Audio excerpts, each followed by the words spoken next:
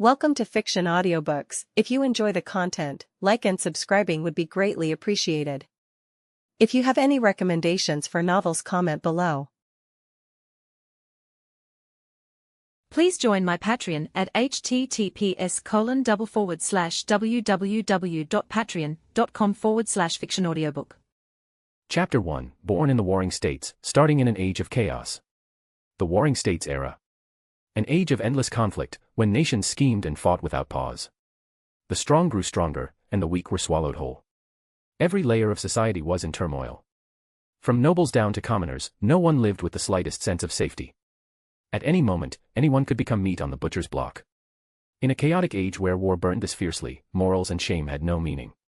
Violence and slaughter were the only correct answers to staying alive. Natural disasters and famine spread through every country.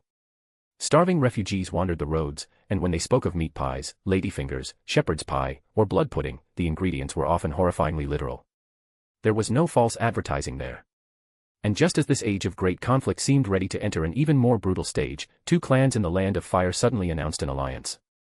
The Senju clan and the Uchiha clan. That single announcement made the entire chaotic world slam on the brakes, falling into a deathly silence. The Senju and Uchiha had formed an alliance. The other ninja clans nearly laughed themselves sick. Was this some new kind of Warring States joke? Just last year, the two strongest ninja clans in the world had been locked in a bloody struggle to the death. This year, they were suddenly allies. But when the treaty between the two clans was sent to every nation under the name of the daimyo of the Land of Fire, everyone watching the matter fell silent at once.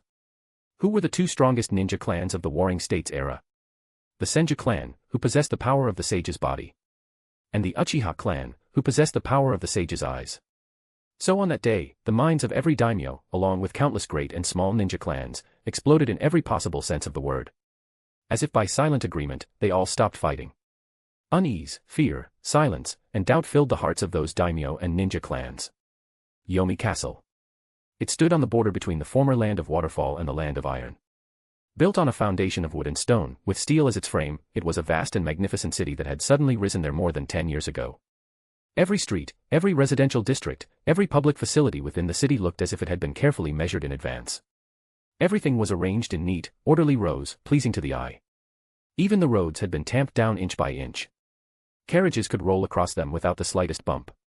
Traveling merchants came and went in endless streams, laughing and discussing business with the well-fed residents. All sorts of fresh, strange, and fashionable goods appeared on the shelves of countless stores, injecting unusual vitality into the city. Such a peaceful and prosperous scene felt completely out of place against the overall state of the ninja world. It was as beautiful as a hidden paradise beyond the reach of war. At the center of the city stood a grand complex surrounded by towering walls dozens of meters high, built from great quantities of earth and timber.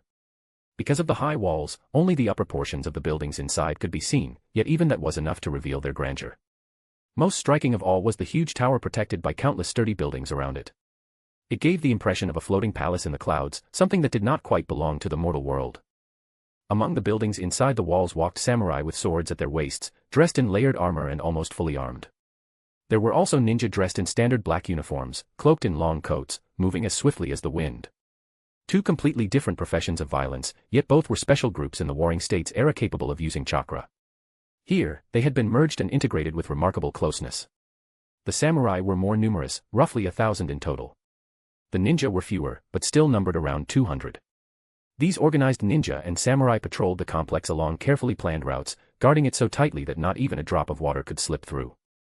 At the center of the complex stood a tall tower-like pavilion. At that moment, on the highest floor of the pavilion, Oda Yayoi stood with his hands clasped behind his back, staring without blinking at the enormous map hanging on the wall. It was a detailed map covering the entire ninja world. Mountains, rivers, and terrain were marked across it like scattered stars. The borders of every great nation and small country were carefully painted, and the clan crests of the many ninja clans within those lands were drawn on it as well. Those ninja clan crests were scattered unevenly throughout the countries of the ninja world. Nearly half of them, however, had been marked with a red X.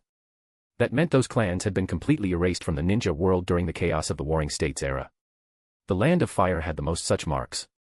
In the past few decades alone, more than 30 large and small ninja clans had been wiped out within that great nation. At the same time, the Land of Fire also had the greatest number of surviving ninja clans. That meant the intensity of war inside the Land of Fire far exceeded that of other nations. But all of that was now over. Because the Senju clan and Uchiha clan, two powerful ninja clans that had once opposed each other, had reached a reconciliation. Yayoi's gaze swept over the two most eye-catching clan crests inside the Land of Fire. Senju. Uchiha.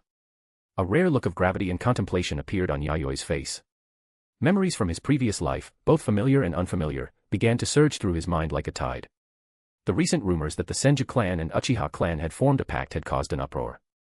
That meant the ninja village he remembered, the one called Konoha, was not far from being established. The chaotic warring states era was also about to reach a new turning point. For many nations and ninja clans, this would be a trial unlike any before it. The same was true for the country he now controlled. The Land of Night. According to the timeline, it probably will not be long before Konohagakure is founded in the Land of Fire. After that, the other four great nations will begin following suit one after another. The system of one nation, one village was already unstoppable. Anyone who stood in front of that system would be crushed beneath the tide of history. Naturally, Yayoi would not overestimate himself and try to stop it. He was only thinking about what benefits he could gain when this turning point in history arrived. The reason Yayoi was so certain that the tide of one nation, one village could not be resisted was not because he had extraordinary foresight. It was because he possessed eyes that looked beyond this era. Those eyes had nothing to do with wisdom or perception. It was simply that he knew the direction the future would take. That was right.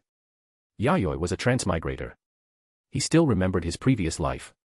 After graduating from university, he had worked as an ordinary office employee for 3 or 4 years. There had been nothing special about his life. One day, after coming home from work and going to sleep, he had awakened in the world of Naruto, reborn from the womb. The problem was that he had not arrived in the plot era he knew so well. Instead, he had arrived in the chaotic warring states era, an age he barely understood. A dark age where children of 4 or 5 could pick up blades, kill people, and be sent to the battlefield. Worse still, he had not been born into a ninja clan. He had begun in the worst possible way, as an orphan. At the start, all he had been given was a broken bowl as he wandered around begging. If he had not later met a wandering ninja who took him in, even surviving would have been a problem. Fortunately, although he had no noble ninja clan background, he possessed a special talent that was no weaker than a Kekkei Genkai. Perhaps it was a special privilege gained from living 2 lives. The chakra he refined possessed a life force ordinary ninja did not have. To put it simply, his chakra did not need to form a technique to possess powerful self-healing ability without hand signs. He could also transmit his own chakra to heal others, similar to the Uzumaki clan. This special, life-activated chakra would also subtly transform his body over time, comprehensively enhancing his taijutsu, ninjutsu, and genjutsu. Because of that, he had relied on the chakra knowledge taught by the wandering ninja, combined it with what he remembered from the original manga and the small ideas of a transmigrator, and clawed his way upward step by step until he finally gained a foothold in this chaotic age. Unfortunately, when he was 10 years old, the wandering ninja who had taken him in died of severe injuries during a bounty mission in the underground black market before Yayoi could heal him. After that, Yayoi returned to living alone and continued drifting through the underground black market. Slowly, his strength grew greater and greater. His reputation in the underground black market also grew larger and larger. By the time he looked back, a large number of talented people had gathered around him without him realizing it. And so, a mercenary organization destined to stir up storms of blood in the underground black market was born. After 6 years of development, it grew from him alone, to a dozen people, and then gradually into a massive mercenary force of several hundred fighters, supported by a logistics team made up of tens of thousands of ordinary people. On the border between Waterfall and Iron, he established a city capable of housing tens of thousands. Yomi Castle. With a core base in place, his influence continued spreading outward from that city. Within the territories of Waterfall and Iron, he naturally gained enormous momentum, almost monopolizing the war market of both countries. Unsurprisingly, this drew deep fear and suspicion from the daimyo and noble classes of both nations. But by then, Yayoi's wings had already fully grown. Faced with suppression from the daimyo of both countries, was he supposed to avoid their sharp edge? After 2 years of war, he successfully broke through the daimyo estates of both nations, suppressed multiple resistance forces within them, then took out a list and carried out a systematic purge of every name on it. During those 2 years of war, his forces also transformed from mercenaries into something larger, swelling like a rolling snowball and attracting even more talented people to his side. Therefore, after successfully suppressing the resistance forces inside both countries, he took control of their military and political systems with almost no difficulty. His subordinates were able to quickly merge into the bureaucracy and keep the country running. After that, he established a bakufu. Using the title of shogun, he replaced the title of daimyo and officially ruled the territories of Waterfall and Iron. The land of Waterfall and the land of Iron vanished from the ninja world. From the corpses of those 2 countries, the land of Night was born. 9 years had passed since the founding of this new nation. Yayoi was now 27 years old, right in the prime of his life. After 9 years of integration, the remnants of the former regimes inside the Land of Night had basically been eliminated. Every department within the country now operated in an orderly manner. The people lived in peace and contentment, sick of endless fighting and slaughter. Even if old factions still wanted to restore the past, they could no longer stir up any real waves. Once internal unity was achieved, the enemy would shift from within to without. Although the Land of Night was not exactly fertile by the standards of the ninja world, there were still hungry wolves eyeing this land. For example, 4 years ago, the Hagoromo clan, defeated in the Land of Fire and forced to flee to the Land of Night, had once set its sights on Yayoi's territory. In order to slaughter that foreign wolf, Yayoi spent a great deal of effort before finally wiping out the Hagoromo clan that had migrated into the Land of Night. From them, he obtained quite a few valuable things. It was also because of that achievement that Yayoi truly stabilized his position as shogun of the Land of Night. Many wolves coveting this territory no longer dared to casually bare their claws. Just as Yayoi was thinking about these matters, a knock sounded at the door. "Come in." Yayoi's gaze remained on the map as he calculated his next plan. After the door opened, a young man in his 20s, close in age to Yayoi, walked in from outside. He wore a mask over his face, covering everything below his eyes and revealing only a pair of eerie, faintly glowing green eyes. "Yayoi-sama. Kakuzu, is it? What is it?" Yayoi's gaze swept over the young man who had entered, and a trace of satisfaction flashed through his eyes.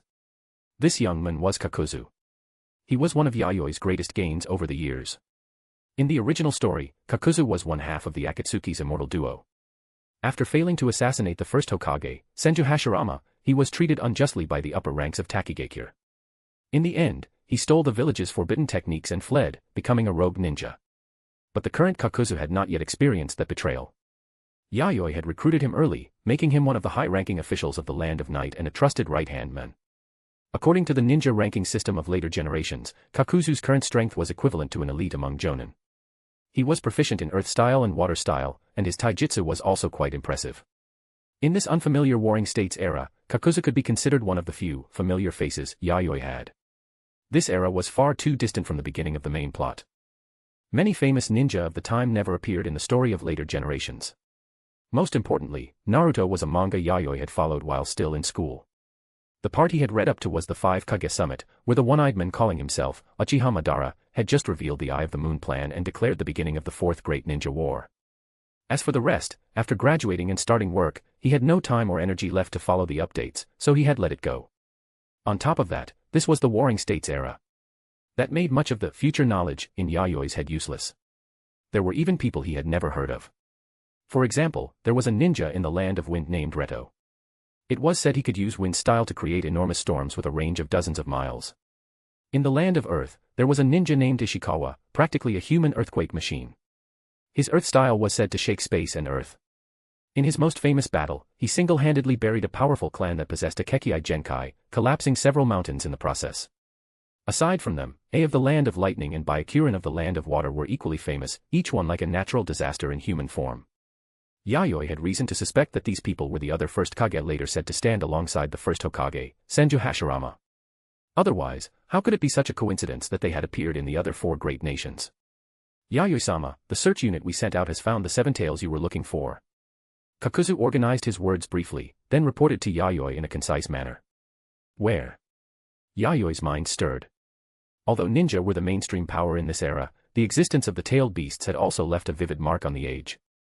As one of the tailed beasts, the 7 tails had, according to all traceable historical records, always lived within the territory of the Land of Waterfall. Even though the Land of Waterfall no longer existed. The Black Steel Forest. The 7 tails seems to have been there all along and has not left. Kakuzu gave the name of a place. Chapter 2, The Puppet Master and the 7 Tails. After hearing the name Black Steel Forest, Yayoi's expression went distant for a moment. His brows furrowed, as if he had remembered something. In truth, this was not the first time he had sent a search unit to find the 7 tails. The massive, pure chakra energy of a tailed beast was something he urgently needed at the moment. Because of that, several months ago, on a certain night, he had gone to Black Steel Forest alone to search for traces of the 7 tails. The good news was that he had successfully found the 7 tails. The bad news was that someone else had gotten there first. It had been a black-haired man dressed in black ninja gear, with red layered armor worn over it. On the back of his clothing was the crest of a fan, and he possessed a pair of striking red eyes. The Sharingan. There was no doubt that he was a ninja from the Uchiha clan. Yayoi had hidden far away at the edge of the battlefield, watching the Seven Tails fight that male Uchiha ninja who possessed the Sharingan. No, not fight. He had simply watched the Seven Tails get brutally beaten by that man. A massive warrior formed from chakra swung its chakra blade. The sword energy it released easily split apart several mountains miles away. Another slash cut straight through the heart of Black Steel Forest, dividing it in two. A final strike sent the Seven Tails fleeing for its life. In the end, perhaps because he found the Seven Tails too weak and unworthy of his status, the Uchiha man only watched its miserable figure flee in panic. He did not pursue it. Instead, he turned away in disappointment and left. Because the chakra blade's attack range was enormous, the terrifying shockwave it created had even sent Yayoi, who was standing at the edge of the battlefield, flying and tumbling away. Left with no choice, Yayoi had burned through a massive amount of chakra and used an earth release, earth-style wall that exceeded his own limits. Only then had he barely managed to block the tsunami-like shockwave surging toward the edge of the battlefield. After that, he did not think twice. He turned and ran, afraid that if he was even a step too slow, he would die an accidental death. After returning, Yayoi remembered spending the next few days in a daze, feeling as though the Naruto he had watched in his previous life must have been fake. Whenever he thought back to that Uchiha man from that night, who had casually used basic attacks to cut the forest into pieces, collapse mountains, reverse the flow of great rivers, carve canyons into the earth, and, as a bonus, slash the Seven Tails into fleeing like a beaten dog. Yayoi felt that this Warring States era was complete trash. Later, he also learned the identity of that Sharingan-wielding man. One of the two future founders of Konohagakure. The current clan head of the Uchiha clan. Uchiha Madara.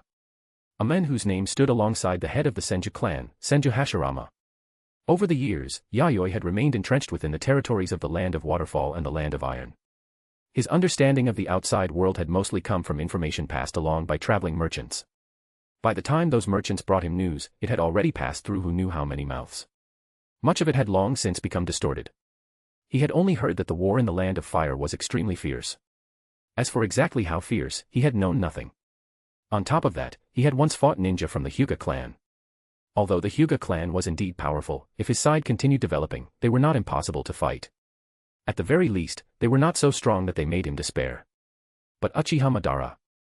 That towering figure, like a demon god, left Yayoi unable to summon even the slightest will to fight. Compared to that, the Susanoo used by Uchiha Itachi in the future was as fragile as a baby.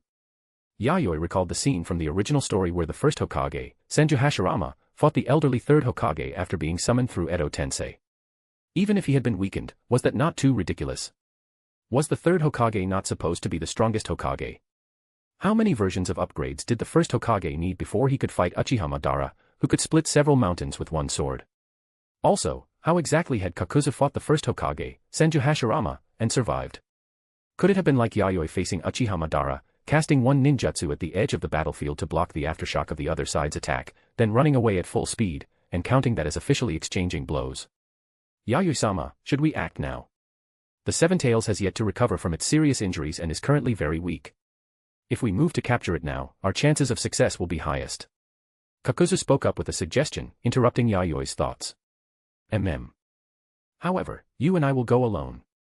Yayoi came back to himself and nodded. Under the current rule of the Land of Knights Bakufu, there were several thousand samurai who had mastered chakra jutsus, while the number of ninja was only around 600 or 700. Among them, the samurai and ninja who had reached Jonin level numbered only a little over 20 in total. Kakuzu was one of the strongest among them, enough to be rated as an elite. In later terms, he was roughly on the level of Kakashi at the beginning of the main story. As for Yayoi, the leader, his strength was roughly equivalent to 3 current Kakuzus. If his innate special active chakra was included, then with his healing ability and signless self-recovery, it could probably be counted even higher. In terms of medical ninjutsu, he felt there were at most only a handful of people in the entire ninja world who could match him. So, on that basis, perhaps another Kakuzu could be added. After final calculation, his full power combat strength was equivalent to 4 Kakuzus. We do not need anyone else. Kakuzu was slightly startled. Within the Land of Night, there were still several ninja whose strength was only a step below his. Against a tailed beast, they still possessed some ability to restrain it and would not be instantly defeated in a single blow. No. Too many people will only create chaos. When facing a tailed beast, it is best to rely on elites. Yayoi shook his head and refused. He knew the power of tailed beasts. Such existences were not something ordinary jonin could restrain. He had too few elites under his command. Even losing one Jonin-level fighter would make his heart ache for a long time. Black Steel Forest. It was located within the former territory of the Land of Waterfall, and now naturally belonged to the Land of Night. From far away, one could see dark mountain ranges stretching around the enormous forest. Trees dozens of meters tall could be found everywhere. It was a primitive paradise where poisonous insects and fierce beasts ran wild. Yayoi wore a black, skin-tight ninja suit. Over it, he wore a black coat-like cloak. At the hem of the cloak were red patterns of the flower of death and rebirth, the red spider lily. The aura that unnaturally leaked from him was filled with mystery and danger. He and Kakuzu arrived there, and they could still faintly see the enormous cracks that stretched from the edge of the forest all the way into its depths, along with the distant mountains that had been split open by massive wounds. An artificial canyon had been created there in the most casual way imaginable. Yayoi recalled that night several months ago. That man named Uchiha Madara. It was here that the other party had explained to him what true power meant. It was also the first time he had begun to suspect that the Naruto world he had transmigrated into was fake. Now he had to carefully scheme to obtain the trash that the other men had not even bothered to look at. For a moment, his feelings were rather complicated. After sorting out his emotions, Yayoi's figure flashed, and he swiftly rushed into Black Steel Forest. Kakuzu followed just as quickly. Cool traces of water splashed beneath both their feet. At the same time, they used water body flicker to increase their speed. We are here. It should be just ahead. Although they had not yet seen the target, as they continued deeper, the two of them could sense malice filling the air around them. They also noticed that all kinds of fierce beasts and poisonous insects had scattered and fled. From that alone, they knew their target was close. Sure enough, after reaching a tree with thick, leafy branches, the two used it to hide their figures and saw the massive creature resting in the forest clearing ahead. It was a gigantic creature that looked like a fusion of a beetle and a dragonfly. It had one tail and 6 enormous transparent wings like those of a cicada. Its blue beetle-like shell looked incredibly hard. Under the sunlight, it reflected a dazzling metallic sheen, clearly not something ordinary attacks could break. Judging by its size, it has shrunk quite a bit. The corner of Yayoi's mouth lifted. This huge creature was precisely the target of his trip. The Seven Tails. Although it still looked enormous, compared to the 7 tails he had seen that night several months ago, its size had been reduced by far more than a single circle. Even its aura seemed much weaker. Several months had passed, yet the 7 tails had still not fully recovered its strength. It was probably only at 60 to 70% of its peak condition. So this battle was guaranteed. Yayoi calmed his mind, took out a scroll from his ninja tool pouch, and spread out a small section of it. Dense black curse markings covered the surface, surrounding the character I at the center. Poof. With a soft sound and a cloud of white smoke, a humanoid figure emerged from the smoke. It was a young girl. The girl's skin was snow-white and bloodless. Her long silver-white hair was neatly combed and smooth. A faint lavender glow swirled in her pupils, but there was no light of life in them. She wore a blue kimono with open side slits, revealing slender snow-white legs that looked so fragile they might snap with a touch. On her feet were white tabi socks and black wooden sandals. Her appearance was as beautiful and flawless as a fairy's. Because she was too neat and delicate, she did not seem human. If one had to describe her, she was a living work of art. Without question, she was a puppet. However, there were no visible mechanism joints at her mouth, eyes, knees, elbows, or other parts of her body. She looked like a real living girl. Yayoi opened the 5 fingers of his left hand. 5 materialized chakra threads immediately extended through the air, connecting to the body of the girl puppet. The puppet girl's lifeless eyes immediately gained a slight human light, as though life had been injected into them. Kakuzu watched from the side, and a look of amazement appeared on his face. No matter how many times I see it, she still feels like a real living person. Oda Yayoi. Shogun of the Land of Night. Known by the title, Puppet Master. He was a top-tier puppet master in the current ninja world. When it came to the creation and control of puppets, he was undoubtedly the strongest figure standing at the peak of the ninja world today. Not yet, for now. But as long as we successfully capture the 7 tails this time, I can use its enormous chakra to automate this puppet. Speaking of which, the incomplete Yin-Yang release scroll I obtained from the Hagoromo clan after destroying them gave me a great deal of inspiration. Yin-Yang release. An ancient chakra art passed down from distant times. According to legend, it could create all things and define life and death. Although what he had was not the complete Yin-Yang release, the incomplete scroll had still helped him greatly. Especially when it came to injecting the characteristics of life into formless things, it matched perfectly with his special active chakra, achieving an effect greater than the sum of its parts. Yayoi licked the corner of his mouth. The eyes with which he looked at the 7 tails were filled with burning eagerness. As long as he obtained the seven tails next, he could rely on its massive chakra to raise the puppet's performance to another level and complete its automation. At that point, not only could he free his own hands, he could also add a powerful combat force to his side. So-called puppet automation meant allowing a puppet to move and fight on its own without needing chakra threads, completely freeing the puppet master's hands. Yayoi had named this type of puppet a chakra automatic puppet. In this era, personal strength was the only correct answer. If he himself did not possess powerful military force, there was no way he could sit firmly in the position of shogun of the Land of Night. Moreover, his strength of 4 kakuzus did not include his puppets. And puppets, under normal circumstances, were far stronger than the puppet master himself. It is practically a revolution for puppet masters. However, aside from you, Yayoi-sama, there probably is no other puppet master who can give life to a puppet. Faced with Kakuzu's praise, Yayoi accepted it calmly. The chakra he refined contained dense life characteristics. In pure energy form, it could directly produce healing effects similar to medical ninjutsu. This fact had long since spread through the underground black market, so it was not exactly a secret. On the surface, it seemed rather similar to the chakra of the Uzumaki clan. But in actual use, it was even broader and more comprehensive than the chakra of the Uzumaki. The Uzumaki clan's special chakra could only be applied to animals and humans. Yayoi's chakra, however, could grant life activity even to dead objects. Because of that, he had been able to create a puppet infinitely close to a human being. After obtaining the incomplete Inyan release scroll, that process had accelerated even further. It was even more advanced than the human puppet technique that would appear in the future. Go, Irori. Yayoi moved his fingers and softly called the puppet girl's name. The puppet girl named Irori by Yayoi lit up with a purple glow in her eyes. Her small wooden sandals stepped against the ground, and her body shot forward like an arrow released from a bowstring. Her fairy-like figure swept out from the dense leaves. The moment she appeared in the Seven Tails field of vision, mist surged around her. Pale vapor drifted from her slightly parted rosy lips. Then Irori clapped her hands together, and her purple eyes shone faintly. Pale cold air spilled from her gently opened lips. Ice-style, ice flower pillars. Boom. One ice pillar after another, each several meters in diameter, instantly burst from the ground. They crossed and slammed into the Seven Tails' body, producing a tremendous roar. The Seven Tails, still stunned, had no time to react. It let out a pained howl as the ice pillars erupting from underground struck its body and sent it tumbling backward. Irori's figure moved like the wind. She gave the Seven Tails no time to react. Her hands remained pressed together. Pale cold air poured from Irori's body like a flood, sweeping across the earth and sky, plunging this stretch of forest into the bitter cold of winter. Ice-style, thousand-killing formation. Cold stars seemed to shine in the sky. One ice spear after another, each 2 meters long, transformed into endless silver meteors and rushed toward the Seven Tails on the ground. Boom, boom, boom, boom. Every ice spear exploded with the force of an artillery shell, mercilessly bombarding the Seven Tails' body. The earth cracked apart. The shock waves produced were so powerful that even the surrounding trees were brutally uprooted and hurled into the distance. From within the smoke created by the explosions came an ear-splitting, furious roar. It was the Seven Tails, howling in pain. Damn humans.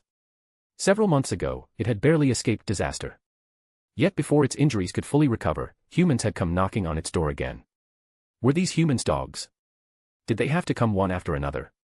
Rage and killing intent filled its chest. Because the surrounding ground had been destroyed by Irori's ice-style ninjutsu, Yayoi's figure was inevitably exposed. Facing the furious Seven Tails, Yayoi merely tugged on the chakra threads, making Irori retreat to his side. His expression remained indifferent and calm. Seven Tails, your power is far too dangerous for ninja. I will suppress you. What followed Yayoi's words were shuriken and kunai flying toward the Seven Tails. Clink, clink, clink. They struck the Seven Tails' body with metallic sounds as weak as mosquito bites. Every shuriken and kunai was bounced away. The Seven Tails.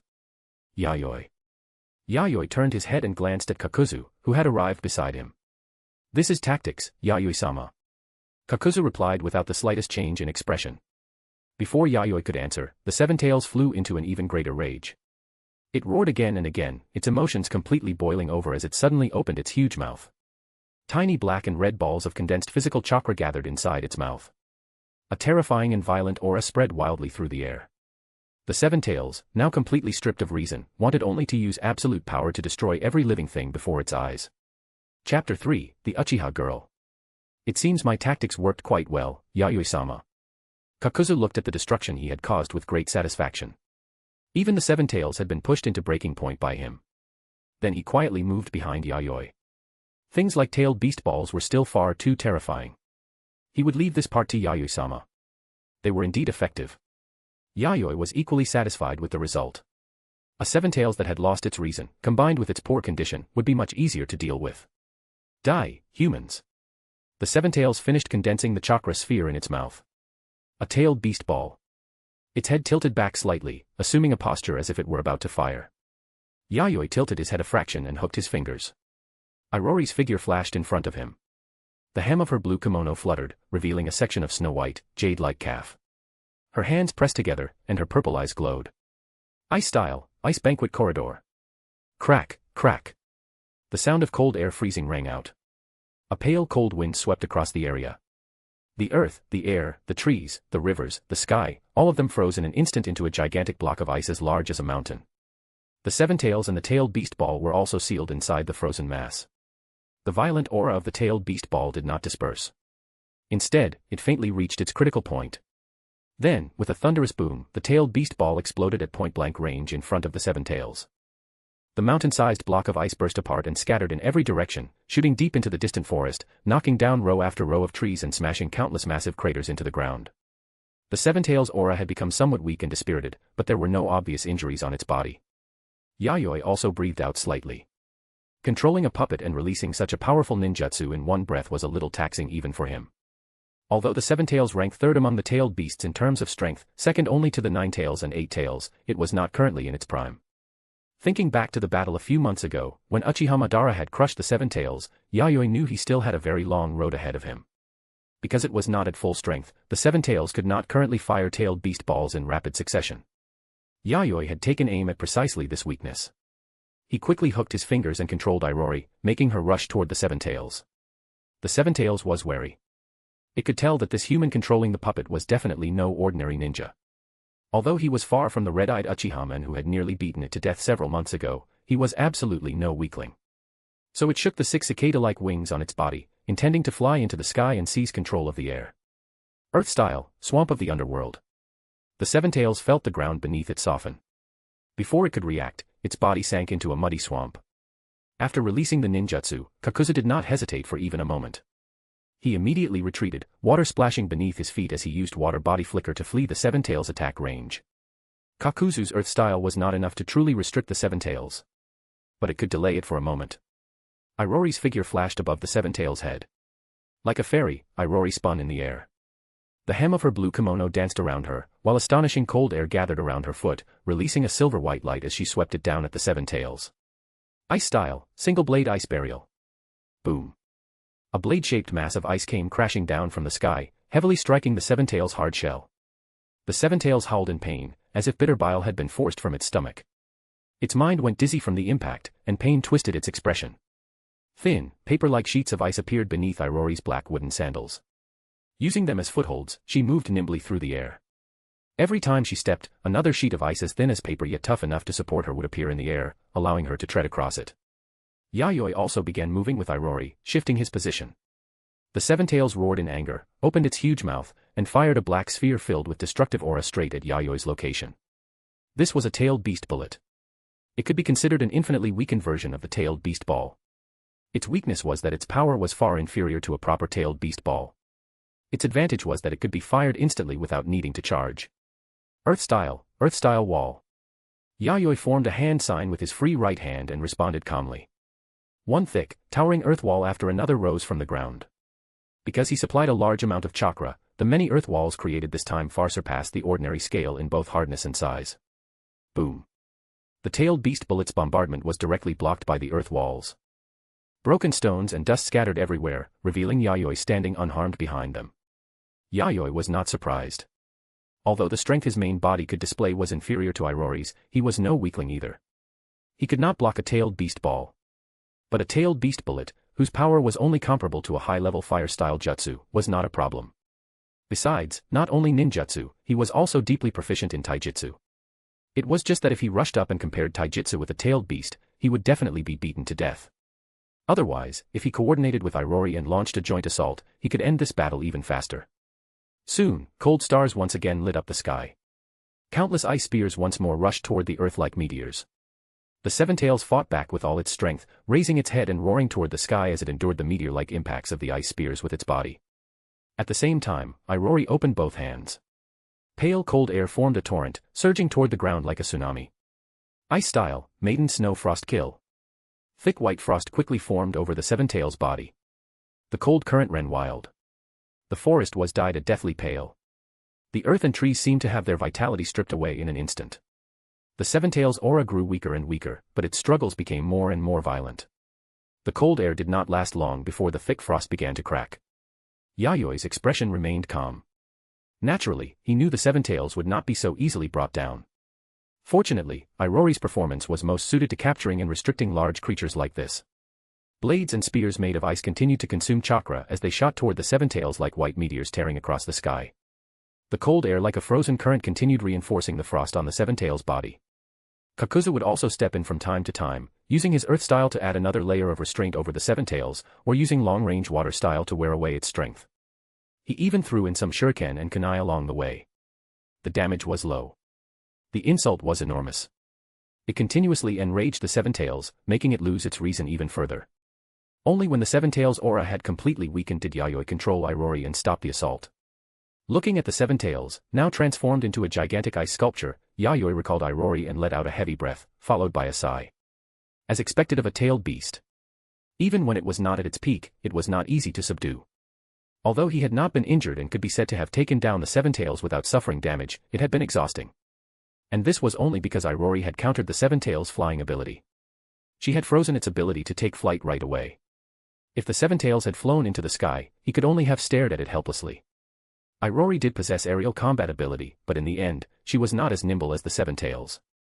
The Seven Tails' raw power was not particularly strong among the tailed beasts, but its special mobility and air superiority allowed it to remain undefeated in many situations. Yayoi took 2 soldier pills from his ninja tool pouch and tossed them into his mouth. Kakuzu also walked over with a tired expression. Assisting in suppressing the Seven Tails just now had consumed a serious amount of his chakra as well. Next. Just as Yayoi was about to walk toward the Seven Tails, a black shadow suddenly flashed past. A ninja blade entered Yayoi's field of vision.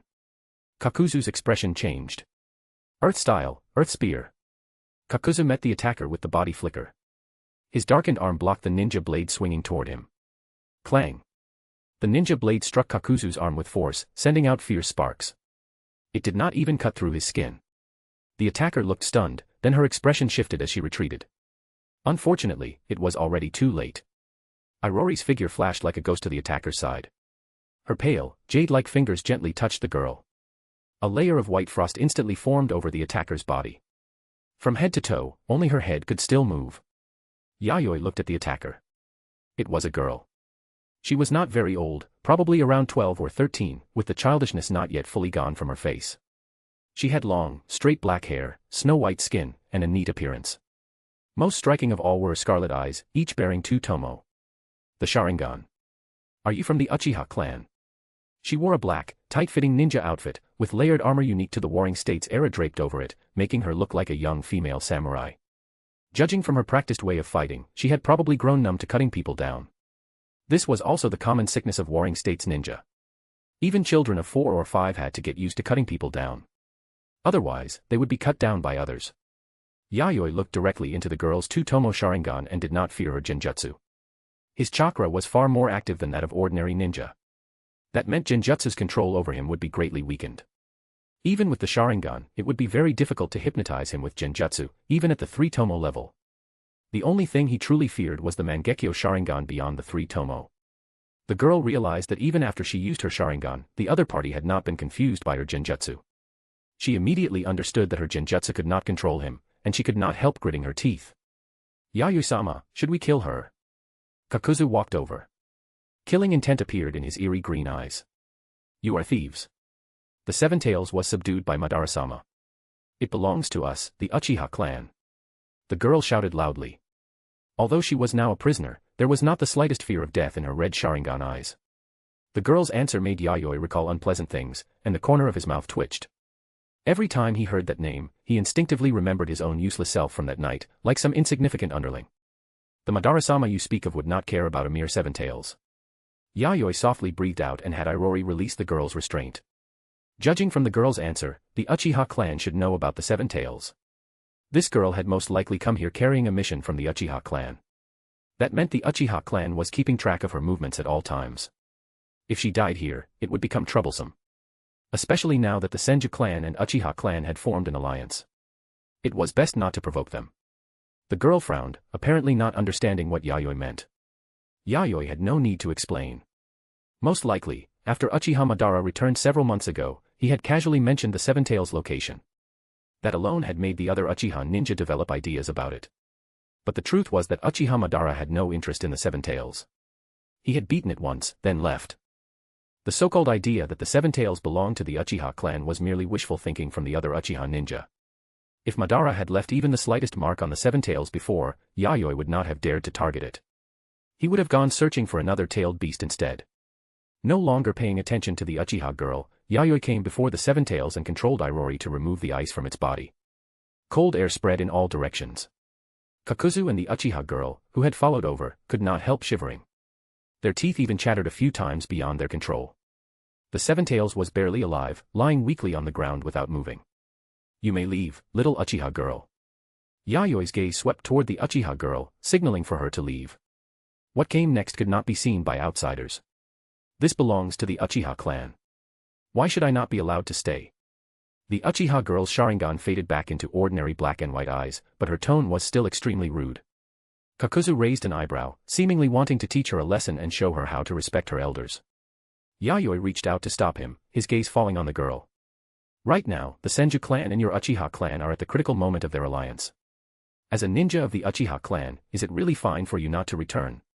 "What did you say?" "An alliance with the Senju clan." The girl's eyes widened, as if she had heard something impossible to believe. "In that case, it seems you have been out of touch with outside news for some time. Half a month ago, the Senju clan and Uchiha clan ceased hostilities and officially formed an alliance." Yayoi looked at the girl strangely. It seemed she truly knew nothing about this. The girl's face turned ashen, and anger filled her eyes.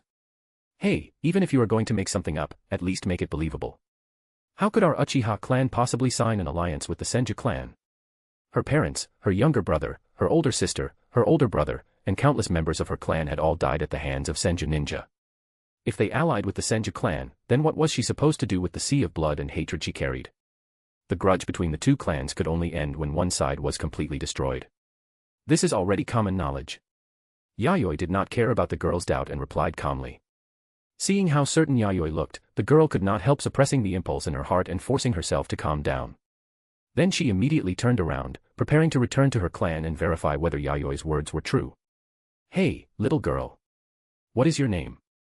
Yayoi's voice came from behind her. The girl's figure paused for a moment. Then she ran off without looking back, though her voice still came from far away. "Izayoi. Uchiha Izayoi." Watching the girl's departing figure, Yayoi turned his gaze back to the Seven Tails. "Yayoi-sama, are you interested in that Uchiha brat?" Kakuzu was somewhat curious. She awakened the Sharingan at this age. As long as nothing unexpected happens, she will at least become one of the Uchiha clan's higher-ups in the future. It does not hurt to get acquainted first. Yayoi answered the question. Whether this connection would be useful in the future, he did not know. But one more friend meant one more path forward. Especially because, in the coming years, Konoha, established by the Senju and Uchiha, would become the center of the entire ninja world. If the Land of Night wanted to develop further in the future, contact with Konoha would be inevitable. The tide brought about by the forward movement of the era would not shift according to anyone's individual will. Kakuzu nodded. This was indeed Yayoi's style. As long as there was no irreconcilable blood feud, he would make as many friends as possible and as few enemies as possible. Kakuzu had followed Yayoi for more than 10 years. He had personally watched how Yayoi had climbed step by step from a low-level mercenary, ultimately seizing the sovereignty of two countries and becoming the final victor. Aside from necessary military force, uniting every external power that could be united was also an indispensable form of support. Otherwise, no matter what, they would always remain mere mercenaries who could never amount to anything. "We can begin now." Yayoi hooked his fingers. Irori, dressed in her blue kimono, moved closer to Yayoi like a faithful servant. Chapter 4, The Automatic Puppet. Irori was, without question, a puppet that Yayoi had created only after pouring countless hours of effort and painstaking work into her. After being modified by his life-activated chakra, with additional assistance from partial yin-yang release, her functionality surpassed that of a human puppet. she was a puppet lifeform with far greater performance. However, rather than a puppet, her life structure was actually closer to that of a tailed beast. That was because the materials used to create her were not wood, metal, or other substances with chakra conductivity. The primary material used to construct her was chakra itself. In other words, she was a chakra creature similar to a tailed beast. The only difference was that, compared to a tailed beast, she had not formed true life. She still required Yayoi, her creator, to control and command her before she could display her full abilities. The reason Yayoi had developed the idea of creating this kind of puppet lifeform was because the chakra he refined naturally carried powerful life activity. When this activity was raised to a higher level, it could condense into a living chakra embryo. Using this chakra embryo as a foundation, after several years of extension and shaping, Irori's humanoid prototype had finally been formed. Then, by combining it with chakra's ability to transmit consciousness and thought, he highly compressed and gathered chakra before granting it memory and thought. In essence, she was equivalent to a simplified version of a tailed beast. During this process, in order to give Irori the same ability to control ice and snow as the snow doll from a certain anime he remembered from his previous life, Unbreakable Machine Doll, Yayoi had specially traveled to the land of water. There, he found the Yuki clan and secretly captured several clan members who had awakened the ice-style Kekkei Genkai, then studied their clan's ice-style ability.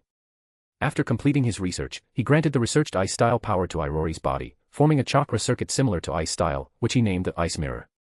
A chakra circuit was a simulated meridian system formed through chakra.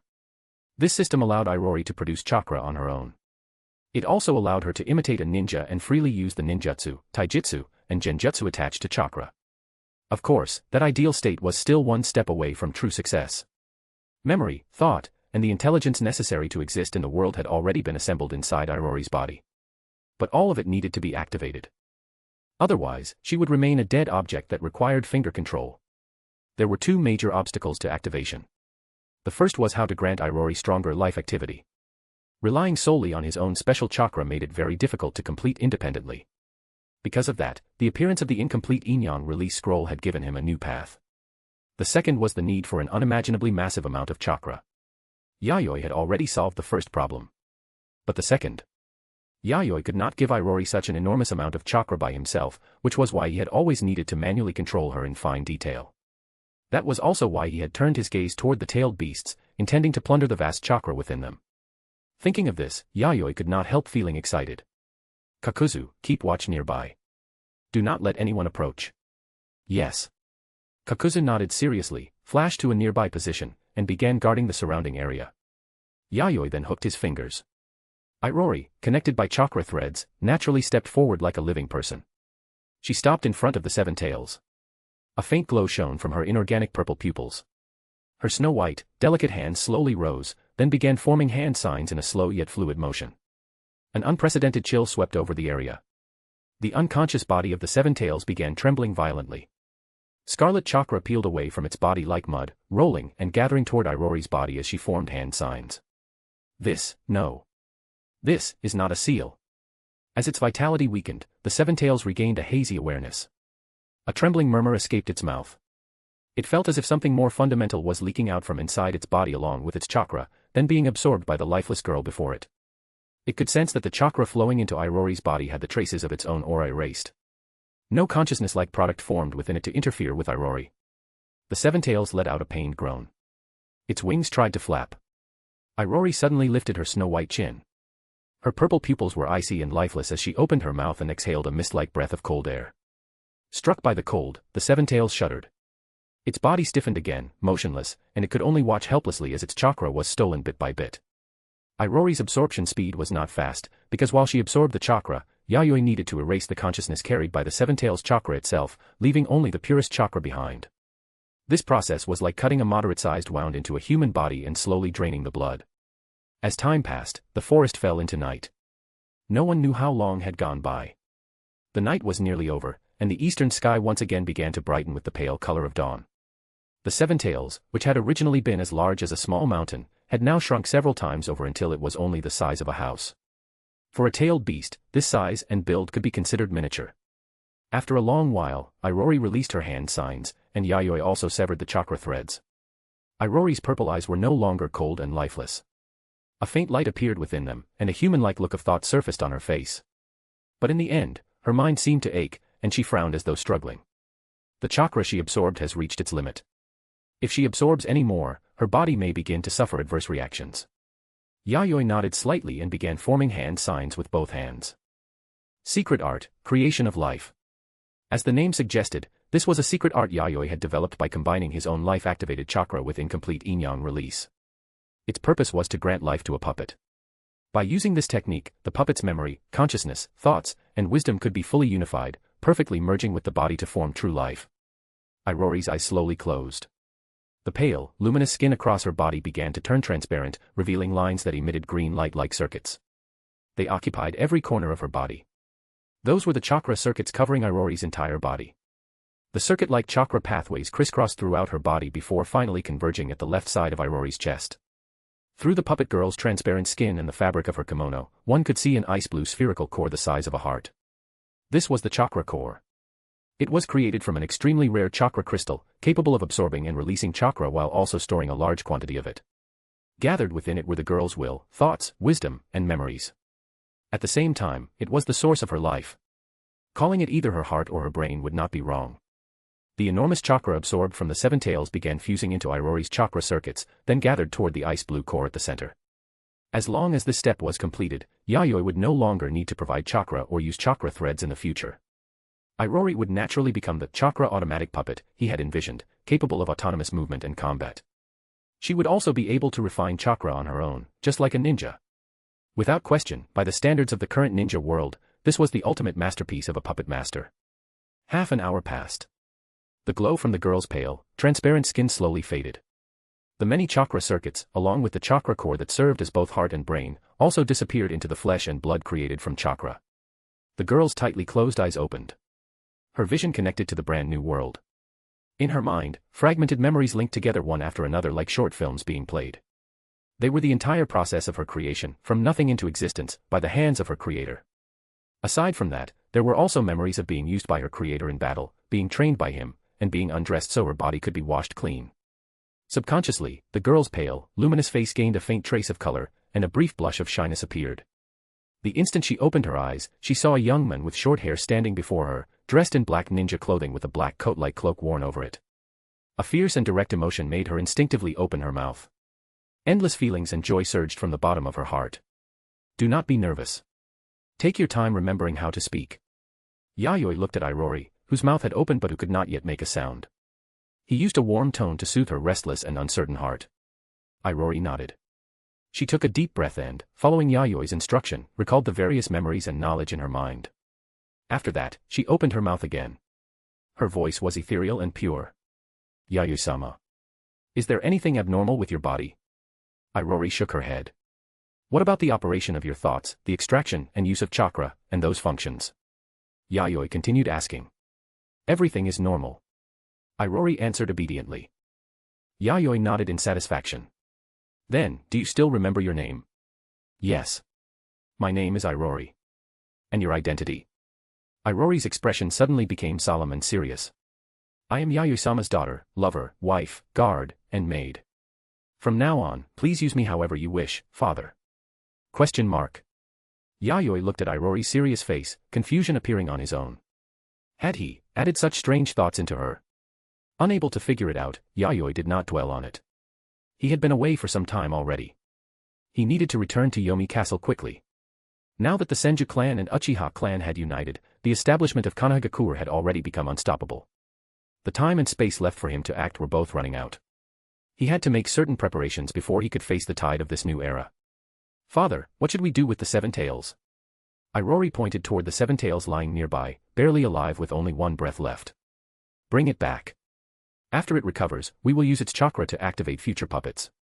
Will they be my future younger brothers and sisters? Irori tilted her head, her expression filled with anticipation and curiosity. Yes.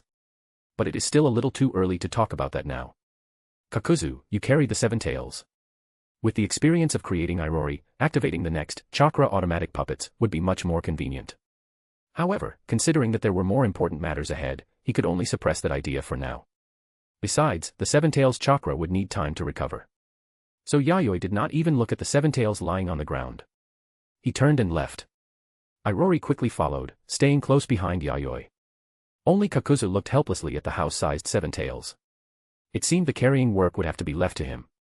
Fortunately, the Seven-Tails' body had shrunk greatly. Otherwise, with his strength alone, carrying it would have been rather troublesome. The Land of Fire. Atop a huge, open rocky cliff, a vast and lush forest stretched out ahead.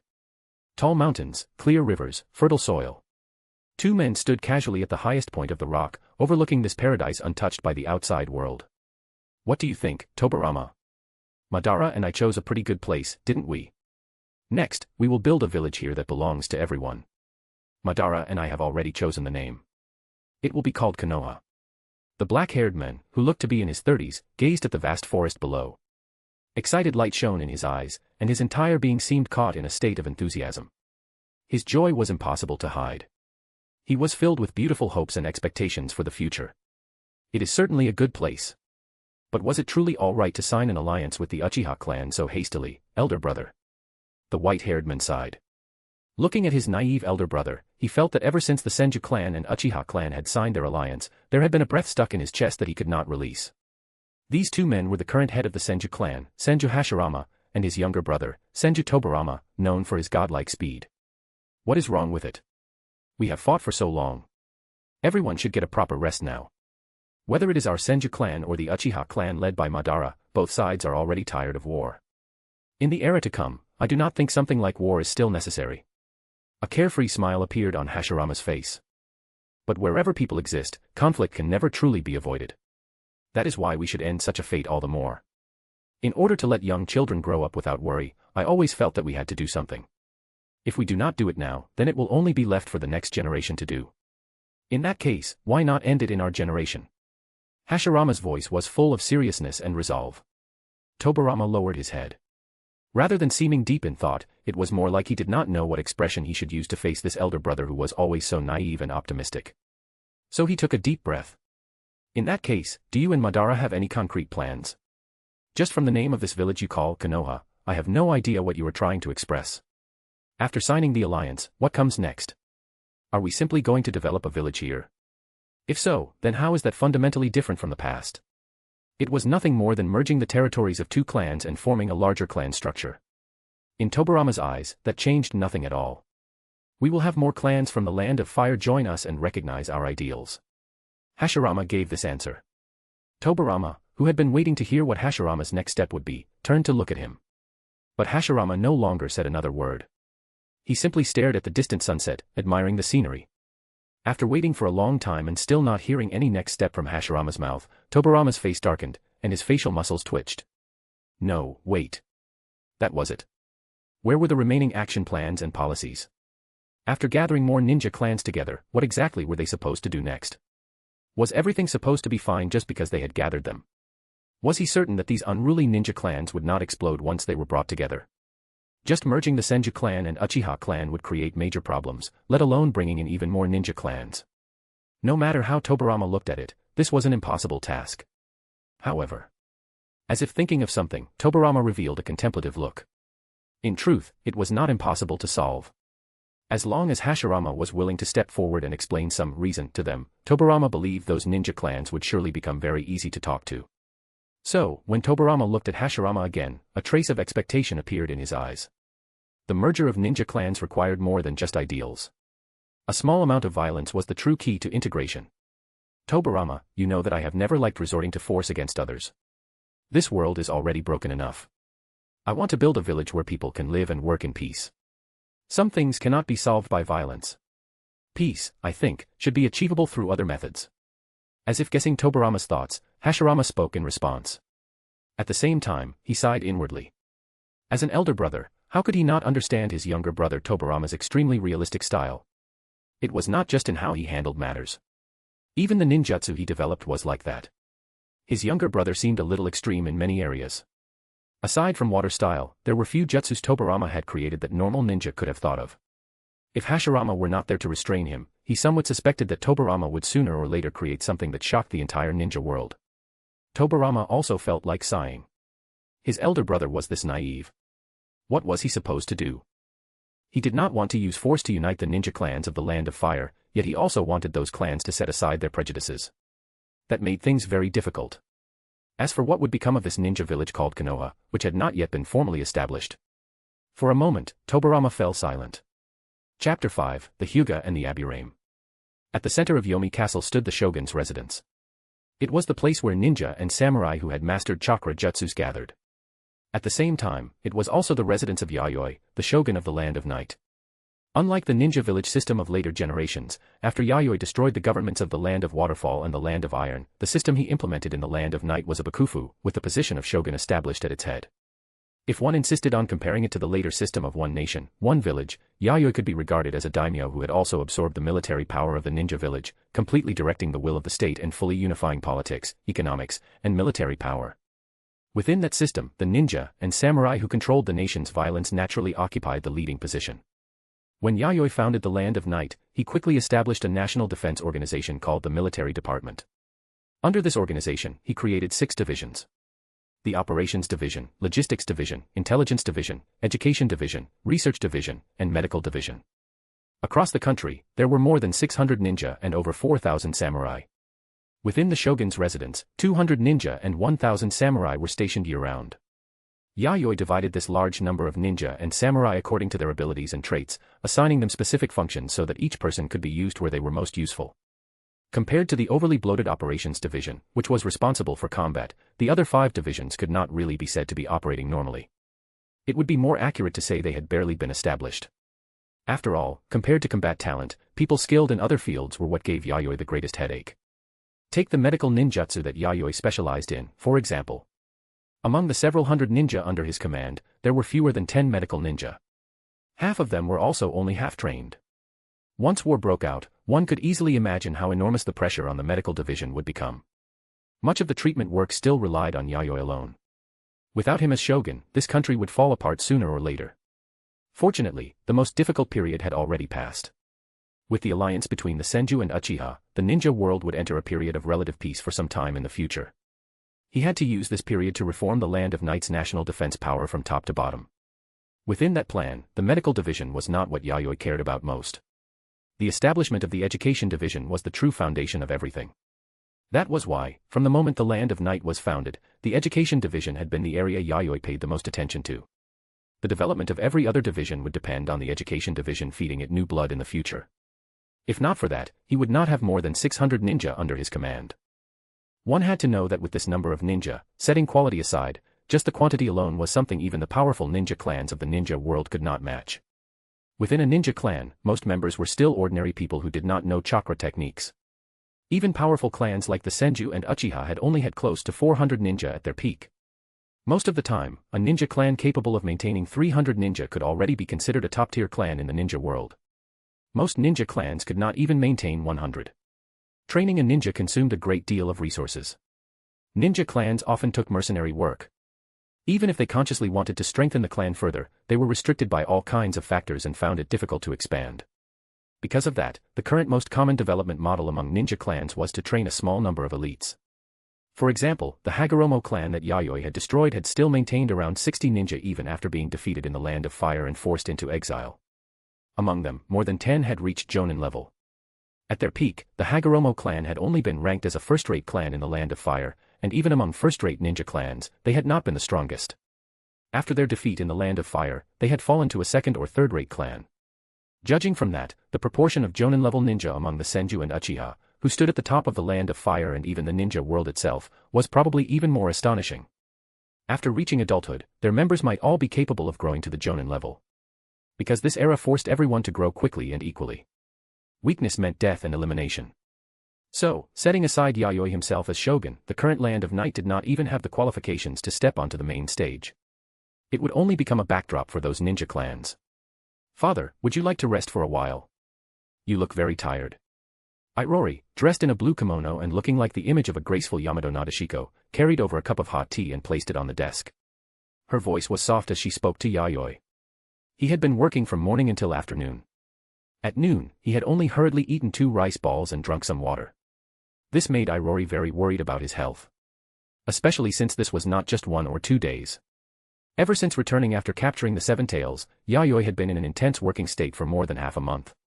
Working 17 or 18 hours a day, then spending the remaining time resting and eating, had practically become routine. Staying up late had become a daily occurrence. It is fine. This level of fatigue is nothing worth mentioning to me. Yayoi paused for a moment, then continued bending over the desk to work. All kinds of documents needed his approval, and the future development plans of the country also required him, the shogun, to personally review them one by one. It could be said that although the country was capable of operating on its own, Yayoi did not dare slack off in the slightest when it came to controlling its overall direction. Yayoi himself was a little amazed that he was working so hard. In his previous life, he had never been this motivated at his job. Perhaps this was the difference between working for oneself and working for someone else. Fortunately, a ninja's physical condition was strong enough. His special chakra also provided him with tremendous vitality to a certain extent, and he normally took care of his body properly. As long as he did not suffer an accident, living healthily to 100 years old in the future would not be a major problem. For a leader, a healthy and long-lived body was more important than anything else. Knock, knock. Yayoi picked up the hot tea Irori had handed him and took a sip. Then a knock sounded at the door. Come in. After Yayoi spoke, a man dressed as a samurai walked in. His long hair was tied into a single ponytail.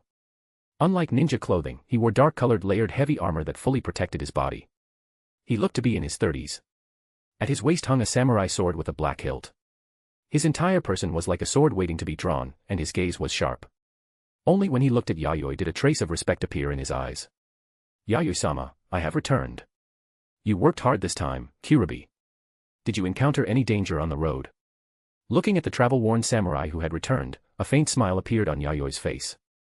Kiribi, like Kakuzu, was one of the old retainers who had followed him from very early on.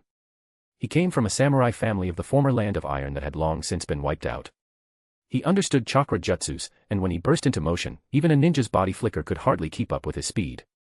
His powerful swordsmanship, combined with chakra attachment jutsus, allowed him to easily split apart a 10-meter-tall boulder.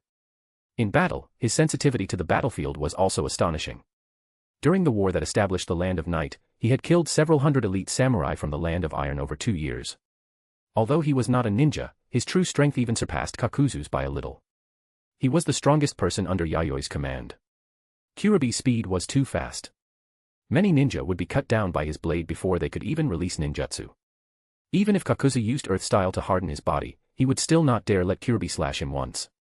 The road was fine. There were some complications, but overall, the trip went smoothly.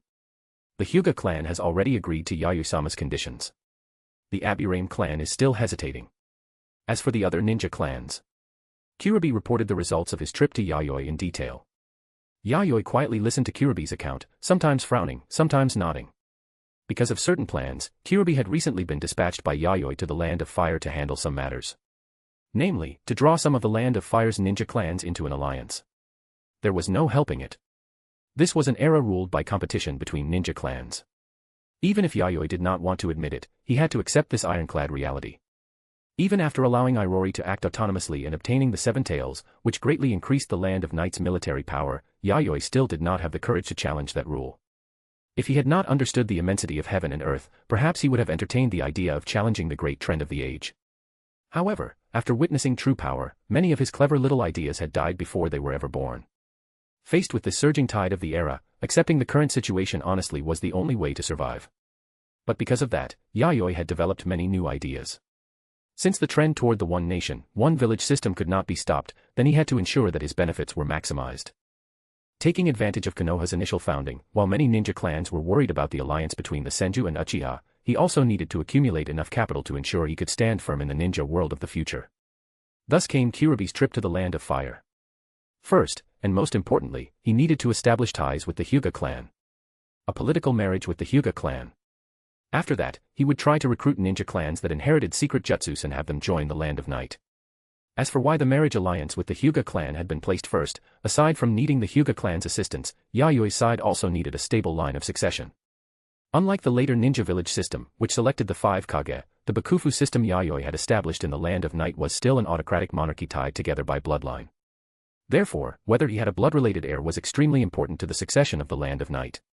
It was also key to stabilizing people's hearts. Moreover, every ruler needed a firm and reliable group to consolidate his rule.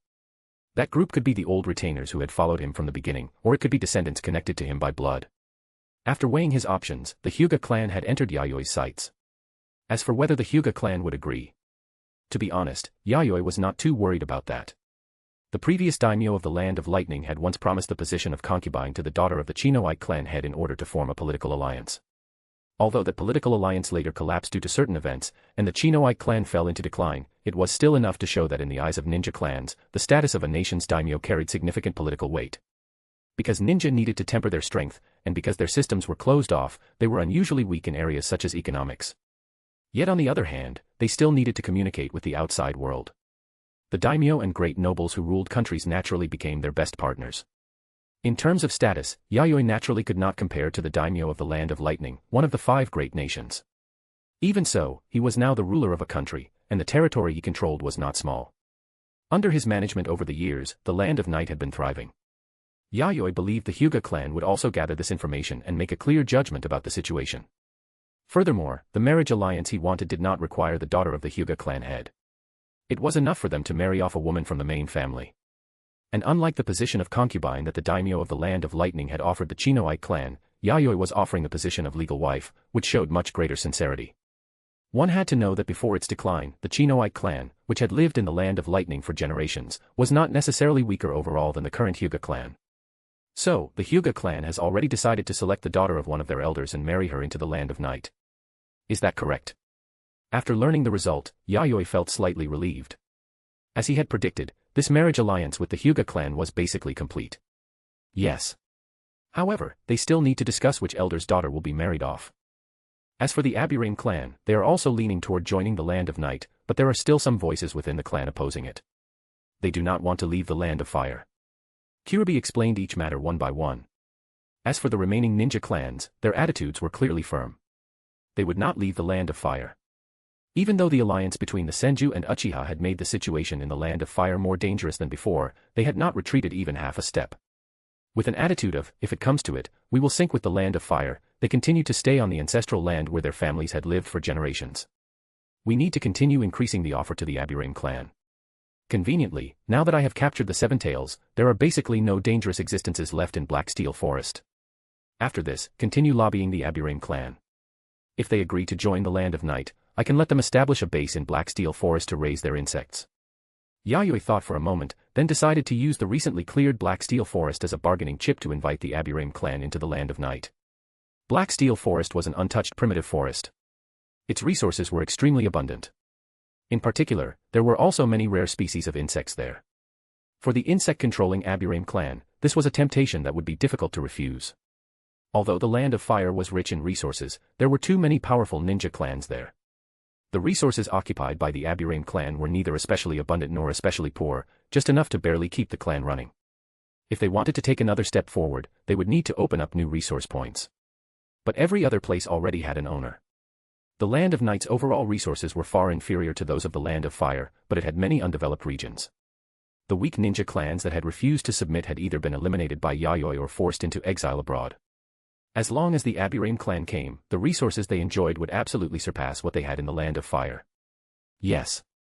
Kyurubi accepted the order and left, planning to rest at home for a few days before heading to the Land of Fire again to negotiate with the Aburame clan.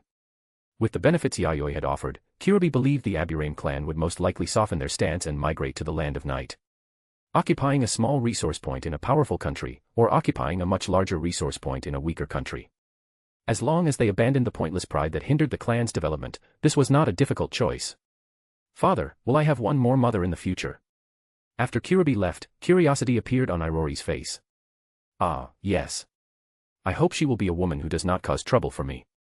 That was what Yayoi hoped. As for appearance, he believed the Hyuga clan would not find some ordinary woman to fool him. He was not only the ruler of a country, but also a ninja who possessed great power. In this era, strength was the only standard worthy of respect. Aside from that, his only requirement for his future partner was character. As long as she did not cause trouble or hold him back, his demands were not high. He did not ask for a godlike companion, so he did not need a pig-like teammate either. After that, Yayoi called Kakuzu over and had him go to the Hyuga clan to handle the marriage negotiations. At the same time, Kakuzu was to see what sort of betrothal gifts the Hyuga clan required, so Yayoi could prepare them in advance. After developing for so many years, he had still accumulated quite a bit of wealth. Chapter 6, Hyuga Kicho. Several days later. The Land of Fire, the Hyuga clan compound. It was located deep within a dense forest. There were no tall platforms or grand pavilions here, only a relatively plain village-style stronghold. Generally speaking, ninja were not a group that cared much for luxury. Their pursuit of power far outweighed everything else. On top of that, the Hyuga clan had a strict family culture. With those above setting the example for those below, the entire clan lived very frugally, spending every resource they obtained where it mattered most. Developing a country was the business of daimyo and nobles. Ninja only needed to use their blades. Even the Hyuga clan, which outsiders saw as relatively gentle and refined, followed this principle in such a chaotic age. One could feel it clearly.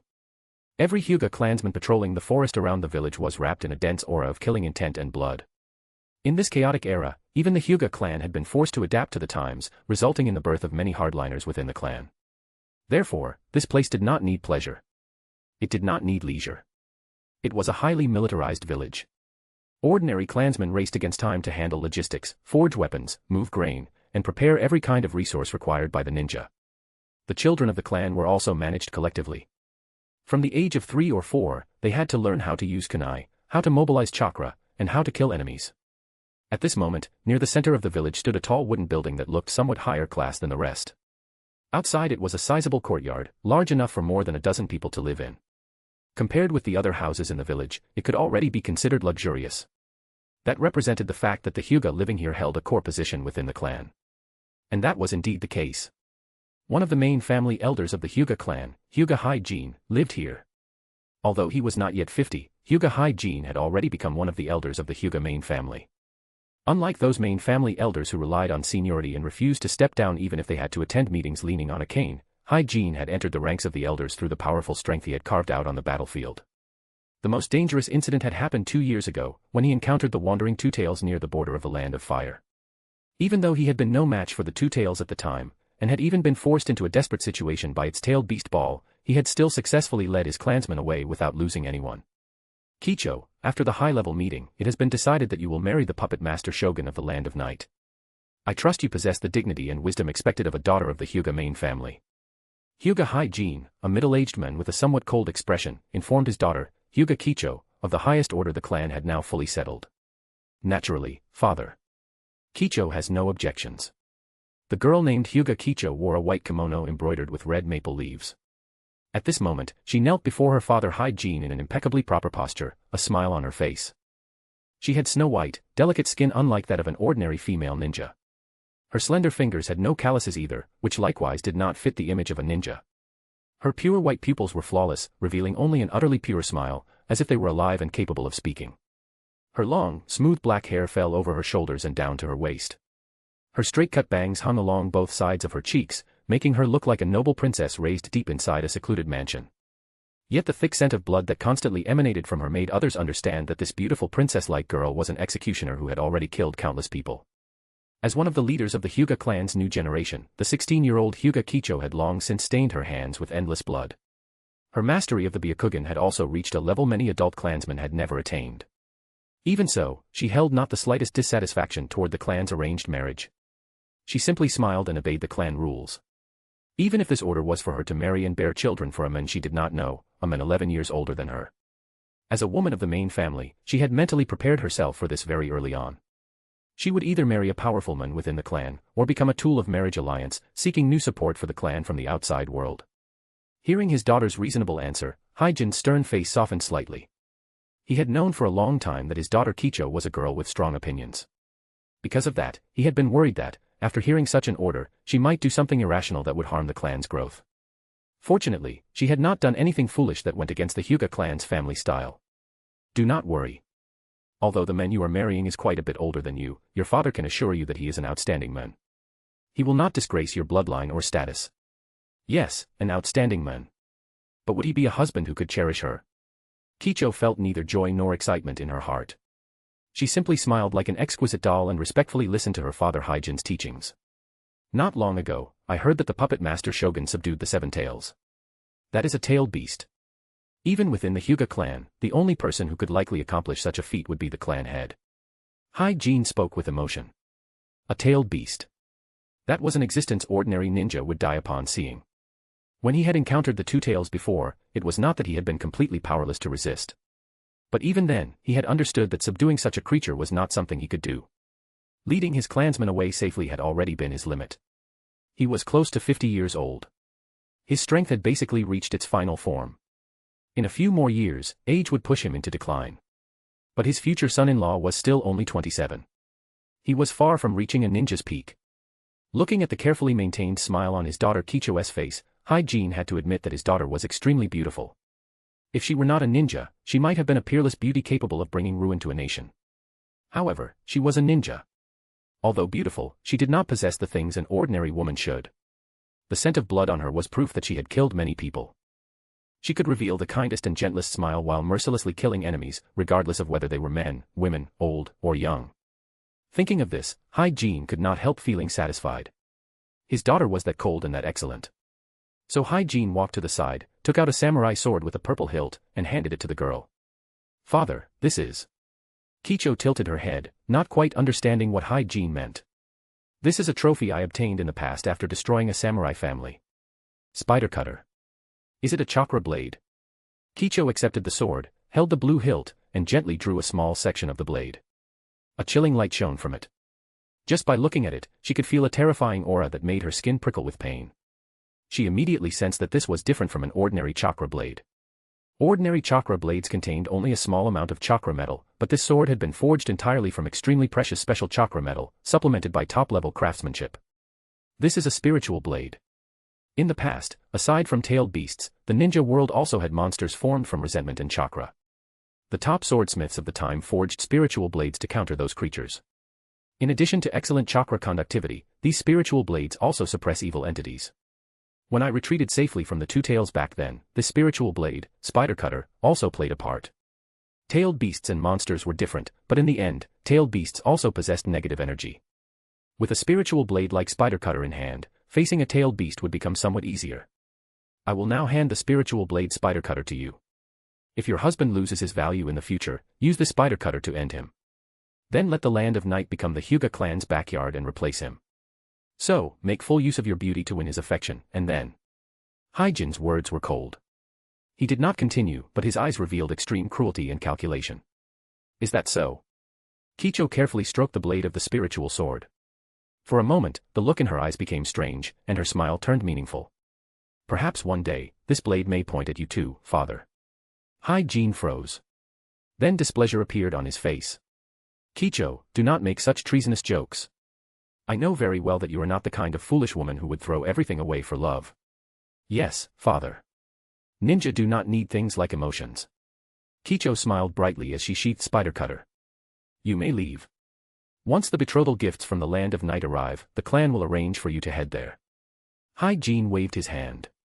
He felt there was nothing else he needed to explain to his daughter, so he told her to stay home during this period and wait peacefully for the day she would be married off. Yes. Then I will return to my room and rest, father. Kicho rose and turned to leave the room.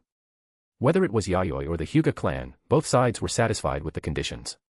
Because of that, after roughly a month of discussion, the marriage alliance encountered no resistance and was settled naturally. The Hyuga clan naturally would not migrate to the Land of Night. They could not let go of their ancestral property in the Land of Fire, nor did they like leaving their homeland. That was the fate of losers. At this, Yayoi quietly breathed a sigh of relief. Unlike the Aburame clan, the Hyuga clan was a great household with deep roots and a vast foundation. If they decided to merge into the Land of Night, Yayoi would be the one with the biggest headache. At that point, whether he could sit firmly in the position of shogun would become a question. He could suppress the Aburame clan. But a powerful clan like the Hyuga would absolutely become a hidden danger to the current Land of Night. Therefore, a marriage alliance was the best outcome. The Hyuga clan obtained access to the Land of Night's resource channels, while Yayoi obtained the Hyuga bloodline and established an alliance with the Hyuga clan. It was a win-win situation. Although Yayoi did not like bloodline theory, in the world of Naruto, no matter how much one refused to admit it, bloodline was synonymous with power. Because Kekkai Genkai could truly be passed down to the next generation through reproduction. Yayoi hoped that his next generation would have a higher starting point. For a ruler, outstanding descendants were a matter of first importance, not something optional. In short, the marriage between the two forces was now unstoppable. Aside from marrying off one daughter of the main family, the Hyuga clan also provided 2 women from the branch family to serve as the main family daughter's attendants and accompany her to the Land of Night. Naturally, there were also some branch family guards and their relatives, who likewise followed the daughter of the main family into the territory of the Land of Night. These people were both support from the Hyuga clan to the Land of Night and also represented the power and foundation that the main family daughter would possess in the Land of Night. That was the support in terms of manpower. Apart from that, the Hyuga clan also provided some ninjutsu materials. Among them was the thing Yayoi valued most, Inyang release. However, this was still an incomplete Inyang release scroll. In the entire ninja world, the only clans that could likely gather the complete Inyang release were the Senju and Uchiha. The incomplete Inyang release scroll provided by the Hyuga clan was somewhat more complete than the fragment Yayoi had obtained after destroying the Hagoromo clan. Returning favor for favor, Yayoi was not stingy either. He gave the Hyuga clan the Inyang release fragment he had obtained from the Hagoromo clan, along with the parts he had improved, as part of the betrothal gifts. He also included some original medical ninjutsu and knowledge he had created through his special chakra. Without his special chakra, these medical techniques would be difficult to fully reproduce, but they could still greatly reduce the Hyuga clan's medical pressure. In addition, the betrothal gifts also contained many precious medicinal herbs. Yayoi likewise gave large quantities of ninja tools and money. He did not care much about these external possessions. The Land of Night's economy was currently taking off. He would not dare say it was transforming year by year, but in the field of economic and resource development, it was catching up to the great nations. The Land of Fire, the Hyuga clan. After more than 10 days of waiting, the wedding escort team sent by Yayoi had already lined up neatly. It was led by Kakuzu, the head of the military department's combat operations division, and consisted of 20 elite ninja and 200 elite samurai skilled in chakra swordsmanship. Their ninja uniforms and armor were all marked with the pattern of the red spider lily. Aside from them, several ninja wearing black high-collared coats and sunglasses also appeared within Kakuzu's group. They had a cold and silent air, giving others a mysterious and ruthless feeling that warned strangers to keep away. As the leader of the Hyuga clan's send-off party, Hyuga Hyjin stared at the black high-collared ninja in some surprise. On their high-collared coats was embroidered the crest of a ninja clan. That clan crest resembled a simplified drawing of an insect. The aura of each of them was deep and steady, proving they were no ordinary ninja. Even in a great clan like the Hyuga, they would be considered elite forces. Especially the men in sunglasses leading them. He gave Hyjin a sense of danger. Hyjin knew this men. They had even fought each other in the past, and their strength was roughly on the same level. Aburame Orochi. The newly appointed clan head of the Aburame clan. He was only in his 30s, yet after the previous clan head died in battle 1 year ago, he had swiftly taken office and stabilized the internal crisis of the Aburame clan. The insects he controlled were strange and unpredictable, and they had made Hyjin suffer quite a bit in the past. He had not expected the men to appear in the Land of Night's wedding escort team. After thinking carefully, Hyjin understood what had happened. While the Hyuga clan and the Land of Night were discussing the marriage, the Aburame clan had silently joined the Land of Night. At this moment, the Aburame clan's compound in the Land of Fire was probably already abandoned, becoming unoccupied territory. Hyjin took a deep breath. Unexpectedly, his future son-in-law had given him another surprise at a time like this. It has been a long time, Orochi. Hyjin greeted Aburame Orochi. They had once been enemies. Now they were allies. The affairs of the world were truly unpredictable. It has been a long time. Orochi also nodded slightly. His entire body was hidden within his black coat, revealing only the upper half of his face and the sunglasses over his eyes. No one could tell what he was thinking. He was like a snake hidden in the darkness, ready to strike a fatal blow at any moment. I did not expect the Aburame clan to leave the Land of Fire. Hyjin spoke with deep emotion. The Aburame clan was also an old ninja clan of the Land of Fire. They had existed in the Land of Fire for over 200 years. Although they were not considered a powerful clan in the Land of Fire, they were not some weaklings that anyone could provoke either. Aburame ninja generally did not stand out in any single area, but their strength was extremely balanced. Once they matured, their abilities became stable. When they cooperated with one another, they had made many ninja clans suffer bitterly. The shogun gave us conditions we could not refuse. Also, the Land of Fire has become too dangerous. Orochi's tone was indifferent, but anyone could hear the gravity in his words. Hyjin nodded. He knew Orochi was referring to the alliance between the Senju and Uchiha. It had indeed left many ninja clans in the Land of Fire uneasy. The Aburame clan was far weaker than the Hyuga clan and did not have any decent allies. Facing such a situation, leaving might truly have been their best choice. By comparison, the Yamanaka, Nara, and Akimichi clans, who were also secret jutsu clans like the Aburame, were much luckier. The secret techniques of those three clans could complement one another. From the very beginning of their founding, the three clans had maintained friendly relations and had already formed a single whole. Especially several decades ago, when the Sarutobi clan also entered this alliance system and began advancing and retreating together with them. After that, through the communication of the Sarutobi clan, the Shimura clan, Kohara clan, and Mitokado clan also began drawing closer. Facing these ninja clans that had formed a solid block, aside from the Senju and Uchiha, no clan could easily ignore this powerful force. Therefore, in the face of the current tense situation in the Land of Fire, these clans did not need to worry as much as the isolated Aburame clan. They could remain calmly in place and watch how the situation developed. Chapter 7, Orochi's Secret Jutsu. Hyjin and Orochi spoke for a while. Seeing that it was almost time, they began the journey. As the daughter of the main family being married off, Hyuga Kicho sat inside the carriage at the center of the procession. Led by the escort, the group advanced at an unhurried pace. Around them, ninja and samurai guarded the formation together, providing tight and seamless protection. Hyjin looked at the ninja and samurai sent by the Land of Night and gave a slight nod.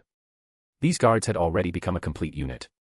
Setting strength aside, the fact that they could swiftly and effectively form such a tight formation showed that these ninja and samurai had definitely undergone hard training in ordinary times. They were not empty showpieces that would shatter at the first touch. Although in Hyjin's eyes, this force could still be crushed head-on. When the gap in strength was too great, no formation had any meaning. The only one among them who somewhat caught Hyjin's eye was probably Kakuzu, their leader. He was very young, and even if placed within the Hyuga clan, his strength could not be considered weak. He would be qualified to hold a relatively important position. It seems the country is not maintained by one person's deterrence alone. Hyjin silently gave the Land of Night a positive evaluation in his heart. The procession traveled for several days. At dusk, they finally reached the border of the Land of Fire. After crossing the wide wilderness ahead, they would arrive in the Land of Night. At that moment, under the afterglow of the setting sun, a bone-chilling cold descended together with the night. Hyjin sighed. The instant he sighed, a series of whooshing sounds rang out. More than a dozen black shadows leapt from the surrounding patches of darkness, their target pointed straight at the carriage in the center of the procession. Clearly, the target of their assassination was very precise. Hyuga Kicho, the future wife of the shogun of the Land of Night. Rotation. Hyjin responded to the attackers a beat late. Calling it a beat late was not quite accurate. Hyjin had already prepared to act in advance. He had simply been secretly gathering strength. After all, trying to launch a sneak attack under the eyes of the Byakugan was far too foolish. Hyjin leapt up to meet them. His body spun in midair as a vast amount of chakra erupted through his body, transforming into blue streams of air. In the blink of an eye, a chakra sphere more than 10 meters in diameter formed around Hyjin's rotating body and directly swept those dozen attackers into it. Screams rang out endlessly. The fierce storm caused by the rotating chakra sphere violently tore at the attackers' bodies. Blood sprayed everywhere. Hyjin stopped spinning. More than a dozen mangled bodies lay scattered across the ground, their auras completely gone. This powerful elder of the Hyuga clan had killed more than a dozen fairly capable assassins with a single move. Boom. A sudden explosion rang out behind him, startling everyone present. The carriage at the center of the procession was suddenly blown apart by some unknown attack. Kicho, dressed in a white furusode kimono, seemed to have sensed something in advance. Without the slightest hesitation, she leapt sideways into the air from the smoke and shattered wood of the explosion. From within the bursting smoke and splintered wood, a ninja-dressed figure swung a ninja blade toward Kicho's chest. The sharpened ninja blade had already cut open part of the sleeve on Kicho's right arm during the previous attack. Kicho, holding the spiritual blade spider cutter in her hand, had already drawn the sword by the time the ninja chased after her. Clang! The ring of metal echoed through the air. Using that force, Kicho's body drifted backward lightly like willow fluff. The surrounding ninja and samurai from the Land of Night all reacted, surrounding and attacking the assailant. He avoided the detection of both the Byakugan and the insects.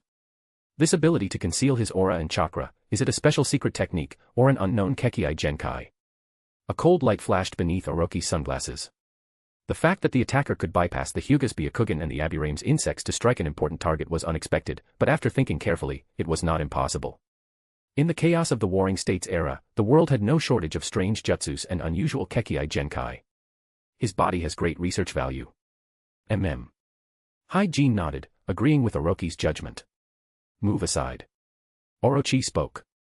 The ninja and samurai surrounding the attacker quickly scattered. Orochi stretched his arm forward, and the black sleeve opened. Rumble. What emerged was not a swarm of insects covering the sky. It was an enormous centipede, blood-red from head to tail, covered in countless hooked claws, like a massive red dragon. It first crawled along the ground, then shot into the air, circling through the sky before suddenly charging at the attacker with a huge, bloody maw torn open. Its body was more than 2 meters wide, making its size frighteningly massive. This bastard is still as sinister as ever. He specially engraved a summoning jutsu inside his sleeve. Hyjin grew wary of Orochi's method of attack. When they had fought in the past, he had almost been caught by this trick.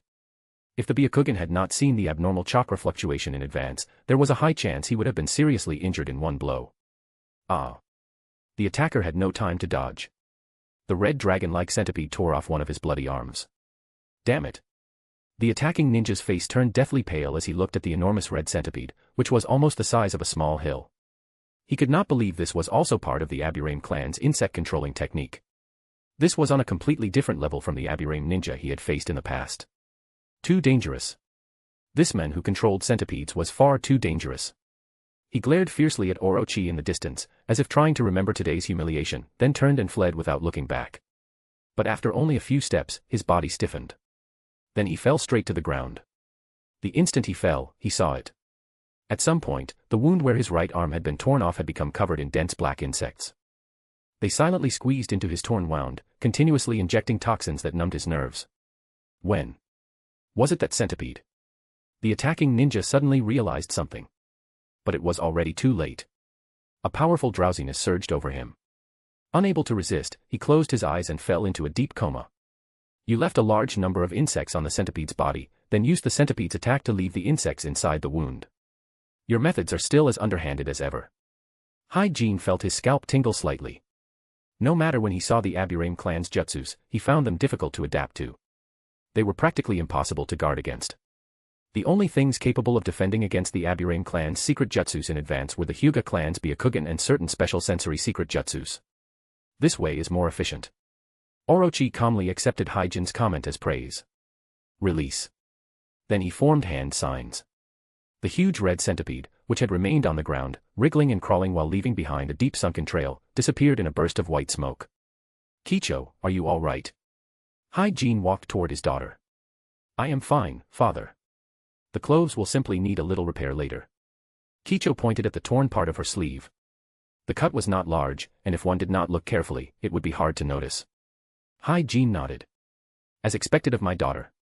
Even in that situation, you were still able to dodge calmly. Hyjin's words affirmed Kicho's strength and alertness. Being able to avoid danger through instinct alone when the Byakugan had failed to work clearly meant she had inherited the essence of his teachings. After all, it was you who taught me not to rely too much on the Byakugan in battle, father. Kicho lowered her head and smiled faintly, as if a little embarrassed. Hyjin also smiled, finally feeling reassured.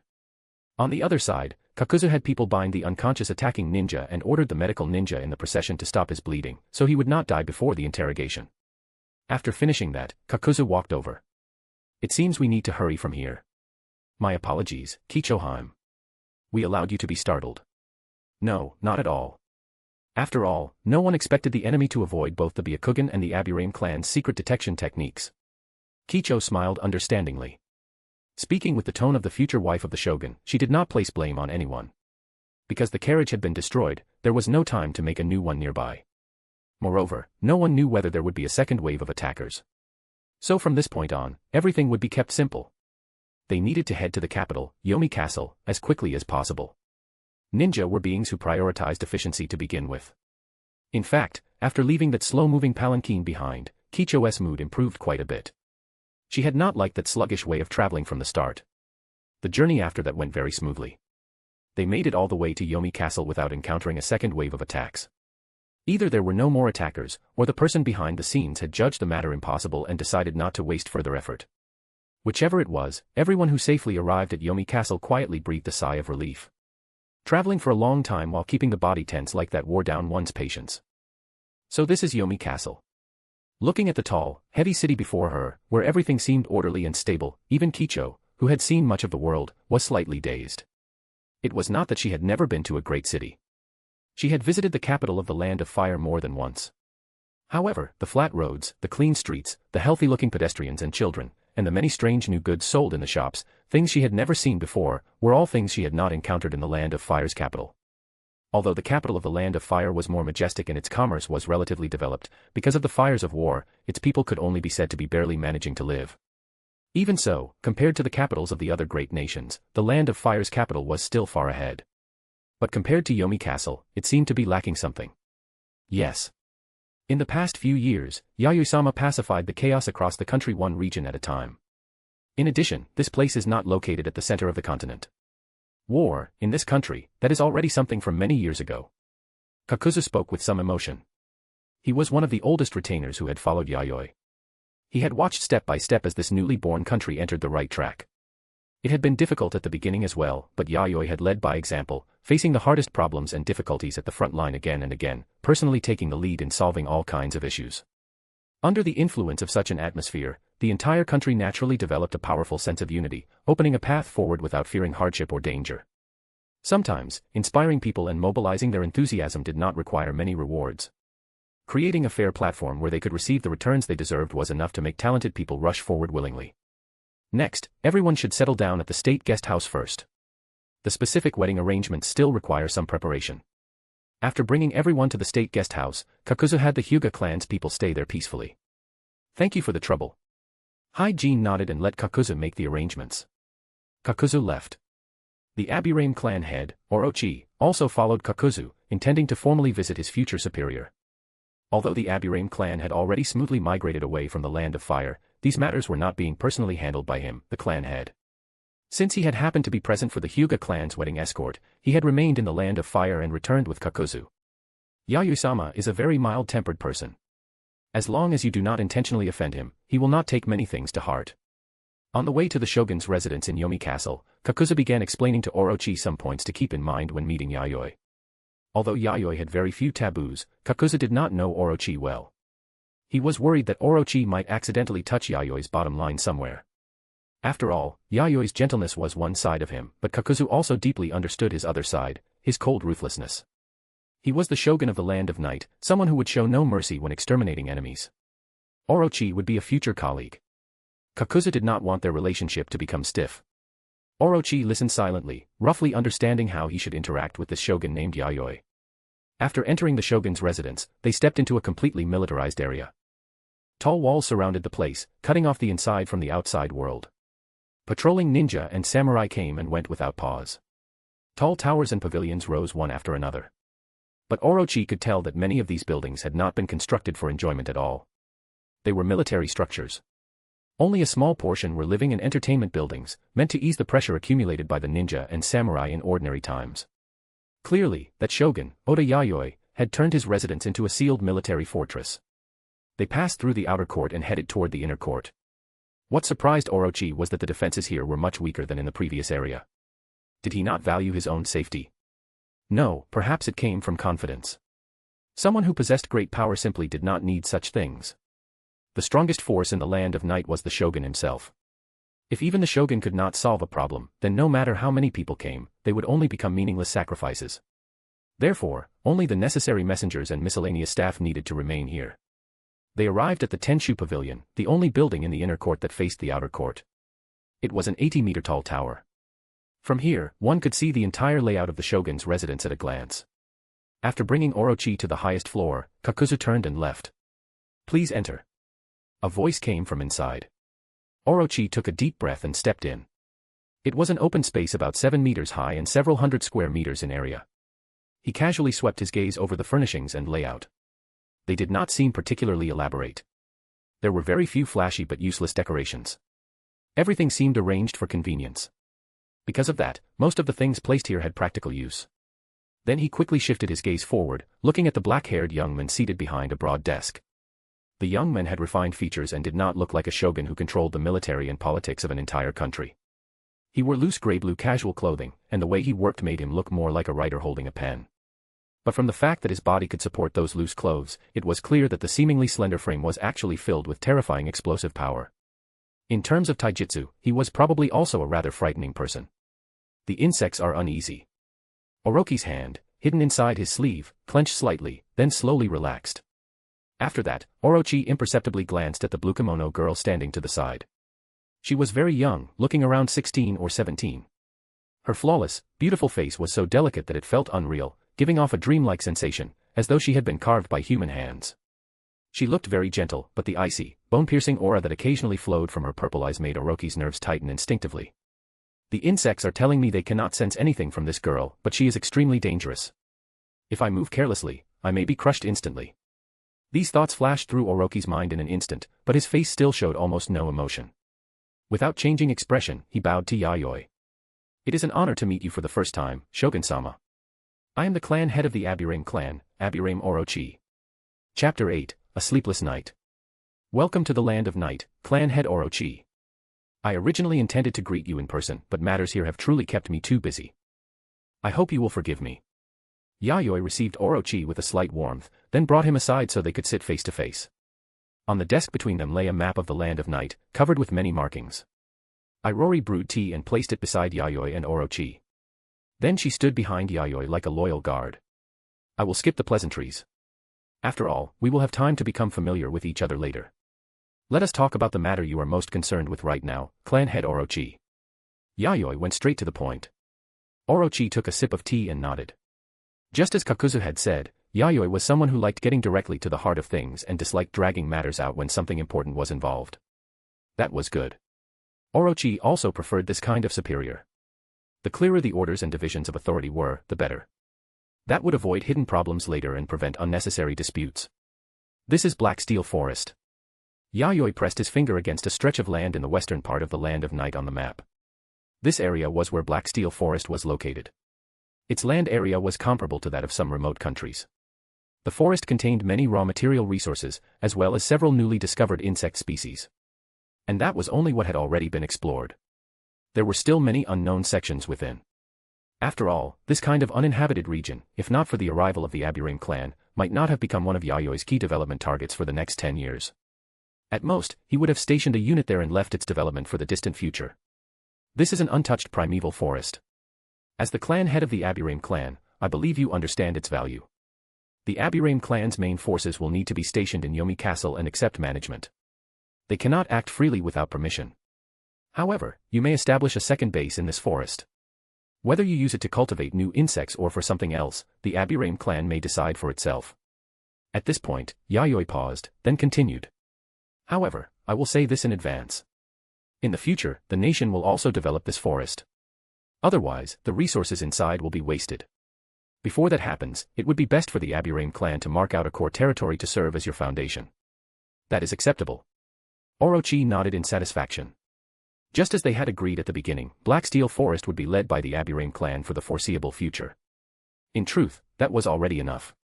This vast forest was more than 20 times larger than the territory the Aburame clan had previously occupied in the Land of Fire. It was impossible for a single clan to occupy all of it, and the Aburame clan was not that powerful. Not to mention, aside from Black Steel Forest, the Land of Night still had many other primeval mountains and forests suitable for cultivating insects.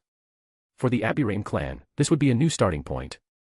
Although abandoning their ancestral land was painful, leaving it also meant a broader sky and a wider sea, did it not? In addition, I also hope you can serve as the head of the Intelligence Division, Clan Head Orochi. The Aburame clan's secret techniques are very suited to infiltration, investigation, espionage, and related work. If I remember correctly, you yourself are also a rare sensory-type ninja. I understand. Orochi answered concisely and agreed without hesitation. After all, gathering intelligence and tracking targets were things the Aburame clan excelled at. Then, at Yayoi's glance, Irori took out a sealed document. These are the ninja I intend to assign to the Intelligence Division later. Take it back and review it. Decide which ones are needed and which ones are not. Professional matters should be left to professionals. Yayoi was not worried that delegating power would create an uncontrollable subordinate. Because a single Aburame clan was not worth fearing. Irori's ice style, which could fight even a tailed beast head-on, greatly countered the Aburame clan's insects. Moreover, he had already formed ideas for his next autonomous puppet. As long as the Seven Tails chakra recovered, he would only need to make it suffer a little more, and the puppet could be completed. At that time, his power would increase sharply again, and his rule would become even more stable. Orochi silently accepted the document. His face revealed nothing. After that, Yayoi discussed some details with him, including the yearly funding ratio that would be allocated to the Aburame clan. Is there anything else, Clan Head Orochi? After Yayoi finished speaking, he took a sip of tea to moisten his throat. No. There is nothing else. I am very satisfied with this outcome, Shogun-sama. Orochi shook his head and spoke. By leaving the Land of Fire, the Aburame clan had lost many things. However, what Yayoi had offered far exceeded the Aburame clan's losses in the Land of Fire. That is good.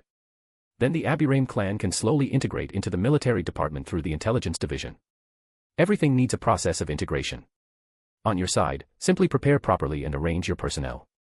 Yayoi's words stabilized Orochi's heart, which had still been somewhat unsettled. Yayoi had already arranged everything for the Aburame clan in detail. Whether for the present or the future, he had prepared preventive plans in advance. Next, the Aburame clan only needed to send out personnel and integrate into this new country. Once the discussion was settled, Orochi chatted briefly before hurriedly leaving.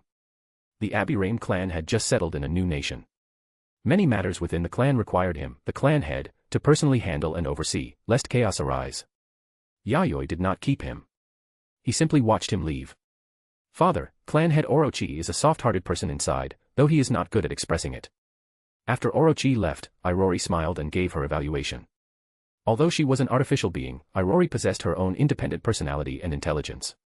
She had her own judgments, preferences, and feelings toward people and things. After all, when the Aburame clan faced a crisis before, he was the first to stand at the front and resist. Yayoi had collected quite a bit of information about Orochi. After their contact just now, he could roughly sense what sort of person Orochi was. Subconsciously, he thought of Aburame Shino from the original story. He seemed to be much the same type. The people of the Aburame clan were generally delicate-hearted, but poor at expressing themselves through words. They would only silently protect everything they treasured. Getting along with such a ninja clan would save him a lot of trouble in the future. If it were someone like the Uchiha, acting as though heaven ranked first and earth second, constantly hanging the Sharingan from their lips, that would be a mess. After that, Yayoi did not continue handling official business. Instead, he returned to the inner court to rest. The wedding would be held soon. It was impossible to say he was not nervous. Across 2 lives, this would be his first marriage. Although it was not born from love, and although he had never met the woman before, he still carried an indescribable sense of expectation. What kind of person would his future wife be? Virtuous? Lively? Rigid and serious? Or perhaps fragile inside, the type to cry at every little thing? Standing in the corridor of a courtyard, he stared at the lonely moon in the night sky and fell into a daze. Yayoi could not sleep. He is probably someone very old-fashioned, rigid, and meticulous in everything he does, right? Inside a clean guest room at the state guest house, Hyuga Kicho, the daughter of the Hyuga main family who would be married over as the shogun's wife, stood beside the window. She looked up at the moon hanging in the night sky, slightly lost in thought. Like Yayoi, Hyuga Kicho, his future wife, was also unable to fall asleep. She had been born into an ancient noble clan, the Hyuga clan, and carried the bloodline power known as a Kekkei Genkai. Among ninja, she was practically nobility. In recent years, although the clan had not produced a powerful ninja like Senju Hashirama or Uchiha Madara, it remained one of the few strong clans just beneath those two. The power of the Byakugan also allowed them to ignore all enemy schemes, traps, and ambushes on the battlefield. Yet in Kicho's eyes, this ancient and long-standing clan was filled with suffocating oppression and rigidity. And even within such a rigid ninja clan, her family could be considered the most rigid and the most lacking in human warmth. There had originally been 7 children in the family. As the eldest daughter, and one with excellent talent, she had naturally been assigned to the main family. All of her remaining younger brothers and sisters had been branded with the caged bird seal and made into branch family members, required to shed their last drop of blood for the main family. 2 of her younger brothers and 1 younger sister had died protecting her in battle. She had been 11 at the time. The younger siblings who died for her had only been 7 and 5 years old.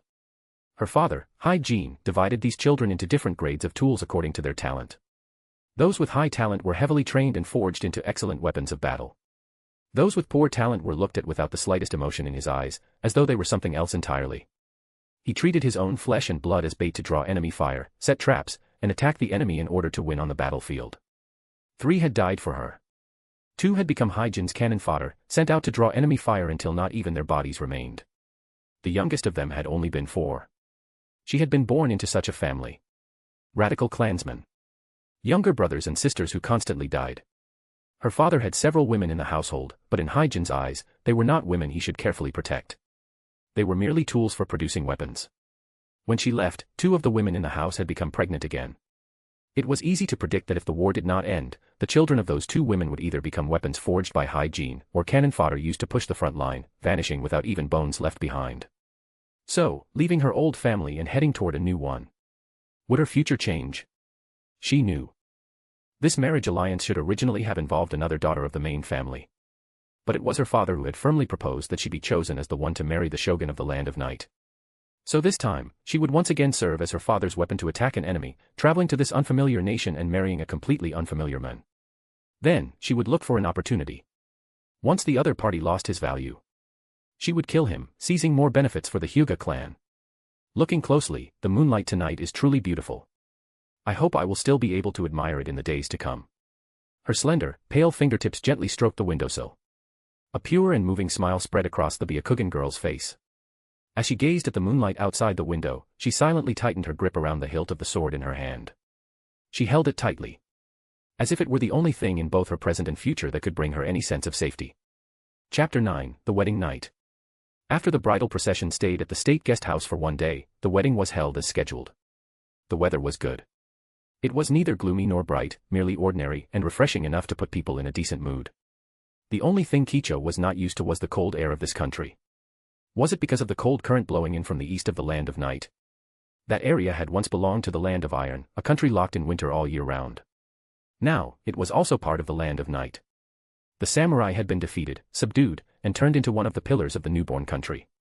As the capital, Yomi Castle sat at the border between the former Land of Waterfall and the Land of Iron. Perhaps because it was affected by the climate of the former Land of Iron, winter here might arrive much earlier. I am not used to the cold. Will life here truly not be awful from now on? Kicho wore an elaborate and gorgeous furosode kimono. Compared to the plain white she had worn before, her current outfit was decorated with many precious ornaments she had never seen before. Kicho subconsciously shrank into herself. The Land of Fire also had winter, but it was impossible for the air to become this cold in September. She instinctively gripped the fabric inside her sleeve. It was soft, comfortable, and carried a trace of warmth. This wedding dress had been carefully tailored and sent over by the shogun. The silk used for it was of such high quality that, under normal circumstances, she would likely never have had the chance to wear it in her life. She had seen weddings within the clan before. The wedding clothes used there were all made from relatively rough materials, usually sewn from coarse cloth. Wealthier families would use silk, but the material was average and not comfortable enough to the touch. The one she wore was different. No matter how she touched it, it felt as wonderful as a young woman's skin. Wearing it, she actually did not feel cold at all. It was merely her mind playing tricks on her. Does he think of me as some kind of puppet doll? She had heard that the shogun of the Land of Night was someone who played with puppets. He would not have some strange, perverted hobby, would he? Kicho maliciously speculated in her heart. She had once accompanied her clansmen to protect certain nobles. All she could say was that those nobles matched exactly the kind of nobles she had imagined. Greasy-looking men, fat-faced and big-eared, who liked dressing young girls in all kinds of beautiful clothes, playing dress-up with them, then indulging themselves day and night. Do you have any instructions, Kichoheim? The two branch family girls following beside Kicho were also wearing fine ceremonial clothes, serving her on both sides. Perhaps because one of them heard Kicho muttering, she subconsciously asked. It is nothing, Aoi. I am simply not used to the climate here. It is a little cold, is it not? Kicho looked toward the branch family girl beside her and answered with a smile. No matter how much grievance or dissatisfaction she had, she still had to greet life with a smile. After all, crying would not change anything. So she might as well smile more. Perhaps then she would encounter something good. Yes. The climate here is different from the Land of Fire. I heard that farther east, it is winter all year round. It is normal for that to affect this place too. Hyuga Aoi nodded in agreement. She also wore a white kimono embroidered with beautiful, colorful patterns, though it was not as grand as Kicho's. Her long black hair was tied into twin tails, revealing a cute and pure face. Her tone was slightly lively, making her seem like a cheerful girl by nature. Perhaps it will snow in October. The other Hyuga branch family girl, Hyuga Rinko, also spoke softly. She was a beautiful girl whose cuteness and purity did not lose to Hyuga Aoi's in the slightest. She wore the same white embroidered kimono as Aoi and had shoulder-length black hair. Her voice was light and delicate, as if she did not quite dare speak loudly. In terms of personality, she might be the shy and sensitive type. However, the two of them had one thing in common. Their foreheads were both wrapped in white cloth, concealing the caged bird seal mark there. As members of the branch family, Aoi and Rinko were not especially outstanding in strength or talent. The only thing truly worth praising was their pure and lovely appearance, which suited male tastes very well. In age, they were the same as Kicho. Their families had also come with them. From now on, in the Land of Night, all Hyuga branch family members here would regard Kicho as their mistress and take root within the Land of Night system. Stop talking. Shogun-sama is here. Hyuga Aoi interrupted the conversation. Her originally relaxed expression immediately became proper, giving off a careful and meticulous impression. Hyuga Rinko also straightened her body, though her eyes drifted somewhat, as if she did not dare look forward. They had come as part of the bride's attendants. In other words, they would also become women of this shogun. When Kicho, their mistress, found something inconvenient, they would be expected to step forward. At a time like this, no matter how much they told themselves not to panic, nervousness and shyness still filled their hearts. So tall. And such a strong body. This was the first thought that appeared in Aoi and Rinko's minds after they secretly glanced at Yayoi. As ninja, their eyesight was sharp. A ninja's physical quality could be seen from the surface. This shogun had a tall build, standing close to 185 centimeters. His body was hidden beneath loose wedding robes, but when he approached, Aoi and Rinko subconsciously held their breath. Their bodies were instinctively pressured by a powerful aura, making it easy for them to judge that this shogun-sama was a ninja with extremely strong taijutsu. Clearly, he held the title of puppet master and should have needed to hide behind puppets in battle, yet his own taijutsu was also outstanding. Have puppet masters these days started specializing in taijutsu? The same thought appeared in both Aoi and Rinko's minds. Yayoi came before the three of them. His gaze passed over the two pure and beautiful branch family girls at the side, then settled directly on the girl in the center. Her body was petite, and she was very young. This was also a common sight in this era. In an age where the average lifespan was less than 30, marrying and having children as early as possible in order to continue one's line was the best choice under the larger historical background. At this moment, the girl lowered her head as if shy, hiding her face beneath a white veil. He could only vaguely see that her skin was very pale. Yayoi knew almost nothing about the wedding arrangements. Fortunately, such things did not require him to handle them.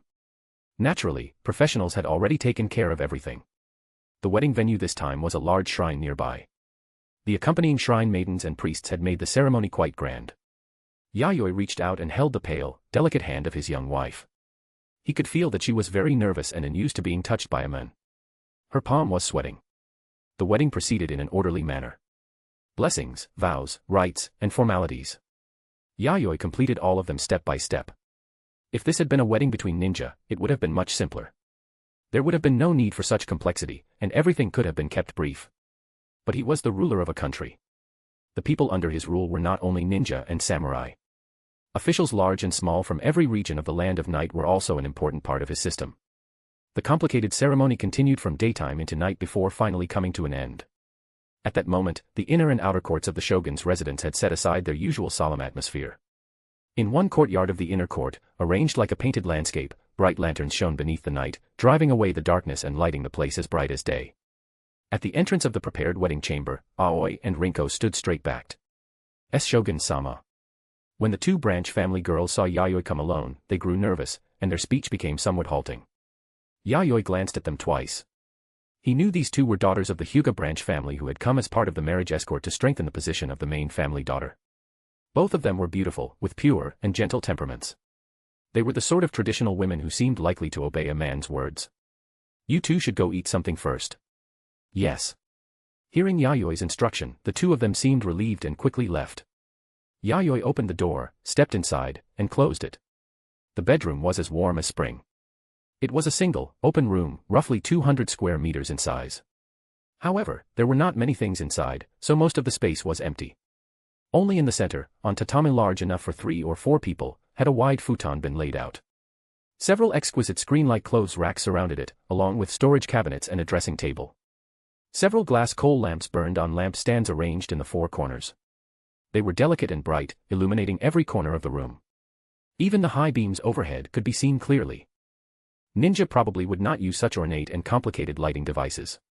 Only someone like him, who needed such things to embellish his status, would decorate with them. There was no helping it.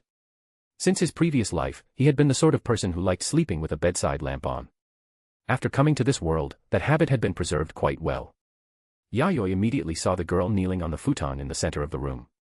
The gorgeous and beautiful furosode kimono looked completely natural on her, as if it had been made only to serve as leaves adorning the flower of her beauty. Although she kept her head lowered most of the time, during the wedding ceremony, Yayoi had caught a few fleeting glimpses of her. He knew how stunning and outstanding the girl's appearance was. On a night like this, do you need to hold something as dangerous as a sword? However, compared to the appearance of his young wife, the unsheathed samurai sword resting across the kimono on her lap drew Yayoi's attention even more. On a wedding night, placing a sword across one's lap looked unlucky no matter how one saw it. Because for a girl, this is a very important tool for self-defense. The girl still lowered her head, as if she had not understood Yayoi's hidden meaning. Her voice was clear as she spoke. You call that a self-defense tool? Yayoi walked over. He had already taken off the cumbersome wedding robes and casually thrown them aside.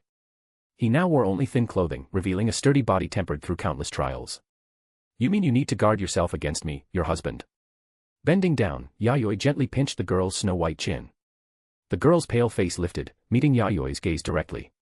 Yayoi did not use much strength. His movement was very gentle. He saw a pair of very clean, pure eyes, carrying a soft smile. There was neither panic nor fear. She simply smiled as usual. Their pupils reflected each other's figures. Yes. Because tonight, my husband will be taking me fully into his household, will he not? So I need just a little protection. Yayoi could not tell whether the girl was looking forward to it or feeling something else. But that smile seemed a little like a carefully maintained false smile, deliberately layered into place. Can you show me a more genuine expression? And that way of referring to yourself, do you normally speak like that? Does my husband dislike my smile and my manner of speaking? With her chin still held by Yayoi, Kicho blinked her beautiful, lively eyes. Suddenly, she looked wronged, as if the moment Yayoi said, "I dislike it," she would break into pitiful tears. It is not that I dislike it. I simply prefer seeing a person's most genuine side. Yayoi released Kicho's chin. I understand. Then tonight, I will try to be honest with you. But you will also have to make some effort, my husband. Please do your best to understand me properly, even if it takes until dawn. The girl raised her fist slightly. Like a blank sheet of paper, she used her bright, pure eyes to encourage Yayoi. Yayoi felt as though something had just run straight across his face. Still, since the girl had already summoned her courage and invited him like this, he naturally would not be so tactless as to refuse the moment. Besides, as a husband, he did not need a reason to cherish his wife. Chapter 10, Rory, as a daughter, being older than your mother is just common sense, right? Kicho did not know how much time had passed. Half awake and hazy, she felt her throat was a little dry, and embarrassment quietly rose in her heart. Last night, I really was far too shameless. After a beautiful and bewildering night had passed, she did not open her eyes until the sun was already high the next day. Then, beyond her control, scenes from the previous night surfaced in her mind, making her cheeks heat and her heart race. He had been a man she had never even met before that day, yet her guard had lowered before her mind could fully catch up. It was completely different from the heat of battle, from clashing with enemies on the battlefield. To be honest, she felt a little lost at the strange emotions stirring inside her. At the same time, she could not help wanting to revisit the sweetness and thrill that had left her so shaken. In the end, her mind had gone blank, and she had completely lost the ability to resist the flow of the moment. She was certain she must have shown a very embarrassing expression afterward. So this was what closeness between a man and a woman could feel like. It was even more intense than slicing open an enemy's throat and watching blood spray like a fountain as they wailed in pain. Kichoheim, you are awake. Would you like something to eat? Shogun-sama specifically had this prepared for you. Hyuga Aoi and Hyuga Rinko walked in carrying a steaming lunch that had just been made. Yes, perfect. I am rather hungry. She had barely rested all night. Although she had been the one to gather her courage first, the pace afterward had been completely taken over by the other party. Now not only was her body tired, her stomach was also growling. Kichoheim, your clothes. The two Branch family girls suddenly blushed. They pointed at Kicho's kimono, their voices growing smaller and smaller, not daring to look directly at her. Only then did Kicho notice that the sash and outer robe of her kimono had long since been loosened and tossed aside. They hung crookedly on a nearby screen-like clothes rack, clearly thrown there without care. It silently told the story of how chaotic last night had been. Only a thin white inner robe remained on her body, loosely draped over her without its usual restraint. This appearance, in Aoi and Rinko's eyes, was far too improper. For the two still innocent Branch family girls, it was rather overwhelming. However, Kicho glanced down at herself, then calmly began eating to fill her stomach. She did not care about her current image at all. Or rather, she was too lazy to fix it. Aoi and Rinko hesitated. They wanted to help Kicho dress properly, but they did not dare step forward casually and disturb her mood. In the end, they could only remain restlessly at the side, exchanging looks with their eyes. After finishing the meal, Kicho wiped the corner of her mouth with a napkin. A faint smile unconsciously appeared on her lips, and her satisfaction with the food was obvious. These ingredients were not only difficult to find and expensive, they had also been carefully prepared by a skilled chef. Every dish brought her genuine pleasure. So food could actually be made this delicate and delicious. She truly hoped she could eat such wonderful meals every day from now on. Am I becoming a little too decadent? The moment such a greedy thought appeared, Kicho could not help wanting to criticize her own lack of discipline. And what was this sudden sense of freedom after losing the restraints of her clan and father? Why did it feel so wonderful? Everything in the shogun's residence was incredibly new to Kicho, the mistress who had come from far away. Tall and magnificent buildings could be seen everywhere. If one stood on top of them and looked into the distance, one could probably see very far. The Hyuga clan compound had no such buildings. A ninja clan's base needed to be hidden. Overly conspicuous buildings were practically telling enemies that this place could be treated as a priority target. In the fiercely contested Land of Fire, such things happened from time to time. Some ninja clans, in order to stay hidden, had even moved into caves or underground spaces, proving that as long as one was willing to suffer, there would always be more suffering waiting. Besides, if they had that much spare money, they might as well buy more ninja tools and soldier pills. But in the end, as a residence, this place was far too large. It was almost as if the main military institutions of an entire country had been spread out here. They arrived at the Tenshu Pavilion. This was the dividing point between the inner and outer courts of the shogun's residence. The inner court was the living area of the shogun of the Land of Night and his family. It had artificial landscapes, hot springs, many rare varieties of trees, and many strange creations Kicho had never seen before, whose purposes she did not know. There also seemed to be a large hollowed-out underground space beneath the area. It was probably used to store something very important. The inner court was considered small only when compared to the outer court. Based on Kicho's estimate, the inner court alone could allow more than 1,000 people to live there without feeling crowded. The inner court also had specialized sensory and shielding barriers, protecting and concealing it 24 hours a day. Even with the Byakugan, one could not see inside from the outside. All one could see was a rainbow-colored chakra wall blocking the view. It was a completely confidential area. Kicho was not surprised by this. If it did not have this level of defense, then secrecy would be impossible. Besides, she had long understood that the Byakugan was not omnipotent. The ninja world was vast, and there were too many strange and unusual abilities. Who knew when some monster or bizarre talent would suddenly crawl out of a forgotten corner and shock the entire world? Kichoheim, this place is far too large. It feels like it will take quite some time to memorize all the routes. Aoi and Rinko, who followed behind Kicho, were also troubled by the layout of the shogun's residence. It was much more complicated than the Hyuga clan compound. Even though they had received a layout map from Yayoi, fully familiarizing themselves with the environment would still take time. Fortunately, the two of them had studied the structure of the Tenshu Pavilion that morning. Otherwise, bringing Kicho here would likely have resulted in them getting lost, unless they used the Byakugan to check. However, they had only just arrived and did not know whether there were any special taboos here. If they used the Byakugan casually and triggered some mechanism, or saw some secret they should not see, that would be very bad. "My husband, I am coming in." As if intending to suddenly surprise the person inside, Kicho did not knock. She only deliberately raised her voice outside before pushing the door open and walking in. "That is too rude, Kichoheim." Seeing Kicho directly enter, Aoi and Rinko were caught off guard. In the end, they could only helplessly hurry after her. "Apologies, Shogun-sama. We were unable to stop Kichoheim." As soon as Aoi and Rinko entered, they quickly bowed and apologized to Yayoi, who was sitting beside the desk. "It is fine. I do not mind such small matters. Is your body all right now, Kicho?" Yayoi asked with concern about his young wife's condition. "Oh my husband called me by name so naturally already." Kicho covered her mouth and giggled as she approached. Her lively eyes carried a charming smile. She wore a wide furisode kimono appropriate to her status. The soft, delicate pale blue fabric was embroidered with gorgeous and intricate patterns. Her feet were covered in white tabi socks and black low-heeled wooden sandals, stepping almost soundlessly across the clean floor. They appeared and disappeared beneath the hem of her kimono. Her long black hair had been arranged in a princess-style cut, and she now wore an ornament resembling a golden crown. Although this was the first time she had dressed so grandly, she carried it easily. Her movements and expression showed no awkwardness. "Because you are already my wife. Calling each other by name is perfectly normal, is it not?" Yayoi showed no stiffness at all and responded to his newlywed wife with a calm attitude. If possible, he still hoped to reach the depths of his wife's heart. Otherwise, spending the next several decades facing a wife with whom he had no understanding would be rather painful. "Ah, that is true. For my husband to think that way makes me feel suddenly honored." Kicho lightly stepped to Yayoi's side. Her slender finger gently poked his cheek, as if she found it very amusing.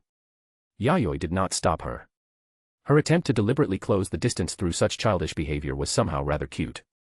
Soon, Kicho's gaze shifted to Irori on the other side. She wore a blue kimono and was a beautiful girl whose appearance and temperament did not lose to Kicho's at all. "My husband, have you already grown tired of me so quickly and found a new favorite?" I suppose that makes sense. I came later, after all, and I do not yet know how to serve you properly. Unlike this older sister, who must know very well how to care for you. That suddenly sweetened, wronged, almost tearful voice made Yayoi shudder violently. Chapter 11, Newlywed Days and the Birth of a New Ninja Village. The days passed quickly. In the blink of an eye, October arrived. As expected, white snow began to fall over Yomi Castle. The city sat at the boundary between east and west, so it was easily affected by the eastern climate and entered winter ahead of schedule. However, because there were enough heating devices, no one had frozen to death here for many years. Because of that, throughout the city, one could hear faint humming vibrations in many places. That was the sound of the heating devices beneath the city operating. It was during this season that a ninja village named Konoha was quietly established in the Land of Fire. Then, with the full support of the daimyo of the Land of Fire, the news quickly spread throughout the ninja world. In the name of the ruler of the Land of Fire, the daimyo signed an alliance contract with Konoha known as One Nation, One Village. With the effect of this contract, the national defense and military power of the entire country gradually began gathering toward Kanagakur. As the founders of Konoha, the Senju clan and Uchiha clan moved with astonishing speed, drawing many ninja clans into the village. Some of these clans were famous, while others were not. But because there were so many of them, once they merged into Konoha, they formed an enormous force. After that, the allied clans such as the Sarutobi, Yamanaka, Nara, and Akimichi also joined Konoha quite readily after a private discussion with the head of the Senju clan, Senju Hashirama.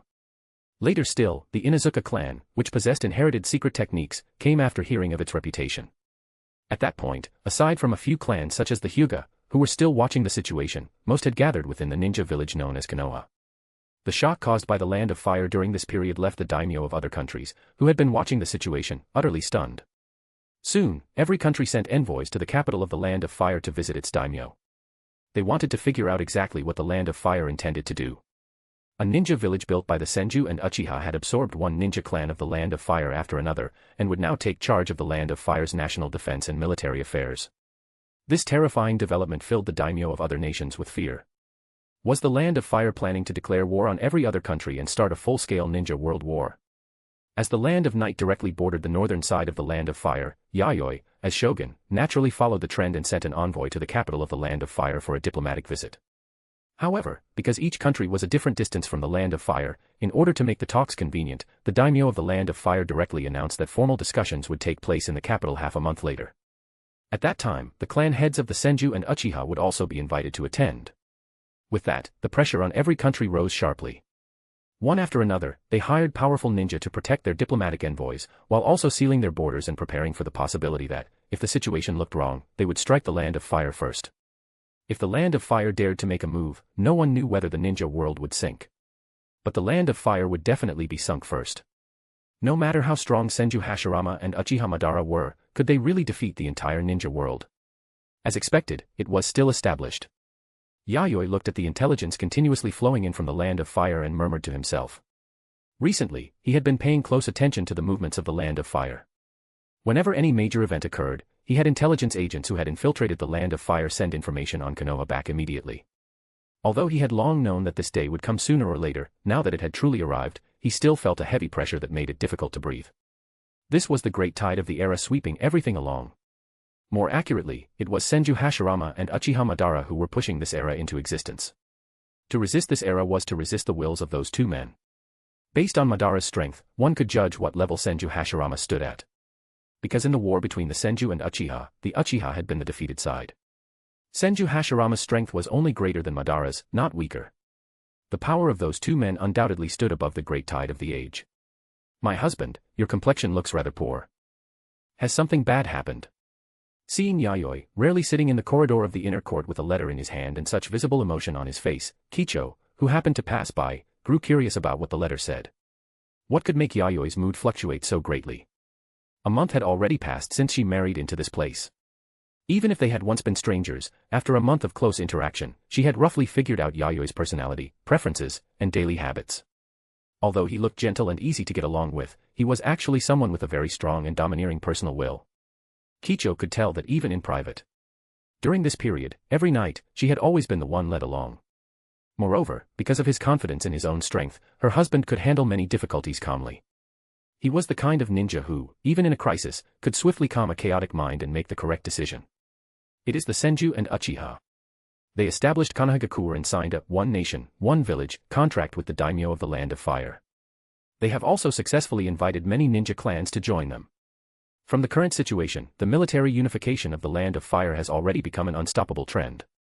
Facing his wife Kicho's question, Yayoi did not hide anything. He concisely explained the major events that had recently occurred in the Land of Fire.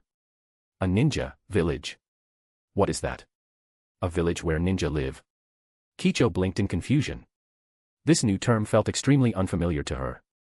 The alliance between the Senju and Uchiha had already begun before she married into the Land of Night.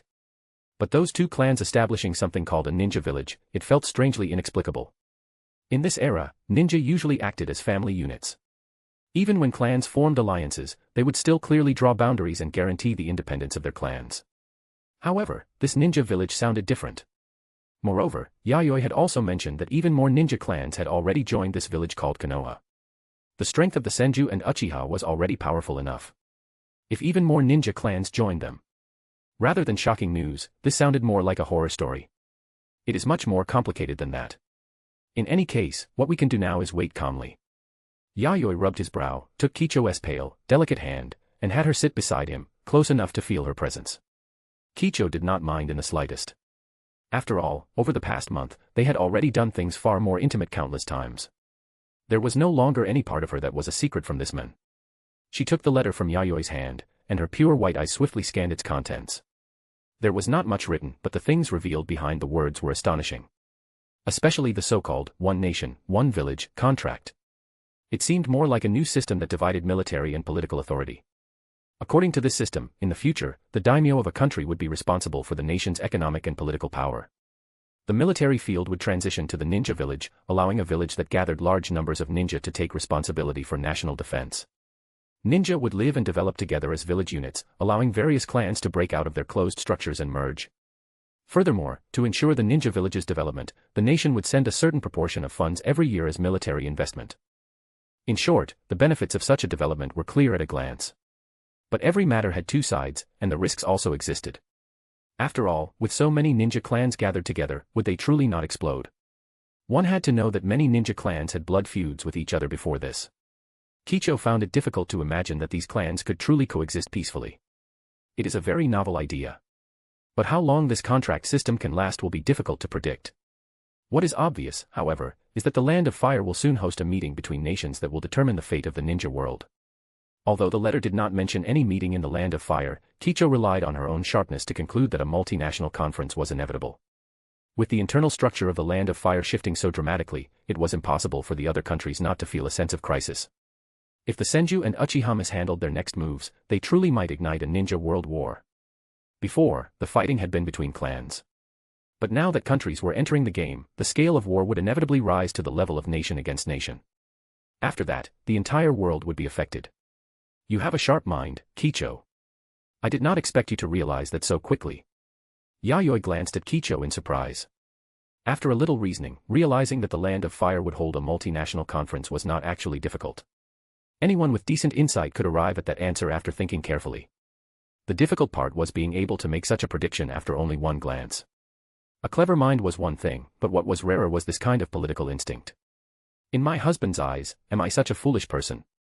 Kicho pinched Yayoi's cheek mischievously, her eyes turning reproachful. No. Rather, I mean that you are far smarter and cuter than I expected. Smart is smart. What does that have to do with being cute? Kicho released Yayoi's cheek and placed both hands on her hips. Seeing Kicho standing there with her hands on her hips, looking displeased and angry, Yayoi could not help laughing. Perhaps because he laughed too hard, the skin on his cheek stung. He hissed and drew in a cold breath. While rubbing the cheek Kicho had pinched sore, Yayoi spoke with a resentful tone. You really do not hold back at all. If I only pretended to pinch you, would that not look like flirting? We are husband and wife, and there are no outsiders here. It is fine to flirt. So shameless, saying such improper things to your young wife in broad daylight. So, does that mean being improper at night is allowed? Hearing Yayoi's shameless words, Kicho rolled her eyes directly, but a faint sweetness inexplicably rose in her heart. Whether at the beginning she had simply followed the current or passively accepted things, at least for now, she did not dislike this man who indulged her a little. However, the weather has grown very cold recently. My husband, will you warm my hands? As she spoke, Kicho gently blew on her pale, chilled hands, hoping it would bring her some warmth. Of course.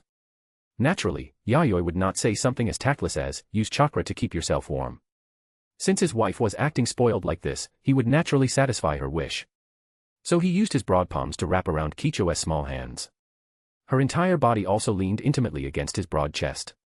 Her washed black hair carried a faint, alluring fragrance, strands of it lingering around Yayoi's nose. Not only was the scent of her body stirring, she was also very soft in his arms. Yayoi felt as if he were holding a soft, warm little heater. Perhaps because it was too comfortable, the girl in his arms soon began breathing evenly. She curled her small body up like a little animal and fell asleep peacefully in Yayoi's embrace. The multinational conference in the Land of Fire officially began at the end of October. Not only the traditional 5 great nations, but also new countries like the Land of Night, as well as small countries that had once been inconspicuous in the ninja world, all sent important figures to attend this conference. Anyone could see that no matter what the outcome of this meeting was, it would guide the fate of the future ninja world. This conference lasted a full month, only officially ending when December was approaching. During this period, letters passed constantly between the envoys of each country and the nations behind them. They represented the will of the highest rulers of their countries as they spoke with the daimyo of the Land of Fire. At the same time, they clarified the many changes inside the Land of Fire and began considering whether the system of ninja villages was truly a path that could lead to order. Yes, or was something no one wished for. Even the daimyo of various nations were filled with endless exhaustion and disgust toward this long warring states era.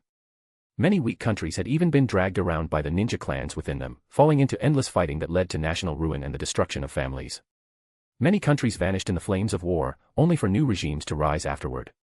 The Land of Night was one such example, but it was not the only one. In such an era, even great nations worried that their governments might one day be destroyed. It was precisely because of this that the daimyo of the Land of Fire decided to cooperate with the ninja village of Konoha, which had been established by the Senju and Uchiha. The embryonic form of the one nation, one village system was born under this background. Since ninja held the strongest violence, then let the ninja settle down and abandon the old mercenary relationship. Let the ninja establish an order united with the nation, eliminate internal wars, guarantee national stability, and bring powerful protective strength to the country. This system model was not only beneficial to the Land of Fire, which had already begun transforming. The daimyo of the other 4 great nations also saw the interests and advantages behind it. As daimyo of great nations, they were already the strongest political powers within their countries. The ninja they had cooperated with before were likewise the strongest ninja groups in their respective countries. Otherwise, they would not have been able to sit firmly in the position of daimyo. Thus, after the multinational conference ended, setting aside the small countries, who still worried whether the unknown future would bring instability to their rule, the other 4 great nations moved extremely quickly. They held secret meetings overnight with the strongest ninja groups in their countries, establishing deeper cooperative relationships. Clearly, great nations with stronger resistance to risk had completely pulled away from small countries in terms of action. While small countries were still hesitating, they had already efficiently organized the forces within their borders. This was only natural. In a chaotic age, every daimyo of a great nation was a ruler with ambition. Useless and conservative monarchs simply could not sit firmly in the position of daimyo. Thanks to this, the organizational power of great nations in this era was terrifying. Once an order was issued, action would be taken efficiently and quickly. Compared to the great nations that were preparing to make sweeping changes, and the small countries that were filled with anxiety, the Land of Night continued doing what it needed to do after only a few small ripples. The Land of Fire, Konohagakure. Although it had not been established for long, this enormous town had already begun to take shape. The village was surrounded by the great forest of the Land of Fire. Around the village were several wide roads that had been opened by human hands. Tall wood and stone walls, high enough to surround the entire huge village, were also being rapidly built by countless craftsmen. Naturally, the help of ninja was indispensable in this process. Although ninja did not understand fine construction, they had plenty of strength and methods, greatly increasing the speed at which the village took form. Beneath the giant mountain wall on the northern side of Konoha stood a rather tall circular building. Inside a meeting room on the highest floor, a white-haired man wearing black ninja clothes, Senju Tobarama, stood half-leaning against the window with his arms crossed. "You said Hokage. You are being far too reckless, elder brother. How can such a position be handed away so casually? I understand why you want to recommend Madara as Hokage. But this kind of matter should not be decided by you alone. You should know whose contributions allowed those ninja clans to join so smoothly. Besides, the daimyo also recognizes you, elder brother, as the one who should become this Hokage." Facing his elder brother Senju Hashirama's naive and reckless idea, Tobarama could not help frowning. Saying something like letting Madara become Hokage was absurd no matter how he looked at it. Hokage. The ninja who possessed that title would become the leader of Konohagakure. At the same time, he would also become the stabilizing pillar that calmed the chaotic hearts of all the great ninja clans. Among the ninja currently in Konoha, Tobirama did not believe anyone except his elder brother Hashirama was worthy of that title. But I already promised Madara. Hashirama was not wearing battle-ready ninja gear, but a loose set of ordinary clothes. He sat on a chair to the side. Faced with his younger brother's stern words, Hashirama could not help trying to argue. That is only your personal opinion. The ninja who came to join all know who made the greatest contribution to this village. Since we have established a village, we can no longer use the standards from Father's era to decide a leader. Being respected, and being able to unite everyone, are also important qualities for a leader. Elder brother, you are the ninja most capable of uniting everyone. That is an undeniable fact. Although Hashirama's overwhelming strength was also an important reason. But if strength alone were enough, those ninja clans would not have joined so easily. A heart of benevolence and compassion, combined with a leader's decisiveness and responsibility, was the reason those clans believed in him. If it were Madara, even with his great strength, those ninja clans would rather die than peacefully join. Ninja clans were not cowards afraid of death. Tobirama had seen too many weak ninja clans fight until the very last person rather than surrender. If one wanted to truly win over those fearless ninja clans, strength alone would not work. The only thing gained that way would be a broken land of fire. Moreover, even the Uchiha clan knows this. Within the Uchiha, they also agree that you, elder brother, should become the leader of the village. Tobirama's words directly killed Hashirama's idea, leaving him speechless. Hashirama had not known these things. He had thought that Madara, as clan head, would naturally be the person most respected by the Uchiha clan. Madara became the clan head of the Uchiha because he was the strongest. But you became the leader of the Senju and earned the trust of your clansmen for more than strength alone. Your tolerance and compassion are the key factors that allow you to unite both your own clan and outsiders. At first, Tobirama had worried whether conflicts would break out once the other ninja clans joined. But now, Tobirama felt he had worried too much. Hashirama's strength allowed the various clans to sit down and negotiate calmly. And his tolerance and compassion allowed the clans to gradually lower their guard. For Konoha to be built so smoothly, neither of those two qualities could be missing. Gahaha. Am I really as good as you say, Tobirama? After Tobirama said all of that, Hashirama instantly burst into loud laughter and scratched his head in embarrassment. Looking at Hashirama suddenly grinning foolishly, a vein popped on Tobirama's forehead. His fingers, pressed against his arm, almost moved to use water style and wake him up. If only this habit of grinning like an idiot could be changed too. Sigh.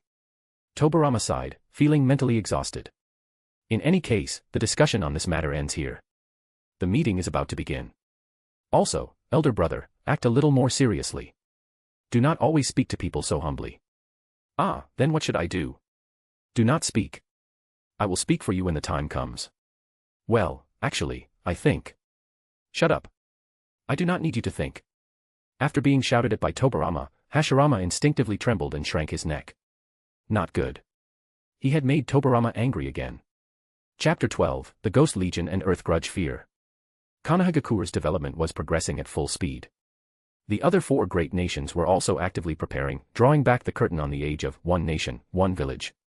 It likely would not be long before the other four ninja villages followed in Konoha's footsteps and took root within the lands of the great nations. At that moment, in the land of night, Yomi Castle, the shogun's residence.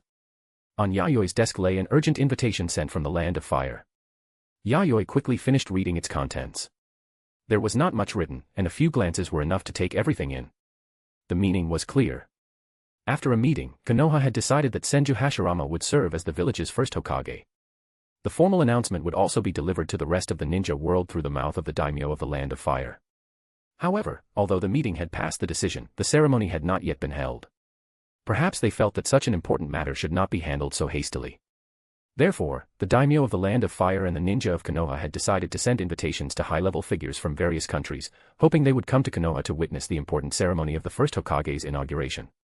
The ceremony would be held in mid-January of the following year. The timing was not too tight, giving every country a period of buffer to prepare in advance. The first Hokage. Is that the title for the leader of a ninja village? Irori, who was also paying attention to the invitation from the side, softly murmured the unfamiliar word Hokage. This was a title possessed only by the leader of Konohagakure. Naming it with fire also revealed its close connection to the land of fire. Then, father, will you attend the ceremony? Irori asked Yayoi what he intended to do. There is no harm in going to see it. After all, some things only have meaning if witnessed with one's own eyes. Yayoi gave his true thoughts without hesitation. Kanahagakur. Hokage. The age of one nation, one village that existed in his memory had now officially begun. So he did not want to miss such a meaningful event. He wanted to witness the official birth of the Hokage with his own eyes. Airori nodded, her expression becoming much more serious. In that case, please leave the security arrangements to me when the time comes. At that time, powerful figures would surely gather in Konoha. Although the Senju and Uchiha would be present, that still could not completely guarantee that no trouble would occur. There were far too many fools who did not know life from death and could not understand the gap between themselves and others. As the shogun of the Land of Night, Yayoi faced no fewer than several dozen assassination attempts every year. Some of those assassins, in Airori's eyes, were laughably weak. She could not understand how people with that level of strength dared to attempt assassination. Therefore, one could not underestimate human stupidity. Some fools really couldn't tell how outmatched they were and honestly believed no one could touch them. I will leave it to you. But do not worry too much, Airori. Konoha will definitely prepare proper security when the time comes. Surely no one would choose that moment to carry out some kind of Konoha crush plan, right? Speaking of which, if Orochimaru tried a Konoha crush plan at this point in time, could he win? Yayoi dared not imagine such a thing happening. That would be far too absurd. At present, the ninja world should already be grateful to Senju Hashirama's high moral character for Konoha not launching a ninja world collapse plan instead. Without him suppressing Uchiha Madara, the ninja world would truly be finished. Speaking of which, Airori, your strength should have stabilized recently, right? Yayoi paid attention to Airori's physical condition. She had absorbed a large amount of chakra from a tailed beast and converted it for her own use. Adding that to the powerful chakra Airori originally possessed, it could be said that, in terms of chakra quantity alone, Airori was already approaching the level of a tailed beast. Combined with her ice style, defeating a tailed beast alone would not be difficult. Of course, the Ninetales was an exception. Yayoi remembered that the Ninetales in its four-tailed state had nearly beaten Orochimaru half to death. In its eight-tailed state, even a sealing jutsu like Chibaku Tensei could not fully suppress it. And that was only the four-tailed and eight-tailed state of half of the Ninetales. Yayoi felt that the Ninetales and the other tailed beasts seemed like two different species altogether. My chakra has already stabilized. If I enter combat now, there will be no further risks. Airori felt the vast chakra within her body that had settled down, and a confident smile appeared on her face. At first, this powerful chakra had indeed been difficult to adapt to and had placed a considerable burden on her body. But after several months of adjustment, that chakra had become like her flesh and blood, a part of her body. It was no longer a burden, but an even stronger source of support. If she fought the Seven Tails again, even the complete Seven Tails, she could take it down alone. The power of a tailed beast was strong, but its abilities were too simple.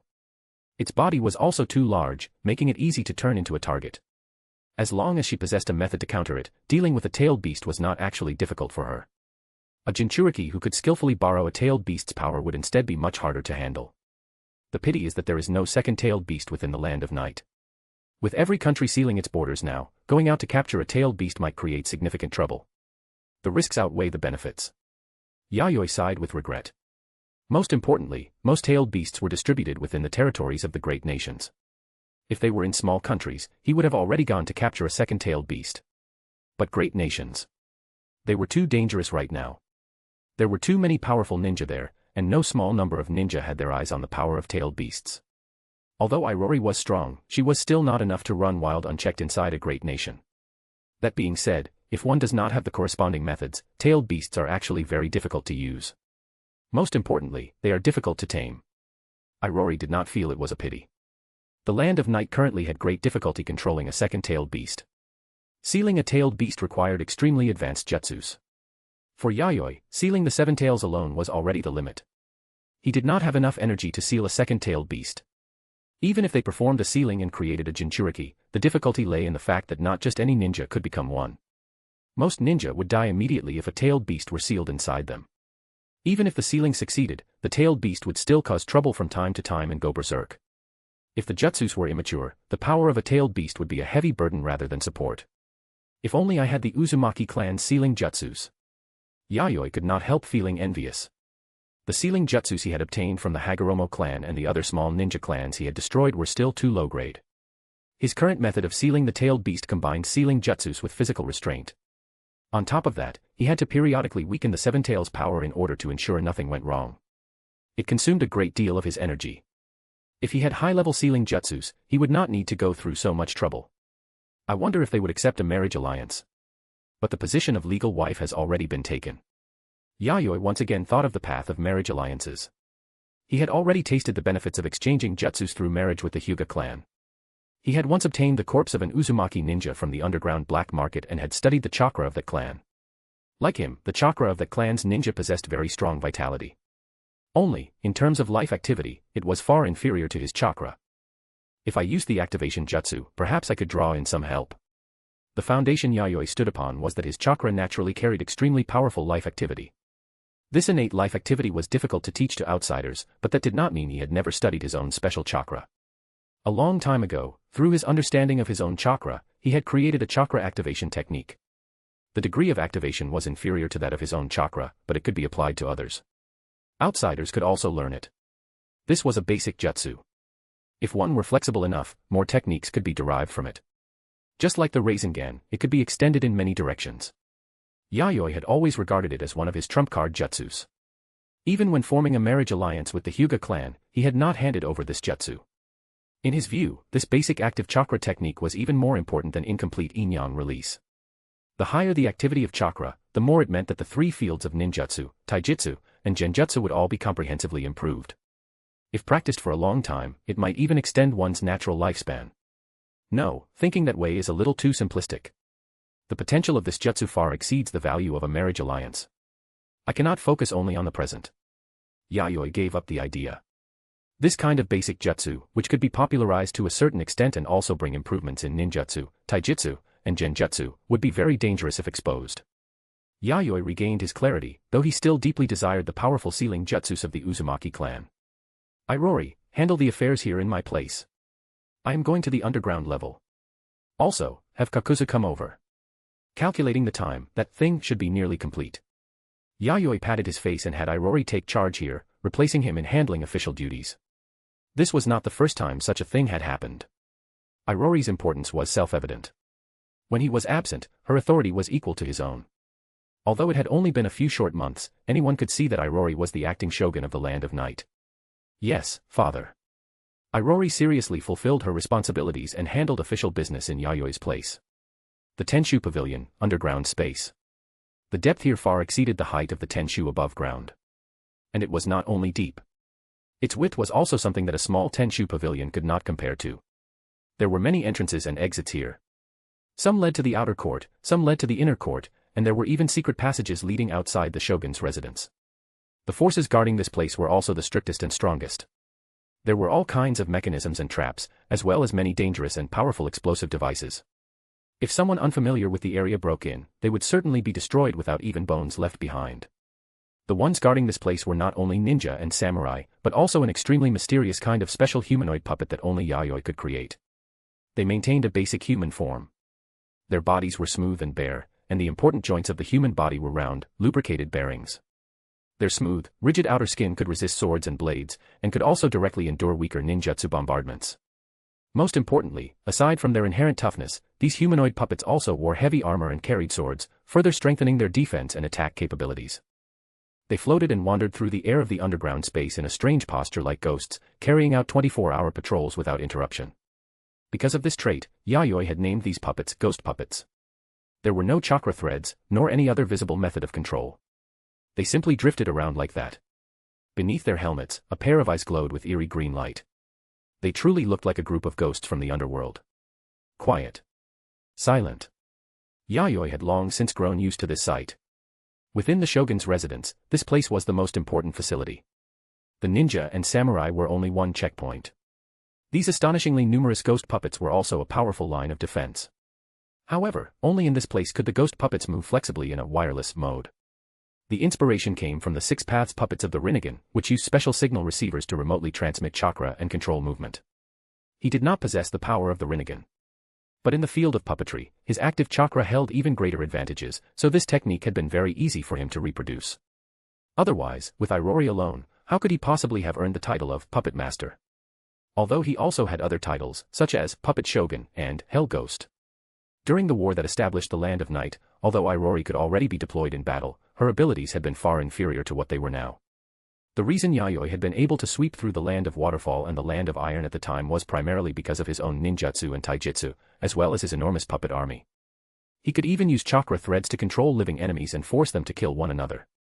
His most famous battle was one in which he single-handedly caused a samurai fortress of 1,000 men to collapse overnight, turning it into a river of blood. There, he staged a living puppet theater and created a hell so tragic that not a single person survived. From then on, the title Hell Ghost began to spread. The limit of a puppet master was 10 fingers. Yayoi indeed had only 10 fingers. But after chakra was fully activated, each finger could release dozens of chakra threads and carry out precise puppet operations. After activation, chakra could also make puppets move with exceptional agility. This was a technique unique to him. After all, no one had ever made a rule saying that one finger could only release one chakra thread. He was the strongest puppet master of this era. He would define what a true puppet master was.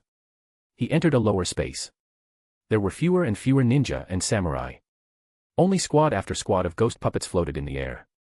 Deep within the secret chamber stood a steel device the size of a 2-story house, shaped like a human brain. It continuously emitted faint chakra fluctuations and was protected by layers of thick hemispherical glass. A large quantity of fluid was soaking inside it, and bubbles rose one after another, as if this steel brain could breathe. The glass cover was carved with many curse marks and covered with a huge number of sealing talismans, further strengthening the device's defenses. This was the core main brain controlling the underground ghost puppet legion. It spread activated chakra without pause 24 hours a day, connecting to the chakra signal devices inside the puppets and wirelessly controlling the puppet legion in the underground space. The advantage was that it could control over 2,000 puppets without manual operation. In other words, there were more than 2,000 ghost puppets responsible for guarding this place. But its weakness was also obvious. They could not exceed the range of the shogun's residence. Once they left that range, the ghost puppets became dead objects, unable to move.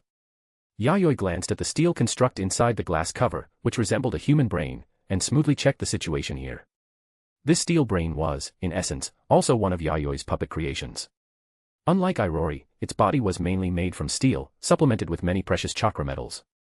After that, a chakra core containing a concentrated consciousness had been created, and only then had it finally been completed. This steel brain puppet had no name, only a code name. 0. It also did not possess high intelligence, only a machine-like consciousness that coldly obeyed Yayoi's instructions and maintained the operation of the underground ghost puppet legion. Of course, as Yayoi's highest-grade creation, Irori also possessed command authority here. This was a control-type puppet weapon born purely to create a large-scale army and conduct war. Its condition is completely intact. Its performance is much more stable than before. If I want to upgrade its performance in the future, it will be much more convenient. After checking the steel brain, Yayoi gave his judgment. According to his earliest vision, this brain puppet, 0, would be able to freely control over 10,000 puppets and expand the activity range of the Ghost Puppet Legion to the entire territory of the Land of Night. However, achieving that was too difficult. Whether in terms of strength or technology, at present, it could only exist as an idea on paper. Yayoi-sama, I am here. What did you need me for? Footsteps sounded behind him. The black-clothed, masked ninja, Kakuzu, appeared not far behind Yayoi, interrupting his thoughts. Sorry for troubling you at this time. However, I called you here because there is something very important I need to give you. Based on the time, it should be complete by now. Without explaining further, Yayoi walked in another direction and signaled for Kakuzu to follow. The steel passage was enclosed, but the space was not small. Even a large summoned beast could pass through it. I do not think. I have been to this place before. Kakuzu observed the surrounding environment. He did not often come to the lower levels of the Tenshu Pavilion. He only knew that many dangerous things were kept here. The last time he had come recently was when they brought the Seven-Tails here to be sealed. As far as he knew, the severely injured Seven-Tails had been trapped by Yayoi in some sealed prison within this underground space. That is because I keep many dangerous items here. If someone touches them carelessly, something terrible will happen. Yayoi offered a simple explanation. In the end, the two of them stopped before a huge iron door. A large talisman was pasted on the iron door. Yayoi merely placed his palm against it, and the talisman immediately detached from the door and drifted down. The iron door slowly opened. Purple fluorescence spilled out through the widening gap. Behind the door seemed to be another world, revealing an aura that was cold and mysterious. Come in. I think you should be able to master that thing perfectly. Following Yayoi into the room, Kakuzu was curious about what Yayoi intended to give him. The space behind the iron door was unbelievably large. It was hard to imagine that such a huge artificial structure existed 100 meters underground. Rows of large cylindrical glass containers stood there, filled with green fluid. Inside were many strange creatures or artificial objects. They breathed consciously, releasing bubbles. The sound of bubbling was the only sound here. Quiet. Deathly still. When they arrived before the last glass container, Kakuzu saw what was inside. Unlike the previous things, it was a mass of threads. No. That was not right. It was a mass of black tentacle-like creatures tangled together, as if they were breathing. They wrapped around each other in circles, pulsing like a heart. A living tentacle heart. Chapter 13, Two Hearts Drawing Close. This is. Kakuzu hesitated slightly. From its appearance alone, he could tell how dangerous and terrifying the thing before him was. This is Earth Grudge Fear. It is a trophy I obtained after destroying a small ninja clan some time ago. Because it had great research value, I kept it here and studied it specifically. I want to hand this thing over to you, Kakuzu. A strange look flashed through Yayoi's eyes as he spoke meaningfully. Earth Grudge Fear. This was something that had appeared in the original story. Or rather, it was a forbidden jutsu. In the original, Kakuzu relied on this power to remain active from the Warring States era until decades later, still preserving the body of a man in his prime without aging. If he had not died at the hands of Konoha ninja, Kakuzu might have lived for a very long time. After all, Earth Grudge Fear could seize the hearts of others and use them as sources of life energy, providing the user with fresh vitality and achieving an effect close to immortality. Moreover, this thing could also steal hearts and obtain the ninjutsu of others. It was an extremely mysterious and terrifying forbidden technique. So Yayoi continued explaining some of Earth Grudge Fear's abilities and characteristics to Kakuzu. After listening, Kakuzu only felt disbelief. It was not that he did not want to use it. Rather, he felt that something this powerful being given to him by Yayoi-sama was almost too much. Was this not too wasteful? According to Yayoi, if he could master this forbidden jutsu, his strength would immediately multiply several times over. And the traits of agelessness and near immortality. That power was far too tempting. As for the risks of a forbidden jutsu, if there were no risks, would it still be called forbidden? Besides, he trusted Yayoi's judgment. Since Yayoi said he could master this jutsu, then he must have that talent.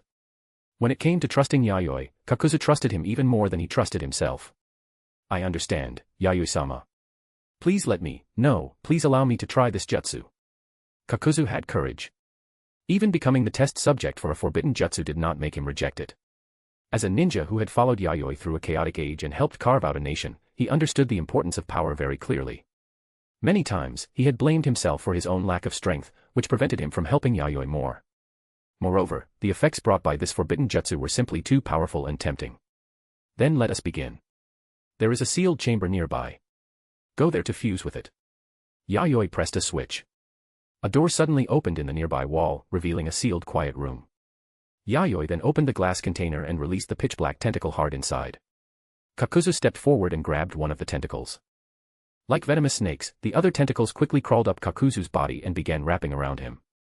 A cold aura passed through Kakuzu's entire body, making him frown. Then I will go in first, Yayoi-sama. Holding the heart tentacles, Kakuzu stepped into the sealed chamber and shut the stone door. No sound from inside could be heard outside. Yayoi did not disturb him. He simply stood where he was, calm and composed as he waited for the result. Yayoi was very confident that Kakuzu would fully fuse with the forbidden jutsu Earth Grudge Fear. First, because the Kakuzu in the original story had endured the fusion of the forbidden jutsu and mastered it. Second, because Earth Grudge Fear had been processed by his chakra and specially activated.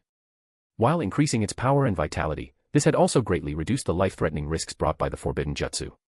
Even if the attempt failed, Kakuzu would not be in danger of dying. 1 hour. 2 hours. 3 hours. 4 hours. 6 hours passed before the stone door slowly opened. Kakuzu walked out of the room in a tattered ninja outfit. His already eerie green eyes seemed even deeper now. The aura around him also gave Yayoi a sense of danger, no longer as harmless as before. Several black tentacles wriggled out from his ears. They looked like black blood vessels, their surface carrying a dull, dark sheen. Then, as if receiving an order, the black blood vessel-like tentacles withdrew into Kakuzu's ears and disappeared.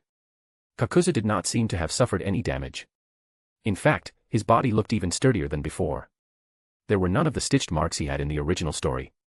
Yayoi suspected that the Kakuzu in the original had deliberately modified his body into that stitched state to make it easier for Earth Grudge Fear's tentacles to attack and enrich his fighting methods.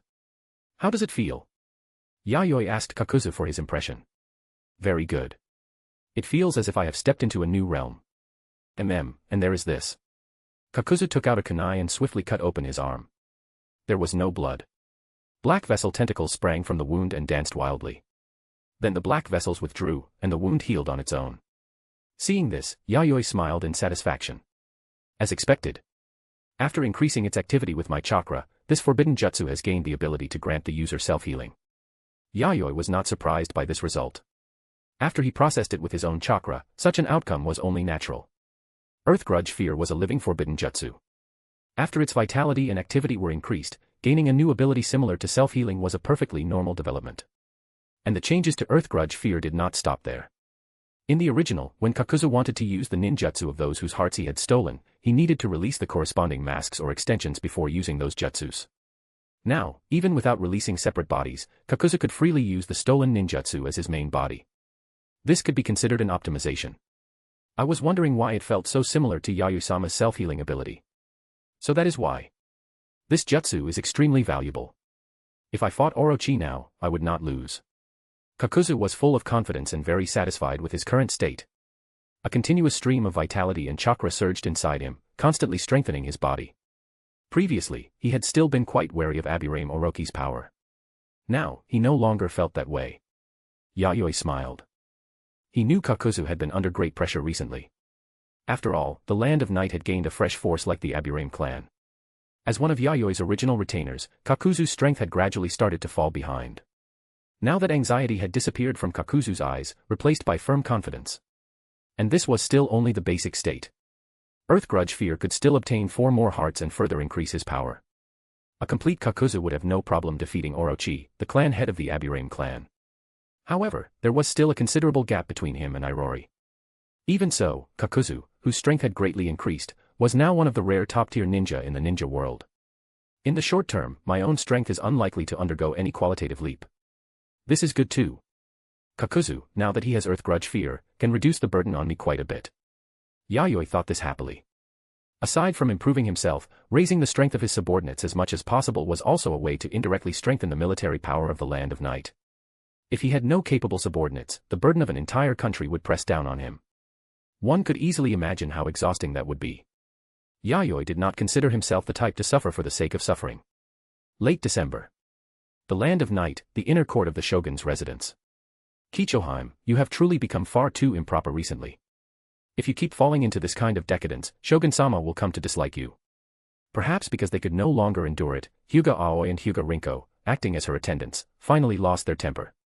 They began sternly scolding Kicho, their mistress, and loudly warning her of the painful consequences if she continued to be so careless.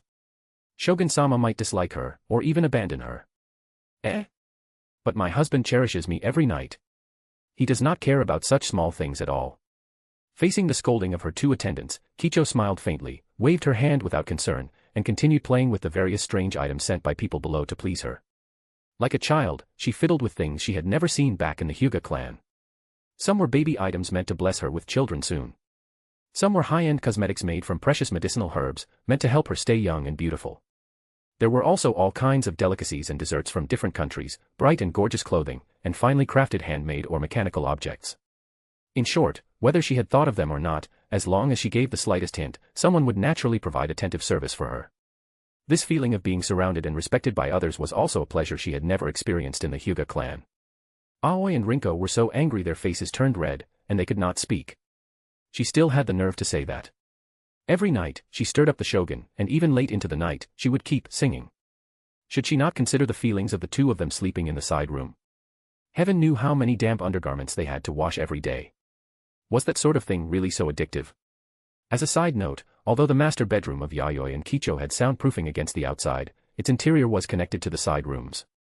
There was some soundproofing between the master bedroom and the side rooms, but it was not especially strong. So if the 2 Branch family girls resting in the side rooms listened carefully, they could vaguely hear some movement from the master bedroom. Moreover, Kicho's singing every night was so loud that it was difficult not to hear it. Even so, Kichoheim, you should still be more frugal in your clothing, food, and daily expenses. Ninja should be able to endure hardship and work diligently. Aoi and Rinko began earnestly lecturing Kicho, telling her to save money and not live extravagantly. Most importantly, she should not keep buying huge piles of things that she might use once and never touch again. It is fine. My husband said these expenses are barely worth mentioning. Besides, if I no longer use something, I can simply gift it to the wives and daughters of subordinate civil officials. Kicho faced the 2 attendants' endless lecturing without the slightest intention of reflection. Aoi and Rinko were rendered speechless. That was indeed true. This was not the first time they had reported to Yayoi and asked him to manage Kicho's food, clothing, and expenses. But every time, Yayoi would say he understood. Then Kicho would start acting spoiled, and he would throw the matter to the back of his mind. Or perhaps he had never intended to lecture her in the first place. For all they knew, the couple might simply be enjoying their own private form of affection. After all, ever since they got married, every night had been the same, rain or shine. A ninja's powerful body was not supposed to be used specifically for that sort of thing. The two girls were trembling with anger. Kicho was even worse. She had been married here for 3 months. Every day, she ate the best food, used the finest things, and her nightly life was intense beyond words. If not that, she would go act spoiled and cling to the shogun. Sometimes, even during the day, her hands and feet were not exactly proper. One time, they had vaguely seen Kicho pressed against a pillar in the corridor of the courtyard, softly singing. Her life was becoming more and more like that of a decadent noble girl. As for ninja training, she had not done it even once. Her luxurious and idle lifestyle had become so excessive that even they, her attendants, could no longer bear to watch. As for reporting it to the Hyuga main family, that was impossible. If the main family intervened, that would mean interfering in the politics of the Land of Night. It would no longer be an internal matter of the shogun's household, and it could trigger an international dispute. Kichoheim, we are not criticizing you. We only hope you can correct your attitude a little. Ever since you married here, you have not trained for even a single day. Your body must be rusting by now. The most important spirit of the Hyuga clan is the ability to endure hardship. As they spoke, Aoi and Rinko once again entered the path of earnest lecturing, firmly determined to pull Kicho back onto the proper path. Ninja were supposed to use hardship to continuously temper and improve themselves. Pleasure was a ninja's great enemy. I know. I will pay a little more attention from now on.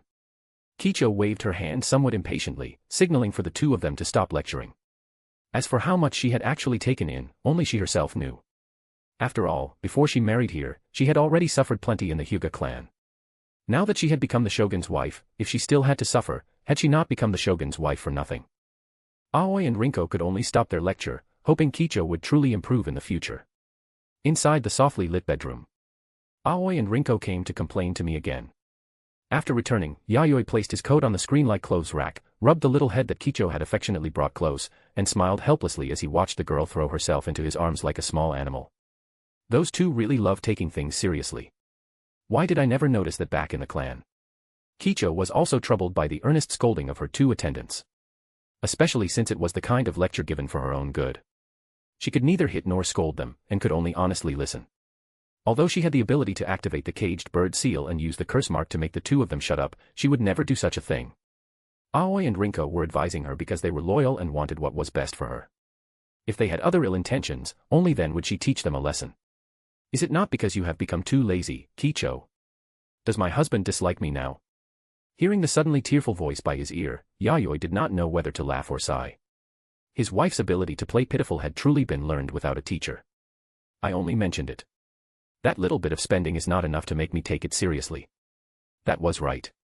Although Kicho had been spending quite freely recently, far beyond her past level of consumption, in truth, even if her spending rose another level, it would be impossible for her to empty his private treasury even after 100 years. Moreover, the Land of Night's economic development was stable and healthy. Kicho's spending could not remotely keep up with the income of his private treasury. Besides, Kicho's spending was not useless. At the very least, she took out some of the things she bought and bestowed them upon the wives and daughters of civil officials. For someone in a high position, that in itself was a means of recognition and connection, capable of reassuring those civil officials. Whether the items were expensive or not was not important. The important thing was who had bestowed them. As a country where the military dominated everything, the Land of Night was highly bound to Yayoi himself and the army. Therefore, his interests aligned with those of the ninja and samurai. But for the civil officials who managed domestic affairs, it was a different kind of torment. They respected Yayoi, and they feared him. So if someone could act in his place and calm the hearts of those civil officials, that would be a good thing. In this matter, no one was more suitable than Kicho.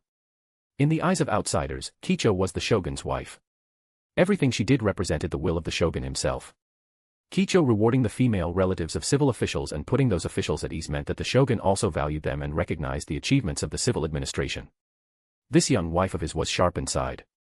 She had seen through the hidden problem within the Land of Night at a glance and immediately provided her own solution. As long as my husband does not blame me, that is enough. Now then, my husband, it is time to rest. Kicho pulled Yayoi's arm toward the bedding, her body growing warm with anticipation. Her figure was fuller than many adult women's, like slender branches bearing rich fruit. A soft, intimate atmosphere spread through the spacious bedroom. Speaking of which, did you put away that sword? Yayoi looked around and did not see the special chakra blade Kicho had carried with her when she married over. That thing is inconvenient to keep carrying around. But it can be used for self-defense. Yayoi still remembered the sight of Kicho on their first night, wearing her wedding clothes while holding that blade. Honestly, my husband, must you tease me like this to be satisfied? Kicho's face flushed slightly, and her eyes became reproachful. It is satisfying. The way you looked that night gave a strong urge to conquer. Then, what about now? I should be asking you that, Kicho. Has your heart finally settled? Do you know? Recently, your smiles have become much more real. Yayoi held Kicho's chin and gently lifted it. The girl's pure white eyes were filled entirely with his reflection. Then make me yield even more, my husband. Kicho blushed shyly and slowly closed her eyes. Perhaps her heart had already taken this person's shape completely. No, perhaps she had willingly wanted it to become his shape. Compared with the suffocating place that was the Hyuga clan, this was her true sanctuary. Tonight was destined to be sleepless, with songs lasting until dawn. Chapter 14, Kicho's Byakugan. Shocking. When Aoi and Rinko came out of the room dressed in white kimono-style-made outfits, ready to begin their usual cleaning, they saw Kicho in the open courtyard, practicing gentle fist against a wooden stake. Both girls' eyes widened in disbelief. Kicho was no longer wearing gorgeous, expensive clothing. Nor was she wearing those gold and jade ornaments that looked costly and fragile at a glance. She wore only a simple pale purple, tight-fitting ninja outfit. Even the iron arm guards, leg guards, chest guard, and other defensive gear she used on the battlefield had been carefully fastened in place. This was precisely the combat outfit she had often worn back in the Hyuga clan. Her slender, alluring body had turned into the purest kind of killing tool. Moreover, although her gentle fist looked soft and light, when it struck the wooden stake, it pierced straight through the thick wood, leaving dense, straight holes on the other side like bullet marks. Thin needle-like streams of chakra shot through the holes in the wooden stake and into the air. Even the snow-covered branches more than 10 meters away shook violently. If that had been a body of flesh and blood, it would likely have been pierced with countless bloody holes. Therefore, even a style like gentle fist, after being tempered by the Warring States era, had developed many different striking methods for the sake of efficient killing. Turning chakra released from the palm into a piercing force like needles, then striking it out through gentle fist, was Kicho's specialty. Moreover, in order to focus the force more tightly, the chakra compressed by Kicho was tougher than ordinary chakra. That was the key to piercing through an enemy's body. Clearly, this was an efficient killing technique forged through countless life and death battles on the battlefield. Its purpose was not to seal the enemy's chakra or ninjutsu. It was gentle fist meant to kill directly. After all, the highest form of attacking an enemy was killing them in one strike. In Kicho's eyes, the traditional gentle fist's method of slowly bleeding an enemy out was far too inefficient. Kichoheim, are you training? Aoi's mouth fell open, and she began to stammer. Rinko also nodded heavily, as if she were seeing a dream. Did I not say yesterday that I would train properly from now on? Kicho stopped moving and turned her head to look strangely at the two of them. Aoi and Rinko felt ashamed. They had thought those words were only something Kicho had said to brush them off. They had not believed she would change so easily. Speaking of which, Kichoheim's gentle fist feels much sharper than before. Rinko walked over and examined the holes pierced through the wooden stake, utterly surprised. Kicho's fighting style was not a secret within the Hyuga clan. This variant of gentle fist was also not unique within the Hyuga clan. The reason geniuses were called geniuses was that they could incorporate their own understanding into the foundation of traditional gentle fist. Because of that, this kind of variant gentle fist was something one either could use or could not. It could not be popularized at all. Furthermore, every person's chakra control and degree of Byakugan training were completely different, which was also a key factor. The Hyuga's gentle fist was ultimately a style that worked together with the Byakugan. However, the gentle fist Kicho had shown in the past should not have had such strong penetrating power. Although it could also easily pierce through specially made wooden stakes 30 centimeters thick and strike farther beyond them, the path of penetration had been rough, not this smooth. But now, upon closer inspection, the holes Kicho created with gentle fist were no longer rough inside, nor were there any splinters left behind. Clearly, both the speed and force had reached a higher level. Let me see. Ah, it really is true. Kichoheim, did you secretly train alone when we were not aware? Aoi also came forward to examine the wooden stake. After discovering the secret, her mouth opened wide. After all, in their eyes, Kicho had practically wasted the past 3 months. Her lifestyle had also been rather decadent. They had assumed she had probably even forgotten that she was a ninja. If her strength had merely remained at its previous level, that would already have counted as exceptional talent. Yet now, Kicho's strength had miraculously not stood still. Instead, it had risen to another level. It was simply unbelievable. You two know better than anyone what I have been doing lately, do you not? Ah, that is true. Aoi and Rinko were completely baffled now. Then what could the reason be? The two looked at Kicho expectantly, hoping to receive an answer. It should be a difference in state of mind. Kicho explained it that way. State of mind. Aoi and Rinko looked at each other, unable to quite understand what Kicho meant. What did that have to do with state of mind? However, it was true that if a ninja maintained a calm state of mind, they could bring out their full strength. Kicho did not continue explaining, nor did she need to explain it to them. Besides, memories of the Hyuga clan were not something she liked bringing up. In that rigid clan, the family she belonged to was the most rigid and the one with the strictest hierarchy. Before coming to the land of night, everything about her had been restrained and controlled. Whether it was going to the battlefield, daily training, or even something like marriage, none of it had anything to do with her own will. She had simply been raised that way, then made to follow the path arranged by the clan in order to seek benefits for the family. In that clan, the name, Hyuga Kicho, had nothing to do with her as a person. It was merely the name of a weapon, the code of a tool. That name could have belonged to someone else. It had only been given to her because she happened to be born when that code was used as a name. She had thought that, in this life, she would never have any possibility of resistance. She had also realized that if things continued like that, she would eventually be unable to bear the pressure.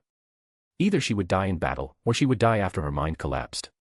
But in the land of night, she felt like a truly living person. She could live in her own way, doing things that had once seemed completely unrelated to her, without worrying about being restrained. No one told her what she could or could not do.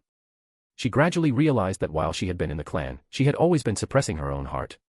Therefore, she needed a completely different way to release all the gloom that had built up inside her during her time with the clan.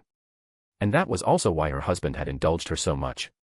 For 3 months, he had not criticized her indulgent lifestyle in the slightest. Instead, he had seemed to secretly encourage it. Perhaps he had seen through her from the very beginning, then silently accepted her past. On the night of the wedding, when she had guarded herself with a sword and pretended to be strong, her husband had probably been secretly laughing in his heart. Thinking of this, Kicho could not help feeling embarrassed. Had he not seen through everything? Oh. He had indeed seen everything. Every side of her had been laid bare, and he had taken possession of all of it, leaving nothing behind. Even so, she was happy now. Oda Yayoi. This man would be the husband who shared life and death with her. Kicho's heart was filled with that thought. People like these two will probably never understand. Kicho glanced again at Aoi and Rinko. If not for being chosen as part of her marriage retinue, their fixed fate would have been to serve as cannon fodder, tools used by the clan to fill the front line. Although they were ninja, their talent was not especially high. At this age, they had only awakened the Byakugan and could use the most basic gentle fist jutsus. Kicho could kill ninja of their level in an instant at any time. The reason they had survived safely until now was also because they were women. Even if they could not fill the battlefield, they could still be used to bear children. Kicho trained until noon. Only when Aoi and Rinko brought lunch did she temporarily end her morning gentle fist practice. After eating, Kicho did not continue training. She merely activated her Byakugan and practiced the strength of her eyes. The inner court of the shogun's residence was very large. At its widest point, it stretched 1 kilometer across. But that distance could be fully taken in by the Byakugan. The elite ninja of the Hyuga clan generally had an observation radius of more than 1 kilometer with their Byakugan.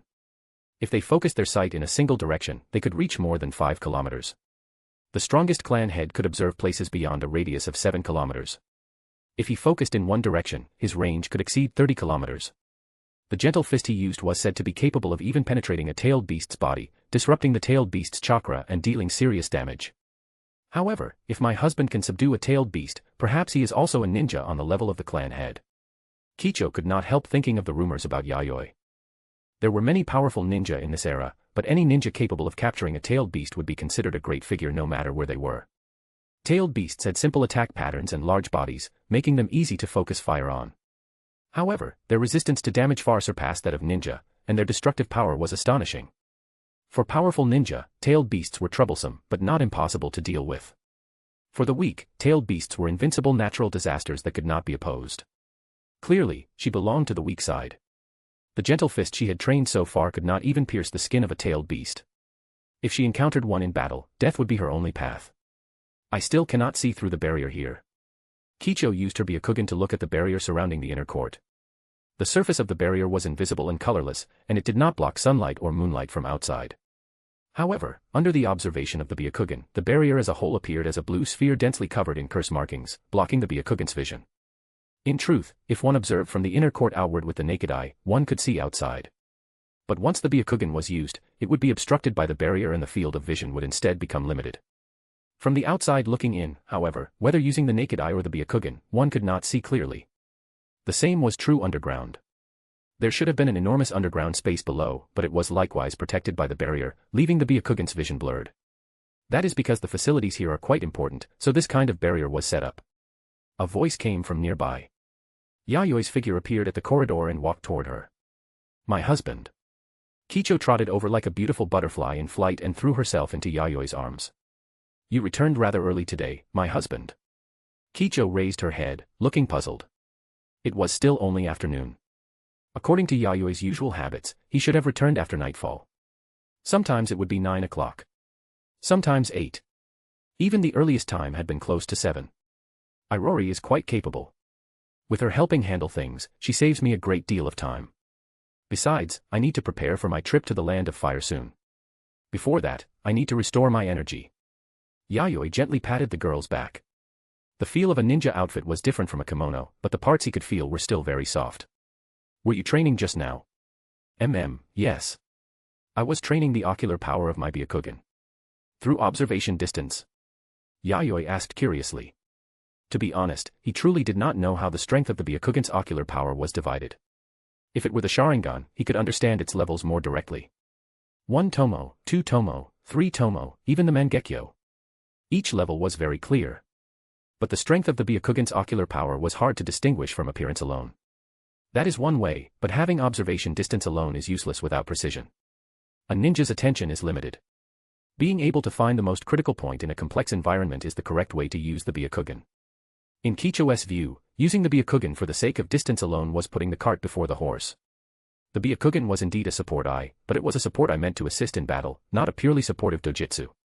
In my case, I can easily see the chakra flow of ninjutsu. Using fire style as an example, as long as I use the Byakugan to see the pattern of chakra flowing inside the flames, then touch it with gentle fist and instantly disrupt the chakra flow, I can cut open the fire style jutsu. I do not need to dodge in order to break it. That is a very novel combat method. Then, without a barrier blocking you, how far can your Byakugan see? Yayoi asked curiously. Kicho was slightly speechless. Had this not circled back to distance again? I can observe everything within a radius of 4 kilometers. If I focus in one direction, I can see as far as 18 kilometers away. That far. Surprise appeared on Yayoi's face. He knew that elite adult ninja of the Hyuga clan generally had an observation radius between 1 and 2 kilometers. Even when focusing in one direction, they could only see around 5 kilometers away. That is because my Byakugan has very high purity. The ocular power of the Byakugan is related to its purity. Whether it is distance or precision, both are connected to the purity of the Byakugan. By the way, the clan does not know this secret. In that sense, my husband owns even more of my firsts. The corner of Kicho's mouth lifted slightly, like a child showing off a hidden skill. This was the only way she had used to resist her father, Hyuga High-Jin, back in the clan. If the fact that her Byakugan had such high purity had been exposed, she absolutely would not have been sent away as a marriage alliance candidate. Sometimes, she felt very glad that she had hidden this truth, which was why she had the opportunity she had now. Perhaps this was also part of fate. Does a high-purity Byakugan have any new abilities? Yayoi was puzzled. Although Kicho said that, it did not seem fundamentally different from an ordinary Byakugan. After all, no matter how much the Byakugan's observation distance was trained, it could not compare with sensory ninjutsu. The sensory range of sensory ninjutsu was generally several kilometers or more. Some could even reach hundreds of kilometers. The clan seems to have some vague records about it. The purer the Byakugan, the more it seems possible to obtain new dojutsu through some method. However, that part of the record is too vague, and the contents are badly incomplete. Perhaps certain secrets are only passed down orally between the clan head and the next clan head. Kicho thought for a moment, then answered Yayoi's question. As long as something was recorded, there was a risk of leakage. Oral transmission was old-fashioned, but it was also the best way to preserve secrets. Also, that secret seems to involve an extremely ancient figure, the Sage of Six Paths. In the Hyuga clan's records, there is also mention of a monster with 10 tails. It sounds somewhat similar to the tailed beasts of today. Hearing Kicho's casual words, Yayoi's heart shook. The Sage of Six Paths. A monster with 10 tails. In this era, the existence of the Sage of Six Paths was no different from a mythological figure. There were rumors that the Senju, Uchiha, Uzumaki, and other ninja clans were bloodline remnants of the Sage of Six Paths. Not only those three clans. In countries such as the Land of Lightning, there were also said to be descendants of the Sage of Six Paths bloodline. As for the monster with 10 tails, Yayoi immediately thought of the 10 tails mentioned by Madara during the 5 Kage summit in the original story, as well as the Eye of the Moon plan that aimed to plunge the entire world into an illusion. He had not expected that such ancient legends also circulated within the Hyuga clan. Perhaps the Hyuga clan also had some connection to the Sage of Six Paths. My husband, you are going to the Land of Fire next, correct? Kicho's voice sounded beside his ear, pulling him back to reality. Yes. The inauguration ceremony for Konoha's first Hokage will be held in 2 weeks. In 4 days, I will officially depart for the Land of Fire. Many daimyo from other countries have already set out ahead of time. Then I want to go too. All right. Seeing the firm look in Kicho's eyes, Yayoi paused, stroked her hair, and nodded with a smile. Kicho also smiled. Her slender fingers gently traced circles over Yayoi's chest, bringing a faint ticklish sensation.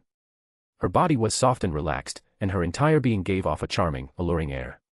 Tonight, let us eat together. Chapter 15, Heading to Konoha. In late December, only 10 days remained before the inauguration ceremony of Konoha's first Hokage. White snow blanketed the land of night. This was especially true in the eastern part of the country, where the entire region had fallen into extreme cold. In front of the tall stone gate at the main entrance of the shogun's residence, a group had already assembled and was ready to depart. Yayoi was fully armed. Beneath his armor, he wore a black, tight-fitting ninja suit. Over it, he had donned a full-body suit of iron armor. Even the shoes on his feet were made of leather with powerful defensive properties, covered in armor plates. This suit of armor was forged entirely from extremely strong chakra metal. While possessing excellent toughness and defensive ability, it could also conduct the wearer's chakra effectively. The creation of this armor had not only gone through Yayoi's chakra treatment, it had also incorporated the finest craftsmanship of the former Land of Iron. It was an armor-type ninja tool designed specifically to cooperate with a ninja's combat style. It was also extremely comfortable and light to wear, without the heaviness and restriction of ordinary armor. Oh my, you look truly imposing today, my husband. Seeing Yayoi dressed with a dignity unlike usual, as if he had instantly shifted into a different style, his entire presence carried a sharp and exposed authority. For Kicho, who had never seen Yayoi dressed like this before, it was undoubtedly a completely new experience. Yayoi merely nodded at this. After all, this was an important ceremony. He would also meet many daimyo from other countries. No matter what, he had to appear formal and solemn. It was not only Yayoi. As the shogun's wife, Kicho had naturally also been carefully dressed. Her kimono was made from precious silk in purple and white, with a brightly colored pink outer robe draped over it. She wore more exquisite gold and jade ornaments than usual. On her feet were white tabi socks and low-heeled black wooden sandals, perfectly matching the gorgeous clothing on her body. However, Yayoi knew that beneath those beautiful clothes, Kicho also wore a tight-fitting ninja uniform. Although she was attending as the shogun's wife, she had not forgotten her original identity as a ninja. In Yayoi's judgment, before Kakuzu obtained Earth Grudge Fear, defeating Kicho would probably have been very difficult for him. The odds would have been roughly 60-40. According to Kicho herself, among those of the same generation in the Hyuga clan, there were at least several people at her level. However, in terms of Byakugan purity, she was probably the one with the strongest ocular power. At this moment, the two of them stood together, one imposing and one beautiful, like a perfectly matched pair. And as shogun, when traveling formally like this, Yayoi naturally could not go on foot. The vehicle prepared for him was a mobile carriage built from wood with excellent toughness and hardness. The wood used to construct it had been selected from special chakra trees, then mixed and blended with other chakra materials. This kind of chakra tree could absorb the surrounding chakra very well. Because of that, the wood taken from such trees could effectively resist the impact of ninjutsu. Outside the carriage hung jingling gold and jade ornaments, adding a sense of beauty and nobility. The space inside was 10 times larger than an ordinary carriage compartment. It could accommodate 4 or 5 people resting inside without feeling cramped. Its overall structure also emphasized defense and concealment. The bottom of the carriage was fitted with protective chakra steel plates, capable of blocking explosions at the level of explosive tags. The most remarkable thing was that this mobile carriage was not pulled by horses. Instead, at the front of the carriage, there was an operating platform installed with something like a control console. The outside was wrapped in steel, while the inside contained mechanisms connected to 8 wooden wheels beneath the frame, driving it forward. The ones controlling these driving mechanisms were naturally not ninja or samurai, but a group of large humanoid puppet samurai clad in pitch-black heavy armor. Compared with the ghost puppets in the underground space beneath the Tenshu Pavilion, these had clearer facial features, making them more visually striking. Their sense of pressure was also extremely strong.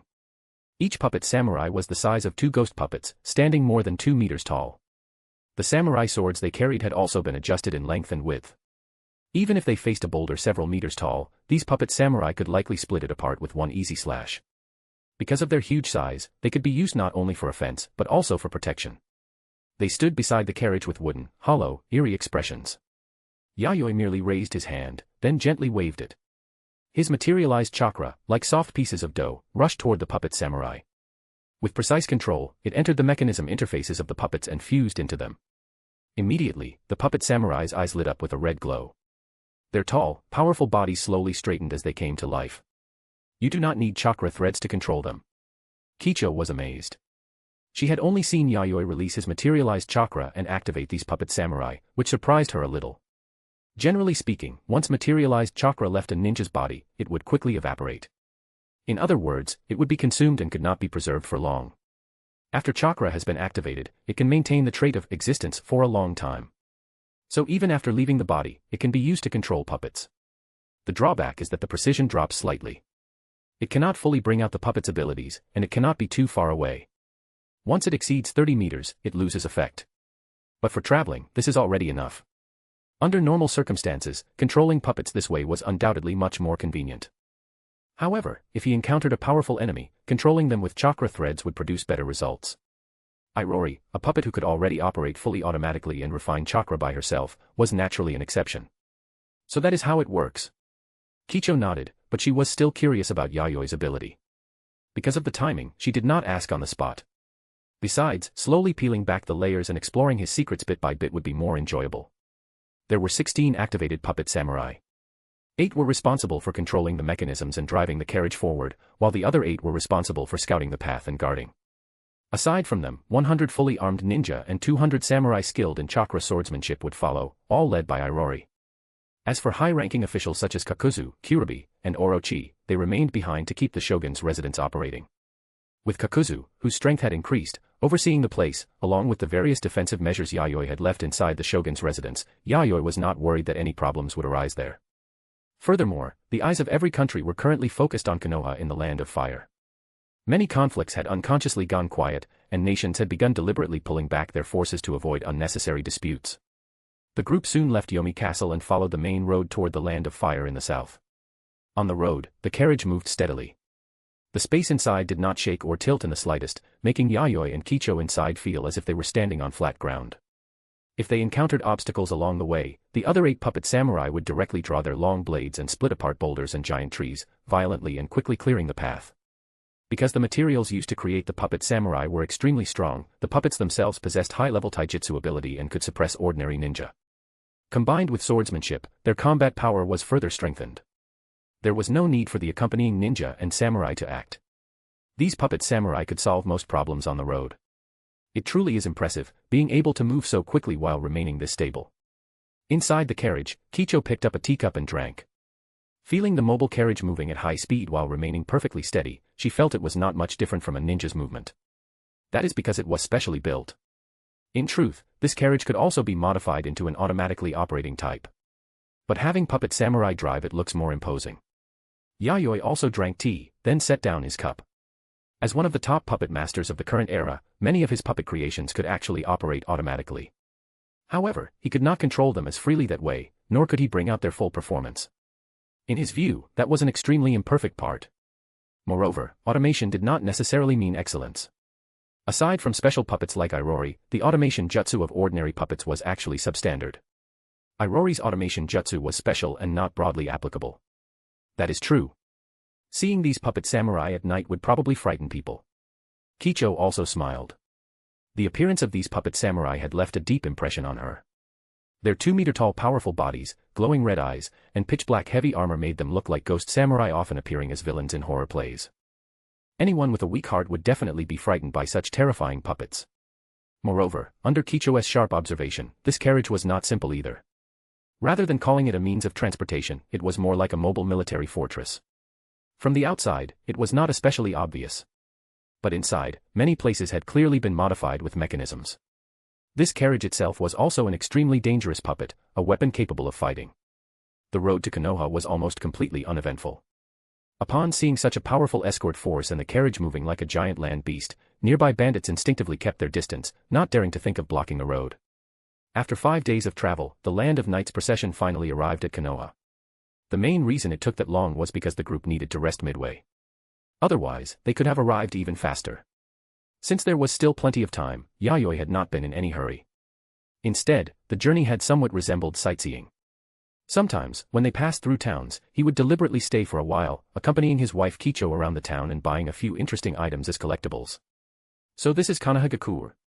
I did not expect it to be this large. The tall walls that had still been under construction before were now completely finished. Entering through the village's main gate, Kicho, seated inside the carriage, gently lifted a corner of the curtain with her hand. With one glance, she saw the continuous clusters of buildings within the walls.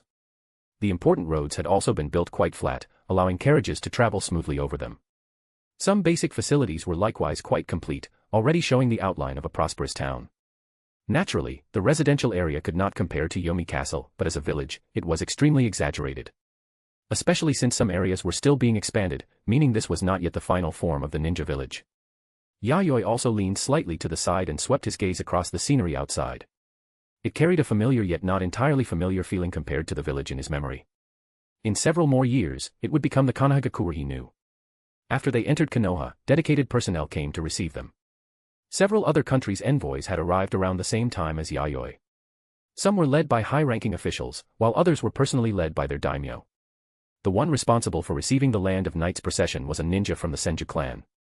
He was a man in his 30s, with scars on his face left from battle. His chakra concealment ability was very strong, making it difficult to directly determine his strength. However, judging from his calm and measured aura, he was likely an elite among the Senju clan. My husband, this man is named Senju Haima. I heard the scars on his face were left during a battle with the Uchiha clan. He is one of the Senju's practical combat representatives. His genjutsu and ninjutsu are ordinary, but he is extremely skilled in taijutsu and has mastered the forbidden jutsu 8 gates. Inside the carriage, Kicho softly explained the basic information about the Senju ninja to Yayoi. The reason Kicho knew these things was thanks to the Hyuga clan's intelligence network. A great clan like the Senju was naturally one of the Hyuga clan's key observation targets. As one of the Senju's combat-focused ninja, Senju Haima's information was naturally recorded in the Hyuga clan's intelligence files. Especially since this powerful Senju ninja had learned a forbidden jutsu of tremendous power, he was impossible to ignore. The 8 gates, is it? That jutsu is no ordinary thing, and it suits the Senju sage body extremely well. Yayoi nodded slightly, raising his evaluation of Senju Haima by another level. Yayoi was not unfamiliar with the 8 gates jutsu. This was a forbidden jutsu that appeared in the original story. In this Warring States era, Yayoi had also once happened to encounter a ninja who used the 8 gates. For the 8 gates, the first 3 gates were the safe zone. The risks brought by the chakra amplification were within a ninja's tolerance. Starting from the 4th gate, every gate opened would cause the burden on the body to increase geometrically. In exchange, the power that erupted would also increase to an unreasonable degree. It was a trump card jutsu capable of reversing a desperate situation. However, this forbidden jutsu could not last long. Excessive use would also consume the user's health, affect lifespan, and even leave the user disabled, depriving them of their ability to be a ninja. The ninja Yayoi had encountered could open the 8 gates up to the 6th gate. Although Yayoi had ultimately won, it had taken some effort. From that person, Yayoi had also obtained the forbidden jutsu of the 8 gates. However, the forbidden jutsu was incomplete and only recorded the opening methods for the first 6 gates. Under Senju Haima's guidance, the Land of Night's group arrived at a residential area. It consisted of clusters of courtyard-style residences. Each residence had a large interior space, enough to accommodate envoys from various countries. The residences were separated from each other by more than 20 meters, providing good privacy for each country's envoy group. When Yayoi and the others arrived, some courtyards were already occupied. It could be seen that the envoys from certain countries had already begun moving around and frequently contacting other nations. With officials from every country carrying the will of their daimyo, or even daimyo personally arriving, this was undoubtedly an excellent opportunity for direct negotiation between nations. Even the Land of Night also needed to communicate with other countries and could not close itself off. Thinking of this, Yayoi knew that the next few days would be busy. Opportunities like this, where the higher-ups of various countries could gather peacefully in one place, were rare. If he missed this chance, who knew when the next one would come? After getting down from the carriage with Kicho, Yayoi also let out a soft breath. Sitting in the carriage while moving had still been a little tiring. His body felt as if it had rusted. Sure enough, he was not very used to this way of traveling. But to maintain dignity, he could only endure it for now.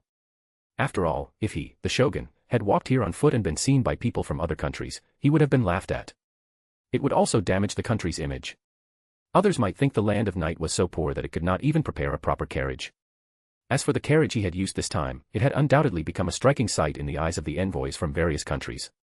Wherever it went, it drew constant attention. Its enormous body, like a giant land beast, its gorgeous and refined appearance, and its protective functions did not diminish its beauty in the slightest. Paired with 16 strong and imposing puppet samurai, along with an elite guard force made up of both ninja and samurai who marched in neat formation with calm and steady momentum, the procession was a powerful display. Such pageantry undoubtedly showed the land of Night's strong national power well. Aside from the great nations, probably no other country could produce such a grand and imposing procession. After all, pageantry was almost equal to national power. This was an unspoken truth between countries. Because they had only just arrived, Yayoi temporarily did not need to communicate with personnel from other countries. Before he and Kicho entered the courtyard, some of the ninja and samurai entered ahead of them to carry out the necessary inspection. Once inside the courtyard, it was clear that it had been built less than a month ago. The signs of construction were very fresh. Although Konoha had done its best to improve the quality of life in the courtyard, overall, it was still fairly ordinary. It was not that there were issues with quality or comfort. Rather, the scenery and layout of the courtyard were somewhat plain, lacking careful refinement. Thinking about it, that was very normal. After all, Konoha was a newly built village. A lack of accumulated depth was inevitable.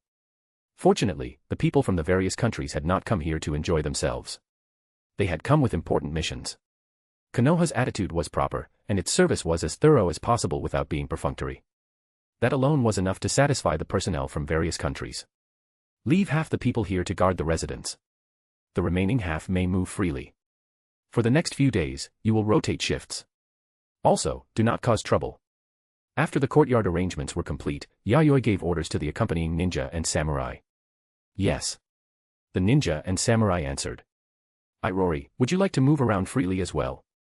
Yayoi asked for Irori's thoughts. No, there is no need. My duty is to protect father. Moving around within this courtyard is enough for me. Irori smiled and shook her head in refusal. Very well. While we are here, you can relax a little. You do not need to stay so tense. Yayoi nodded, then turned and returned to the main bedroom to rest. Although it was still only afternoon and the sky had not yet grown dark, the journey had left him somewhat tired. Tomorrow, he would need to communicate with people from other countries. He had to restore his energy in advance, lest he become drowsy and rude at the wrong time. Chapter 16, Senju Tobarama. Late at night. Inside a brightly lit office in Kanahagakure. Hashirama sat in a chair. On the desk before him were formal diplomatic documents from various countries, piling up like falling snow. Some were simple requests for a visit. Some revealed caution and distrust toward Konoha between the lines, clearly suspecting that Hashirama had some hidden scheme.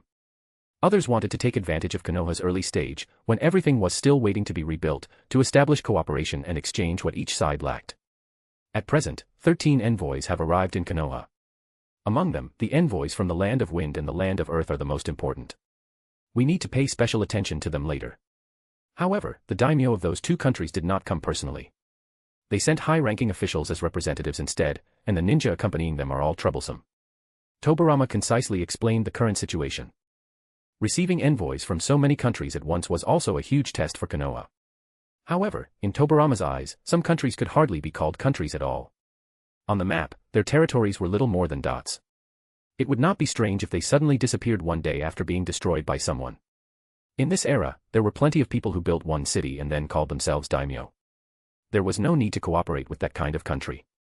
Tobarama was very worried that Konoha might agree to cooperate one moment, only for that country to vanish the next, damaging the interests of both Konoha and the Land of Fire. Besides the Land of Wind and the Land of Earth, we also need to pay attention to the Land of Night to the north. The ruler of that country is called a shogun, the highest leader who commands both civil and military affairs. The fact that he is not called daimyo is rather special. He also seems to possess stronger authority than a daimyo.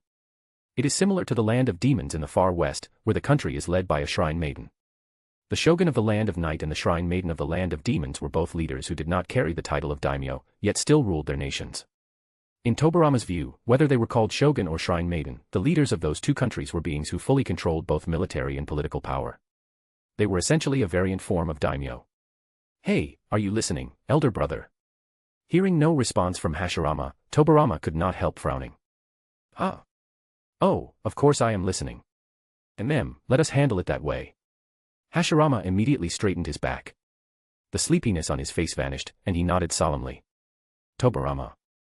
He had clearly not heard a single thing. "You are already falling asleep from this little bit of work. Have you been slacking off recently, elder brother? You cannot blame me for this. During the reception today, I smiled so much my face cramped." The moment this was mentioned, Hashirama became depressed. Those envoys somehow had endless things to say. Even when it was all trivial, they kept talking to him non-stop. It was more sleep-inducing than a ninja's genjutsu. Especially since Tobarama had required him to avoid speaking as much as possible during the reception. He had to keep smiling and nodding in response, while Tobarama handled the talking. So Hashirama's responses to the envoys of various countries had only been short phrases like good, and that is fine. When he returned, he realized that his face had cramped from smiling, and the muscles in his face had started twitching. Worst of all, Madara had seen it and laughed at him for a long time. "That is because whenever you open your mouth, elder brother, you easily say something foolish. This is an important window for dealing with other countries. If the leader suddenly acts stupid, it greatly damages the dignity of both the country and the village." Tobarama sighed. "Yees." Hashirama dragged out his tone, clearly not taking Tobarama's lecture to heart. "Elder brother, I swear. In short, I will take the reception work seriously from now on. Is there anything else to add? On that point, there is indeed one very important matter. As for the Hyuga clan, although some elders are willing to join Konoha, there are also many opposition voices within the clan.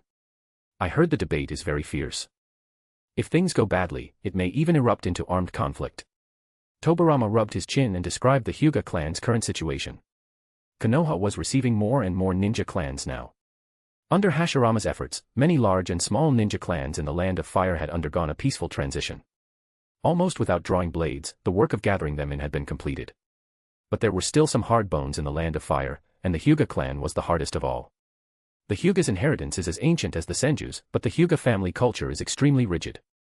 The clan uses a system of main family and branch family, and the branch family members are branded with a curse mark called the caged bird. I do not know the specific reason behind it, but judging from the Hyuga clan's current state, handling them will be troublesome. Tobarama took a deep breath. In his view, the problems of the Hyuga clan were second only to those of the Uchiha clan. Their family culture was old-fashioned, and their rules and dogma still followed ancient traditions, barely changing at all. Every time he came into contact with people from the Hyuga clan, they all looked like they had dead faces, making the atmosphere oppressive. Is it to prevent their Kekkei Genkai from spreading outside the clan? Hashirama knew a little about the Hyuga style. As fellow great ninja clans, it was normal for them to have some dealings with each other. If that were the only reason, a curse mark like the caged bird would not be enough to prevent it. I believe there must be a deeper cause that led to the birth of the caged bird. Looks like convincing them will not be easy. Hashirama rubbed his brow. That is how it is when negotiating with old fossils. Just like dealing with father in the past. However, I heard that not long ago, they formed a marriage alliance with the Land of Night. A daughter of the Hyuga main family has now become the shogun's wife in the Land of Night. Tobarama thought of the rumor that had spread not long ago and considered whether marriage alliances might be an effective method. This sort of method was common in the Warring States era. Marriage alliances between ninja clans and national leaders were not limited to the Hyuga and the Land of Night. Even between clans, marriage alliances were often needed to maintain connections. For example, his elder brother Hashirama had married a woman from the Uzumaki clan and gained the support of the Uzumaki clan. Originally, Konoha had intended to invite the Uzumaki clan to join. However, after some consideration, the Uzumaki clan refused. On the southeastern border neighboring the Land of Fire, the Uzumaki clan had found a large stretch of unclaimed land and seemed to intend to establish a country there. Tobarama felt that was not bad either. In the future, even if the Uzumaki clan encountered some danger, Konoha could quickly react and provide support. In other words, the Hyuga may be willing to relocate to the Land of Night. Hashirama blinked. No. If they had that intention, they would have migrated directly like the Aburame clan. However, after Konoha was established, they still remained in the Land of Fire. And with half the clan opposing joining Konoha and half supporting it, they may be waiting to see who offers the better price. Tobirama curled his lips. If that was truly what the Hyuga clan was planning, they were being far too optimistic. Then I will go take a look later. Hashirama planned to visit the Hyuga clan after the Hokage inauguration ceremony.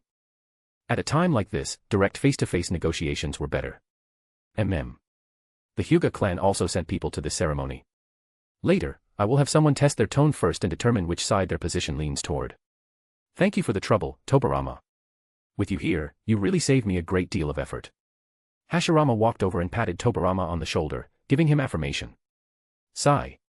As long as you can rein in that tendency to act on impulse, elder brother, we can save ourselves a lot of trouble. Whether it was the alliance with the Uchiha or the current Konoha, in Tobirama's view, none of it seemed like a plan Hashirama had produced after careful consideration. It was more like something that had suddenly appeared in Hashirama's mind, and he had immediately decided to go through with it.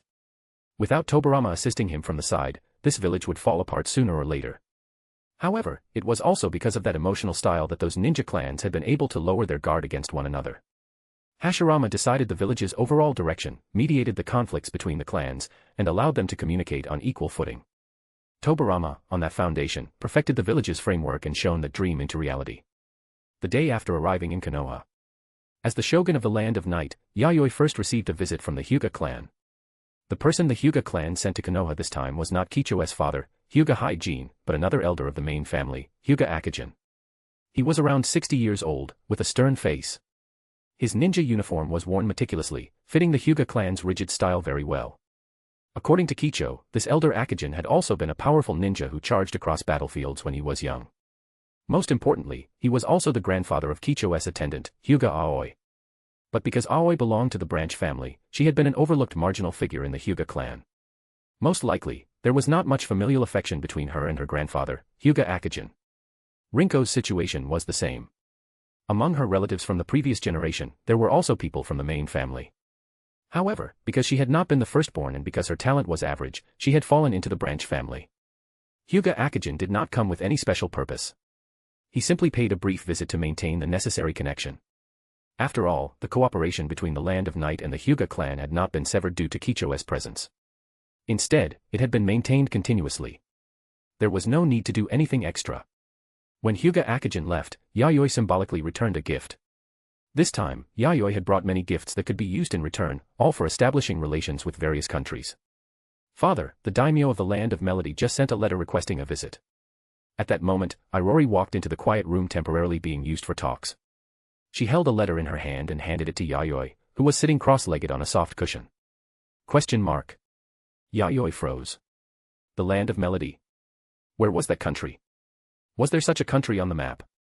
It could not be one of those countries that was only represented by a single dot on the map, could it? Although Yayoi knew at least something about the various countries in the ninja world, the countries he knew did not include tiny nations so small that one could not even find a colored patch for them on the map. Several such countries appeared every year, then suddenly vanished again. It was all very strange and mysterious. In order to avoid damaging the Land of Night's reputation in the eyes of other countries, Yayoi still agreed to the meeting. Soon, the daimyo of the Land of Melody came personally to visit. As expected, he had come to seek support. The Land of Melody was currently under attack by outside forces and could be destroyed at any time. At the same time, Yayoi finally figured out where the Land of Melody was in the ninja world. It was half a continent away from the Land of Night. To reach the Land of Melody from the Land of Night, even ninja running at full speed without sleeping or resting would need several days. Most importantly, this country had no special products. It was just a stretch of forest, some mountains, 2 cities, and a few villages. It was so barren that looking at it was almost painful. And who brought several princesses with him during negotiations? This daimyo of the Land of Melody did. It also made Yayoi feel somewhat sad. The men had fallen so far that he had to bring his daughters out to sell their future. In the end, Yayoi could only promise that he would send a mixed unit of ninja and samurai. If the Land of Melody failed, they would ensure the daimyo's family could safely settle in the Land of Night and avoid having their entire clan slaughtered. As for suppressing the unrest, that was impossible. The distance was too great, and there were too many variables. Protecting the daimyo's family was already the limit of what Yayoi could do. Even so, Yayoi still accepted a large employment fee from the daimyo of the Land of Melody. After all, after the founding of the Land of Night, its ninja and samurai no longer performed mercenary work. They were now fully part of the National Defense Force. The salaries of ninja and samurai no longer came from mission rewards, but were paid monthly according to position and rank. If they performed excellently, their salary and treatment would be increased on that basis. In other words, he, the shogun, was the one supporting all the ninja and samurai in the country. The things ninja and samurai did most in daily life, aside from patrols and maintaining public order, were training their own abilities. After the matter with the daimyo of the land of melody ended, people from several other countries came to visit. Although Yayoi usually lived in seclusion and rarely appeared in public, the land of night was a rising star in the ninja world. Its momentum over the past few years had been fierce, and it would naturally attract the attention of many countries. As the shogun's wife, Kicho sat beside Yayoi, watching the exchanges and cooperation between countries. Occasionally, she would also say a few words, sometimes cutting straight to the heart of the matter, and sometimes easing the atmosphere when tensions rose. She fulfilled the role of a capable wife very well. After this, her intelligence and beauty would surely spread widely among the people of various countries. That undoubtedly gave Yayoi, as her husband, a great deal of face. Who would not hope that their partner was an intelligent, beautiful, considerate woman who could also stand beside them in crucial moments? Just like that, 3 days quietly passed. More and more national envoys arrived in Konoha. One courtyard after another in the reception area became occupied, with tension and liveliness existing side by side. Ninja and samurai could be seen everywhere as the escort forces of various envoys. They were mutually wary of one another, but all remained restrained. During these few days in Konoha, Yayoi received envoys from 15 countries in total. Among them, 6 countries had their daimyo personally negotiate with him. During this period, Yayoi also paid an official visit to Senju Hashirama, who was about to assume the title of first Hokage. "Greetings, Hashirama-sama. I have long heard of your great name." Yayoi and Hashirama clasped hands briefly, then quickly separated. Yayoi's first impression of Hashirama was a man who always smiled but did not speak much. Most of the time, Hashirama stood there while his younger brother, Senju Tobarama, who stood beside him, handled the communication and discussion. For some reason, the muscles on the Senju clan head's face seemed to be twitching a little. Was it an illusion? Judging only from appearance, Hashirama seemed gentle and easy to get along with. Beyond that, Yayoi could not see his depth. His chakra was completely restrained, not leaking even the slightest amount. He looked like an ordinary person. As for Uchiha Madara, Yayoi also saw him. Madara leaned not far from the meeting area. His eyes seemed to fall only faintly on Hashirama. As for everyone else, in his eyes, they were probably worth less than air. Aside from Senju Hashirama, he does not put anyone in his eyes at all. Yayoi's mood was extremely complicated. Seeing Uchiha Madara again, he had originally wanted to go up, greet him, and become familiar before making further plans. But after thinking it over, he decided against it. If he went over now, he would most likely be giving a warm face to a cold backside and only making things awkward for himself. His exchange with Hashirama lasted only a few words. After all, there were diplomatic personnel from other countries waiting behind him, and Yayoi could not delay too long. By the time he returned to the courtyard arranged by Konoha, it was already noon. After Yayoi and Kicho finished lunch, he took an afternoon nap together with her. The past few days had been busy, and Yayoi felt somewhat tired. The nap with Kicho was entirely proper. Nothing happened. When night fell, just after dinner, Irori received an unexpected visitor who had come to visit on his own initiative. Yayoi brought Kicho with him and appeared in the meeting room. Someone had already been waiting there for some time. He wore black ninja clothing, had sharp eyes and white hair. It was Senju Tobarama. Chapter 17, The First Hokage and a New Era. Senju Tobarama. Yayoi roughly knew the deeds of this future second Hokage of Konoha. Many of Konoha's important facilities and institutions were established under his direction. For example, the Ninja Academy, which opened a path for civilians. The Umbu organization, which strengthened central authority and stabilized the Hokage's position. Even the police force duties he later assigned to the Uchiha clan indirectly became one of the fuses that led to the Uchiha clan's eventual destruction. In short, even after his death in the future, he would remain one of Konoha's founding pillars, influencing the village's fate in every direction. Leaving aside his strength, his political instincts and ability to execute policy were both extremely impressive. To visit so late at night is rather presumptuous. I hope I have not disturbed your rest. Although Tobarama tried to soften his tone, that cold, hard air about him still made people feel somewhat uncomfortable. His eyes remained fixed on Yayoi and Kicho the entire time, as if he were observing, calculating, and confirming something. Not at all. If anything, I am honored. Tobarama-sama, famed for your godlike speed, I have long heard of your name as well. Yayoi smiled faintly and responded without revealing anything. Kicho also smiled and quietly sat beside Yayoi, calmly pouring tea for him. The work during the day is very busy. Only around this time can I spare a little free time. Tobarama nodded and withdrew his observing gaze. Originally, testing the shogun of the Land of Night should have been handled the same way as the envoys from the Land of Wind and Land of Earth, by having someone from the Land of Fire daimyo's side come over. But considering the special nature of the Land of Night, Tobarama decided it was better for him to personally make the visit. Because this shogun of the Land of Night was not merely the head of a country. He was also a powerful ninja in his own right. A top-tier puppet master of the current era, someone who had swept away the resistance of the Land of Waterfall and the Land of Iron with absolute force, then used that as a stepping stone to establish the Land of Night. There were far too many rumors about this man. Even Tobarama, who had been in the Land of Fire, had paid some attention to him. It was just that there had been no conflict of interest between the Senju and the Land of Night. On top of that, the Senju had an enemy like the Uchiha to deal with. So before this, both sides had had no real contact. I will skip the pleasantries. I came to visit you this time, Shogun-sama, because I have a business proposal I would like to discuss with you. Tobarama went straight to the point. His time was valuable, and there was no need to drag things out. This shogun did not look like someone who enjoyed wasting words either. Like Tobarama, he seemed to value efficiency when dealing with important matters. Please speak. Yayoi's expression grew much more serious. Tobarama did not hesitate and directly said, as far as I know, the eastern region of the Land of Night has several mining areas that produce many high-quality minerals. They can be forged into various types of chakra metal. The eastern region of the Land of Night had originally been the Land of Iron, the country of samurai. At the same time, it was also a mineral-rich region, producing many ores that could be forged into excellent chakra metal, an important strategic resource. In the past, the samurai of the Land of Iron had relied on those abundant mineral resources to forge large numbers of armor and blades, making them the foundation of their country. Of course, the Land of Fire also had similar mineral resources for forging chakra metal. But because the categories were different, the chakra metals forged from them had huge differences in properties. Some qualities possessed by the Land of Night's metal ores were not available in the Land of Fire. In other words, you want mutual exchange of resources. If that is the case. Yayoi thought about it. This kind of trade was acceptable. No. Rather than raw materials, I hope to purchase a batch of finished chakra metal. Tobarama shook his head and stated his goal. Although chakra metals differed from one another, those differences were mainly in property tendencies. In terms of quality, the finished products forged by the Land of Night were clearly superior to those of the Land of Fire, judging only by the portion circulating on the market. As a puppet master, this shogun of the Land of Night was himself a top-tier craftsman.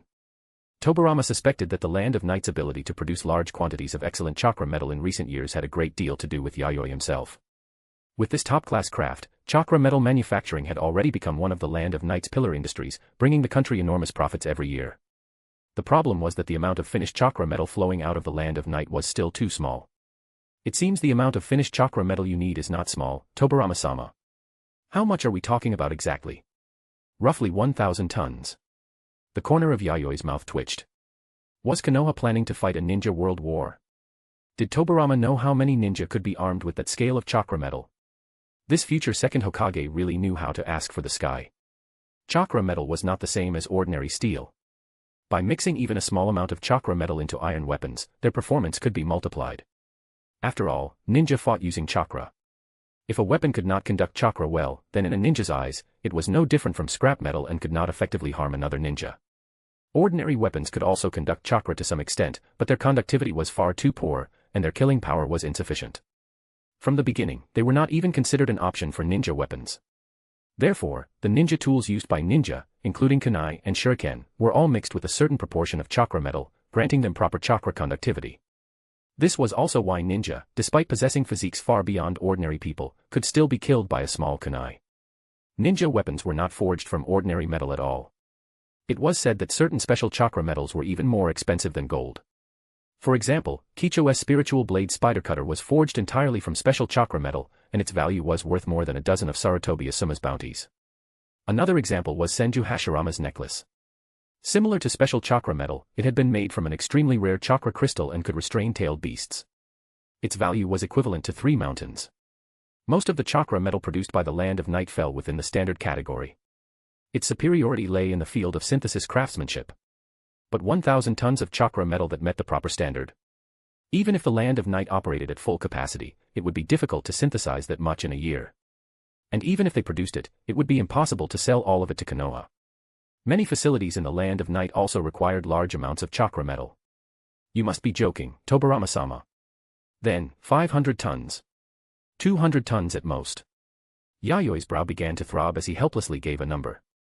This amount was already considerable. Used sparingly, it was enough for the current Konoha. As long as the ninja tools were not made entirely from chakra metal, but instead had a certain proportion of chakra metal fused into iron weapons, 200 tons of chakra metal could produce at least a combined total of 1 million standard ninja tools such as kunai and shuriken.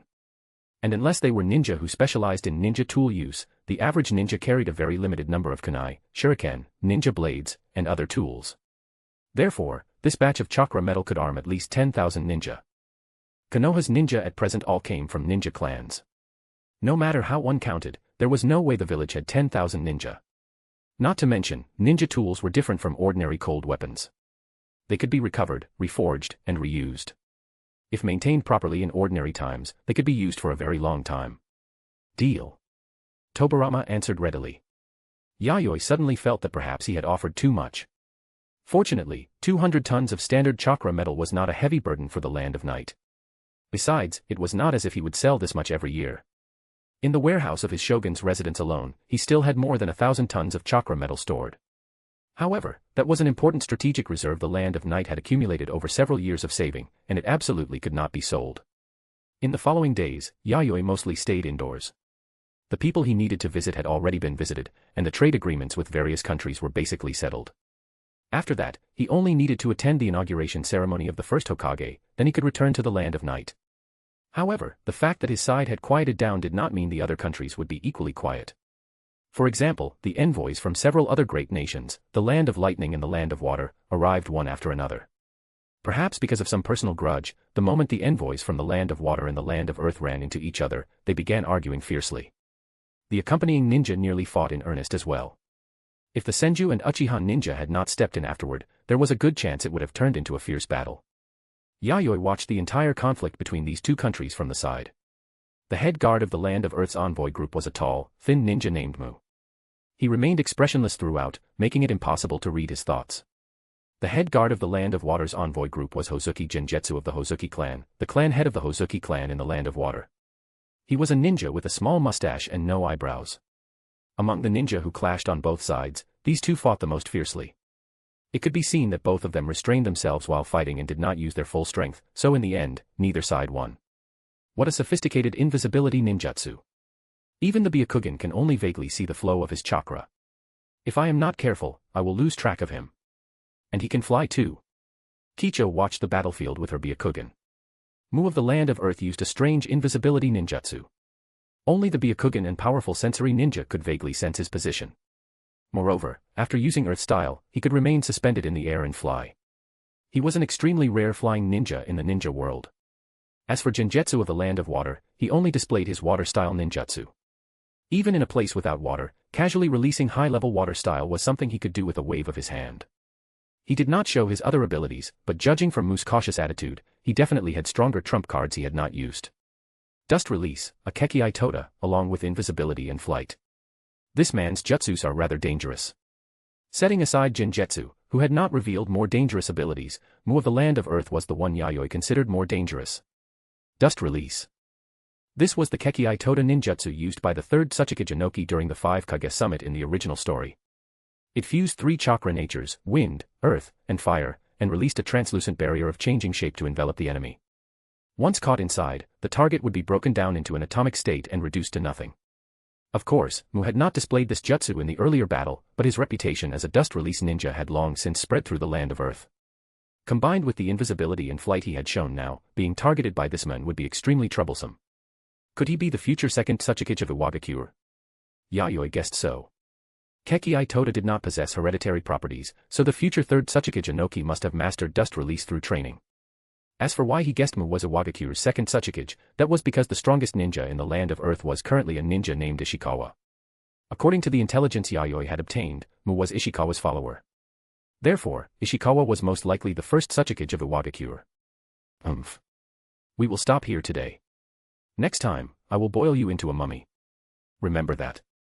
With the mediation of the Senju and Uchiha ninja, Genjutsu ended his fight with Mu. But before leaving, he still threw out a harsh threat. "That is my line. I will use dust release to erase you from existence, you eyebrowless little mustache." Mu was also enraged. His expression darkened, and his voice was filled with killing intent. The corner of Genjetsu's mouth twitched, and his signature little mustache trembled as well, revealing just how unsettled he was inside.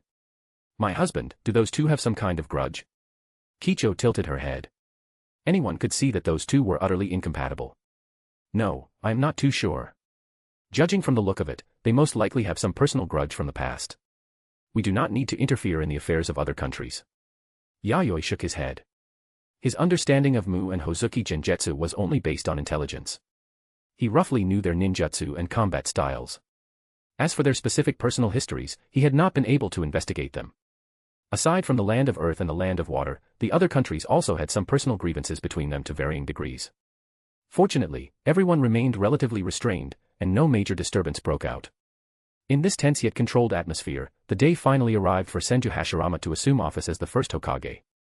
One ninja clan head after another from Konoha attended the ceremony as high-level representatives of the village, all wearing relatively formal clothing. These clan heads were led by Uchiha Madara, followed by the clan heads of the Sarutobi, Yamanaka, Akimichi, Nara, and other ninja clans. Aside from Uchiha Madara, who was beyond normal standards, the strength of the other clan heads was also not to be underestimated. The sight of them gathered together made the representatives from every country who had come to observe the ceremony feel an unprecedented pressure. These people came from different clans, and in the strongest nation, the Land of Fire, they were all famous ninja who could shake a region. Now they were gathered around Senju Hashirama. "From this moment on, I am the first Hokage who will lead this village. I thank all of you for coming," and on top of the tall building engraved with the character for Fire, the head of the Senju clan, Senju Hashirama, wore a white ceremonial haori and a hat bearing the character for Shadow. With an extremely solemn tone, he delivered the declaration of the Hokage. From this moment onward, he would lead and protect this newborn ninja village, Konoha, as the first Hokage. However, in Yayoi's view, this moment did not need any words. Nor did it need any elaborate phrasing. Senju Hashirama merely had to stand there, and that alone meant that a new era would carry an unstoppable tide forward and completely crush the old Warring States era. Because clans that had never united before were now formally joining together. They had common interests. They had a common leader. They would grind against each other, compromise with each other, and closely interact with one another in this village called Konoha, finally and gradually forming a single whole. That was a force capable of forcibly changing the direction of the era. Ha, ha. This has to be a joke. Something like this. It is simply unbelievable. Is a new era truly coming? Can our countries and clans really continue to exist in this new era? One nation, one village. Damn the Land of Fire. Damn Konoha. Why did they have to bring about an era like this? The ninja world should not be like this. The ninja who had come to observe, even existences on the level of Mu and Hozuki Genjetsu, unconsciously began trembling. Their faces were covered in cold sweat born from fear. The pressure was so suffocating that their breathing nearly stopped, and even their words carried unconcealable dread. Some yearned for it. Some feared it. Some were wary. Some were furious. Some ground their teeth in hatred. Every representative from every country who had come here to witness the ceremony had an expression that was complicated to the extreme. They saw Senju Hashirama, after finishing his declaration, wearing the white ceremonial haori that symbolized the Hokage as he raised high the hat engraved with the character for Fire. The entire venue instantly fell silent. At this moment, everyone confirmed one fact. A village. A ninja village. Since the Land of Fire possessed such a thing, the other countries had to possess it as well. Without a ninja village, they would inevitably be abandoned by the future. They roared unwillingly in their hearts. They had to create ninja villages belonging to their own countries. Ninja clans had to merge. This was no longer the Warring States era, where each fought alone. What would take the stage next was the union of a nation's ninja, launching the contest and collision between countries. This was not merely the inauguration ceremony of the first Hokage. Through the ninja village of Konoha, it was the announcement that a new era had officially arrived. This situation can only be described as terrifying. In the audience seating reserved for national leaders, Kicho sat to Yayoi's left, while Irori stood to his right as his guard. Yayoi subconsciously pressed his lips together, his voice hoarse as he spoke those words. At the same time, he instinctively lowered his gaze. Setting aside Senju Hashirama and Uchiha Madara, those clan heads were also all veterans of countless battles, and one or two of them had auras so deep they could not be measured. The other clan heads were slightly weaker, but overall, they all maintained an extremely high standard. After the brutal competition of the Warring States era, those who had survived and made a name for themselves were almost all elites among elites. Not to mention, these were entire clans. The powerful ones were not only the clan heads. Each of their clans also contained large numbers of capable ninja. The ceremony was simple, efficient, and not dragged out in the slightest. After a standardized declaration, Senju Hashirama smoothly completed the Hokage inauguration ceremony. The title of first Hokage was officially confirmed at this moment. Only now was the village called Konoha truly born, entering its first year. The Land of Fire. Konoha. The one nation, one village contract. A new era that made everyone feel lost and unable to suppress fear had arrived. Whether they admitted it or not, it was there, pressing equally down upon the head of every person in the ninja world. Chapter 18, The Uchiha Girl Who Left Konoha. The day after the Hokage inauguration ceremony, many national envoys began leaving one after another. The envoys from the great nations did not depart. Instead, they chose to remain, likely to negotiate certain confidential matters with Konoha. Judging from the recent actions of the four great nations, wind, earth, lightning, and water, they would soon begin walking the path of establishing ninja villages as well. Yesterday's ceremony had almost certainly given the envoys from those four great nations a terrifying shock. If they did not establish ninja villages, being eliminated by the times was a future all four great nations could already foresee. The exchanges between the great nations did not affect Yayoi. On the second day after the ceremony, like several other countries, he made preparations to leave Konoha and return to the Land of Night. Konoha was still newly founded, with everything waiting to be built. At present, aside from its military side, every other foundation was extremely weak. Education, commerce, medicine, and other fields were still blank slates. None of them had formed a proper system or framework yet. This was Konoha's greatest gap, but it was also where the Land of Night held an advantage. The Land of Night had been formally established for nearly 10 years. Under Yayoi's step-by-step efforts, many basic fields had already achieved considerable results. In the era to come, he had a certain head start. There was another point that gave Yayoi some peace of mind. Konoha had not shown any desire for outward expansion. It merely occupied the richest land of fire and seemed to also bear the important duty of balancing the order of the ninja world. In a sense, this was a good thing. An era with tense circumstances but a relatively stable environment, where the strongest were willing to step forward and maintain peace, was undoubtedly an era suited for rapid development. According to the original plot he knew, as long as the general trend did not change, the first great ninja war would not officially break out until more than 10 years after Konoha's founding. In other words, whether the Land of Night could catch up to the five great nations would depend most crucially on the next decade or so. While others were anxious, he could rely on his foresight and take great strides in development. I feel like the ninja world from now on will be completely different from before. Inside the carriage, after a day of settling her thoughts, Kicho, who had witnessed the entire Hokage ceremony, was still deeply shaken by yesterday's inauguration. Her heart could not calm down for a long time. The impact of that overwhelming historical tide pressing down was swifter and more suffocating than anything else. For someone like Kicho, who did not know the future development of the plot, that was only natural. But even for Yayoi, a man with foreknowledge who knew many things about the future, he had still felt restless and uneasy at yesterday's venue. People found it difficult to imagine things they had never seen. One nation, one village. That was something unfamiliar, something people had never even dared to imagine. It made people realize for the first time that ninja and ninja clans could actually be linked and bound together in such a way. In ancient times, there had existed the first ninja to understand the essence of chakra. People called it ninshu. The earliest ninshu was not about family and family. It was about individuals connecting with other individuals through chakra. Then, as the era changed, the first ninja who mastered chakra began to act as family units. Thus, the conflicts of ninja rose from the level of individuals to the level of clans. Now, the curtain was falling on single ninja clans. Battles between ninja would no longer be between person and person, clan and clan, but between nation and nation. It is all right, Kicho. I am here. He held Kicho's shaken body tightly in his arms and comforted her softly. Her hands were colder than usual, clearly showing that she had not fully recovered from yesterday's suffocating pressure. When a fragile individual faced such a flood of history, they could only submit and pray. Aside from that, there was no other way. So Yayoi knew he could not collapse. No matter how difficult it was, he had to grit his teeth and endure.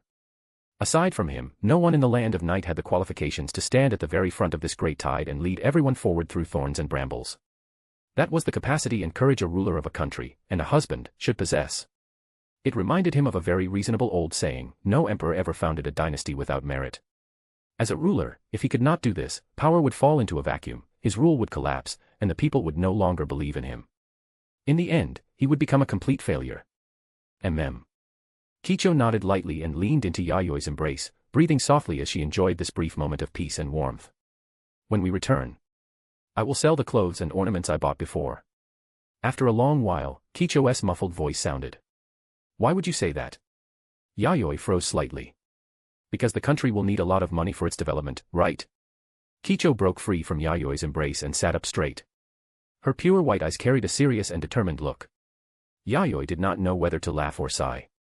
Although Kicho's political instincts were quite sharp at times, she did not seem very familiar with national economics. That was understandable. She was still very young. It was impossible for her to think of everything from every angle, and her sensitivity toward money was not high. You really are foolishly cute sometimes. Yayoi lightly tapped her pale, delicate nose, as if teasing her innocence. Under Kicho's puzzled gaze, Yayoi answered in a steady and powerful voice. Those are proper expenses for you as the shogun's wife. Besides, have you not done very well? By communicating with the wives and daughters of those civil officials, you helped stabilize their hearts. As for money, you do not need to worry.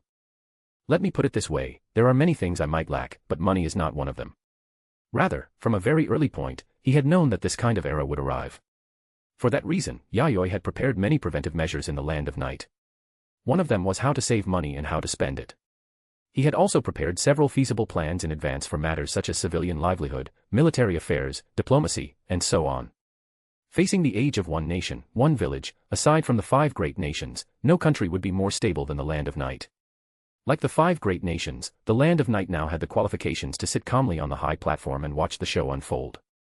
The ones who truly had to struggle desperately were those small countries with weak resistance to risk. Moreover, the Land of Night had already undergone its transformation long ago. Its ninja and samurai had already grown accustomed to the Land of Night system. The one nation, one village model belonged to the 5 great nations and had little to do with the Land of Night. The reason Yayoi had fallen silent was entirely because he had been frightened by Konoha's military power during its founding period. It was not because he was worried the Land of Night system could not compare with those of the 5 great nations. And yet, was he the only one who had been frightened? The envoys and ninja of the other 4 great nations had likewise been deeply shaken. Is that so? After listening to Yayoi's explanation, Kicho also began to suspect that she might have been taking things too simply. Thinking about it that way, her little bit of spending rising to the level of a national issue was entirely the result of panic clouding her judgment. Besides, if you do not buy more beautiful clothes, would our private life not become too dull? I still want to see more of your different beautiful sides, Kicho. Yayoi rubbed his chin and quietly shifted the topic to something private. My husband, you really are. Looking at Yayoi, whose attitude had completely relaxed, Kicho was once again amazed by how optimistic and strong his heart was. It was as if nothing in this world could truly defeat him. This is the husband I love most. Kicho felt an inexplicable sense of emotion and pride rise in her heart. Although they had known each other for less than half a year, if this man truly failed one day, she would willingly die with him. At the same time, in Konoha, within the 2 great clans located at the core of the village, the Senju and the Uchiha, an expected split was taking place inside the Uchiha clan. Izayoi, do you truly intend to leave the clan? An Uchiha elder over 60 years old, with long gray-white hair, looked at the young girl before him. She was only 13, with a childish face, yet she had already awakened the 2-tomo Sharingan. He sighed deeply. Of course. Just thinking about living together with the Senju makes me physically sick. Elder Kagaku, are you going to stop me? The girl named Izayoi spoke her true feelings to the clan elder. The gloom on her face meant there was no room for compromise. This girl was none other than the Uchiha girl who had once crossed paths with Yayoi several months ago when he captured the 7 Tails, Uchiha Izayoi. After receiving news from Yayoi that the Uchiha and Senju had joined forces, she had rushed back to the clan without stopping. What she saw upon returning was the alliance between the Uchiha and Senju. Although she caused a huge scene, no one took a little Uchiha girl like her seriously. The Senju clan head, Senju Hashirama, had even patted her head and laughed heartily, gahaha, saying childish things like, from now on, both sides no longer need to fight and kill each other, and, the Uchiha and Senju will be one family. She had been so angry that she kicked him in the knee on the spot, nearly creating a diplomatic incident. Thanks to Hashirama himself not taking it seriously, he merely smiled and said, if letting you hit me a few more times can bring us peaceful coexistence, then go ahead and punch me as much as you like, little girl. Afterward, her foot swelled up. Was the body of the Senju clan head made of steel?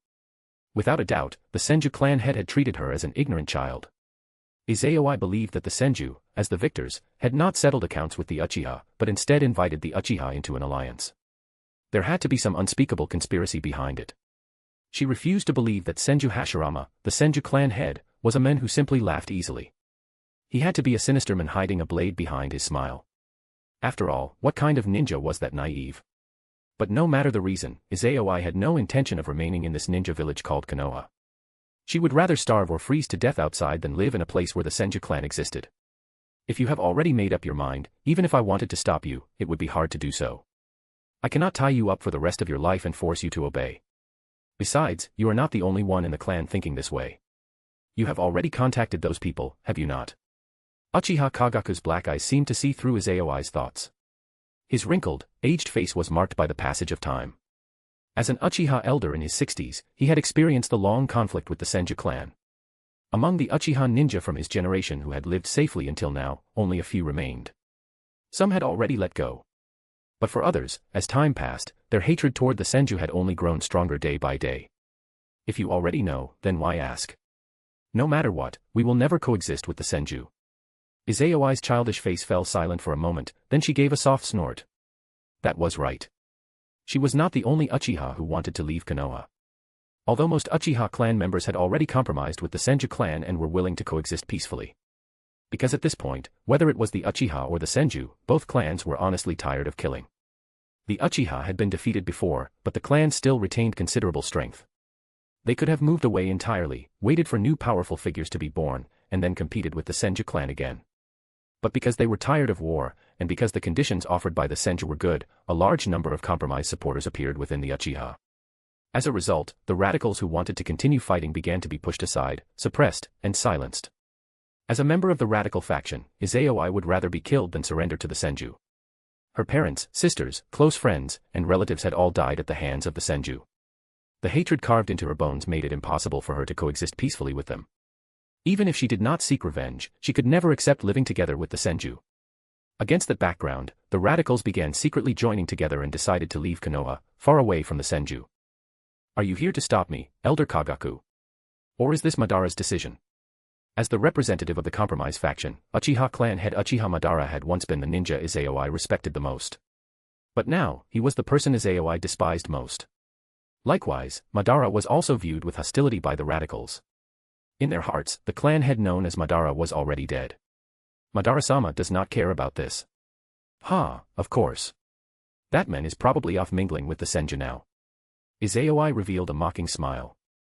The clan head she once had to address respectfully could now naturally be called that man. Failure was not frightening. Cowardly compromise was the true shame. Perhaps.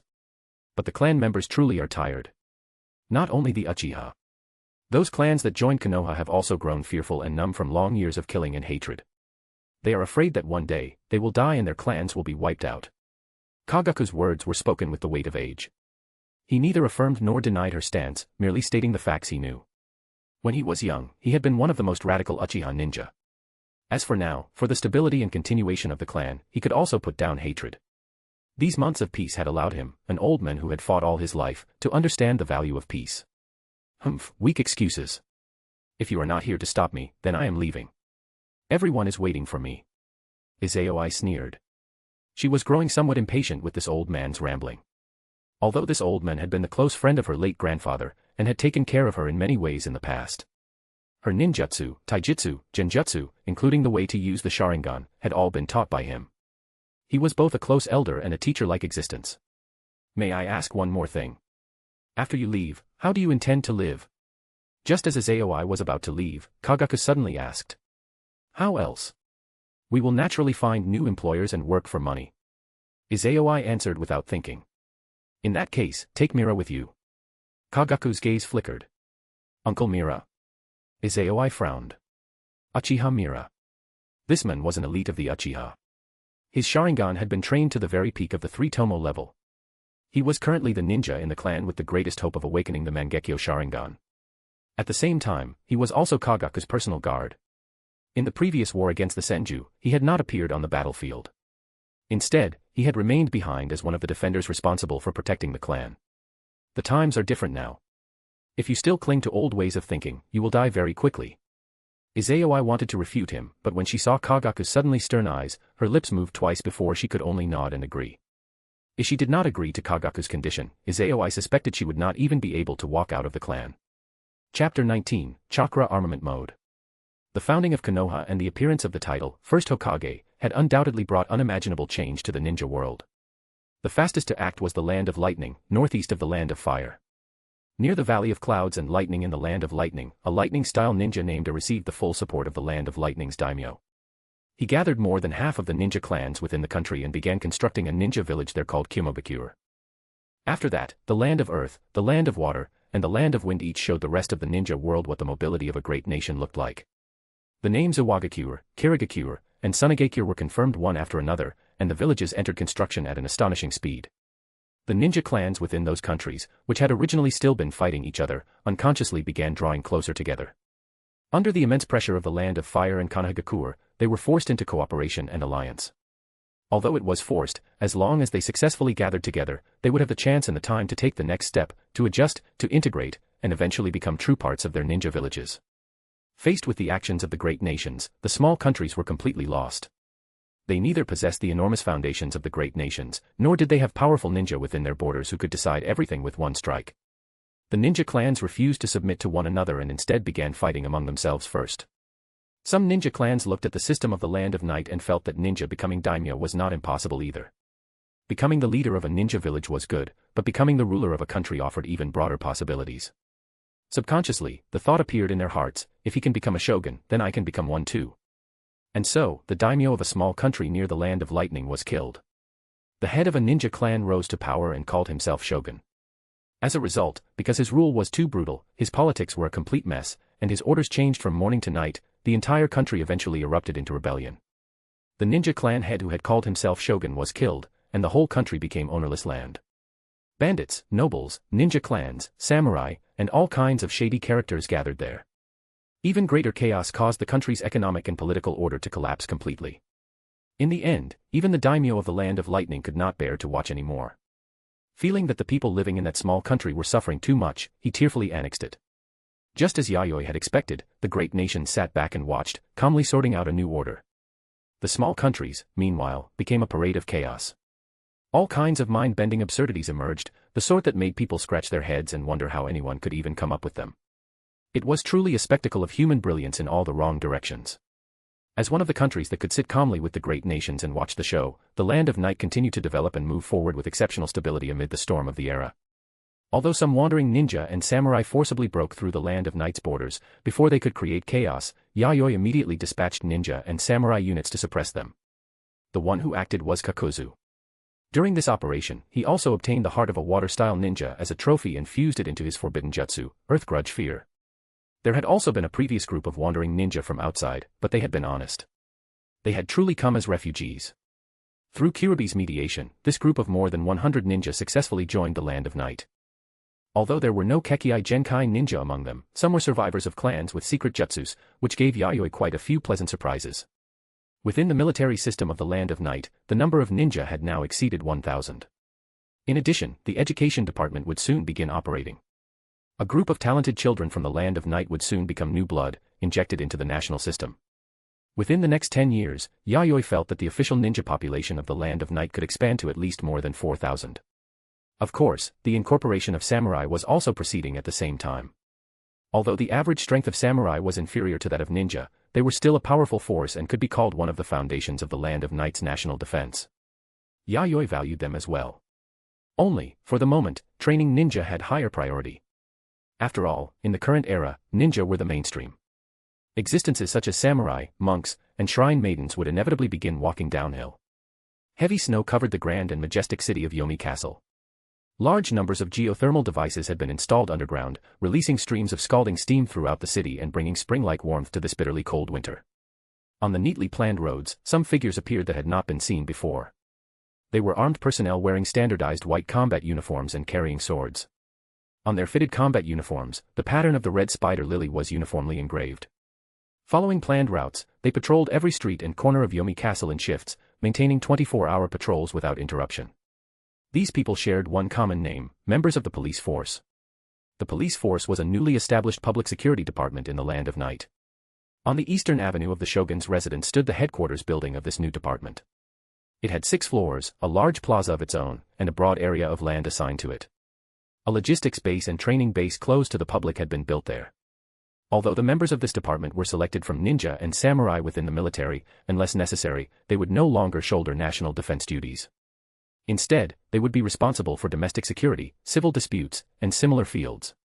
Because manpower was insufficient, Yayoi decided to first conduct a 1-year trial in the capital, Yomi Castle. If the results were good, then once there was enough manpower in the future, it would be promoted throughout the entire country. It was not only the newly established police force. Yayoi was also reorganizing and restructuring some original departments, making more detailed adjustments and strengthening operational efficiency. In order to avoid conflicts of responsibility between certain departments, Yayoi also needed to gradually draw clear boundaries in areas where their functions overlapped. Otherwise, over time, conflicts between 2 departments could easily be triggered. By the time he properly arranged this recent series of matters, it was already early March.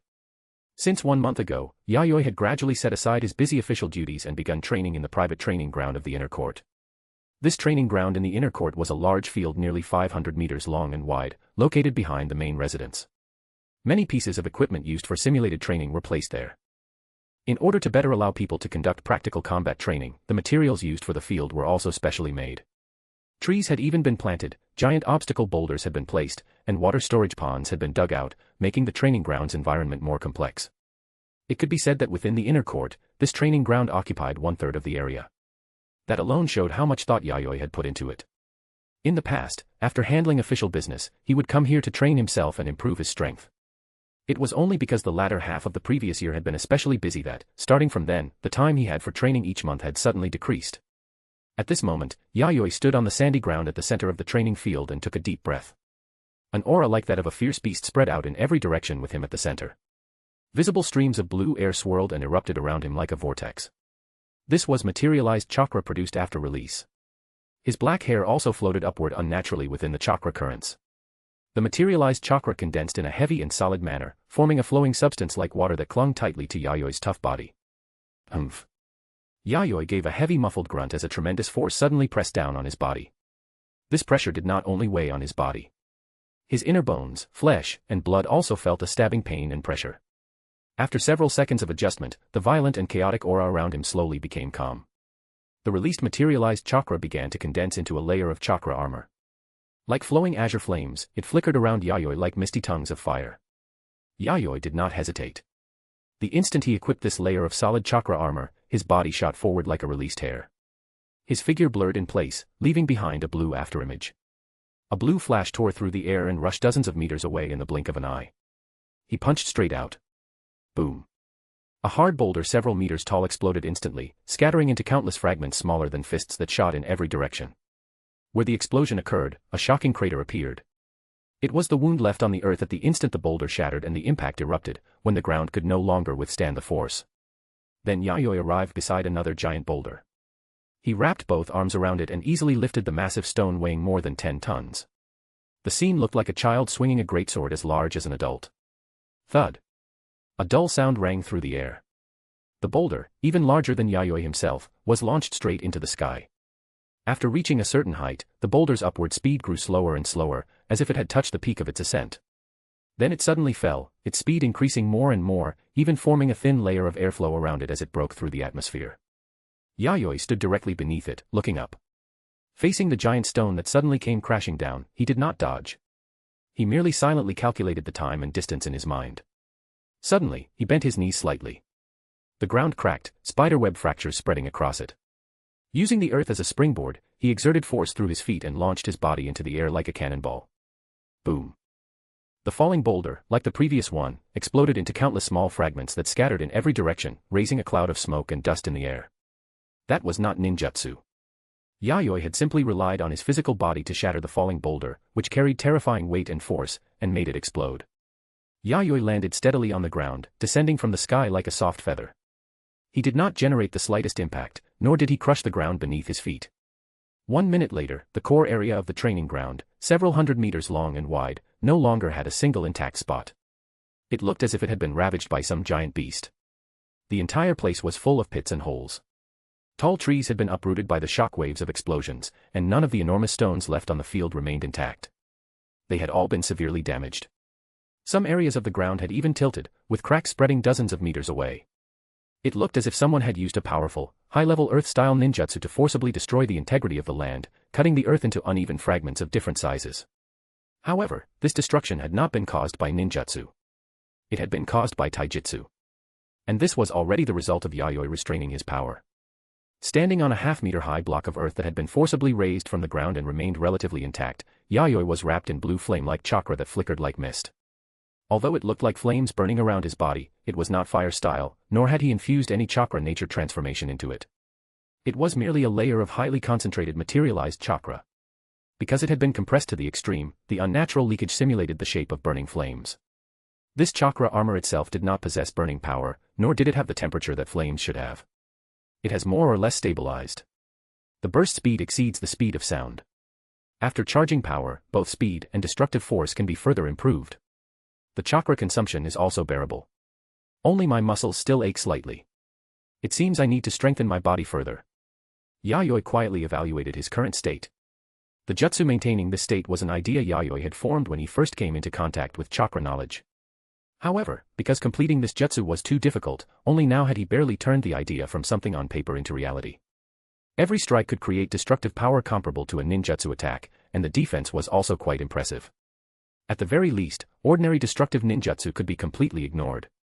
A jutsu like fire style, Great Fireball could be directly ignored in this state and scattered with a punch. As for things like kunai and shuriken, if they were not infused with nature-transformed chakra, no matter how many came at him, they could not break his defense. Kicho, can you infuse chakra into a ninja tool and slash me?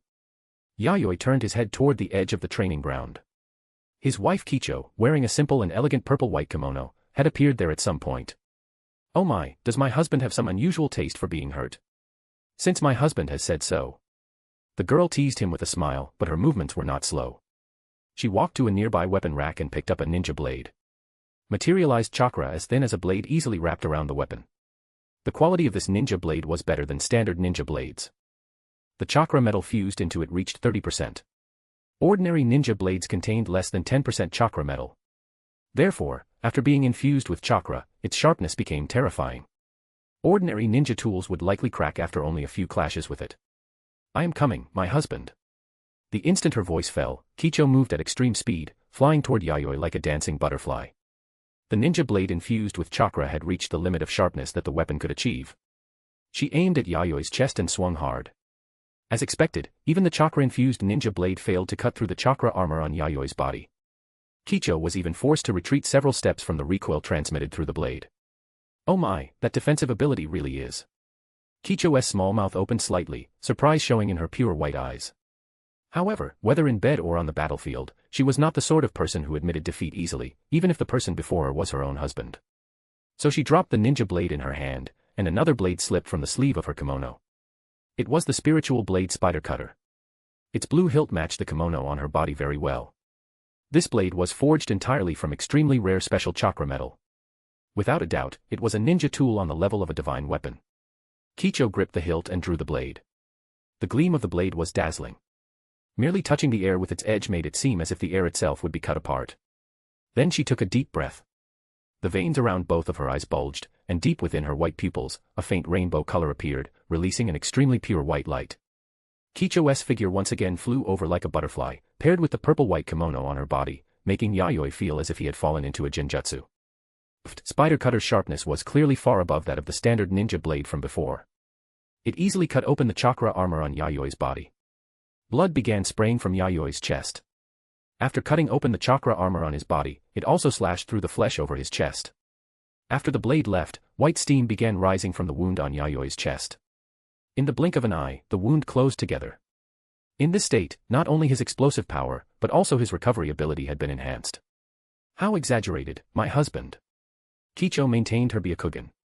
It was unclear whether she was sighing at the defensive power of Yayoi's chakra armor or at his abnormal seal-less self-healing ability.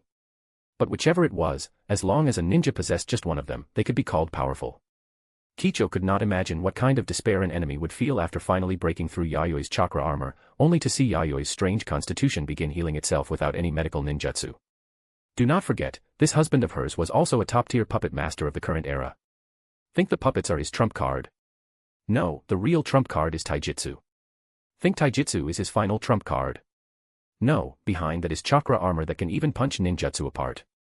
And after finally breaking the chakra armor, what the enemy sees is a body that starts healing without even using medical ninjutsu. How cruel. The exaggerated one is you. You actually used Spider Cutter and activated your Byakugan before suddenly slashing at me. Yayoi looked speechlessly at his petite wife. Every part of Spider Cutter was forged from special chakra metal, using lost craftsman techniques. It was the crystallization of the efforts of top ancient craftsmen. If an ordinary standard ninja blade touched Spider Cutter, it would be cut apart. What was even more excessive was that Kicho had activated her Byakugan and directly seen through the chakra flow pattern of his chakra armor, easily finding its weak point. If he had not stepped back slightly, the bleeding from his chest would not have been limited to this amount. Although it would not have formed a fatal wound, it still hurt. Ah, this is Kicho's love for my husband. Kicho defended herself that way. Yayoi decided that tonight, he would teach her a harsh lesson. Even if she begged for mercy, he would make her roll her eyes. Even if she did not roll her eyes, they were already white. Speaking of which, my husband, this jutsu feels rather like a tailed beast. Kicho put away Spider Cutter, but she did not deactivate her Byakugan. She carefully observed the chakra armor on Yayoi's body and saw some clues. After all, it is a jutsu I developed by imitating the tailed beast cloak of a Jinchuriki.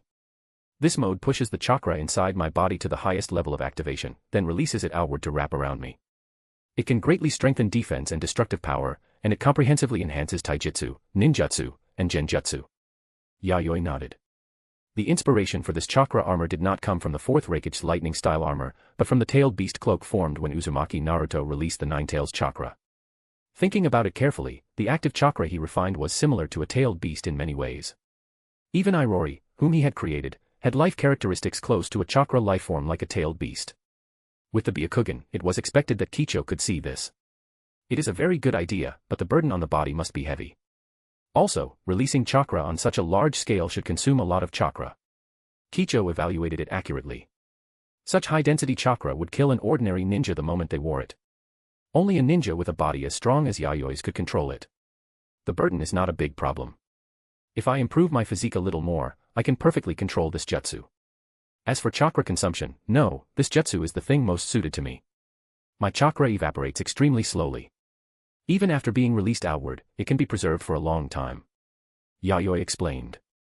After Yayoi pointed this out, Kicho immediately remembered the scene from before, when Yayoi had released clusters of chakra to wirelessly control puppets.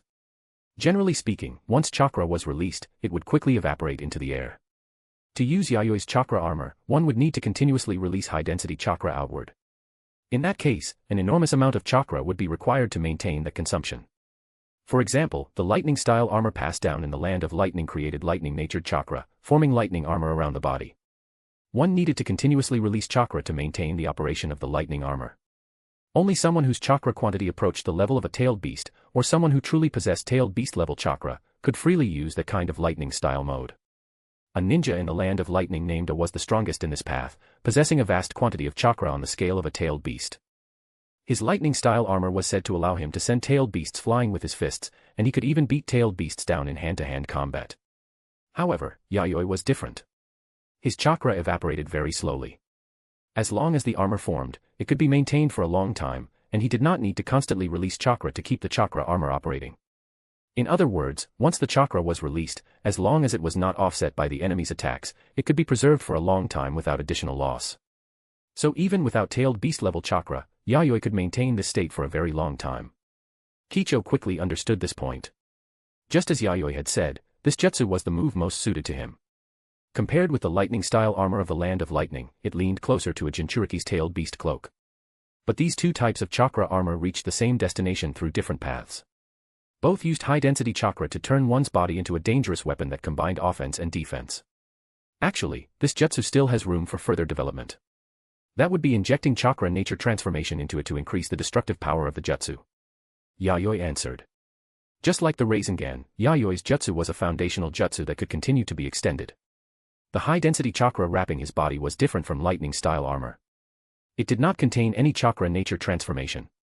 If he injected nature transformation into it on this foundation, it would be no different from wearing wind-style, Rasen Shuriken on his body in battle. At that point, the power and difficulty of the jutsu would surpass lightning-style armor. However, for now, Yayoi did not dare attempt completing nature transformation. The power of the basic jutsu already exceeded the Rasengan. If nature transformation were added, the power would naturally also exceed Rasen Shuriken. And Rasen Shuriken was already an extremely risky ninjutsu. If he wore a ninjutsu with power above Rasen Shuriken on his body, not only would it fail to kill the enemy, it would cripple him first. Just hearing it sounds dangerous. Injecting nature transformation into such high-density chakra armor made Kicho shiver just thinking about it. A drop of cold sweat slid down her smooth forehead. Chakra infusion itself was already a high-level chakra control skill that required a certain standard from a ninja. Adding nature transformation on that basis would cause both the difficulty and risk to increase geometrically. I will probably only be able to attempt injecting nature transformation after my body and chakra undergo a new qualitative change. After all, Rasen Shuriken was held in the hand, while his jutsu was worn constantly on the body. The difficulty and risk level were simply not on the same level. Then does this current jutsu have a name? Kicho asked curiously. Naming one's own original jutsu was also one of the pleasures of being a ninja. Yayoi stroked his chin, thought for a moment, then raised his head and looked at the sky, his gaze becoming deep. This jutsu shall be called Chakra Armament Mode. One day, this jutsu will become famous throughout the ninja world together with my name. Yayoi gave the original ninjutsu he had completed its official name, and he looked forward to the day it would become famous across the ninja world. Although his name was already spreading through many nearby countries, that was not enough for him. His small goal of becoming famous throughout the ninja world was to reach the same level as Senju Hashirama and Uchiha Madara. Chapter 20, The Snow Doll's Ultimate Jutsu. A cold mist spread over the sea. The surging waves had been frozen solid, preserving the shape of rolling spray as they rose and fell across the frozen surface, stretching as far as the eye could see. Ice style, 1,000-killing formation. A blue figure stepped on thin, brittle ice plates forming beneath her feet in midair, using them as footholds to stand in the sky. One glittering point after another condensed in the air. Blades, spears, swords, and halberds forged entirely from ice poured down toward the frozen earth below like an endless rainstorm. The girl looked beautiful as a dream and gentle as flowing water, yet the ninjutsu she unleashed was filled with chilling killing intent. This was a near-savage feast of slaughter. Boom, boom, boom, boom, boom. Boom, boom, boom, boom, boom. The explosions continued for a full minute before gradually fading. Every ice weapon carried the explosive force of an artillery shell, blasting violently across the frozen sea. Frozen hills collapsed. The ice-covered surface was gouged open with one pit after another, each several meters deep. Countless mangled corpses lay scattered everywhere. Blood mist mixed with white fog, spreading across the frozen sea. Damn you! A black-clad ninja covered in blood roared furiously. Around him were the torn remains of his companions. Ice crystals clung to the edges of their wounds, and the blood that spilled from them froze into beautiful crimson crystals the instant it sprayed out. And the one who had caused all of this was the blue kimono girl standing in midair on ice plates. Yayoi. As Yayoi's highest-grade puppet life form, she not only possessed chakra reserves close to those of a tailed beast, she also possessed a chakra circuit called Ice Mirror, which closely resembled the ice-style Kekii Genkai. Although what she used was ice style, her ice style was fundamentally stronger from the starting line than that of the Yuki clan from the Land of Water. Still alive. Irori's purple eyes remained calm, without the slightest ripple. The hem of her kimono lifted slightly in the breeze, revealing a smooth, porcelain-pale calf. Her exquisite artificial face was so beautiful it startled the heart, making one marvel at the creator's extraordinary craftsmanship. Go to hell. The black-clad ninja reached out and grabbed the ice beneath him. Crack, crack. The ice surface split apart. A massive chunk of ice more than 10 meters wide was lifted with both hands. Then powerful chakra surged out, and he hurled the giant ice block toward Irori in the sky with all his strength. Boom.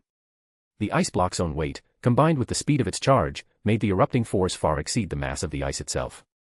And yet, the pale powder of ice slowly dispersed. Broken chunks drifted down through the air. Irori stood unharmed in the sky, her body utterly unmoved. Wah. The black-clad ninja's eyes widened. Buffed. Buffed. Buffed. Ice spears erupted from the frozen surface around him, crossing and piercing through his body, pinning him firmly to the ice. His lips moved slightly. He spat out a large mouthful of blood, and the light in his eyes rapidly faded. What a pity, nameless ninja sir. Irori sighed gently. Her graceful body in the blue kimono descended silently onto the ice. Because she possessed chakra reserves close to a tailed beast's, the body that could contain such vast chakra naturally also possessed defensive performance beyond ordinary imagination.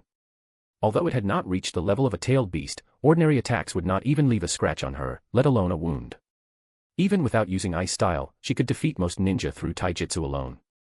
Iroriheim. More than a dozen figures flashed over at high speed. There were 3 ninja and 11 samurai, all acting with respect. They had personally witnessed Irori facing dozens of attacking ninja, releasing cold air with astonishing ice-style ninjutsu and instantly freezing the sea into an ice plain, forcibly changing the battlefield terrain. Then, with overwhelming force, she had completely crushed dozens of skilled ninja. Even the enemy leader had been erased by her with ease. This kind of strength was already outside the realm ordinary ninja could touch. Next, we sweep the next location. Also, inform the other squads not to advance alone. If they encounter strong enemies, leave them to me. Irori spoke in a gentle tone. Yes. Although Irori's attitude was gentle, anyone who had seen the scene just now would never regard her as a harmless young girl. They would see her as a highly efficient combat weapon. The ninja and samurai began moving, obeying Irori's orders. Because of the 5 great nations' recent series of actions, turmoil had begun breaking out within many small countries. This had forced many ninja from other nations into exile. Most of these wandering ninja came from ninja clans, though none were powerful clans. Otherwise, they would not have been forced to wander in the first place. As for these wandering ninja, if they were willing to join the land of night, they were allowed to stay. If they were not willing, they were driven away. If multiple warnings failed, they were suppressed. However, because there were too many ninja who needed to be suppressed, and many of them came from the sea, entering through ports, Yayoi had no choice but to send out Irori, this great killing weapon. As an artificial life form, Irori's ice style was extremely suited for combat in watery environments. Sending her to suppress ninja coming from the sea was the most suitable choice. Iroriheim, we found the invaders' base. It is there. The one speaking was a female ninja from the Aburame clan, Aburame Cheyenne. She was about 20 years old and wore the Aburame clan's signature large black coat. Covering her eyes was a black eye mask that left the eyes exposed. Although most of her face was hidden by the coat's high collar, one could still vaguely sense that she was a striking beauty. As a genius ninja of the Aburame clan, she was currently controlling a large number of insects, letting them fly through the air and take charge of intelligence gathering for this operation. Originally, Cheyenne, as an elite of the Aburame clan, had been very proud. But after following Irori during this mission, she had been thoroughly convinced by Irori's elegant yet violent, beautiful yet cold-blooded fighting style. At this moment, she stood on the surging sea and pointed to a small island ahead, more than 3 kilometers in diameter. It was covered in dense forest, with a large mountain at its center. It was an excellent hiding place. Especially since the surrounding fog was thick. If they approached carelessly, it would be very easy to lose visibility and step into traps set by the enemy. Only by relying on the secret insect jutsus had Cheyenne, after spending considerable effort, finally located the enemy's base. Around them, aside from Irori, there were also many ninja and samurai from the land of night. All of them were eager to move. It was as if they would swarm forward and seize the island the moment Irori gave the order. Should we attack directly, Iroriheim? A samurai in heavy armor stepped forward and asked. He gripped the katana in his hand tightly. Chakra flowed along the blade, clearly showing that he had mastered chakra infusion. No. There are many enemy traps outside, and several enemies have unknown strength. Forcing our way in without detailed intelligence would cause unnecessary casualties. All of you, fall back. I happen to have a jutsu I want to test. As she spoke, Irori's figure shot upward through the air. Ice plates still formed beneath her feet, but because she moved too quickly, she looked as if she were stepping directly on the air as she climbed into the sky. The people below looked at one another, not understanding what Irori meant. Then, at that moment, everyone suddenly shivered. Hey, the air around us, did it get colder? One ninja trembled, hoping this was only his own illusion. Yes. Even wearing insulated armor, I feel a bone-piercing chill. A fully armed samurai also spoke of what he felt, proving it was not an illusion. It felt as if the heat in the surrounding space had suddenly been extracted by someone. This level should be enough. The enemy has more than 500 people. Irori arrived above the island. Her purple eyes looked down at the several kilometer-wide island below, and her soft pink lips breathed lightly. But if one sensed carefully, the temperature around her lips had dropped to an extremely terrifying level. Large amounts of icy air were being inhaled through her mouth, entering her body through her breathing passage. And with her breathing, the temperature of the surrounding air began to drop rapidly. An enormous amount of chakra erupted violently from her body, freezing the air itself. She clapped her hands together. Boom. Pale blue chakra completely ran wild from inside her body, sweeping madly in every direction and raising a cold, white storm. Let all things freeze. Ice style, Frost Heaven Demon Realm. Her voice was gentle as water, yet it was a note that brought death. An icy aura condensed in the sky. At first, pieces of crystalline snow fell from above. Then they fell faster and faster. In only a few seconds, they turned into a raging blizzard. Cold wind howled. White snow covered everything. The blizzard formed from cold air was like a flood that would end the world, pouring madly toward the earth. The sky was dyed the pale white of snow and ice. A gray cold mist completely covered the sunlight, and shadows swallowed the island, plunging the place into eternal night. The lonely island hanging in the sea below froze first around its surrounding waters, then its sand, earth, trees, mountain, and even the stone fortress built by the ninja on the island. All of it was stained with the white of despair. In less than half a minute, the island and the surrounding stretch of sea became a massive ice sculpture standing upon the ocean. Grand and magnificent. Like a masterpiece carved by nature itself. The ninja and samurai of the land of night at the perimeter widened their eyes in horror. In the brief moment they had been stunned, the island they might not have been able to capture even with sacrifices had been completely frozen, transformed into an unparalleled sculpture of ice. Not only the island, even the surrounding sea had been frozen by the cold. Because the seawater beneath their feet had also solidified into ice, no longer rising and falling with the waves. Let us return. The sweep is over. For the next 3 months, the ice here will not thaw. Yayoi descended from the sky. Her face was slightly pale. Clearly, releasing such a powerful jutsu had not emptied her stamina and chakra all at once, but it was still an ultimate level release jutsu that could not be used casually. Oh. The ninja and samurai dazedly came back to their senses. Their minds had been shaken too deeply by what they had just seen. In the end, they did not even know when they had returned to camp. Yayoi really is a capable child. The northern border should be stable for a while now. The intelligence regarding Yayoi's feat of freezing the island quickly reached Yayoi in Yomi Castle. Inside the Tenshu Pavilion, he looked at the information written in the report and revealed a satisfied smile. In only half a month after being sent out, Yayoi had suppressed every last wandering ninja clan attacking from the northern waters of the Land of Night. Her efficiency was extremely high. Her final feat of freezing the island was even more inspiring. For the current Land of Night, it was undoubtedly a powerful shot of confidence. At the same time, it also spread the Land of Night's name, attracting more people to migrate there. Whether it was population or outside ninja clans, only true strength could create a siphoning effect. Right now, the 5 great nations were racing against time to carry out reforms. They would take the largest share, but Yayoi felt that following behind them and drinking some of the soup was still possible. Catching up to the 5 great nations was not something that could be done in the short term. He had to remain realistic, respect objective laws, and fight a long war. Moreover, Yayoi knew that the establishment of ninja villages would inevitably bring internal consumption. No matter what, hatred between ninja clans would not disappear in a short time. There would definitely be opposition factions inside, waiting for a chance to cause chaos. The only question was when it would erupt and how great the final losses would be. However, considering that each of the 5 great nations had powerful figures capable of deciding matters with one strike, even if there were losses, they would not damage the foundation. Speaking of which, my husband, between you and Yayoi, who is stronger? Because Yayoi was out carrying out a mission, the only one accompanying Yayoi in handling official documents at this moment was Kicho. She saw the contents of the intelligence report and suddenly became curious about who was stronger, Yayoi or Yayoi. Well. Yayoi thought briefly, then smiled openly. Although it is true that I created Yayoi, if we truly fought, unless I completely perfect chakra armament mode, lasting 30 exchanges against her would already be my limit. Yayoi's strength is not limited to ice style. When creating Yayoi, Yayoi had undoubtedly poured in an enormous amount of time and energy.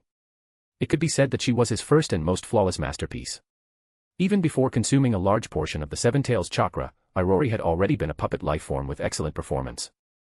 After consuming the 7 Tails vast chakra, whether in ice style or physical strength, Yayoi reached an even higher realm. If Yayoi's current body could tolerate devouring even more tailed beast chakra, her performance could continue rising. Therefore, aside from ice style, Yayoi's taijutsu was also outstanding. If someone thought that bypassing her ice style attacks would allow them to subdue Yayoi in close combat, they would face despair unlike anything they had ever known. However, Yayoi's abilities had already been raised to the limit by him. If he wanted Yayoi's performance to continue improving, he would need to further activate Yayoi's body. But to do that, he first had to produce a higher qualitative change in the activity of his own chakra. In the end, everything he had was built upon the active chakra he refined from himself.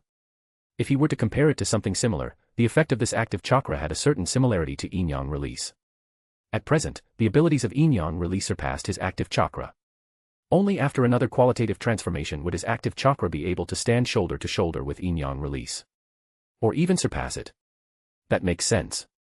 Still, it is hard to believe that Irori is a puppet creation. But is it really all right to expose Irori's strength like this? Kicho smiled and sighed.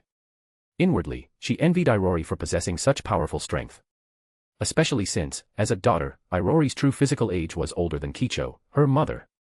Because of that, whenever Kicho faced Irori, her daughter, her mood was often very complicated. It is fine. Compared with truly powerful people, the commotion Irori created can only count as children fighting. Interesting, but not much more than that. Yayoi smiled without concern.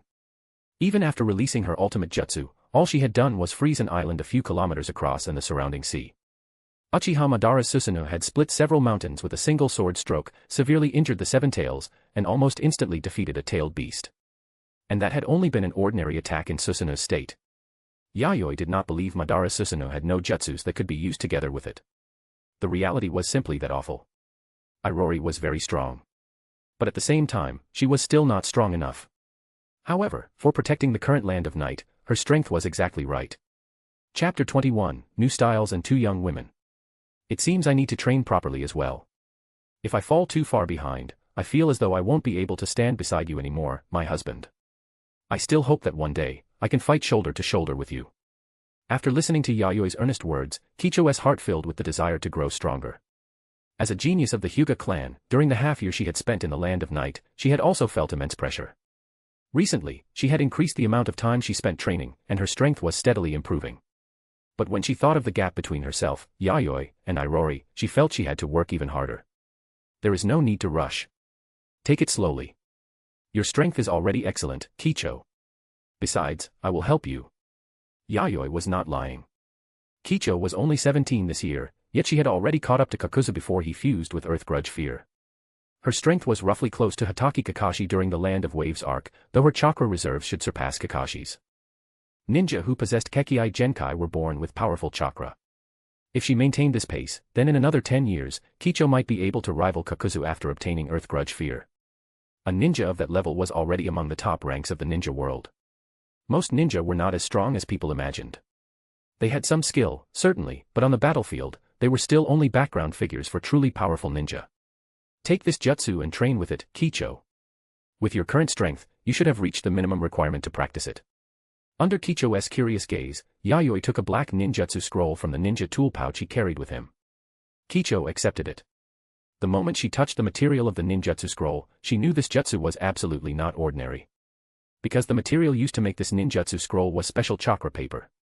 Without the correct sequence of hand seals, the content shown on the scroll would become a false training method. If someone rashly trained from it, it would directly damage their chakra pathway system. In severe cases, it could even result in death. This is an activation chakra skill I created based on my own active chakra. I named it Chakra Living Body Art. Although I call it a jutsu, it is actually a special chakra refinement method. It allows the user's chakra to become alive, comprehensively increasing the power of taijutsu, genjutsu, and ninjutsu. Resistance to damage and recovery speed from injuries will also improve significantly. Yayoi explained. The chakra refined through this method could be considered a degraded version of his own active chakra. Even so, this was still an important skill capable of becoming the foundation of a ninja clan. Kicho was not someone who failed to recognize value. After hearing Yayoi's explanation, she instantly understood that this was a precious thing that could stir up a storm of bloodshed if even a whisper of it spread outside. As a ninja born from a great clan, Kicho knew very well that a skill used to strengthen the basic foundation of a ninja was far more valuable than a completed jutsu. Chakra refinement methods sounded simple and unimpressive, as if every ninja knew them, but they were actually one of the most fundamental secrets of a ninja and a ninja clan. Once leaked, they could be taken by enemies and used to counter them. That was because the chakra refinement method of every ninja clan was different. Normal chakra refinement created chakra by combining physical energy and spiritual energy. But there were also special cases.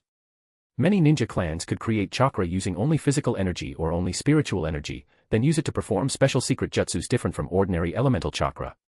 For example, the Aburaim clan that had joined the Land of Night created special chakra through a unique refinement method, which they used to control insects. That was precisely why the ninjutsu scroll Yayoi had given her was so valuable.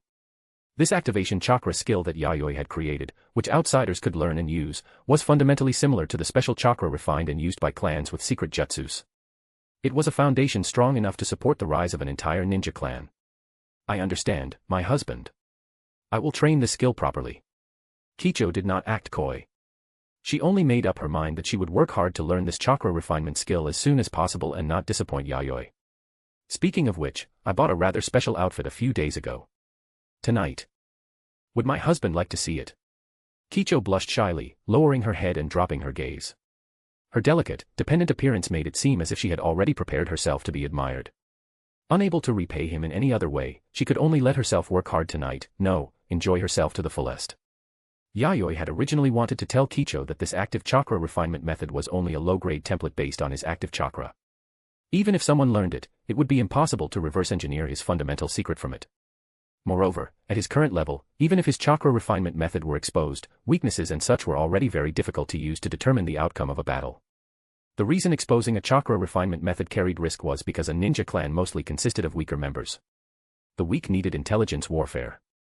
The strong only needed a hard left punch, an even harder right punch, and they could crush through everything.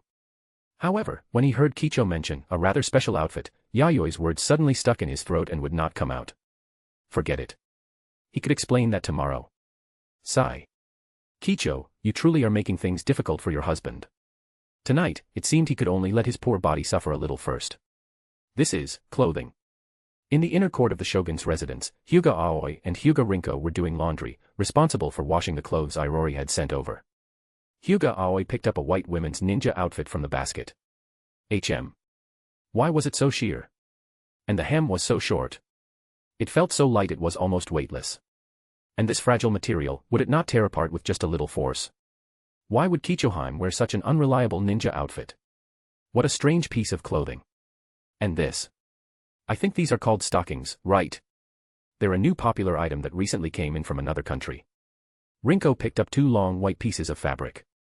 They felt very comfortable to the touch. The two of them spent some effort washing the clothes that had been sent over, then placed them in the corresponding drying room to dry. It had been almost half a year since they moved into the shogun's residence. The 2 branch family girls had long since grown used to life here. Rather, compared to the Hyuga clan, their days here could be called carefree. They did not need to go to the battlefield, nor did they need to do heavy work. Their daily tasks consisted of washing clothes, delivering meals to Kicho and Yayoi at fixed times, keeping the main residence clean, and similar chores. All of it was easy work. It also did not take much time. Altogether, they only worked 3 or 4 hours a day. As ninja, they were very capable with their hands, so they worked much faster than ordinary people. Ordinary housework was not difficult for them. After setting aside 7 hours for sleep, the remaining time was theirs to use freely as long as nothing special happened. They could leisurely drink afternoon tea in the inner court, sit in a daze, sleep, or train. If they felt bored, they could also go outside to shop and buy things they liked. Their monthly allowance was very generous, an amount they could not have imagined in the past. Because of that, they developed a habit they had never had in their former clan, saving money. Back in the clan, it was not that they had no habit of saving. Rather, they simply did not have much money. Most of it had to be handed over and uniformly distributed by the clan head and elders. But as marginal figures, the amount they received each month was naturally pitifully small. Now, they stored away the money they could not spend. Every day, looking at the increasing amount inside their coin jars made them feel incredibly happy. Several of their coin jars had already filled up. Kichoheim, lunch is here. Aoi and Rinko arrived at the main bedroom. One carried the meal, and the other carried dessert and fruit for after the meal. They placed everything on the dining table. Then they opened the windows, letting more sunlight shine into the room. They turned back and glanced at the bedding on the tatami. And as expected, it was a mess. Ah, you're here. Could you help me up? I can't get up by myself. Kicho weakly poked her head out from the bedding. Her beautiful black Heim-cut hair was somewhat messy in places, scattered across the bedding and floor like seaweed spread completely open. Kichoheim, are you injured? Rinko walked over and asked in confusion.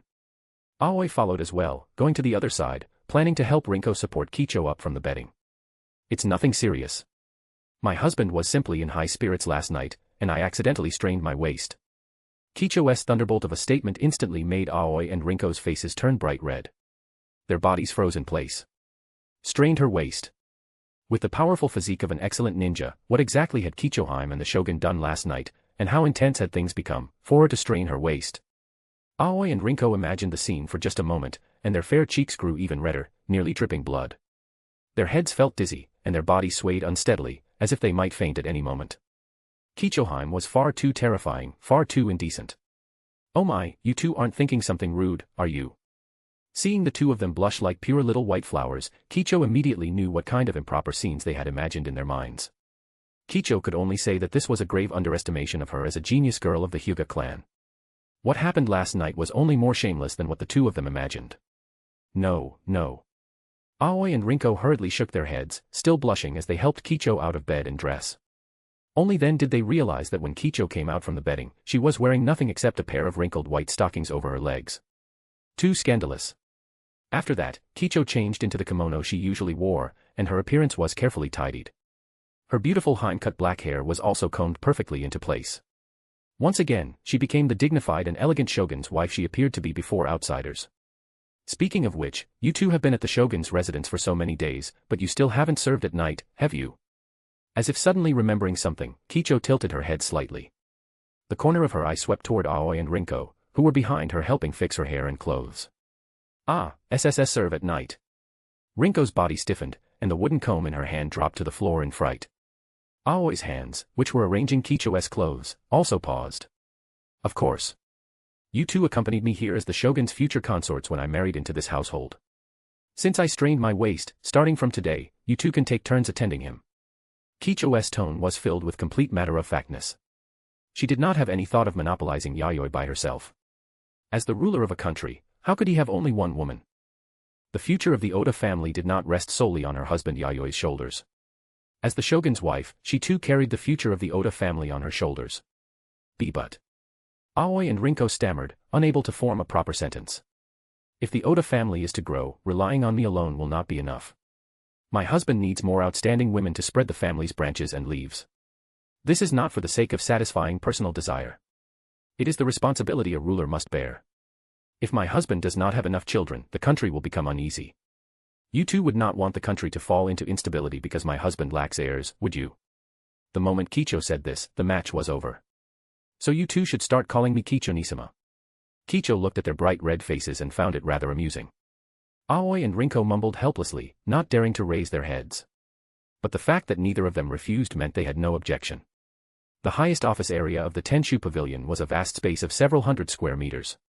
Today, only Yayoi was here handling official business. Irori was still outside dealing with the matter of wandering ninja from other countries. Whether suppression or recruitment, both required a certain amount of time. Occasionally, civil officials came to discuss matters, or to deliver completed documents and files for him to conduct the final review and make decisions. After all, it was impossible for Yayoi alone to handle all the official duties of a country. Even if he worked himself to death, he would never finish everything. Jonin, Chunin, Genin. It seems the ninja rank system has begun to appear. An intelligence document from Konohagakure in the Land of Fire was delivered into Yayoi's hands. He glanced over the content it revealed. Konoha had decided through a high-level meeting to conduct more detailed rank-based management of ninja. That was right. In this era, ninja actually had no so-called rank divisions. Whether a ninja was strong or not, and whether their level was high or low, was something people found out by fighting first. Weak ninja could also rely on strange and unpredictable ninjutsu to defeat stronger ninja under special circumstances. And now, this ninja rank system had finally appeared. Unsurprisingly, this was most likely a system invented by Senju Tobarama. Although Yayoi had the advantage of foresight, he had not popularized this system before Konoha proposed it. Because the influence of this system was neither too great nor too small. It was better for it to be proposed by Konoha, the strongest ninja village. Only Konohagakure possessed the ability and influence to divide the ninja ranks of the entire ninja world. Making ranks clear is also a good thing. It allows work to be assigned more precisely. Yayoi nodded and took out another file. Recorded on it was one land of night ninja or samurai after another. All of them were elites whose strength could be crowned with the title of Jonin. Originally, there had only been close to 20 people. But after the Aburame clan joined, and after several declining small ninja clans were incorporated, there were also some Jonin-level ninja among them. At present, the number of ninja who had reached Jonin level was close to 50. Among them, the Aburame clan alone had more than 10 Jonin. However, only their strength met the standard. Whether their other qualities also met the standard was still unknown. After all, strictly speaking, Jonin, Chunin, and Genin were not strength ranks, but administrative ranks. It was simply that in most cases, Jonin represented an average ability far superior to Chunin and Genin. Starting from Chunin, whether one possessed a calm mind and the ability to lead a team would also become an important standard in ninja evaluation. If a ninja could not meet that standard, then no matter how strong they were, they would still be classified as a lower-ranked ninja. Besides the ninja rank system, things like forehead protectors will probably step onto the stage next. Yayoi chuckled. Watching the era step-by-step move closer to the original story was truly quite entertaining. After reading this, other intelligence also entered Yayoi's review. For example, after several dozen days, the ninja villages of the other 4 great nations had already developed proper outlines. In order to catch up to Konoha as quickly as possible, they would likely confirm their Kage candidates the moment their villages were officially completed, then begin exchanges with Konoha from an equal position. That day would not be far off. At the latest, next month, the first generation of Kage would begin appearing one after another. The mobility of the great nation ninja could clearly be seen. Aside from the actions of the great nations, some small countries and ninja clans were also within Yayoi's attention. That included the distant relatives of the Senju clan, the Uzumaki clan. After refusing to join Konohagakure, they used their clan land as the center and established Uzushiogakure southeast of the Land of Fire, while actively building a country. At their current speed of execution, the Uzumaki clan could complete the outline of a country before the first half of the year ended. But for it to truly get on the right track, it would take at least several years. A ninja village and a country were ultimately different kinds of organizations. In a while, he could look into marriage alliances with the Uzumaki, Uchiha, and other clans, collecting more Kekkai Genkai. When that happened, the Land of Night would become a Little Konoha. Chapter 22, 2 Consorts, Forehead Protectors, and Ninja Ranks. Night had fallen. Inside the main bedroom of the inner court of the shogun's residence. The candlelight on the lampstands was dim, its glow close to the last light before dusk. Only the area around the bedding could barely be called bright. And kneeling there on the bright bedding, waiting for him, was not Kicho, his beautiful wife, but 2 lovely young women whose beauty was only slightly below hers. The girl on the left had long black hair tied into lively twintails with blue ribbons. The girl on the right had neat, smooth, shoulder-length hair. These 2 beautiful girls, both radiating youthful charm, were none other than the attendants who had accompanied Kicho in marriage, Hyuga Aoi and Hyuga Rinko. At this moment, the 2 of them were kneeling nervously on the soft, white bedding. They were not wearing their usual kimono-style made outfits, but a type of kimono with a very short hem, barely covering their thighs. The broad sleeves on their arms were almost absent, or rather, they were transparent like a layer of thin gauze, clearly revealing their fair, delicate arms. Aside from that, the only other thing the 2 girls wore was a pair of snow-white tabi socks. The difference was that Aoi wore a blue kimono, while Rinko wore a pink one.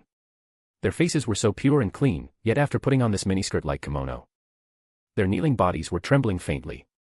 For girls as innocent as them, their brains were probably on the verge of overheating from embarrassment. As for the one who had created this scene, Yayoi tilted his head slightly. A pair of soft, fragrant arms reached around from behind, gently wrapping around his neck. Beside his ear, Kicho laughed and whispered in a soft, sweet voice. "What do you think, my husband? Do Aoi and Rinko look cute like this?" "They do." Yayoi rubbed his chin. Almost without thinking, he gave the answer from his heart with a smile. When it came to facing his own desires, he was not the type to hide them much. Whether it was Kicho, Aoi, or Rinko, all of them were rare beauties. To say he did not like or appreciate them would simply be dishonest. When the 2 innocent branch family girls heard that judgment, they could not tell whether what surged in their hearts was shame or something else. Their heads lowered even further. "Sho, my husband, please be gentle with us." The 2 lowered their small heads, their voices trembling, unable to hide their shyness and anticipation. Clearly, they had already prepared themselves to become the shogun's consorts. Rather, from the moment they stepped into the shogun's residence half a year ago, they had been waiting for this day. "Go on, my husband. Show them the spirit of a serious campaign. Make them yours, body and heart." From behind him came Kicho's smiling voice, cheering him on. Yayoi no longer stood on ceremony. His throat moved slightly, a little dry. He stepped forward, approaching the 2 girls who were waiting in shy bloom. The weather in March was still cold, but the room was warm. In the past, Yayoi had felt that what rested on his shoulders was a heavy burden. But now, Yayoi felt that the burden on his broad shoulders was not only heavy, it also carried the future of these 2 girls, as well as the weighty responsibility of being shogun. Sigh. Though it was hard work, who told him to be the shogun? "Last night was so embarrassing I thought I would die, but..." Burying her head in the warm, comfortable bedding, Aoi woke up feeling not only tired and sore, but also filled with an indescribable sense of satisfaction. That satisfaction from deep within her heart quickly diluted the fatigue in her body.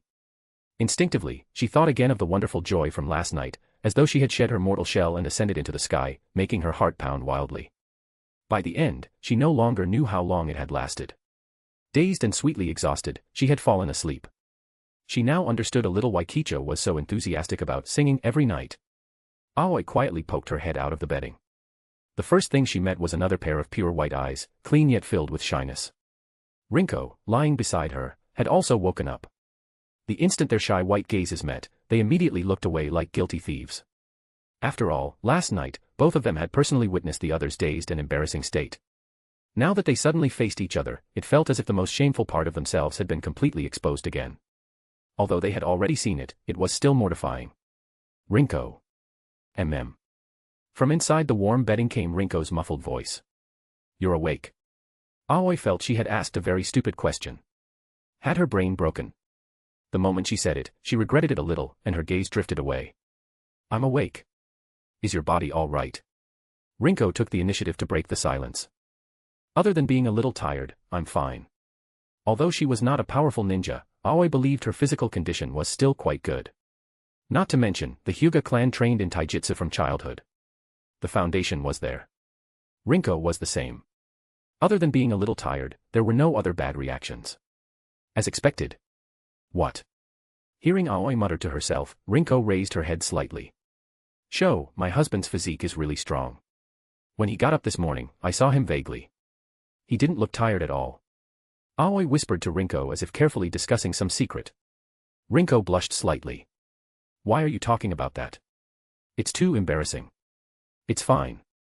We're truly adults now. We'll probably be working together often from now on. After adjusting her emotions, Aoi quickly calmed the disorder in her heart. Even the embarrassment faded by quite a bit. Adults, you say? It's true, isn't it? All right, we should get up. It's almost 9. Aoi crawled out of the bedding, walked aside, and picked up a fresh, proper set of clothes to wear. Rinko then got up and dressed as well, though judging from her red face, she was probably still embarrassed.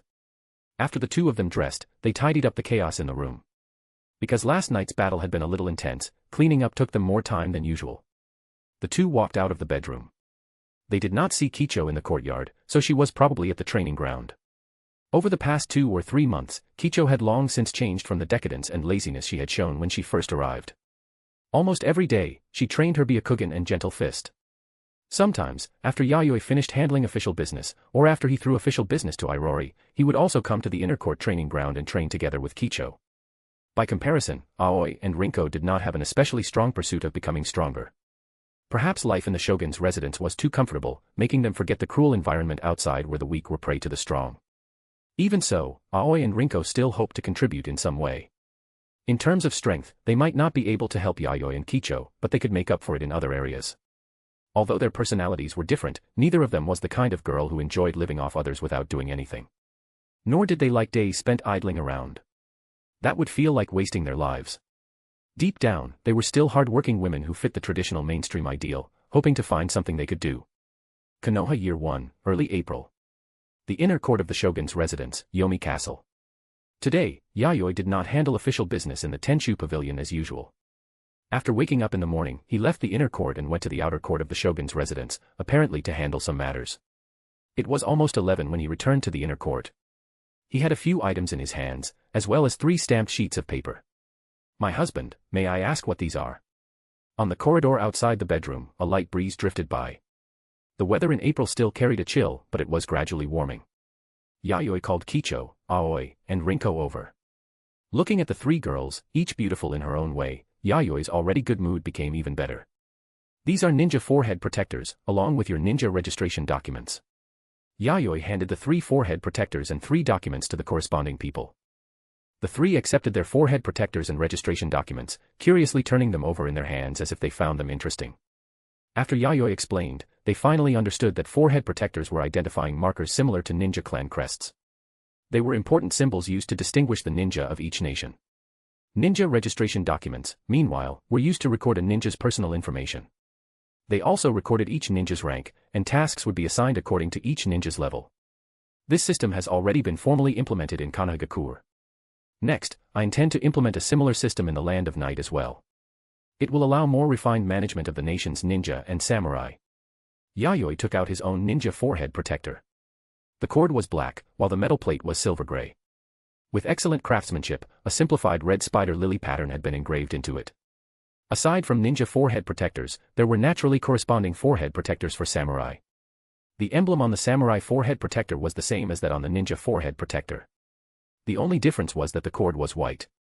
After all, the Land of Night was a nation that possessed both ninja and samurai. The forehead protectors also had to be localized, distinguishing ninja from samurai. At the same time, there were samurai ranks corresponding to Jonin, Chunin, and Genin. However, compared to ninja, the ranking system for samurai was relatively more complicated. The reason was that in this era, samurai were no longer the mainstream. There were already signs that they were gradually being replaced by ninja. The Land of Night was somewhat better in this regard. In many countries across the ninja world, samurai had already become almost legendary existences, gradually disappearing into history and losing the influence needed to compete on the same stage as ninja. So that means I am a jonin. Kicho quickly understood what Yayoi meant. At the same time, she saw the corresponding title of jonin on her ninja registration document. Then she saw the ninja ID section. Ninja ID, S000003. Does this number mean I am the third ninja registered in the Land of Night? Kicho tilted her head, a little confused. Judging from the meaning revealed by the ninja ID, Kicho's understanding was correct. The first and second ninja of the Land of Night were naturally Yayoi, the shogun, and Irori, his closest creation.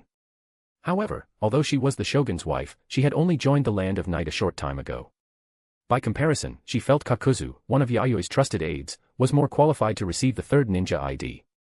Then I'm fourth, and Rinko is fifth. Aoi looked at her own ninja ID. It was S000004. Rinko's ninja ID was S000005. My husband, although we are all the women by your side, there is no need to use privilege in a place like this, is there? Kicho teased Yayoi. In terms of who had come first, she, Aoi, and Rinko should not have received numbers this far ahead. Since it had actually happened, it was obvious that Yayoi had been biased and had secretly arranged it. About that. Yayoi paused, then continued, numbers beginning with the letter S are numbers only family members centered around me can receive.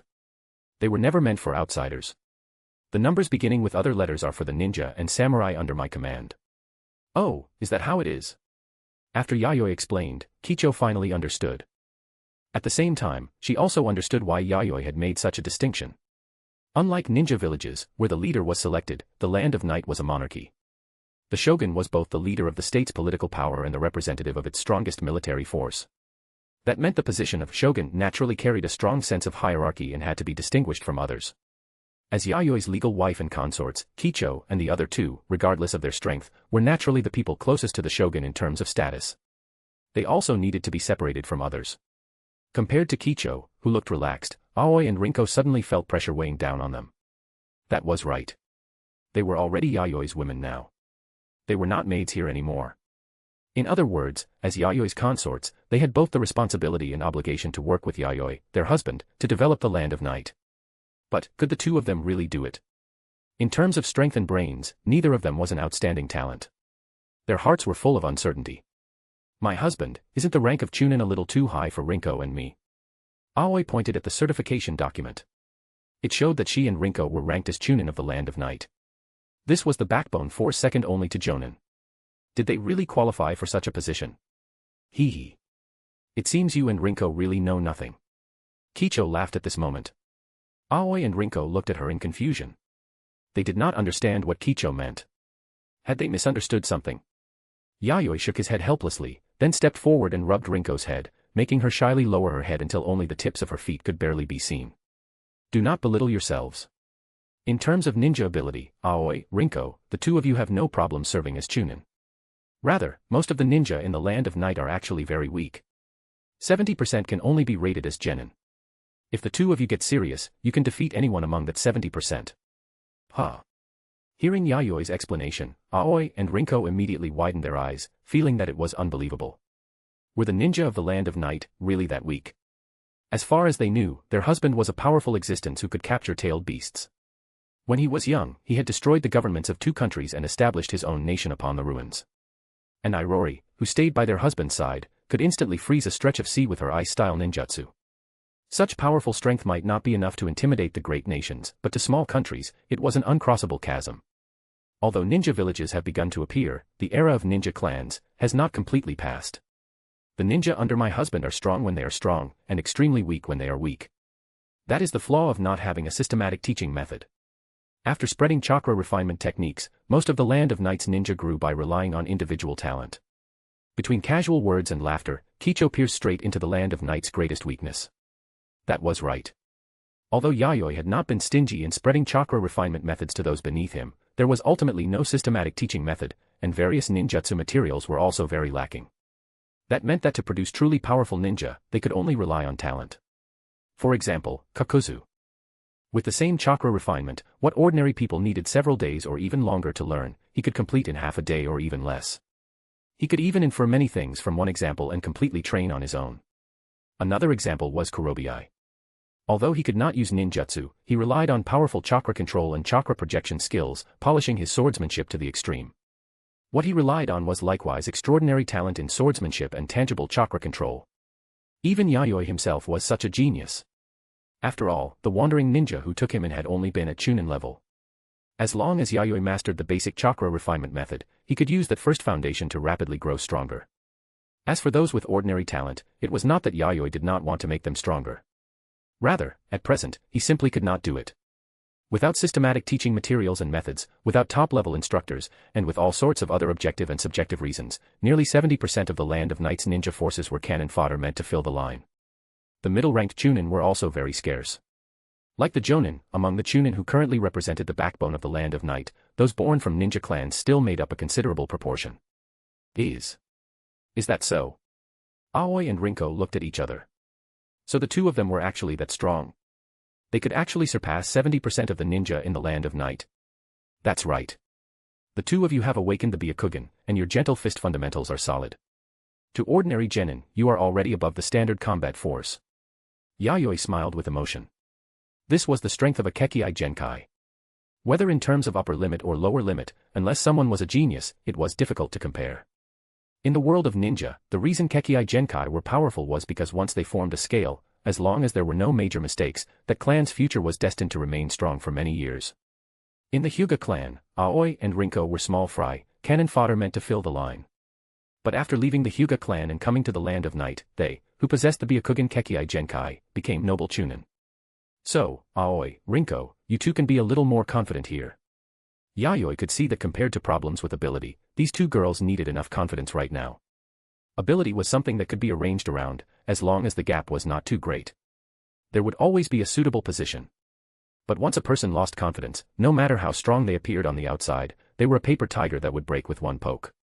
Ah, yes, my husband. Hearing Yayoi's gentle encouragement, Aoi and Rinko were stunned. Their fair faces could not help heating up, and at the same time, a firm light slowly appeared in their eyes. Before meeting Yayoi, when they were still in the clan, they had been restricted by rigid clan rules and limited by their talent. Whether it was their parents or the other elders of the clan, no one had ever spoken such warm words to affirm their character and ability.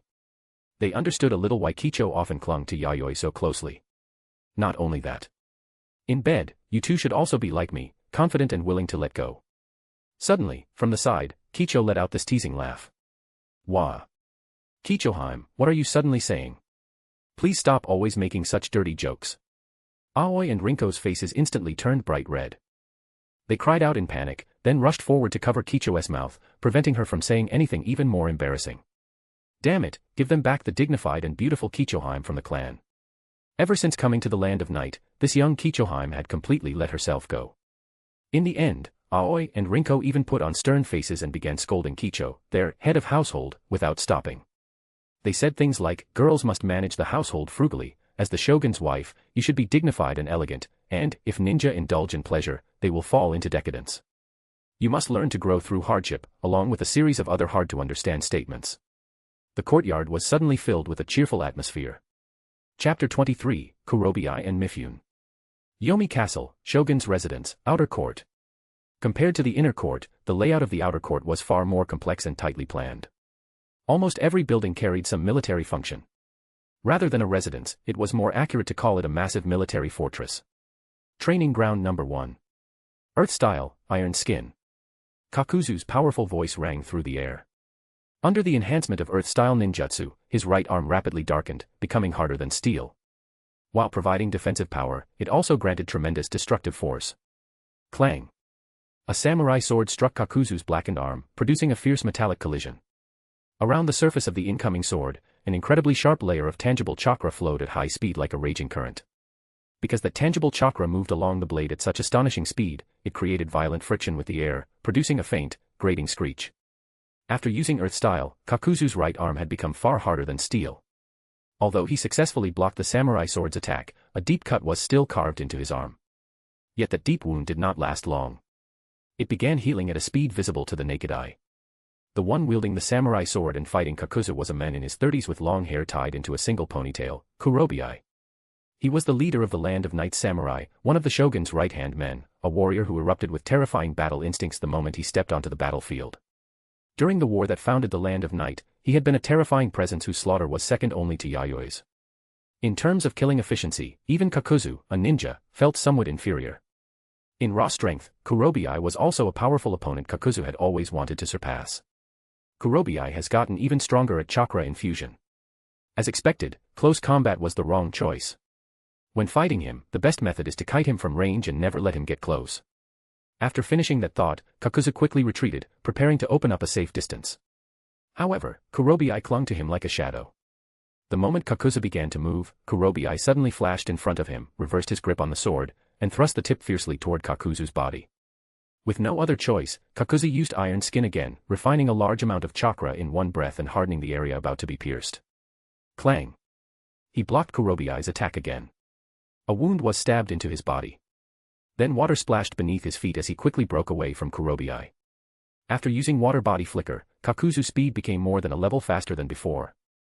Once his body landed, he formed hand seals quickly, then slammed both hands onto the ground. Earth Style, rupturing earth palm.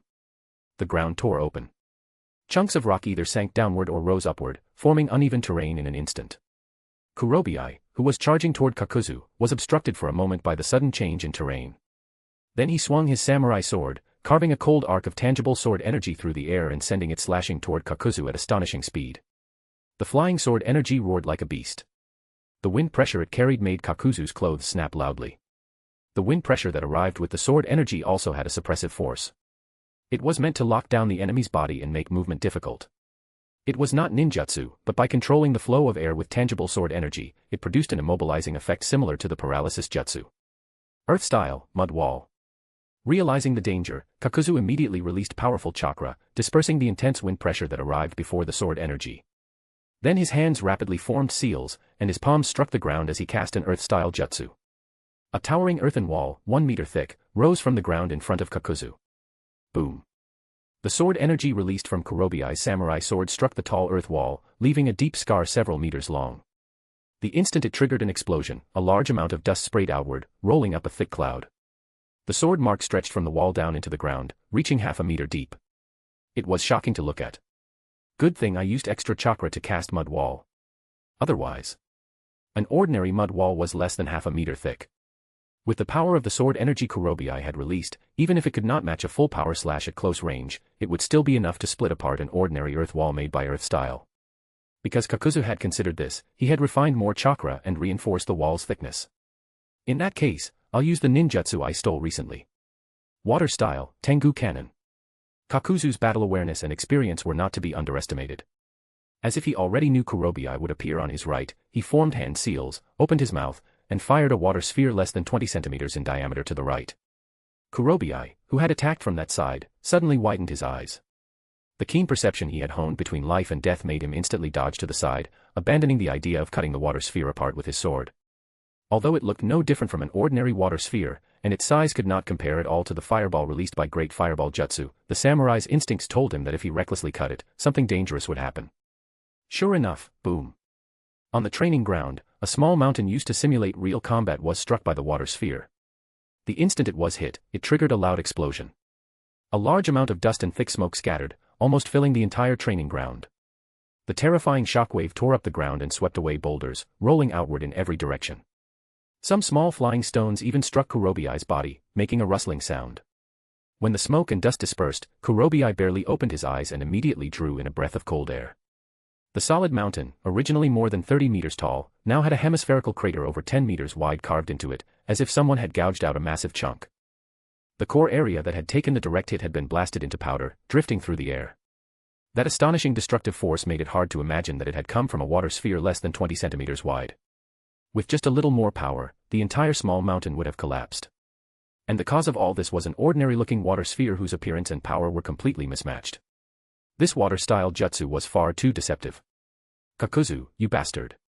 Were you trying to kill me with such a dangerous move? Cold sweat appeared on Kurobiai's face, and lingering fear filled his heart. If his instincts had not been sharp, he might really have fallen to that attack. With his body tempered through countless battles, he would not have died, but lying in the hospital for at least half a month was easy to imagine. If things went badly, the bones in both arms he used to wield his sword might have been seriously cracked. Sorry. I didn't control the power of that jutsu well. Kakuzu laughed awkwardly. He had not expected that after refining a large amount of chakra to use this move, its power would rise to this level. Even he had been startled. 2 months ago, through Earth Grudge Fear, he had finally obtained his first heart.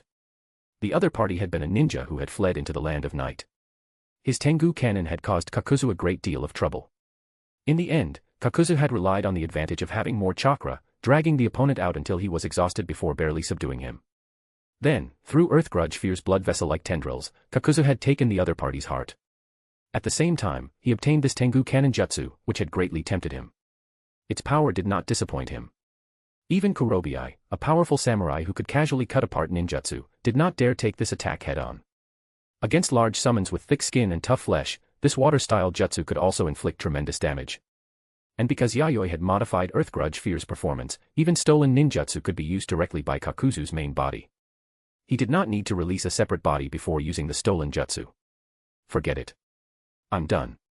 That water-style jutsu of yours is too powerful. I don't want to end up covered in injuries. Kurobiai sheathed his samurai sword and decided to end the fight. The corners of Kakuzu's mouth curved beneath his mask. Clearly, he had seen through Kurobiai's true hesitation. After all, if the fight continued, Kakuzu had the higher chance of winning. Not to mention, he had not yet used Earth Grudge Fear's tendrils to assist in combat. Otherwise, with the interference of Earth Grudge Fear's tendrils combined with that water-style jutsu, Kurobiai would absolutely fail to dodge if caught off guard. Next, as long as I obtain 3 more hearts, I can bring Earth Grudge Fear's power to its limit. I'm looking forward to that. Having finally surpassed Kurobiai, Kakuzu stopped in a good mood. After this, he needed to pay attention to ninja who used powerful lightning style, wind style, and fire style. As long as he obtained their hearts, he would be able to steal their jutsus and freely use all 5 chakra natures.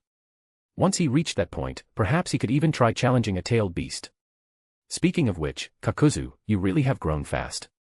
It has only been a year, and you've already caught up to me.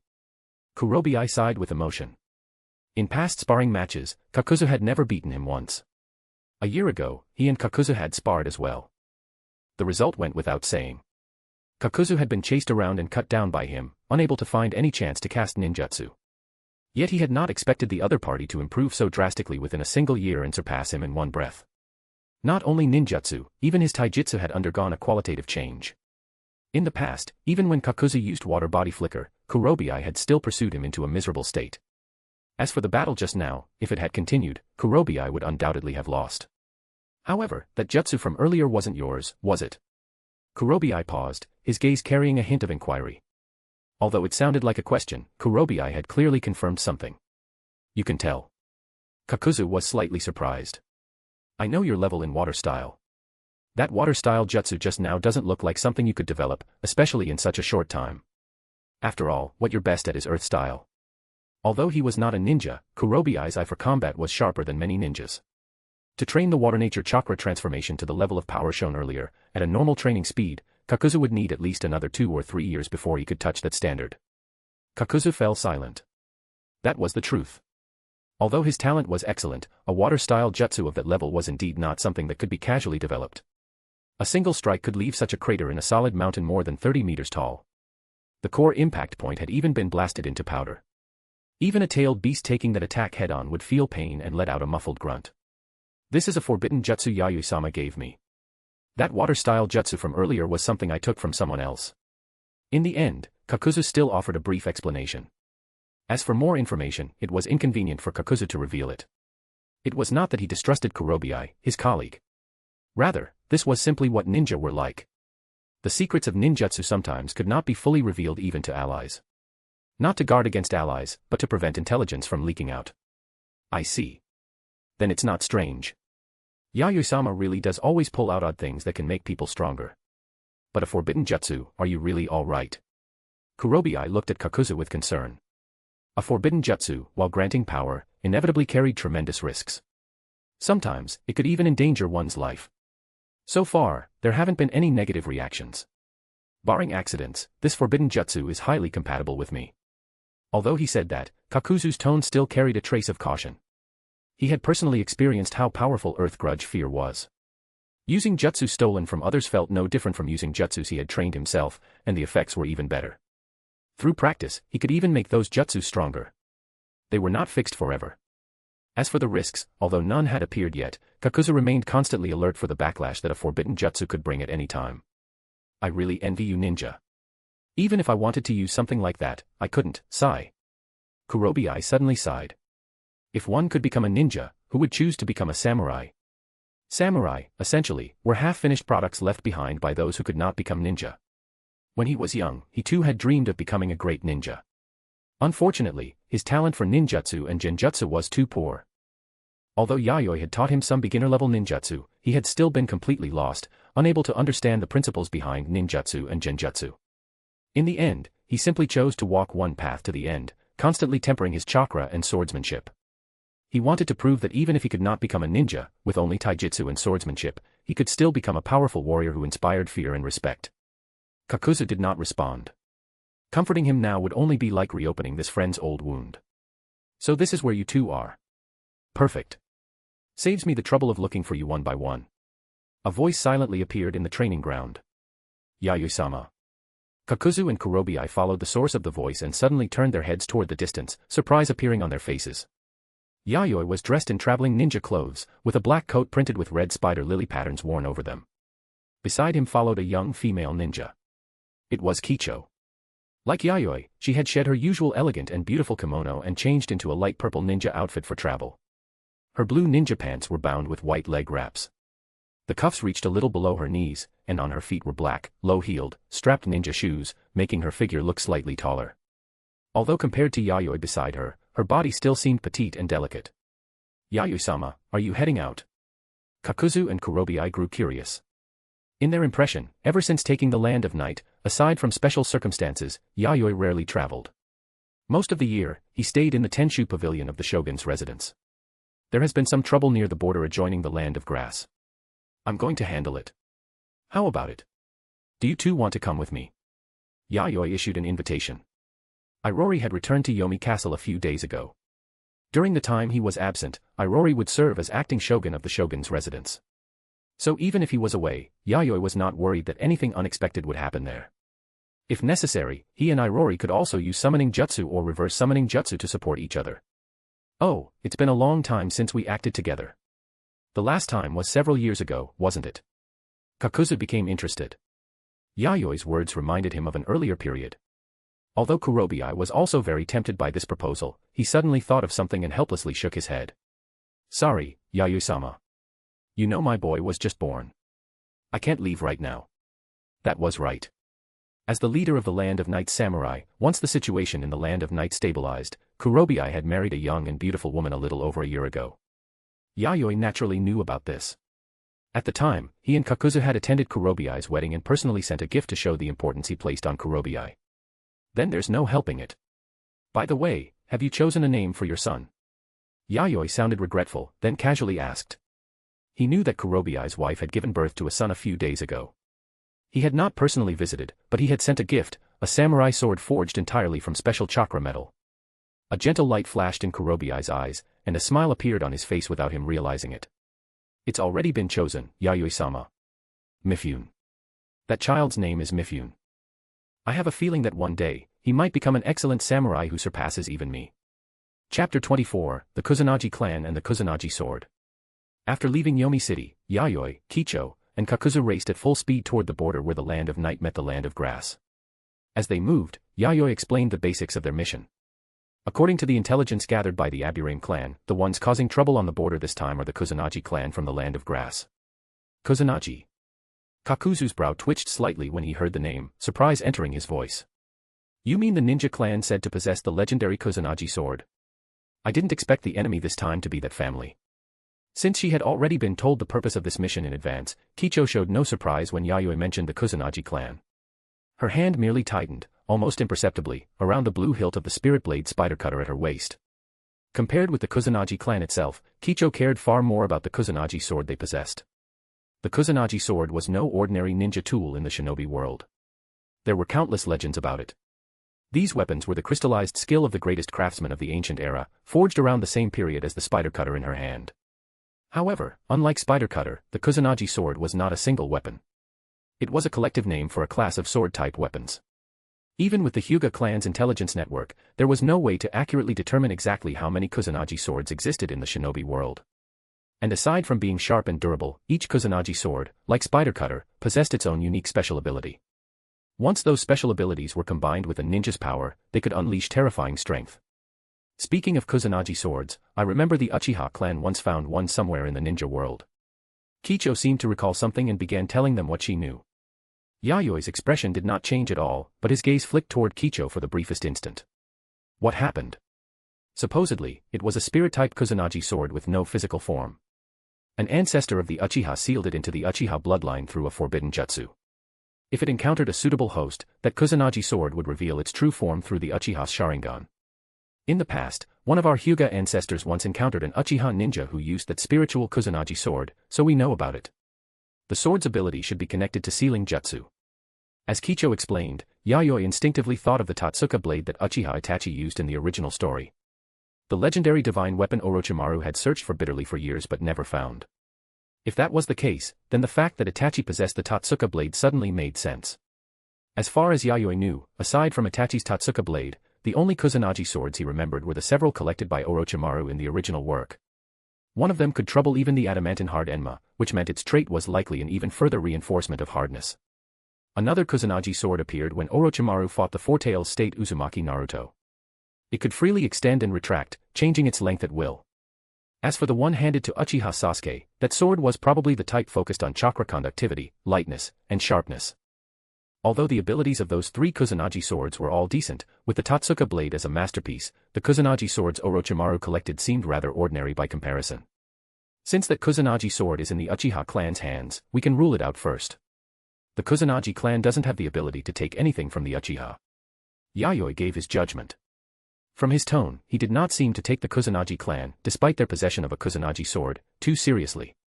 The Kusanagi clan, who had lived in the land of grass for generations, used Kusanagi sword as their surname, but in truth, the only reason their clan had any connection to the Kusanagi sword was because their ancestor, more than 200 years ago, once obtained one. After that, the ancestor of the Kusanagi clan took the name Kusanagi sword as the family name and founded the Kusanagi clan of the land of grass.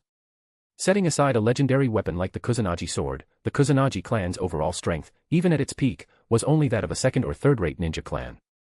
The family had no systematic secret jutsus passed down through the generations either. They had slowly developed by stealing and imitating the jutsus of other clans. Yayoi-sama, are you personally taking action this time because of the Kusanagi sword? Kakuzu turned his head and asked. His thoughts matched Yayoi's. The ninja of the Kusanagi clan were not worth paying attention to. Only the Kusanagi sword was the true core of the matter. Without something like the Kusanagi sword involved, he did not think Yayoi would suddenly feel like dealing with the Kusanagi clan in person. According to the intelligence, the Kusanagi sword held by the Kusanagi clan has a very interesting ability. And the ninja and samurai forces stationed on the southwestern border were routed in an extremely short time. There were quite a few casualties as well. At that point, Yayoi's eyes gradually turned cold. The commanders stationed on the southwestern border of the Land of Night were two Land of Night ninja whom he had recently granted the rank of Jonin. Like Kakuzu and Kurobi, those two border Jonin were also among the earliest veterans who had followed him through campaigns in every direction. They could be considered trusted retainers among trusted retainers.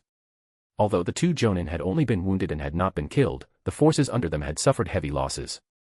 So when Yayoi first received word that the southwestern border had been attacked by unknown enemies, he immediately reassured the two border Jonin and ordered them to lead the remaining troops away from the enemy's strike zone as quickly as possible, withdraw, and reorganize. After that, he quickly dispatched an Aburaim Jonin to gather intelligence on the unidentified enemies in the southwest.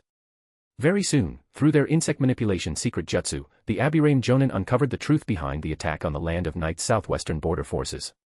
The attackers were wandering ninja from the Kusanagi clan of the Land of Grass. Because they had been jointly driven out by other ninja clans in the Land of Grass, the Kusanagi clan could no longer maintain a foothold there, so they had turned their attention to the Land of Night. From the looks of it, they intended to seize a piece of territory as a place where their clan could rest and recover. The reason they had chosen to attack the Land of Night without declaring war, striking the southwestern military base, was probably to test the Land of Night's military strength. So we don't need to leave any survivors this time, right?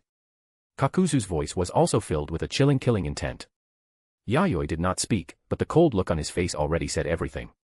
After that, the three of them stopped talking and increased their speed.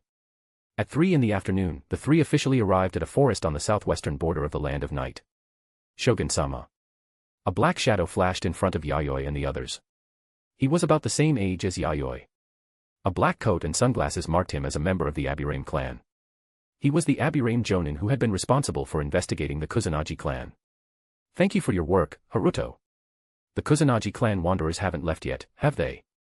Yayoi called the Abirame ninja by name. Including Orochi, the Abirame clan had 16 Jonin in total. Yayoi had memorized the appearance and name of every single one of them, and he had personally met them all. Among the Abirame clan's many Jonin, Abirame Haruto's strength was average, but his intelligence-gathering ability was among the very best in the clan. That was precisely why Yayoi had specially sent him to investigate the attack on the southwestern border. Haruto had not disappointed him. After arriving here for only a few days, he had nearly completed his investigation of the attack. That was also why Yayoi had been able to react so quickly and personally lead a team here. They haven't left. Judging by the Kusanagi clan ninjas' recent movements, they seem to be planning to live in this forest long-term. Abirame Haruto shook his head and gave the conclusion he had reached after observing them for the past few days. So they plan to turn this place into their main camp, then slowly expand outward. I can't tell if that's confidence or sheer stupidity. Kakuzu's voice was cold. In his heart, he silently sentenced every Kusanagi clan ninja to death. Then we'll end this quickly. Kicho, use your Byakugan to confirm their situation. Haruto, point us in the right direction. Yayoi quickly issued orders, directly having Kicho confirm the current state of the Kusanagi clan in the forest.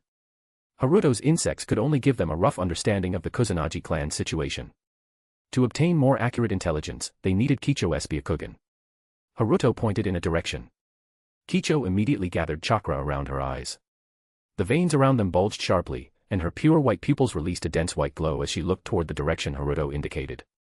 How is it? Yayoi turned his head and asked. About 10 kilometers away, there's a group gathered together. That should be the Kusanagi clan's encampment. Aside from some ordinary people, there are 47 ninja in total. 2 of them have chakra far stronger than the rest. They should be Jonin level. In only a moment, Kicho used her Byakugan to fully map out the enemy situation. Some details were even clearer to her than they were to the enemy themselves. That included the traps set up around the camp. She found several routes that would allow them to infiltrate silently. This was the terror of the Hyuga clan's Byakugan. Traps, ambushes, enemy numbers, all of it could be understood with a single look, allowing the user to immediately counter the enemy. Only the Hyuga clan could ambush others. No one else should even dream of ambushing the Hyuga. That almost unfair fighting style was also one of the reasons the Hyuga clan had stood strong in the shinobi world for so many years. Kakuzu had no particular reaction after hearing this, but Haruto glanced at Kicho in surprise. He had not expected Kicho's Byakugan to be able to see 10 kilometers away. Even if she was focusing in a single direction to extend the range, this was not something an ordinary Hyuga ninja could do. As far as he knew, many adult Hyuga ninja had a Byakugan limit of only 6 or 7 kilometers. And from how relaxed Kicho looked, 10 kilometers was clearly far from her limit. Move out. The 4 quickly set off toward their target. 10 kilometers was not exactly instant for ninja, but it certainly was not far. Especially when none of the 4 were below Jonin level. Chapter 25, The Fall of the Kusanagi Clan. Move that lumber over there. Take all the grain and vegetables to the storehouse. Preserve them carefully. Drain the dead beasts as quickly as possible. Keep the hides intact when you skin them. A middle-aged man nearing 40, steady and composed in bearing, directed the clan members in the camp with practiced order. Although he did not need to do the manual labor himself, commanding such a large group while they built up the camp was no easy task. Before long, sweat had gathered across his face. He lifted the canteen at his side and drank deeply to quench his thirst. He was the current head of the Kusanagi clan, Kusanagi Surayu. The ninja and civilians living here numbered more than 300, all of them members of the Kusanagi clan. Under Surayu's command, the ninja and ordinary clan members were divided into separate groups, each handling their own work. Even the elderly and the children, as long as their hands and feet were still nimble, were not allowed to remain idle. Even if they could only do a little, they had to join the work. The Kusanagi clan had built their camp around a river, expanding outward, clearing land, raising houses, and setting up wooden fences. It was beginning to look like the early shape of a small village. Nearly a month had passed. This forest region had clearly become the Kusanagi clan's new homeland. And to secure this new clan territory, the Kusanagi ninja had set a large number of traps around the camp's perimeter. The first purpose was to defend against the wild beasts in the forest. The second was to ambush enemies, raise warnings, and create a strategic buffer zone so that battle would not reach the camp directly. Next, we need to scout the terrain farther out. The Land of Night won't let this go. They'll probably send ninja and samurai soon. After inspecting the clan's camp, Kusanagi Surayu nodded slightly. With this, the clan could finally settle down here. Then, as if remembering something, his expression grew more serious. However, while his face was grave, there was no fear in his eyes. Clearly, he had full confidence in his own strength, or rather, in the divine weapon passed down through the Kusanagi clan for generations, the Kusanagi sword. In the past, the Kusanagi clan had made their name in the Land of Grass precisely because of that divine weapon. Even after being forced into exile, he had relied on that divine weapon to withdraw safely from the Land of Grass after losing only a small number of clan members. The other ninja clans in the Land of Grass had not dared to pursue them lightly. He believed that with his own ability and the power of the divine weapon, he could carve out a future even in the Land of Night. Many people said the Land of Night was one of the few military powers below the great nations. But whether it was truly strong or not, in the ninja world, people were used to settling that by fighting first. At least so far, the Land of Night did not feel as strong as he had imagined. Their border troops had been crushed quickly by him and a small group of his people, with no room to resist. If I could take the position of shogun. A thick ambition flickered in Surayu's dark eyes. He wanted the throne of a country too. If that happened, the Kusanagi clan would become great again in his hands. Just as he was imagining that bright future, boom! A sudden explosion shattered the calm of the camp. Then came several more blasts. Houses erupted in fire, and the shockwave spreading outward caused screams to rise from every direction. Some ordinary people who were not even ninja lost their lives outright in the fire and blast. That was the sound of exploding tags. A ninja attack. The thought flashed through Surayu's mind. Impossible. The traps outside clearly haven't been triggered. How could? Surayu's eyes widened in shock. Someone had actually passed through the camp's tight defensive net without causing any disturbance. Even if he himself wanted to break through the traps on the perimeter, he would have to lose a few layers of skin doing it. However, Surayu's reaction was not slow. No matter what, the enemy had already reached the heart of the camp. They had to be driven out as quickly as possible to reduce their losses. Enemy attack! Enemy attack! The other Kusanagi ninja shouted loudly as well, searching everywhere for the enemy. Earth-style, dark swamp. A low voice rang out from somewhere unknown, and a stretch of earth immediately turned into a swamp. Several ninja and more than a dozen ordinary members of the Kusanagi clan sank into it, unable to break free. They could only watch helplessly as the bottomless mire swallowed them. Damn it! Stop! Surayu wanted to rush over, find the attacker, and stop the enemy's earth-style jutsu. Those were the future of the Kusanagi clan. They could not die here. 8 trigrams, air palm. With a cold female voice, Kicho, dressed in a light purple ninja outfit, rushed out from the shadows of the nearby forest. Her right palm thrust forward fiercely, her 5 fingers curling into the shape of a tiger's paw. A powerful surge of chakra gathered directly at the center of that curled palm, then was released in an instant. The air trembled with a sound like an explosion, striking straight towards Surayu's body. Boom. Surayu's expression changed sharply as he leapt aside. The gentle fist force launched from a distance blasted a shocking hole into a stone wall. Rocks collapsed, and countless fragments scattered in all directions. That's the Byakugan. Surayu cried out when he saw Kicho attacking him with clear killing intent. Especially when he saw those strange eyes glowing with pure, high-density white light. The thing he had not understood suddenly made sense. If the Byakugan was involved, then the traps he had arranged around the camp truly were no different from decorations. I heard that the Land of Night's shogun had formed a marriage alliance with the Hyuga clan. I thought it was just a false rumor. I didn't expect. Cold sweat flowed down Surayu's face. At last, his expression was no longer calm and composed. He had not expected that the prestigious Hyuga clan would truly marry into the Land of Night.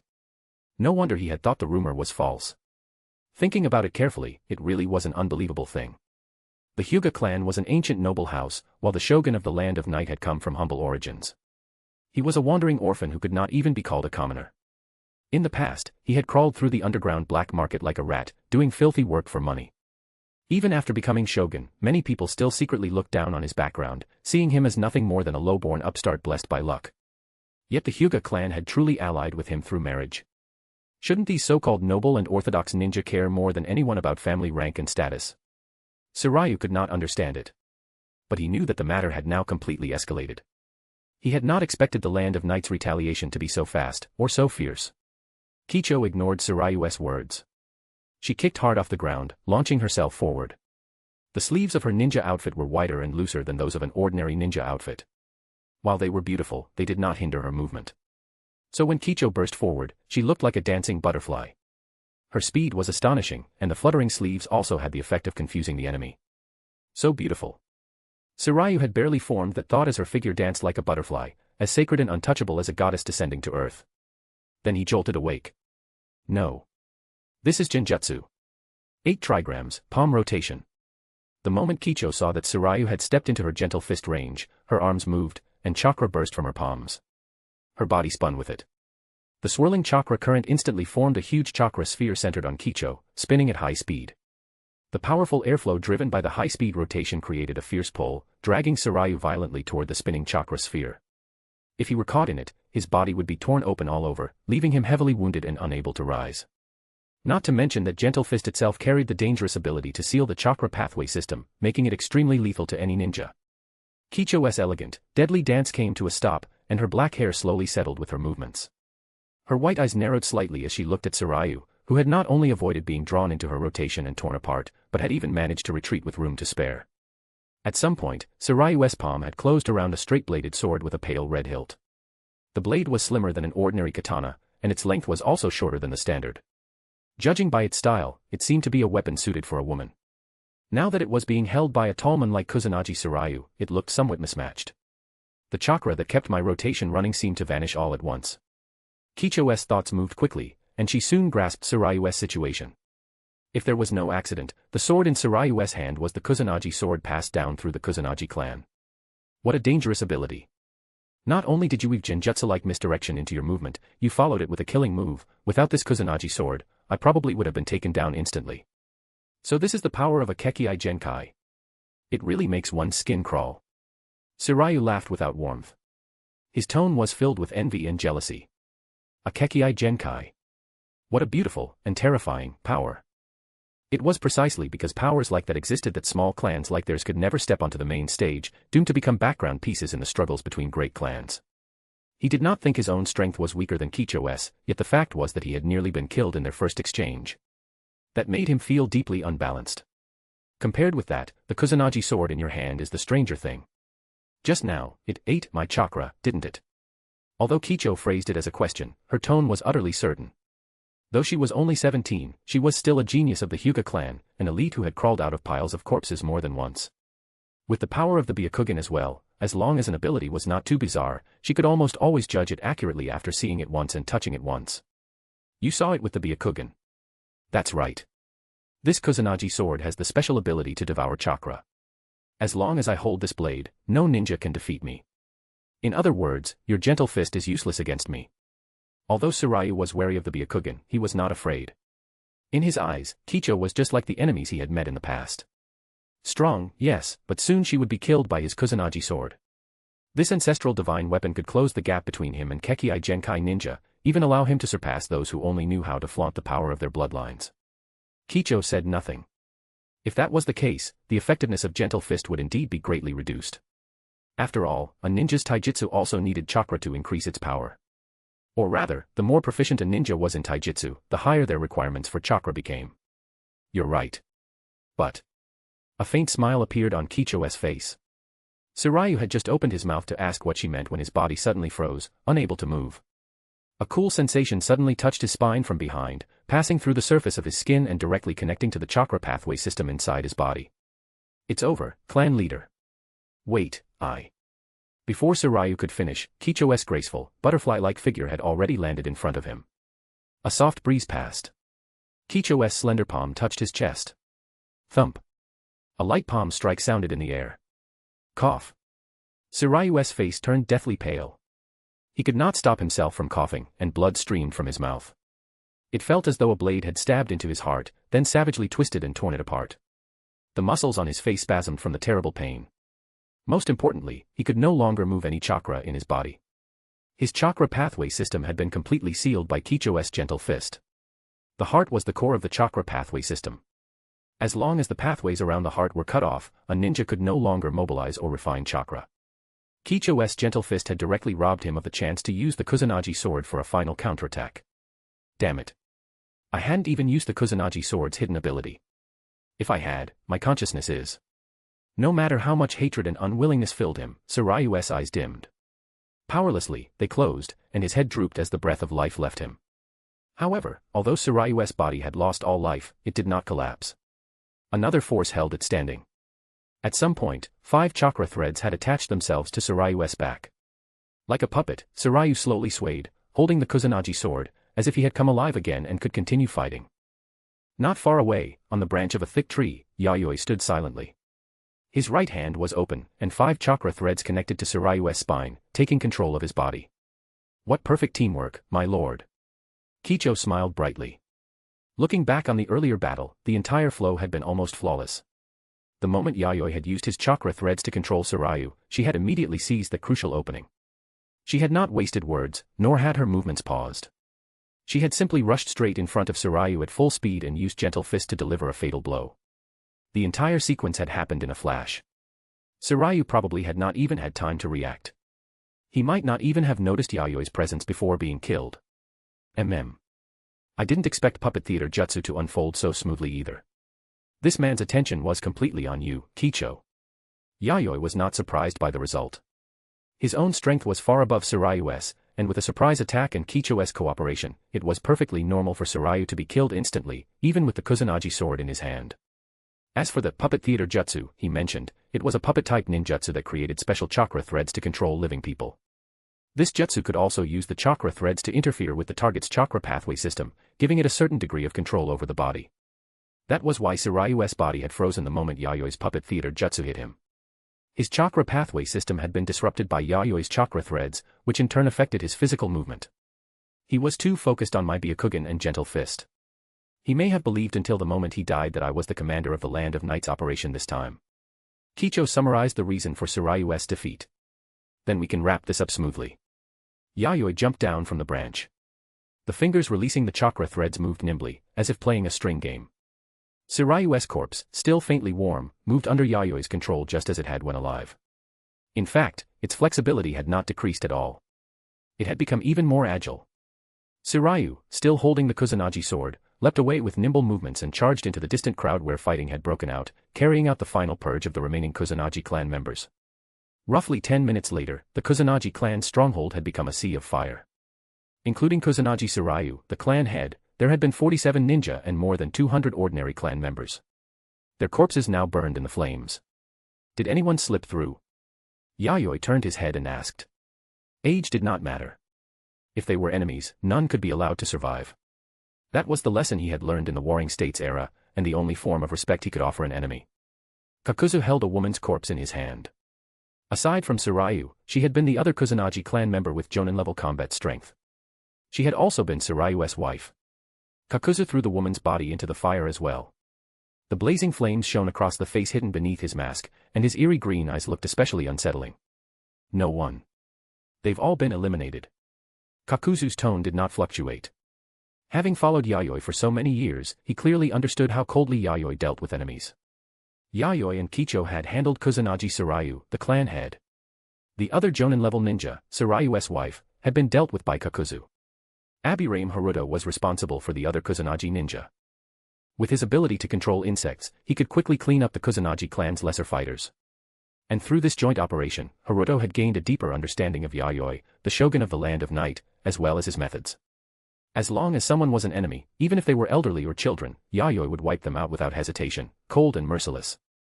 Haruto suspected that the reason the Land of Night's regime was so stable was because Yayoi had executed every rebel and every rebel's relatives in the past without mercy. He had even sealed off the information and history of those rebels, erasing their existence at the root, until people no longer had any reason to even discuss them. The remaining work was simple. They packed up all the Kusanagi clan's collected resources and had the border troops handle the final transport. As for the Kusanagi sword passed down through the Kusanagi clan for generations, Yayoi personally took custody of it. Chapter 26, The Silent Forest. After dealing with the Kusanagi clan, Yayoi and Kicho did not return to Yamagakure immediately. Instead, they parted ways with Kakuzu and Aburame Haruto, then headed north through the Land of Night. Along the way, Yayoi also began testing the abilities of the Kusanagi sword he had just obtained. Besides absorbing chakra, this Kusanagi sword should have other functions too. For example, it can transfer absorbed chakra into the user's body. Beyond that, it can also release the absorbed chakra as a shockwave. Looking at it that way, it was a good thing we killed the Kusanagi clan head outright. Otherwise, this would have been far more troublesome. It did not take Yayoi long to grasp the sword's basic abilities. Overall, it had two core functions, absorption and release. In terms of absorption, it could absorb chakra and even absorb jutsu, then store that chakra inside the blade. However, that required the Kusanagi sword to make direct contact. Without contact, the absorption ability could not activate. As for release, it compressed the chakra stored inside the blade and discharged it in the form of a shockwave, creating wide-area destruction. Simple and direct, but extremely effective against ninja. Yayoi now understood why the border troops had been routed without any real chance to fight back, despite having two jonin present. The Kusanagi clan head had only been a standard jonin, but once he held the Kusanagi sword, his strength had effectively doubled. He was no longer someone two ordinary jonin could handle. The ability to absorb chakra and jutsu, even with the limitation of direct contact, was enough to give most ninja a terrible headache. It would prevent them from displaying even half their true strength. Then let's test its release function. Arriving at an empty rocky plain, Yayoi held the slender hilt of the Kusanagi sword in one hand and pointed its tip forward, drawing in a deep breath. He could feel a considerable amount of chakra stored inside the sword. It was nowhere near the level of a tailed beast, but it was still far beyond what an ordinary ninja could possess. Then he controlled the chakra within the Kusanagi sword, released it, and gathered it along the blade. The sword was immediately wrapped in dense purple arcs of lightning, letting out a sharp, teeth-grating crackle. Like power building before an explosion, the purple light grew brighter and brighter until even human eyes began to sting, unable to remain open. Boom. A dazzling beam of purple lightning shot straight ahead. In the blink of an eye, a cannon-like scar dozens of meters long tore through the ground. Every rock in its path was shattered, throwing clouds of dust into the air. At last, the lightning struck a massive boulder, producing a deafening explosion. Most of the boulder's body was blown apart. The rest broke into countless fragments, scattering in every direction, leaving behind a huge crater more than 10 meters across. Incredible. Even at that distance, it still kept that much destructive power. Kicho watched the scene with genuine amazement. Even a jonin like her could only avoid the full force of such an attack. She could not meet it head-on. And that's not all. If it absorbs more chakra, the destructive power can increase even further. However, that also requires the user to have powerful chakra and excellent chakra control. In other words, the stronger the wielder, the more this Kusanagi sword's ability rises with them. And judging from the lightning strike, this Kusanagi sword should have a lightning nature affinity. That happens to be an attribute I'm not very good with. In the hands of a lightning-style ninja, it could probably display its true power. Even a divine weapon could not show its full potential without a suitable wielder. That was why this was a weapon that elevated its user, while also requiring the user to be worthy of it. Yayoi understood that very well. No matter how good the weapon was, the wielder still had to be strong enough to keep up. Someone like Kusanagi Tsuryu, an ordinary jonin, could not bring out the sword's true strength at all. He had been wasting a treasure.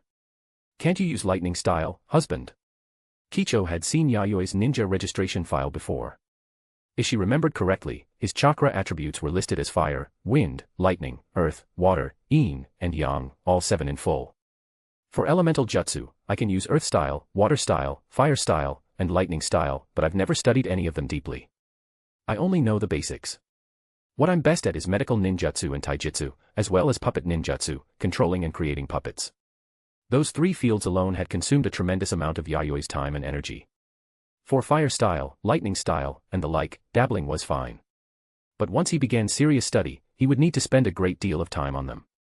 There were shortcut methods like the shadow clone jutsu that could speed up training, but the problem was, in this era, the shadow clone jutsu had not spread. It was still locked away in Senju Tobarama's hands. Then this Kusanagi sword can't be put to full use for now. It's clearly such a powerful weapon. That feels a little unfortunate. Kicho sighed in mild regret. As the wife of the Land of Night's shogun, she had access to the detailed files of all the country's ninja and samurai. Naturally, she understood the abilities of every one of them. The Land of Night did have lightning-style ninja, but none could be considered specialists. Unlike the spider cutter in her own hands, which had no attribute requirement. As long as someone knew a bit of swordsmanship, they could use it immediately. Its ability to suppress negative chakra could also be used flexibly by anyone. However, most of the time, Kicho had no need to use spider cutter. Against enemies, she still relied mainly on the gentle fist. Rather than a weapon, spider cutter was more like an ornament she carried at her side. Yayoi put away the Kusanagi sword and stopped testing its abilities, then continued traveling with Kicho. After resting overnight in a nearby town, they set out again early the next morning. Around 9 in the morning, the two officially arrived at a primeval forest in the northern region of the Land of Night. Compared to the Black Steel Forest, this forest was slightly smaller, but its overall color was just as unusual. And like the Black Steel Forest, it was also rarely visited by humans. It was a paradise for poisonous insects and wild beasts. The moment they stepped into the forest, Kicho could see with her Byakugan that more than 10 kilometers ahead, faint green gas was rising from the forest center, drifting upward like a shower of pale green light. That is, chakra. Although the color was very faint, Kicho could still tell that the steam-like green gas rising into the air was a gaseous form of chakra. Could this forest be? Kicho seemed to realize something. This forest is called the Silent Forest. The trees at its core can absorb chakra as they grow. Many ninja scrolls, explosive tags, chakra nature testing papers, and similar tools are made using this kind of chakra tree. These trees can be found in many countries and are an important strategic resource. Yayoi explained briefly. Kicho nodded slightly. That explained it. The tools used by ninja were mostly made from chakra trees and chakra metal. Although this was her first time seeing chakra trees in person, she had read many books on the subject and knew about their existence. Yayoi seemed very familiar with the environment here. After this, he did not need Kicho's Byakugan to find the correct path through the forest. The deeper they went, the denser the ownerless chakra drifting through the air became in Kicho's vision. It was like entering a paradise of chakra. However, the chakra drifting here feels strange. It gives off a violent feeling, like it might explode at any moment. Kicho frowned. Merely letting her body come into slight contact with the chakra here made her feel faintly uncomfortable. Her instincts urged her to leave this place as quickly as possible. If someone stayed here too long, their mind might be affected by the violent chakra permeating the area. It should be related to the special geography here. I only discovered this place by chance in the past. The chakra trees growing here are generally higher quality than chakra trees found outside. Yayoi glanced back and explained. It seems this place is hiding some kind of secret. Kicho fell into thought. Maybe. But I once searched this forest for 10 days and 10 nights, and I still didn't find anything unusual. Also, Silent Forest is a name I gave it myself. It won't appear on the Land of Night's maps. Yayoi narrowed his eyes. As a ninja who had survived the Warring States era, he naturally understood that this forest contained some secret he did not know. But no matter how he searched, all he could find were large numbers of chakra trees. Beyond that, there was nothing else. Over time, he suppressed his curiosity and simply treated this forest as a resource supply point. Be careful. The area ahead has an extremely high chakra concentration. It has already fused with some strange plants nearby and formed a natural genjutsu. If you're careless, your mind will start to drift, and you'll end up exhausting yourself to death inside the forest. After Yayoi's warning, Kicho became fully alert and kept her Byakugan active at all times. She did not know how long they walked through that silent forest. Apart from their footsteps, there was no other sound.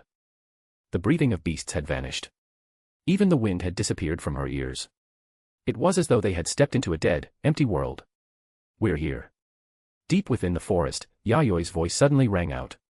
Kicho shook her head, forcing herself to stay clear-minded.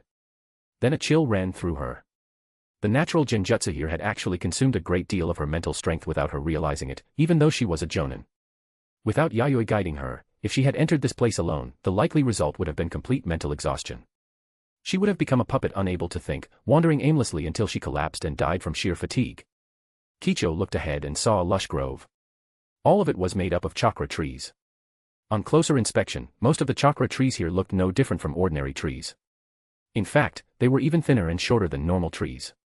The only difference was their richer, brighter green color, and the dense chakra and vigorous life force contained within them. Some of the chakra trees had clearly been cut down, leaving behind neatly sliced stumps. However, compared to the total number of chakra trees in this area, the trees that had been cut were insignificant. Yayoi walked among the chakra trees and stopped before the thickest one. Unlike ordinary chakra trees, this chakra tree was towering and massive. It would take at least 20 people standing hand in hand to barely encircle it. Its bark also had a strange blue sheen. Even more strangely, this tree had only branches and no leaves. It was completely bare, ugly in a dead and withered way. Yet at the same time, it gave off a powerful feeling of life constantly surging outward. What a huge tree! It should be several hundred years old, right? Kicho raised her head and looked up at the chakra tree that stood above the rest. She did not know much about the growth patterns of chakra trees, so she could only estimate its age based on ordinary trees. I remember it being around here. Yayoi touched the chakra tree, soon found something, then took out a kunai and cut hard. A long, narrow wound opened in the blue bark. Blue sap flowed out from the cut, dense chakra contained within it. Yayoi reached into the opening. Inside was a hollow that had been carved by human hands, narrow enough to admit only a human arm.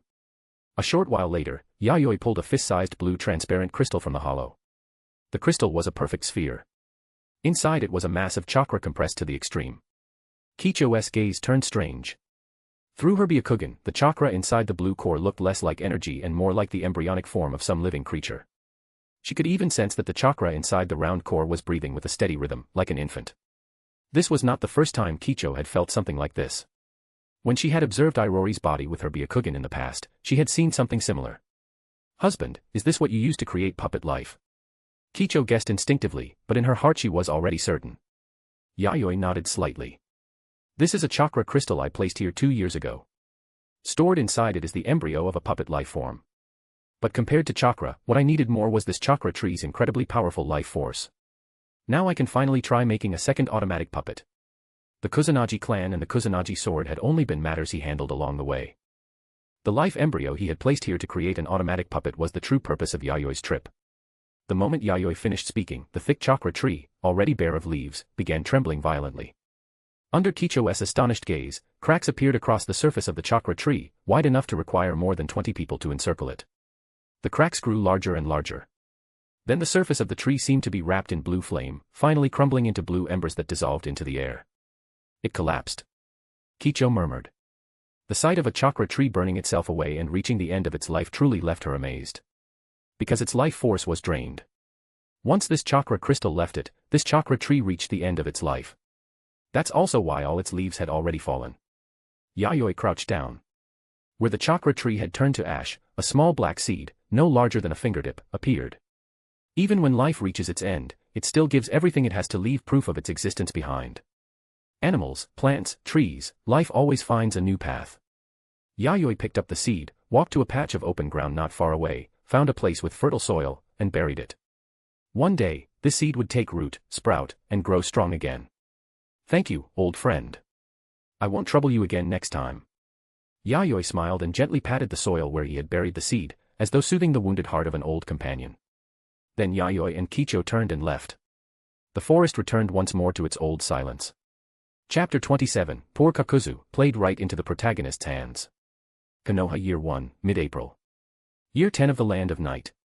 Outside the Land of Fire, the other 4 great nations had essentially completed the construction of their ninja villages. The 5 great nations had officially opened the curtain on the one country one village era, becoming the compass that would guide the age to come. Although this was an achievement of the 5 great nations, the ninja world was still one whole. The 5 great nations were simply too massive, and such enormous reforms would naturally ripple outward and affect the smaller countries as well. If only I had the shadow clone jutsu. Then I could work and train at the same time. At the top floor office of the Tenshukaku, Yayoi handled official documents as usual. Perhaps because he had been sitting for too long, and perhaps because processing documents was simply too dull, he could not help thinking about the practical uses of the shadow clone jutsu. Although he knew other clone jutsus, their effects were far inferior to the shadow clone. The ability to accumulate experience, while even the Byakugan and Sharingan could not easily distinguish the clone from the real body, made the shadow clone jutsu the pinnacle of clone jutsus. Other clone jutsus could not accumulate experience. After the clone vanished, the memories of what the clone had done would not return to the original body either. If he used an ordinary clone jutsu to handle official papers, then once the clone disappeared, the memories of handling those documents would not be absorbed by the original. That would easily create a mess. I'll need to find another chance to go to Konoha and make a deal with Senju Tobarama. Yayoi felt that opportunity would come soon enough. Once the ninja villages of the 5 great nations fully stabilized, the upper ranks of the 5 great villages would definitely gather again for talks. "What are you planning to trade for, father?" Irori walked in carrying a large stack of documents. The heavy pile landed on the desk with a dull thud. She tilted her head and looked at Yayoi. Ah, nothing. Speaking of which, haven't there been more files to process lately? Yayoi pointed at the stack of documents, more than 20 centimeters thick. Considering the current international tension, and the fact that many major projects are being built across the country at the same time, this amount of work is still within a reasonable range. Also, the matter regarding the Land of Melody has already been handled. The daimyo's family has safely arrived in Yamagakure. I had people arrange a residence for them. Irori brought up the Land of Melody. Oh, that matter. Yayoi remembered what had happened in Konoha a few months earlier. He was not surprised at all. A tiny country that barely showed up on the map could disappear overnight, and no one would find it strange. Most people might not even care. Still, the result was acceptable. Under the protection of the ninja and samurai he had arranged, the daimyo of the Land of Melody and his family had safely reached Yamagakure and planned to settle here. That was already as much as Yayoi could reasonably do. Take 80% of the protection fee we received from the Land of Melody's daimyo and divide it equally among all the ninja and samurai who handled this mission. They spent several months outside, after all. They worked hard. Yayoi gave the order. Although the payment was sizable, at the level of a nation, it still did not amount to much. Don't worry, father. I've already distributed it evenly. So which one of us is the shogun here? I hadn't even given the order yet, and you already handled it. Yayoi held back the urge to complain. Lately, he felt that Irori had been making decisions on her own more and more often. She even disciplined him, her own creator, without the slightest hesitation. Has anything especially worth noting happened recently? Yayoi flipped through the documents in boredom. Most of them were the same kind of content as always. Work was just like that. Many things repeated day after day. But even if it was the same repetitive work, it still required his signature as shogun before it could be carried out. Otherwise, administration would become chaotic, which would also undermine national stability. Yes. Among the ninja and samurai in the military department, although many have already started families, a fairly large number are still unmarried. Irori spoke with complete seriousness. That really is an important matter. Yayoi scratched his head, his expression turning slightly more serious. His greatest foundation of rule in the Land of Night was this group of first-generation merit holders who had followed him in conquering and building the country. If a ruler wanted to maintain long-term control over a nation, he needed to find an interest group that stood in the same camp as him. These ninja and samurai were exactly that. At the same time, they were also the Land of Night's greatest armed force. However, these ninja and samurai would eventually grow old, retire, and pass away. Therefore, to ensure stable authority, the direct second and third generations born from these first-generation founders would become the new foundation of the state. Then Yayoi saw the name listed at the very top, the ninja whose personal future most urgently needed to be settled. Kakuzu. As head of the Combat Execution Department, Kakuzu was undoubtedly one of the Land of Night's upper ranks. He was almost 30 and still unmarried. That was a little hard to justify.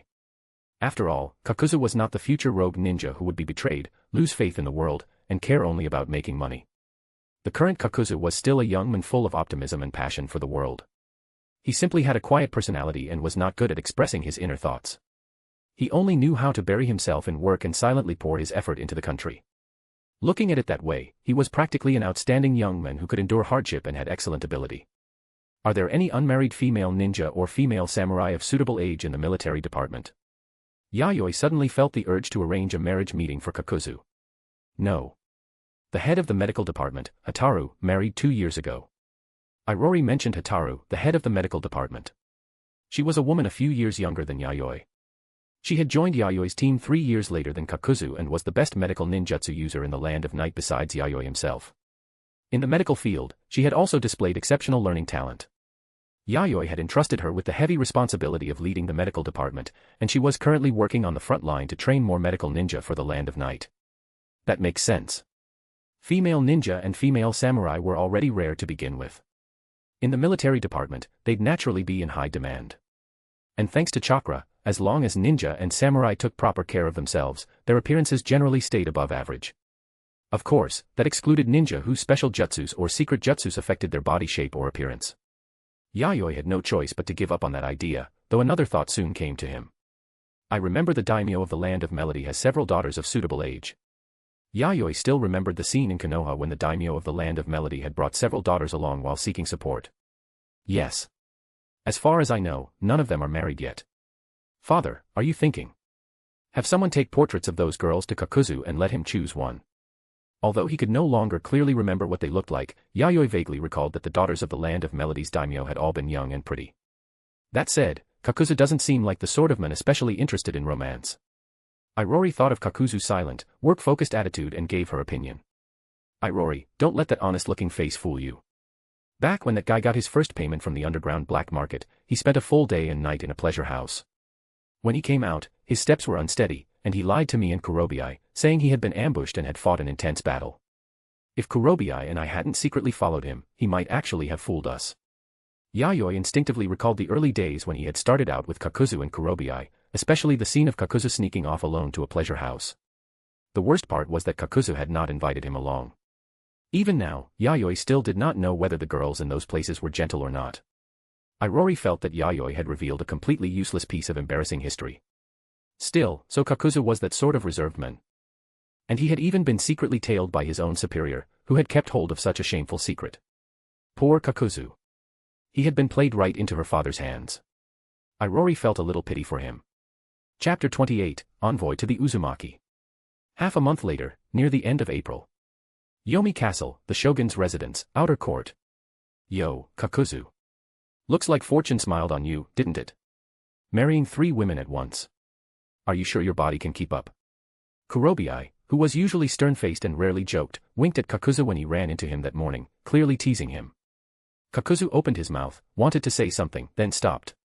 Kakuzu, that was a little cold of you. Marriage is a major event, and you didn't even invite us over for a drink. Another fellow jonin came up, patted Kakuzu on the shoulder, and sighed with theatrical resentment.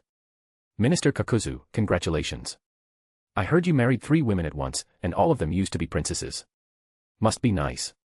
One of his direct subordinates from the same department also came forward to congratulate him, his tone a little sour. Triplet beauties. You really are unforgivable, Kakuzu. You didn't leave even one for the rest of us. An unmarried fellow jonin gripped Kakuzu's shoulder hard, grinding his teeth, his voice filled with envy, jealousy, and resentment. No, wait. How do all of you know about this? Kakuzu, who had still been half confused, suddenly came back to his senses. Beneath his mask, his expression turned awkward. Everyone looked at one another, then nodded. Yeah, that's right. We all know. Not just us either. While you were on leave, the whole military department heard about it. Damn it. Who the hell did this? Kakuzu's temper spiked instantly, his lungs nearly bursting with anger. The whole reason he had married quietly was to avoid exactly this kind of situation. He did not want attention. In front of outsiders, he had always worked hard to maintain the fine image of a silent, honest, diligent man with no interest in women. Now it had all been exposed. How was he supposed to lead his unit after this? Where did this rumor come from? Kakuzu's voice turned cold. His green eyes glowed faintly, looking downright unsettling. I think it started with a messenger from the intelligence department. The guy has a loose mouth. He said Yayoi-sama asked you to choose one of the daughters of the daimyo of the Land of Melody as a marriage prospect, but you ended up choosing all of them. Kakuzu remembered now. Half a month ago, Yayoi had sent a messenger from the intelligence department with portraits of the daimyo of the Land of Melody's daughters, saying he wanted to arrange a marriage for Kakuzu. His first instinct had, of course, been to refuse. As everyone knew, Kakuzu, minister of the Combat Execution Division, was an honest man who kept his distance from women. But after seeing the portraits of the daimyo's 3 daughters, he felt that meeting them once would not hurt. After all, it had been arranged by his superior. If he refused to go, would that not be disrespecting the shogun?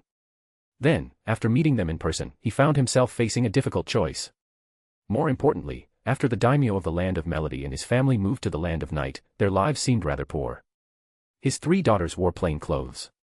They had few practical skills, had trouble finding work, and their family could barely maintain basic food and shelter. Since the daimyo of the Land of Melody could not support 3 daughters, Kakuzu could support them instead. He would give those pitiful girls a warm home. Parents without any real means to make a living, younger siblings waiting to be fed, 3 girls worn down by hardship. If he did not save them, who would? So he chose all of them. I'm going to find Orochi. Kakuzu took a deep breath and spoke, intending to go find Aburaim Orochi, the Minister of Intelligence. After more than half a year working together, his relationship with Orochi as a colleague was decent. The other men should at least give him some face. What are you going to him for? To have him send that messenger to the northeast to dig potatoes. By dig potatoes, he did not literally mean digging potatoes. It meant mining. Because the work was bitter, exhausting, and filthy, with few holidays, and because the northeastern part of the Land of Night was covered in snow and ice all year round, very few people volunteered to supervise mining operations there. Even though the job came with high pay and all kinds of extra allowances. Kakuzu had just started to leave for Orochi when another fellow jonin slapped his forehead, as if he had suddenly remembered something. Oh, right. No need for that. That messenger already applied yesterday to go dig potatoes in the northeast. Kakuzu. Still, you don't need to worry. That messenger will probably be kicked out of the intelligence department by Orochi anyway. You know how it is. The intelligence department is badly short on people, and the professionalism of its agents is all over the place. Kurobi spoke up then, patting Kakuzu on the shoulder to comfort his wounded old friend. After teasing Kakuzu for a while, everyone finally dispersed. It had only been a bit of everyday gossip. Once they had their fun, they let him go. Before leaving, however, they still told Kakuzu to treat them to a feast later. As for wedding gifts, they would bring those themselves. Since the matter had already been exposed, Kakuzu had no choice but to agree. Even so, resentment still simmered in his heart. The honest, proper image he had worked so hard to build had completely collapsed in everyone's minds. At least the fact that he had once secretly visited a pleasure house had not been exposed. Otherwise, his reputation would be in even worse shape. As for that messenger, he had better pray he spent the rest of his life digging potatoes in the northeast. Yayoi-sama, I'm here. After reaching the keep, Kakuzu, whose emotions had steadied, first reported to Yayoi. His marriage leave of more than a week was over. It was time for him to return to work as soon as possible. You look well. 10 days have passed, so everything at home is settled. Yayoi smiled as he looked Kakuzu over. Compared to before, something about Kakuzu's presence had changed slightly. Anyone unfamiliar with him might not notice it. Yes. Everything has been settled. Good. Though I didn't expect you to take in all 3 daughters of the daimyo of the Land of Melody. When Yayoi had first heard the news, he had also been stunned for quite some time before slowly recovering. Kakuzu's life under him had gone down an entirely different path from the money-obsessed immortal missing nin of the original story. At the very least, this Kakuzu had normal values. He took work seriously, actively protected his comrades, and was a reliable battle companion worthy of important responsibilities. When the Land of Night had first been founded, Yayoi had even planned to put Kakuzu in charge of the country's finances. But Kakuzu had refused without hesitation, saying he had no interest in vulgar things like money and that such work could never realize his personal value. Hearing Yayoi tease him in the same way his colleagues had, Kakuzu once again looked awkward beneath his mask, unable to get a proper sentence out. He really was satisfied with the 3 girls. Not only were they beautiful and gentle, but none of them were 20 yet. They were triplets from the same mother, and their appearances were more than 80% alike. It was simply triple happiness. All right, I won't tease you anymore. The burden on your shoulders won't be light from here on. With women at home to look after you and help handle household matters, I can worry a little less. Yayoi's tone shifted, becoming more serious. Yes. Kakuzu immediately straightened. I have a mission for you. Yayoi took out a scroll from the side. Kakuzu stepped forward, took it, and opened the scroll, scanning its contents. An envoy mission to the Uzumaki clan. Yes. A few days ago, the Uzumaki clan officially founded the Land of Whirlpools and established the ninja village of Yuzushiogakure. They have invited many countries and ninja villages to attend their founding ceremony. Yayoi briefly explained the situation. Kakuzu nodded. The Uzumaki clan founding a country was no secret in the ninja world. They had been actively preparing for it ever since Konohagakure was established. The territory of the Land of Whirlpools was not large. Among small nations, it was acceptable at best. Its population was also limited, and many of its people were refugees who could barely survive. With the Uzumaki clan's strength, controlling that land would not be difficult. Besides, the Uzumaki clan were allies of the Senju clan. No matter what, this was a matter that required courtesy. Is this trip only for attending the ceremony? That's one reason. The second is that I want you to test whether the Uzumaki clan is open to a marriage alliance. I originally planned to send Kurobi, but he has other work on hand right now. Yayoi rubbed his aching brow. The main problem was that he had too few subordinates capable of handling matters independently. Even though he had expanded education on a large scale, the only ninja and samurai who could truly be relied on in the short term were still the old guard from earlier years. The addition of the Aburame clan and several smaller clans had eased the shortage of talent a little, but at the level of an entire country, the reserve of capable people was still seriously lacking. As for the Hyuga members who had come with Kicho, setting aside their civilian relatives, there were 12 ninja in total, 1 branch family Jonin, 7 branch family Chunin, and 4 Genin. Putting that small number into national development was still a drop in the bucket. It could not stir up much of a wave. Also, on this trip, you may take your 3 new family members with you. Treat it as a honeymoon. I understand. But I'll pass on the honeymoon. I'll consider that later, when there's time. Kakuzu nodded solemnly and declined Yayoi's suggestion. Work was work. Private matters were private matters. He was clear about that distinction. More importantly, the outside world could hardly be called peaceful. If he went alone, that was one thing. But if he took 3 burdens on a long journey and something dangerous happened, he might not be able to protect them properly. Chapter 29, The Seven Tails, gazing at the glittering stars, those are Mother Sixpath's eyes. Shogun's residence, underground space. This place connected the inner court and the outer court. However, because the passageways were so tangled and complex, even the ninja and samurai stationed here often found it difficult to fully understand the layout of the underground base. Not to mention, many areas were fitted with dangerous mechanisms. If someone stepped into unfamiliar territory, it was very easy to trigger an alarm and draw the ghost puppet's encirclement. Because of that, the ninja and samurai who guarded this place only patrolled the sections they knew well, day and night. As for the areas clearly marked as restricted zones, they treated them with deep caution and would not take even half a step inside. The man who ruled this country, Shogun Oda Yayoi, was known by the title Puppet Master. That alone made it clear that he was a ninja exceptionally skilled in mechanisms and defensive warfare. In an underground space comparable to a military base, anything sealed away in those restricted zones had to be extremely dangerous. After all, even a being like a tailed beast had been locked in this underground space, never seeing the light of day. At this moment, inside a completely sealed chamber. Even within the underground space, this chamber was located in the deepest, darkest place. Any light that entered this place would be slowly swallowed by endless darkness until nothing remained. Judging from the rate of change, it should take about 2 years before it fully stabilizes. Yayoi led Kicho into this place. As his wife, she needed to know that this place existed. Because this place was not only a war fortress he had personally built, it also served as an important safe house. If one day they encountered something they could not resist, this would also be the safest and most hidden escape point in the entire land of night. That day might never come, but Yayoi had long since grown used to preparing for the worst. Before thinking about victory, first consider defeat. That had always been his way of doing things. No matter the situation, he needed to leave himself an escape route. What Yayoi and Kicho were looking at was the chakra crystal they had previously brought back from the silent forest in the northern region of the Land of Night. At this moment, the fist-sized spherical chakra crystal was placed inside a cylindrical glass container more than 2 meters tall. Through the specially made transparent glass, they could see the spherical chakra crystal floating quietly in a deep green solution. Like a living infant, it produced bubbles as though breathing, the bubbles rising to the surface of the liquid. With the spherical crystal as the center, solidified chakra extended outward from the core. Like the limbs of a living creature, it was filled with the will of life. Judging by the direction of its changes, it would gradually form the basic body of an infant, then grow at a speed far beyond ordinary humans. Eventually, it would fully mature and become a qualified artificial life form. It really is unbelievable. To think you compressed yin and yang power to this extent. No wonder it can form a life similar to a tailed beast. The preparation just takes a little too long. Kicho observed the chakra core with her Byakugan, seeing the process of this chakra life being created little by little from nothing.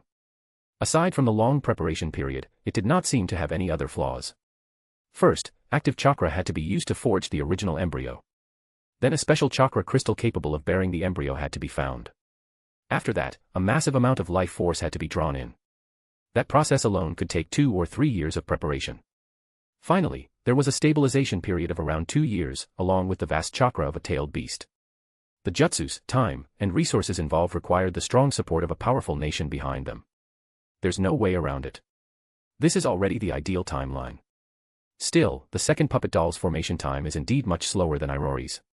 The main reason is that she's different from Irori. In my concept, she'll be an extreme taijutsu master, so her body needs much stricter quality control. Yayoi kept his eyes fixed on the chakra life embryo inside the glass container as he slowly explained. It seems she'll be a very cute girl. That makes sense. Husband is a man, after all.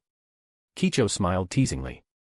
Yayoi had just opened his mouth, intending to defend himself, when a weak, broken voice reached their ears. Human, what are you planning now? That voice carried hatred and helplessness, along with an indescribable bitterness. How stubborn. Even suppressed to this extent, you can still speak.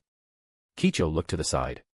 About 10 meters away from her and Yayoi stood an iron prison cell. Through the iron bars, they could see a giant beetle-like creature the size of a house imprisoned inside. It had 1 tail and 6 wings. It was one of the tailed beasts, the 7 tails. Compared to its full power state, its current size could already be considered very small. It lay weakly on the cold ground. Its tail, wings, and body were all wrapped in thick black chains. Dense sealing tags covered both the chains and its body. Its movement was completely restrained. The prison cell used to confine it, just like the chains, was made entirely from valuable chakra metals. Whether in terms of weight or suppression ability, it was terrifying.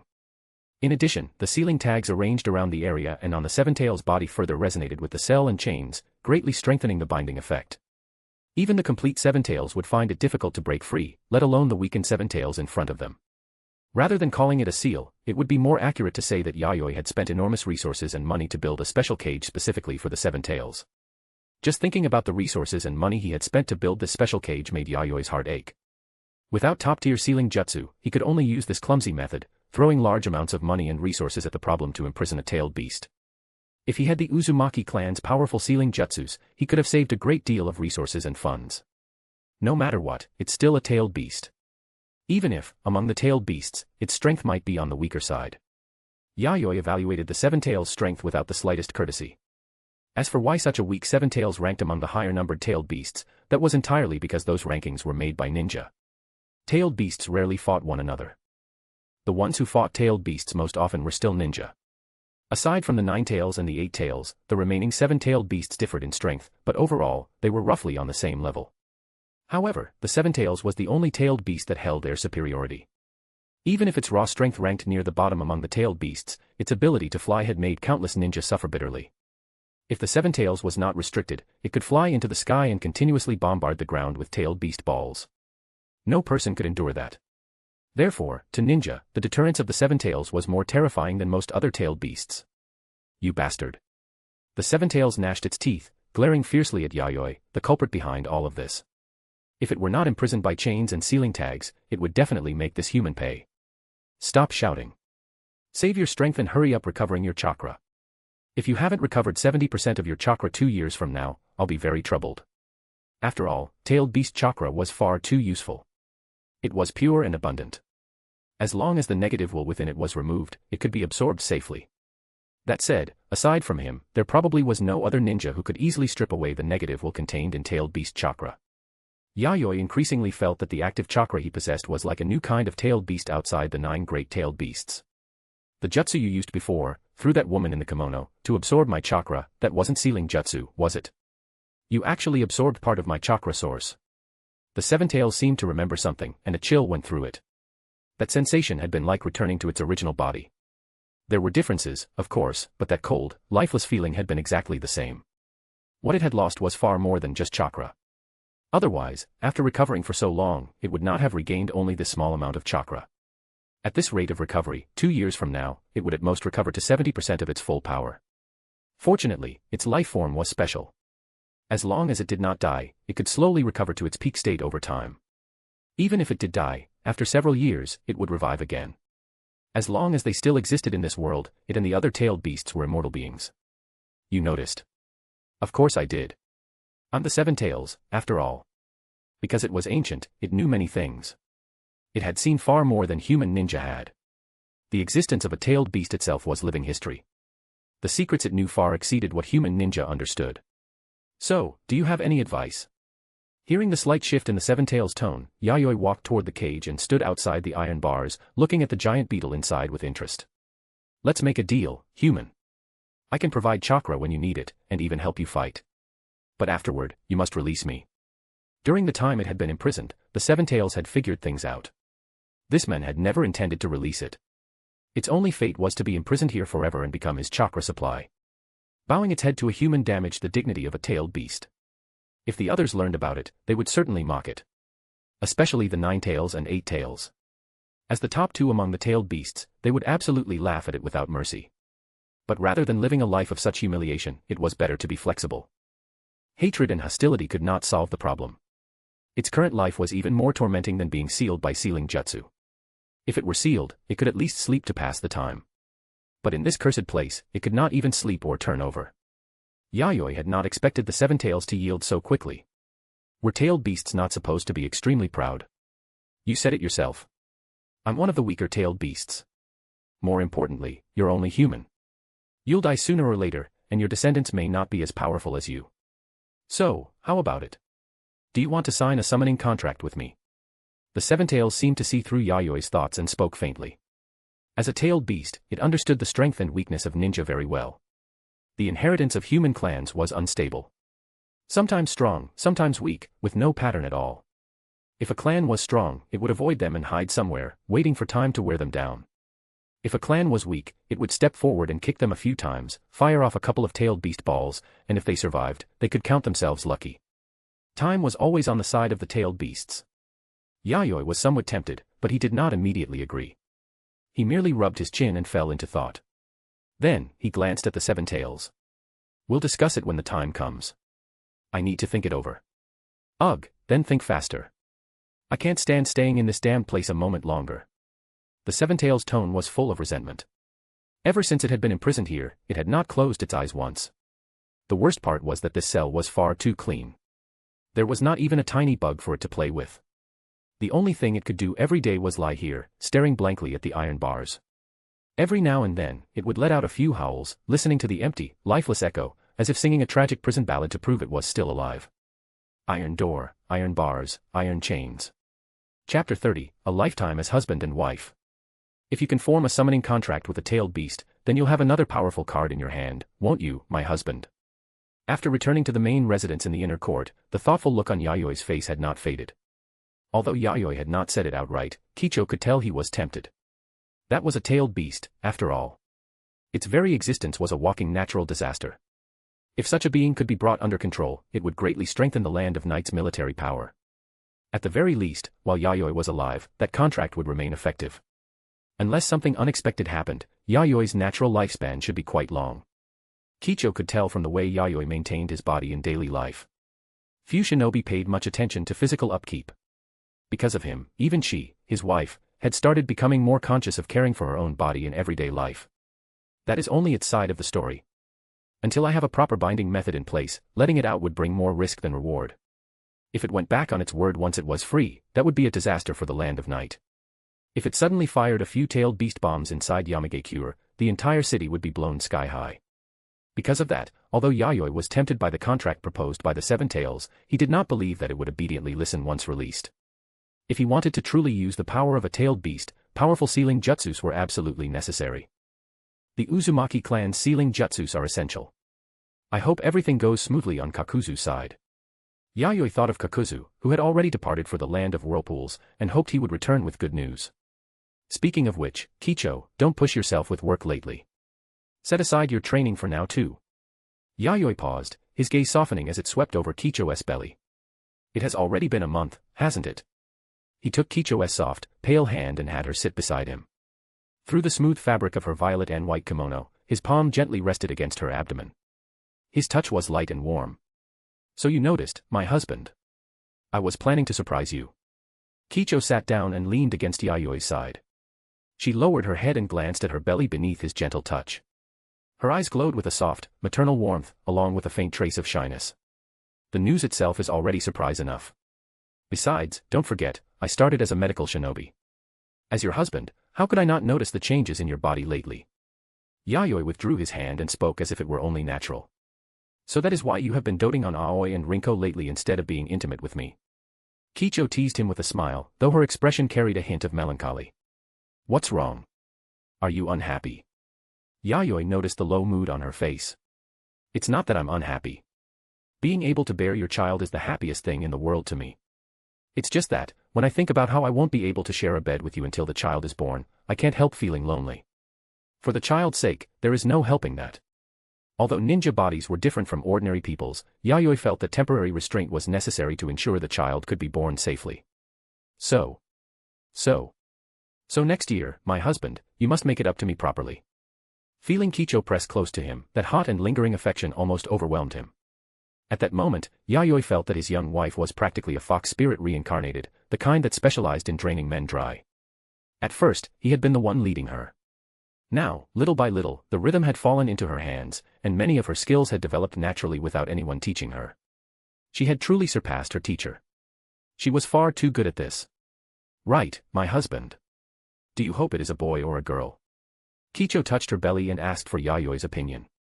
Although a girl would be wonderful too, for the sake of reassuring people, it would be better if the first child were a boy.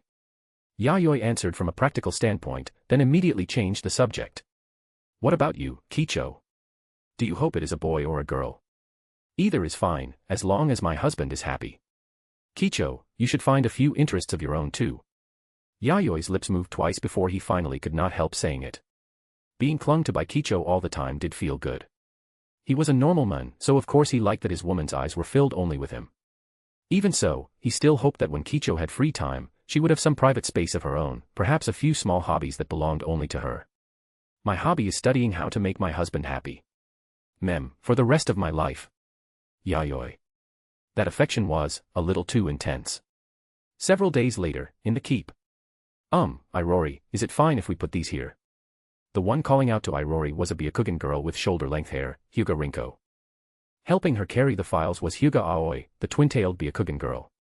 Although they were not sisters by blood, they had married into the household together as concubines, and after more than half a year spent together, their relationship had naturally grown close. They were now no different from real sisters. At the moment, both of them were wearing blue and white maid outfits styled like kimono as they assisted Irori with work. Yes, just put them here. Thank you for your hard work, mother.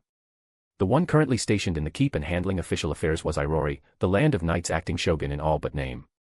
As Yayoi's assistant, and even his shadow, she would act as the highest authority of the Land of Night whenever Yayoi was absent, handling all matters in his place. It's nothing. We're only carrying files. Even ordinary chunin like Aoi and Rinko had far stronger bodies than normal people because they were ninja. They could easily handle many forms of heavy labor. Even if they were sent to a construction site to haul bricks, they would be strong enough to lift several dozen stone bricks with one hand. For them, carrying files did not really count as hard labor. It was easier than housework. Compared to that, what made Aoi and Rinko feel truly embarrassed was being called mother. No matter how many times they heard it, they still could not quite get used to it. A girl who looked about the same age as them was calling them mother. They suddenly felt a little envious of Kicho's terrifyingly strong mental resilience. Next, these documents only need to be stamped. Irori took out 2 seals and handed them to Aoi and Rinko, asking them to stamp a portion of the less important files. Although it was only a portion, the pile was still impressively tall. Thankfully, there was nothing technical about it. They only had to repeat the same motion mechanically. The only painful part was that it could easily make a person irritated, so it suited someone with plenty of patience. Leave it to us. Aoi and Rinko solemnly took the seals, hugged the stack of files Irori pushed over to them, and sat down at another desk. Each time they flipped through a document, they stamped it once. Sometimes, their eyes would accidentally skim the contents of the files. Most were about national projects, disaster prevention, and matters related to the livelihood of the country's people. From 2 in the afternoon until dusk, when the sun began to set, the 2 finally finished stamping every file. So tired. After returning to the main residence in the inner court, Aoi and Rinko walked along the cool wooden corridor in their white tabi socks. Their steps were unsteady, and their eyes had started to lose focus. Their bodies were not tired, but that mechanical repetition had nearly made their hands cramp. The mental fatigue was far worse than the physical fatigue. I never thought something as simple as stamping seals would be this exhausting. Aoi could not help complaining. Before this, she had thought the job would be simple. Right. I can't imagine how my lord often sits in that place for half a day at a time. My patience was almost worn clean away. Rinko nodded in deep agreement. If it had been heavy physical work that was not repetitive, they would not have felt this tired. But stamping seals for several hours straight, now their heads were full of the image of seals. That kind of endlessly repeated work made them feel as if their brains were going numb. You're back. How was the work in the keep? Yayoi happened to come out of the room and saw Aoi and Rinko returning from the keep, so he asked with a smile. Mentally exhausting. I felt like an idiot sitting there for half the day. Aoi and Rinko complained one after the other. Since Kicho had only recently become pregnant, Yayoi had been staying by her side lately to take care of her and prevent her emotions from fluctuating too much. In order to lighten Irori's workload, Yayoi had asked Aoi and Rinko to try doing some odd jobs in the keep. The 2 of them had also wanted to find something useful to do, so the arrangement had suited everyone. In that case, do you want to quit tomorrow? Yayoi rubbed their heads. No. The 2 answered in unison. Even if it is tiring, it is still important work. If we spend every day doing nothing, we'll end up becoming a shameless woman like Kichoheim. That's right. I don't want to become like Kichoheim either. Clearly, in their hearts, Kicho had already become a complete negative example. In their eyes, the reason Kicho's nights were so colorful was because she had too little work during the day. As long as there was enough work in the daytime, how could anyone still have the energy to do all those messy things at night? The corner of Yayoi's mouth twitched. He really wanted to explain that, over the past few months, Kicho had actually been very diligent in her training. Before her pregnancy, she had maintained more than 10 hours of training almost every day. Her gentle fist and Byakugan had both improved further. At the very least, Kakuzu before receiving Earth Grudge Fear was probably no longer her match. As for her abundant energy, for a ninja, was that not a good thing? As a genius girl of the Hyuga clan, and one who had developed her own variant of the gentle fist style, it would be a real problem if her body were weak instead. All right. Since you two want to keep working, I'll tell Irori later. Yayoi did not want to dampen their enthusiasm. Thank you, my lord. We'll go bathe in the back courtyard first. We'll eat dinner afterward. Go on. But don't soak too long. Watching Aoi and Rinko leave, Yayoi smiled and shook his head, then turned and walked toward the other end of the corridor, disappearing around the corner. Chapter 31, The Uzumaki's Calculations. Southeast of the Land of Fire, the Land of Whirlpools. It was a nation founded by the Uzumaki clan on what had once been unclaimed land. Its founding ceremony could not compare to the inauguration of Konoha's first Hokage, but for a single ninja clan, the scale was still impressive. Out of respect for Konoha and the Senju clan, the daimyo of the various nations did not come in person, but many countries still sent envoys with gifts to congratulate the Uzumaki clan. They also formally recognized this land as belonging to the Uzumaki clan from now on, which amounted to a kind of international acknowledgement. The Uzumaki clan accepted the goodwill of the various powers and showed an open, friendly attitude toward cooperation and trade with other nations. Compared to the Senju clan, who had long been locked in hostility with the Uchiha, the Uzumaki clan had always lived in a remote corner of the ninja world. Because of that, very few ninja clans had gone out of their way to target them. On top of that, they were distant relatives of the Senju, possessed powerful sealing jutsus, were generally long-lived, and had immense chakra. In the previous era, they had naturally been one of those clans most other forces did not dare provoke lightly. Even now, they remained one of the powers many factions knew better than to antagonize. A pleasure to meet you, clan head Ashina. I am Kakuzu, the representative of the Land of Night's envoy. I have come to your land this time because there is an important matter I wish to discuss. Kakuzu had stayed with the Uzumaki clan for nearly a week. After many of the foreign envoys had left, he finally found a chance to meet the head of the Uzumaki clan, Uzumaki Ashina. Please, have a seat, Kakuzu-sama. You are not the first to come here privately to discuss cooperation. In a tall building deep within Uzushio-gakure, the Uzumaki clan's hidden village, the clan head himself, Uzumaki Ashina, received Kakuzu as the representative of the Land of Night. Looking at Ashina, whose hair had already turned white and whose aged face was covered in wrinkles, Kakuzu suddenly understood what it meant for even a hero to grow old. Even a powerful ninja like this could not escape the years slowly stealing away his vitality and pushing him into the twilight of his life. The reason was Ashina's white hair, which differed from the usual red of the Uzumaki clan. It was a clear sign that an Uzumaki was nearing the end of their lifespan. This old man probably had only a few more years left before he reached the natural end of his life. Logically speaking, as members of a long-lived clan, the Uzumaki should not only be able to live into their 60s. Kakuzu suspected that in his youth, this Uzumaki clan head had fought across many battlefields and accumulated serious hidden injuries, severely damaging his lifespan. In this era, such things were common among ninjas. Pardon my manners. Kakuzu came to the cushion opposite Ashina and sat cross-legged. Behind Ashina knelt a middle-aged man with long red hair. Even though he was only kneeling there, Kakuzu could still feel the overwhelming aura rolling off him. Even with his presence deliberately restrained, the faint scent of blood still seemed to drift from him. Kakuzu immediately judged that this red-haired middle-aged man was one of the Uzumaki clan's militant faction.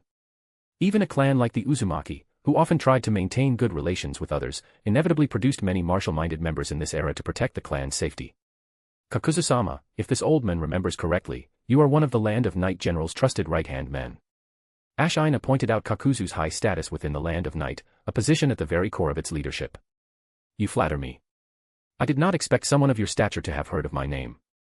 Kakuzu was genuinely a little surprised. Although he was one of Yayoi's trusted aides, Kakuzu knew very well that he was not some famous figure in the wider ninja world. The forbidden jutsu Earth Grudge Fear was also still incomplete because he had yet to find enough suitable hearts. Never mind the red-haired middle-aged man behind Ashina, who looked extremely formidable at first glance. Even this Uzumaki Ashina, who looked as if he might keel over at any moment, was most likely stronger than Kakuzu. An old man who had survived the Warring States era to the very end could look as kind and gentle as he liked, but once he truly showed his skill, he would become terrifying. You are too modest. Your general is someone who conquered 2 nations from nothing. The land of Night he built is also one of the strongest nations beneath the 5 great nations. Ashina's tone was meaningful. At the same time, he could not help but sigh in admiration. A ninja who did not come from a ninja clan had managed to cross so many social barriers in just over a decade. That was not something that could be explained away with a simple word like luck. Ashina had studied some of the Land of Night's development and knew that Oda Yayoi, the puppet master general who ruled that country, was certainly not some brute who only knew how to rely on violence. When it came to being the ruler of a nation, Ashina felt he could learn humbly from such a young man. All of that is due to Yayoi-sama's achievements.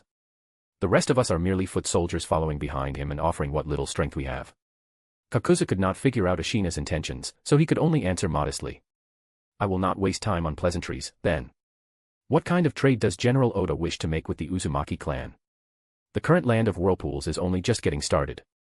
It should not be worth the general's special attention yet. Although envoys from nations stronger than the Land of Night had also sought trade with him before, most of those exchanges had been minor, little more than surface-level gestures of friendship. And even those countries were most likely doing it out of consideration for the Senju clan in Konoha. The Uzumaki clan had only just founded their country. At present, the entire nation could be described as starting from scratch. There was no visible return on investment yet. Yayoi-sama hopes to form a marriage alliance with the Uzumaki clan. After a brief pause, Kakuzu directly stated Yayoi's intention. There was no need to speak in circles when facing an old veteran of the Warring States era who had seen through the ways of the world. Is that so? He has come for our sealing jutsus, then. Could it be, for sealing the 7 tails? Ashina's cloudy eyes suddenly sharpened, as if he were trying to read something from Kakuzu's face. Kakuzu was a little stunned. Although he was one of Yayoi's right-hand men, he truly did not know what Yayoi was planning deep down. Besides, after the 7 tails had been brought back, he had never seen it again. He did not know what condition it was currently in. Yayoi had only asked him to express the wish for a marriage alliance with the Uzumaki clan. Nothing else had been explained, including anything about the 7 tails.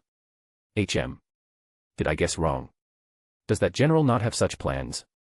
Ashina could not see any useful information from the minute changes in Kakuzu's face or eyes, and began to wonder whether his judgment, honed over several decades, had finally started to fail him.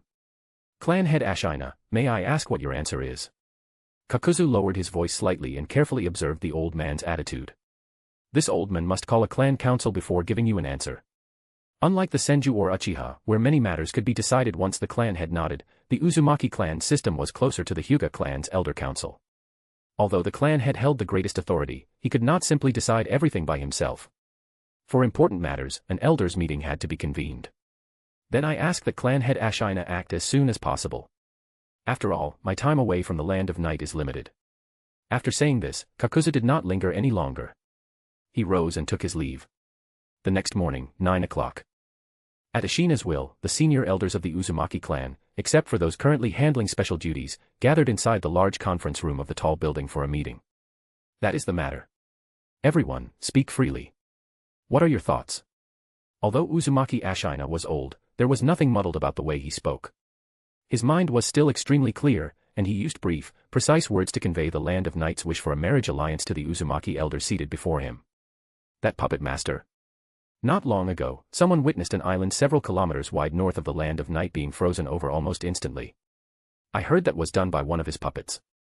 I heard about that too. Some said the puppet was just like a living human girl. It could move freely without chakra strings. Is it yin-yang release? The Hagoromo clan he destroyed was also an ancient clan. Perhaps he obtained part of their yin-yang release from them. Impressive. He is not even 30 yet, is he?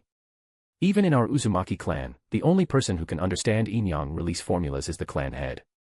If you cannot even read that sort of thing, you cannot begin learning it. It is among the highest forms of jutsu. The Uzumaki elders' discussion was much more open-minded than that of the Hyuga clan. The atmosphere in the meeting was also rather relaxed, not oppressive. Rather than a formal meeting, it felt more like a group of people chatting together. The thing that drew the most attention was still yin-yang release. Any ninja clan with several centuries of history in the ninja world generally possessed some records of yin-yang release. The only difference was how incomplete those records were. Not only that. I hear that general, like Hashirama, can heal without hand signs. He is also a highly skilled medical ninja. It is hard to imagine that such a person was not born into a ninja clan. So, what are your opinions? Ashina coughed, signaling for them to stop. This was a high-level meeting of the Uzumaki clan, not a casual chat to pass the time. If it is that puppet master, I have no objections. But my daughters are already married. My granddaughter is only 5, probably not suitable.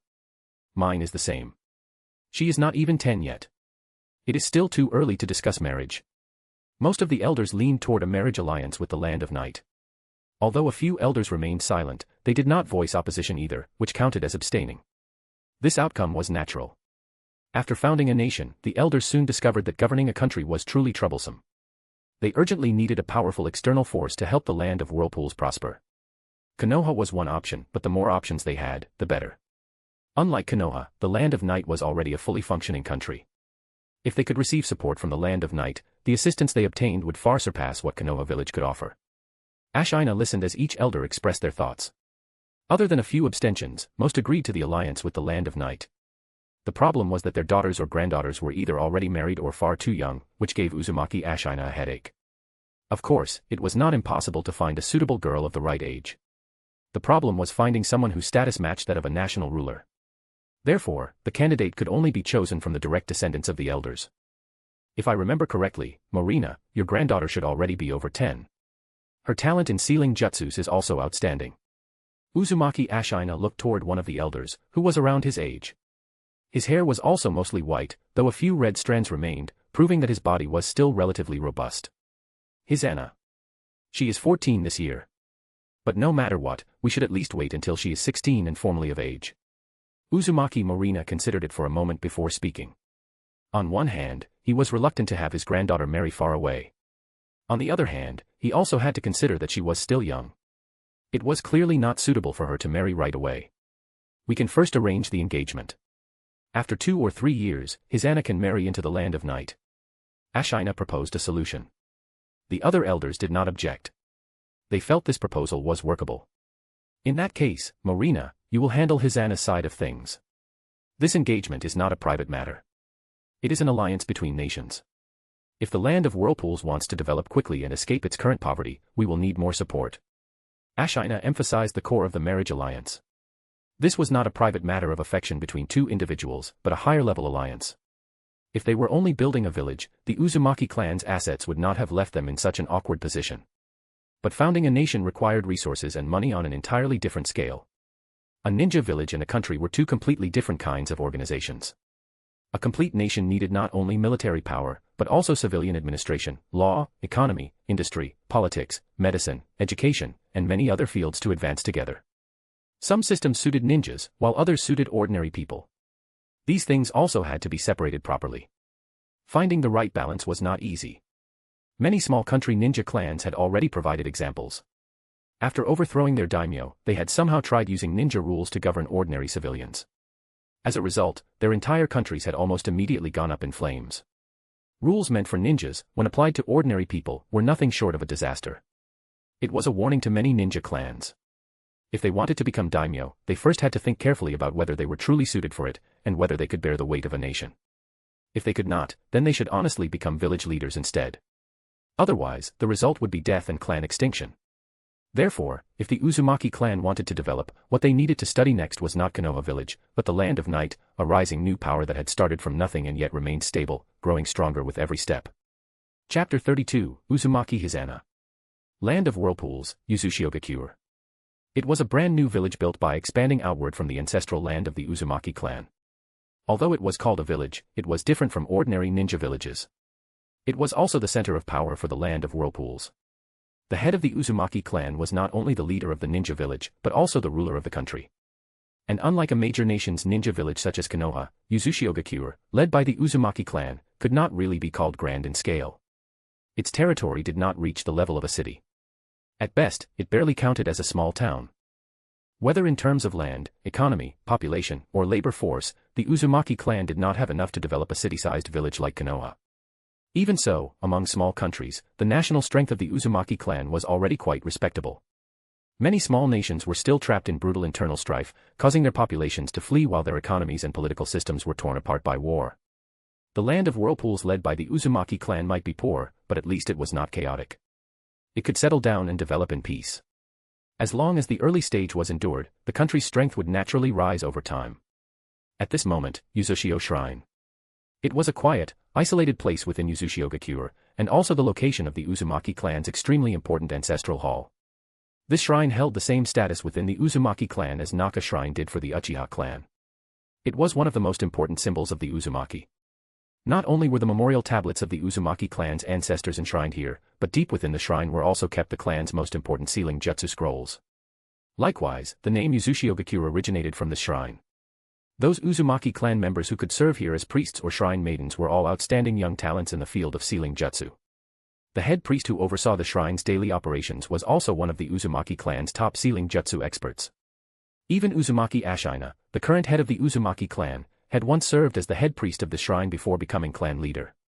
It could almost be called a necessary step toward becoming the clan head. Staring at torii gates and ancestral halls all day really is boring. The girl was petite, with pale, luminous skin.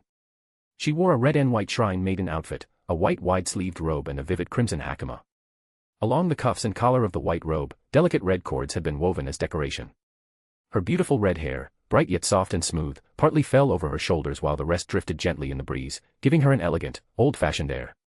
She put down the broom in her hand and sat on the steps of one of the shrine halls. Beneath the eaves hung a white sacred rope. Wooden prayer plaques and bronze wind chimes dangled from it. When the breeze passed, the prayer plaques swayed, and the wind chimes rang with a clear, pure metallic sound. She stretched lazily, spreading her limbs a little, glanced at the scenery that had barely changed for years, and could not help muttering with a sigh. Wooden buildings, white walls, blue-green roof tiles, and bright red torii gates whose paint had begun to crack. She had been a shrine maiden here since she was 6. Nearly 8 years had passed, and somehow, not a single thing had been renovated. Ancient and worn out. That was her fixed impression of this place. But at the same time, this was also the most important place in the Uzumaki clan. As the Uzumaki clan's only shrine, it not only held their important sealing jutsu inheritance, but was also the sacred place where clan members came each year to worship their ancestors. In the shrine's main hall, there was also a statue of a deity called the Great Mayu of the Uzumaki. But rather than a god, he was more accurately the earliest ancestor who founded the Uzumaki clan. Legend said he possessed boundless power. With his right hand, he slew demons and monsters. With his left hand, he saved the people. During a great calamity, he defeated a world-destroying demon god with 9 tails all by himself. After his death, he was guided by heavenly beings and became one of the gods above. For thousands of years, this great Mayu of the Uzumaki had protected the Uzumaki clan. No matter how amazing a story is, hearing it hundreds of times gets old. A 9-tailed demon god. That was probably the 9 tails, right?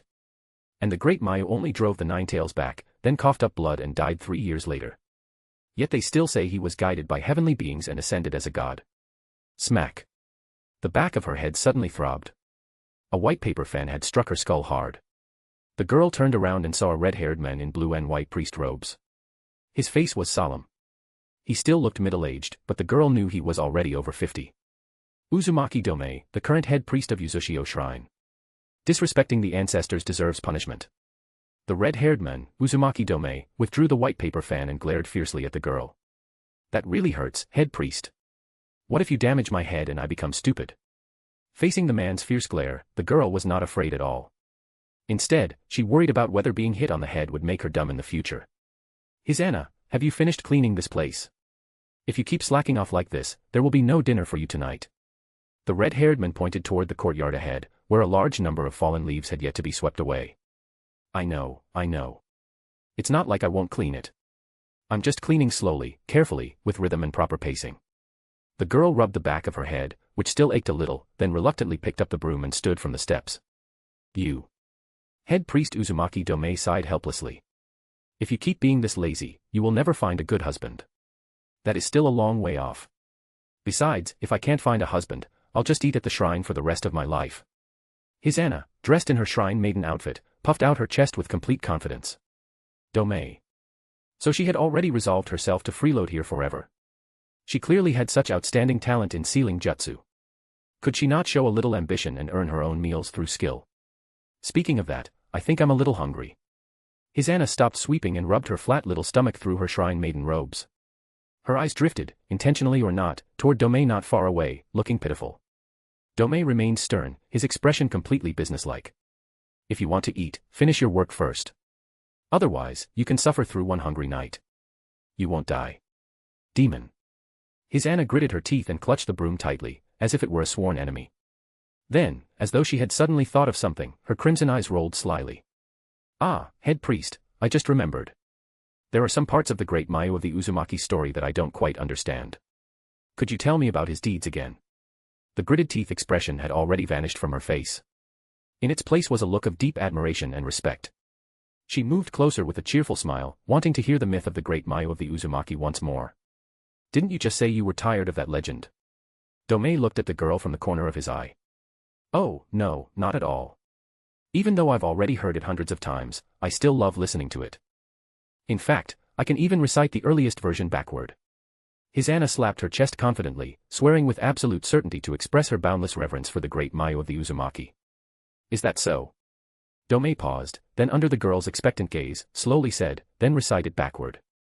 If you can do that, I'll excuse you from cleaning, and you can still eat tonight. The smile on Hisana's face froze. Even the toes hidden inside her white tabi socks curled awkwardly. She had only bragged a little because she wanted to eat sooner. Why was this old fox taking it seriously? He was a grown adult. Was it really fun to bully a young person like her? Domei, Hisana, so you are both here. A voice came over, saving the girl from the situation. Grandfather, why are you here? Hisana turned her head and looked curiously at the newcomer. He was a white-haired old man close to 60, though a few strands of red still remained in his hair. He was her grandfather, Uzumaki Morina, one of the high-ranking elders of the Uzumaki clan. Domei also nodded to Morina. Although he was not an elder, he was in charge of Uzushio Shrine and was also a powerful figure within the Uzumaki clan. However, he was also curious as to why Morina had come to the shrine. As the head priest of Uzushio Shrine, he needed to guard the shrine year-round and rarely went outside. He had not attended the recent Elder Council meeting either, so naturally, he did not know what had happened. How should I put this? Not long ago, the clan had summoned an Elder Council meeting. It has already been decided that we will arrange a marriage alliance with the shogun of the Land of Night. Morina hesitated for a moment, but still spoke the result of the council meeting. I see. Domei understood instantly. His gaze toward Hisana became somewhat reluctant and wistful. It seems Hisana will be leaving the shrine before long. Although she was not his biological granddaughter, Hisana had stayed at the shrine for so many years that Domei also regarded her as his own granddaughter. Even though he knew Hisana would eventually marry one day, he had not expected the day to come so quickly. Huh? Why do I have to leave the shrine? I only got hungry last night and secretly ate a few dozen meat pies and several roast chickens from the shrine kitchen. That shouldn't be serious enough to kick me out, right? Besides, I was only half full. Hisana immediately froze, accidentally blurting out the truth about stealing food. If she was chased out of the shrine, she would be finished. Although her grandfather was an elder, and her parents were also high-ranking clan members, they lived very frugally. When she was young, it was precisely because her appetite was too large that she had been sent to the shrine. As for her talent in sealing jutsu, that had only been discovered later. So the reason the shrine suddenly lost so much food last night was this girl. Domei, finally catching the culprit, could only shake his head helplessly. Normally, he would have scolded her a little, but right now, he was not in the mood. Hisana, the higher-ups have decided to marry you to the shogun of the Land of Night. Looking at his granddaughter, who still had not understood the situation at all, Morina felt somewhat speechless. Could this slightly airhead granddaughter of his really become the bridge between the Uzumaki clan and the Land of Night? Clatter. Hisana's body stiffened, and the broom in her hand fell straight to the ground. Her crimson eyes widened in disbelief as she pointed at herself. Me? Get married? I know this is sudden for you, but among the girls in the clan who are close to the right age, you are the only one, Hisana. Still, if you dislike the idea, your grandfather can refuse on your behalf.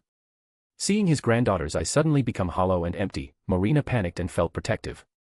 Although the marriage alliance with the Land of Night was very important, if Hisana was unwilling, he would not force her. Compared with the clan's interests, his granddaughter's happiness mattered just as much in his heart. I can help too. If Hisana is unwilling, no one can force you. Domei also stepped forward, firmly expressing that he stood on Hisana's side. No, I'm not. Hisana's mind was in chaos, as though she did not know how to speak. After falling silent, she finally gathered her courage and looked at her grandfather, Uzumaki Morina, with great expectation. That shogun, is he very rich? Morina. Domei. So that was what she had been hesitating about. Read advanced chapters ahead of everyone else on my Patreon. Patreon/GodDragcell. Chapter 33, Sealing Jutsu, 7-star seal. By the time Kakuzu returned from his mission to the Uzumaki clan, it was already late May. As Yayoi had hoped, he received the marriage contract sent by the Uzumaki clan. That also meant the marriage alliance between him and the Uzumaki clan had become settled fact. However, since the girl on the other side was still young, the actual wedding would have to wait another 2 years. Yayoi naturally had no objection to that. As long as the relationship was confirmed, a few years was something he could afford to wait. Besides, over the next decade or so, the situation in the ninja world would only grow more stable. It would be difficult for any major upheaval to occur. If nothing else, in the current ninja world, aside from the smaller countries still experiencing unrest, the great nations were acting relatively steadily. As one of the few powerful states beneath the great nations, the Land of Night was likewise developing in a stable manner. However, there was one piece of news from the Land of Fire that caught Yayoi's attention. The Hyuga successfully merged into Konoha not long ago. Inside the inner court of the shogun's estate, in a garden pavilion within the main residence, Yayoi was chatting and taking a walk with the pregnant Kicho. Because the matter involved the Hyuga clan, Yayoi told Kicho about the Hyuga joining Konoha. I suppose it was within expectations. In the letters father sent me, he also mentioned that the head of the Senju clan had visited several times. Standing by the pavilion railing and looking out over the garden blooming in late spring, Kicho smiled faintly. She did not seem surprised by the news at all. Although she hid it well, Yayoi could still hear the gloating in Kicho's tone, as well as the fact that her mood had improved. It seemed Kicho's father, Hyuga Haijin, was in a rather poor position within the Hyuga clan. As the age of chaos gradually calmed and ninja clans moved toward unity, it was already an inevitable trend. Anyone who stood in the way of that path would be crushed without mercy. Kicho's father, Hyuga Haijin, was a typical clan loyalist. He would never truly accept an existence like Konoha Ninja Village. Moreover, he was not just an ordinary clan loyalist among the Hyuga. He was also one of the core leaders of the Hyuga's hardline faction. Nearly all of his status had been earned through past battles. If he did not change his stance, his position within the Hyuga would slowly be pushed to the margins. In the face of Konoha's power, he was far too insignificant as an individual. Still, I didn't expect that Senju Hashirama would have to visit 3 times in a row before finally convincing the Hyuga clan to join. Yayoi had been paying close attention to Konoha village's movements in the Land of Fire. It was impossible for him to know the finer details, and he had no idea what exactly Senju Hashirama and the Hyuga clan had discussed. However, the fact that Senju Hashirama had visited the Hyuga clan 3 times in succession before finally bringing them into Konoha was not difficult to discover. Konoha had not concealed that matter at all. It was probably a matter of pride. Back when I was still there, the old fossils in the clan cared deeply about things like that. Kicho did not hesitate to expose all of the Hyuga clan's dirty laundry to Yayoi, her husband. The Hyuga's rigidity, their obsession with pride, and all their other old-fashioned habits were things she, as a genius of the Hyuga clan, understood better than anyone. So, father-in-law came asking for help. Yes. Father hopes to use me as a bridge to guide the Land of Night, an outside force, into intervening with Konoha. He wants to use that to stabilize his increasingly declining position within the Hyuga clan. He is almost 50 now, and he can feel his body starting to fail him. If he doesn't move quickly, he might die of old age one day without anyone caring. Kicho let out a cold laugh. She called him father with every word, but there was not the slightest respect in her tone. I hope he can change his stance. Yayoi knew that over the next decade or so, the hardliners among the ninja clans would need to change their positions if they wanted to preserve their status within their families. Besides, there were not actually that many true hardliners. The Warring States period had lasted for many years, and even those who seemed radical had grown numb to war. Most ninjas were simply driven forward by anxiety and fear because their lives could not be guaranteed. They were swept along by the hardliners. In truth, they were standard false hardliners. After all, war was something that only had the strongest momentum during the first 2 or 3 years. Once it dragged on too long, even men of iron would grow tired of it, disgusted by it, and their will to fight would decline. That was why, during the founding War of the Land of Night, Yayoi had compressed the war's duration and ended it within 2 years. However, extreme warmongers like Hyuga Haijin were indeed quite rare. Unfortunately, that is impossible. That man's desire for power matters more to him than his life. If he is pushed to the margins of the clan, it would probably hurt him more than being killed. He might even die of anger on the spot. Kicho seemed to think of something amusing and laughed without realizing it. After that, Yayoi and Kicho stopped discussing the Hyuga clan's internal affairs. Whether Haijin changed his stance or not had nothing to do with them. Even if he was marginalized, that would still require a process. It was impossible for him to lose his status all at once. Uzumaki Hizana. Is she the candidate chosen by the Uzumaki clan? Her name is quite lovely. She should be a beauty. Kicho shifted the topic to the Uzumaki clan. Compared with the rigid Hyuga clan, the Uzumaki clan's family style was actually much more normal. According to Kakuzu's personal impression, he also felt that the Uzumaki clan would make a good ally. Some things did not require listening to what the other party said. One only needed to observe what they did. The Uzumaki clan's rigidity came from the fact that the clan was too ancient and had existed for far too long, causing their way of thinking to become somewhat stiff. But once one became familiar with their personalities, they actually felt rather open-minded. Hardline Hyuga radicals like Hyjin rarely appeared among the Uzumaki clan. Yes. According to the message the Uzumaki clan had Kakuzu pass along, she is a girl with outstanding talent in the field of sealing jutsu. Yayoi did not think the Uzumaki clan would do something so tasteless as deceive him. I was talking about her appearance, my husband. Or do you think I am so narrow-minded that I would be jealous over something like that? Hearing Yayoi deliberately avoid the point, Kicho puffed out her lips slightly and spoke with playful reproach. Generally speaking, she should be a woman of outstanding appearance. Yayoi answered with a helpless smile. Are there no more specific traits? Kicho puffed her cheeks, pretending to be dissatisfied. More specific traits. Let me think. Yayoi thought back for a moment. Then he remembered that, among the things Kakuzu had relayed from the Uzumaki clan, there was indeed one point that had caught his attention. Now that you mention it, there really is one. What is it? She can eat quite a lot. Yayoi hesitated for a moment before answering. She can eat. Kicho blinked her beautiful eyes in confusion. What kind of trait was that? That's right. I heard she can eat at least 100 large meat buns and 10 roast chickens in one meal. Yayoi nodded, indicating that this was how the Uzumaki clan had introduced her. Kicho and Yayoi looked at each other, unable to stop themselves from imagining the other party's appearance. Very quickly, the image of a beautiful young woman appeared in both their minds at the same time. Although she was only 14, she was taller than an adult man, with a tall and full figure, imposing and majestic. I somehow feel that this little sister will be very dignified, my husband. Kicho's expression turned subtle. Yes. She might even be taller than me. Yayoi and Kicho immediately felt the pressure multiply. Such a tall, mighty, beautiful young lady would give people a powerful sense of oppression just by standing there.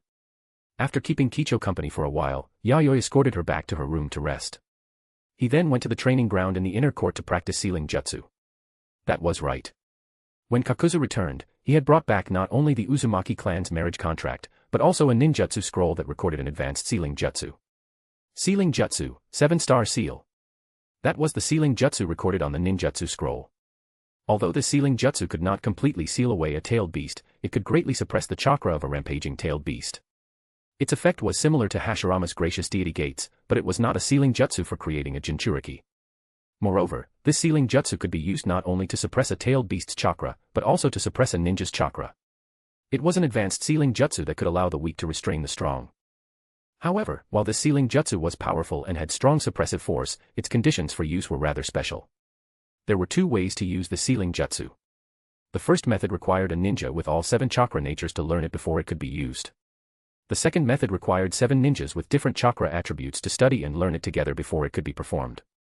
Simply put, it could be released by one person, but that person needed to possess all 7 chakra attributes. The other method was a joint casting that required gathering 7 ninjas with different chakra attributes. Furthermore, the power of the sealing jutsu would increase or decrease to a certain extent depending on the user's level of training in chakra nature transformation. If the nature transformations of all 7 chakra types reached a state of true mastery, then the power of the sealing jutsu could be brought out to its highest level. Conversely, the power of the 7-star seal would be reduced. It belonged to the category of advanced sealing jutsu that was simple to enter, easy to grasp, but extremely difficult to master. A sealing jutsu very suited to me. Yayoi nodded. He himself was a ninja who possessed all 7 chakra attributes. Naturally, the Uzumaki clan could not possibly know that. Even in the land of night, only a handful of people knew that he possessed all 7 chakra attributes. The Uzumaki clan had clearly given him this advanced sealing jutsu so that he could gather 7 ninjas of different attributes and jointly perform the sealing jutsu capable of suppressing tailed beast chakra. However, mastering it will be extremely difficult. Right now, among the 5 basic elemental releases, I have only studied fire style, water style, earth style, and lightning style. Even then, I have only grasped the basics. I can't be considered proficient. Yayoi frowned. For this sealing jutsu, if it could be performed by one person, then it was best to have one person perform it. If 7 people performed it together, the requirements for timing, coordination, and mutual understanding would be far too complicated. If even one person had an accident, it would affect the overall result of the jutsu formula and cause the sealing jutsu to fail completely. In short, although the difficulty would be lowered, the fatal risks would increase greatly. However, for one person to perform it, forget it. As long as I can learn it and make it effective, that's enough. After all, powerful sealing jutsu capable of suppressing tailed beast chakra are far too rare. It was not as if Yayoi had never come into contact with sealing jutsu before. Among the many ninja clans he had destroyed, there had also been some powerful sealing jutsu. Among those, there was likewise one sealing jutsu that could affect tailed beasts. However, that sealing jutsu was meant to create a jinchuriki, not simply suppress tailed beast chakra. Although it was not especially complete, it could barely be used after some modification. It was just that the effect might not meet expectations. Some of the functions of that jinchuriki creating sealing jutsu, such as absorbing tailed beast chakra, had also been integrated by Yayoi into the secret art he had created, the art of life genesis. When he first captured the seven tails, Yayoi had actually weighed in his heart whether he should create a jinchuriki. But after considering all kinds of hidden dangers, Yayoi directly gave up on the idea. First, he only needed the tailed beast's chakra. He did not care much about the combat power boost a tailed beast could bring. It would certainly be nice if the seven tails could move on its own, but even if it did not move, Yayoi could take the initiative himself. Either way, a chakra gift pack would not run away on its own. Second, sealing a tailed beast into a jinchuriki carried risks for the jinchuriki. No matter how powerful the sealing jutsu was, it could not perfectly seal a tailed beast. For all sorts of reasons, a tailed beast would eventually run wild. When that time came, an out-of-control jinchuriki would bring casualties to their own comrades. In the end, they would inevitably be isolated and discriminated against by the people around them. Extreme situations like hatred and bullying might even appear, which would be harmful to internal unity. Most importantly, Yayoi needed a large amount of tailed beast chakra. Once it was sealed inside a jinchuriki, extracting the tailed beast chakra would not consume only the tailed beast's chakra. It would also draw away the jinchuriki's life. That meant every time he created a puppet life, one jinchuriki would have to die. Even if someone was willing to become that sacrifice, Yayoi would not agree. Such sacrifices would ultimately only distort the purity of the nation's internal spirit. The consequences of such an ideological distortion from within would be more terrifying than a tailed beast going out of control. Besides, by then, a large number of volunteers might appear. Once that door was opened, such things were bound to happen. Human stupidity and evil could not withstand testing. By contrast, if it was merely a tailed beast going berserk, Yayoi could handle it very simply. He could suppress it by force, or even kill it outright. Therefore, Yayoi would rather make the process more troublesome than allow the tragedy of jinchuriki to be born on the soil of the land of night. The sealing jutsu, 7-star seal, was exactly the kind of advanced sealing jutsu that suited Yayoi's wishes. Without creating a jinchuriki, he could still suppress tailed beast chakra. Combined with his many backup measures, he could almost perfectly control the seven tails while also using it as a long-term chakra gift pack. With my ability, I should be able to master this 7-star seal within 2 months. Yayoi estimated the time he would need to start from zero, come into contact with the 7-star seal, and learn it. The time was not especially long, but it was not short either. It was within an acceptable range for Yayoi. As for what he would do if he was not skilled with it after learning the sealing jutsu, Yayoi felt no worry at all. With the 7 tails, the best possible training dummy, he did not need to worry about the sealing jutsu's proficiency. Aside from being a chakra power bank, the 7 tails now had another new use in Yayoi's mind. And just like that, a perfect world where only the 7 tails got hurt was achieved.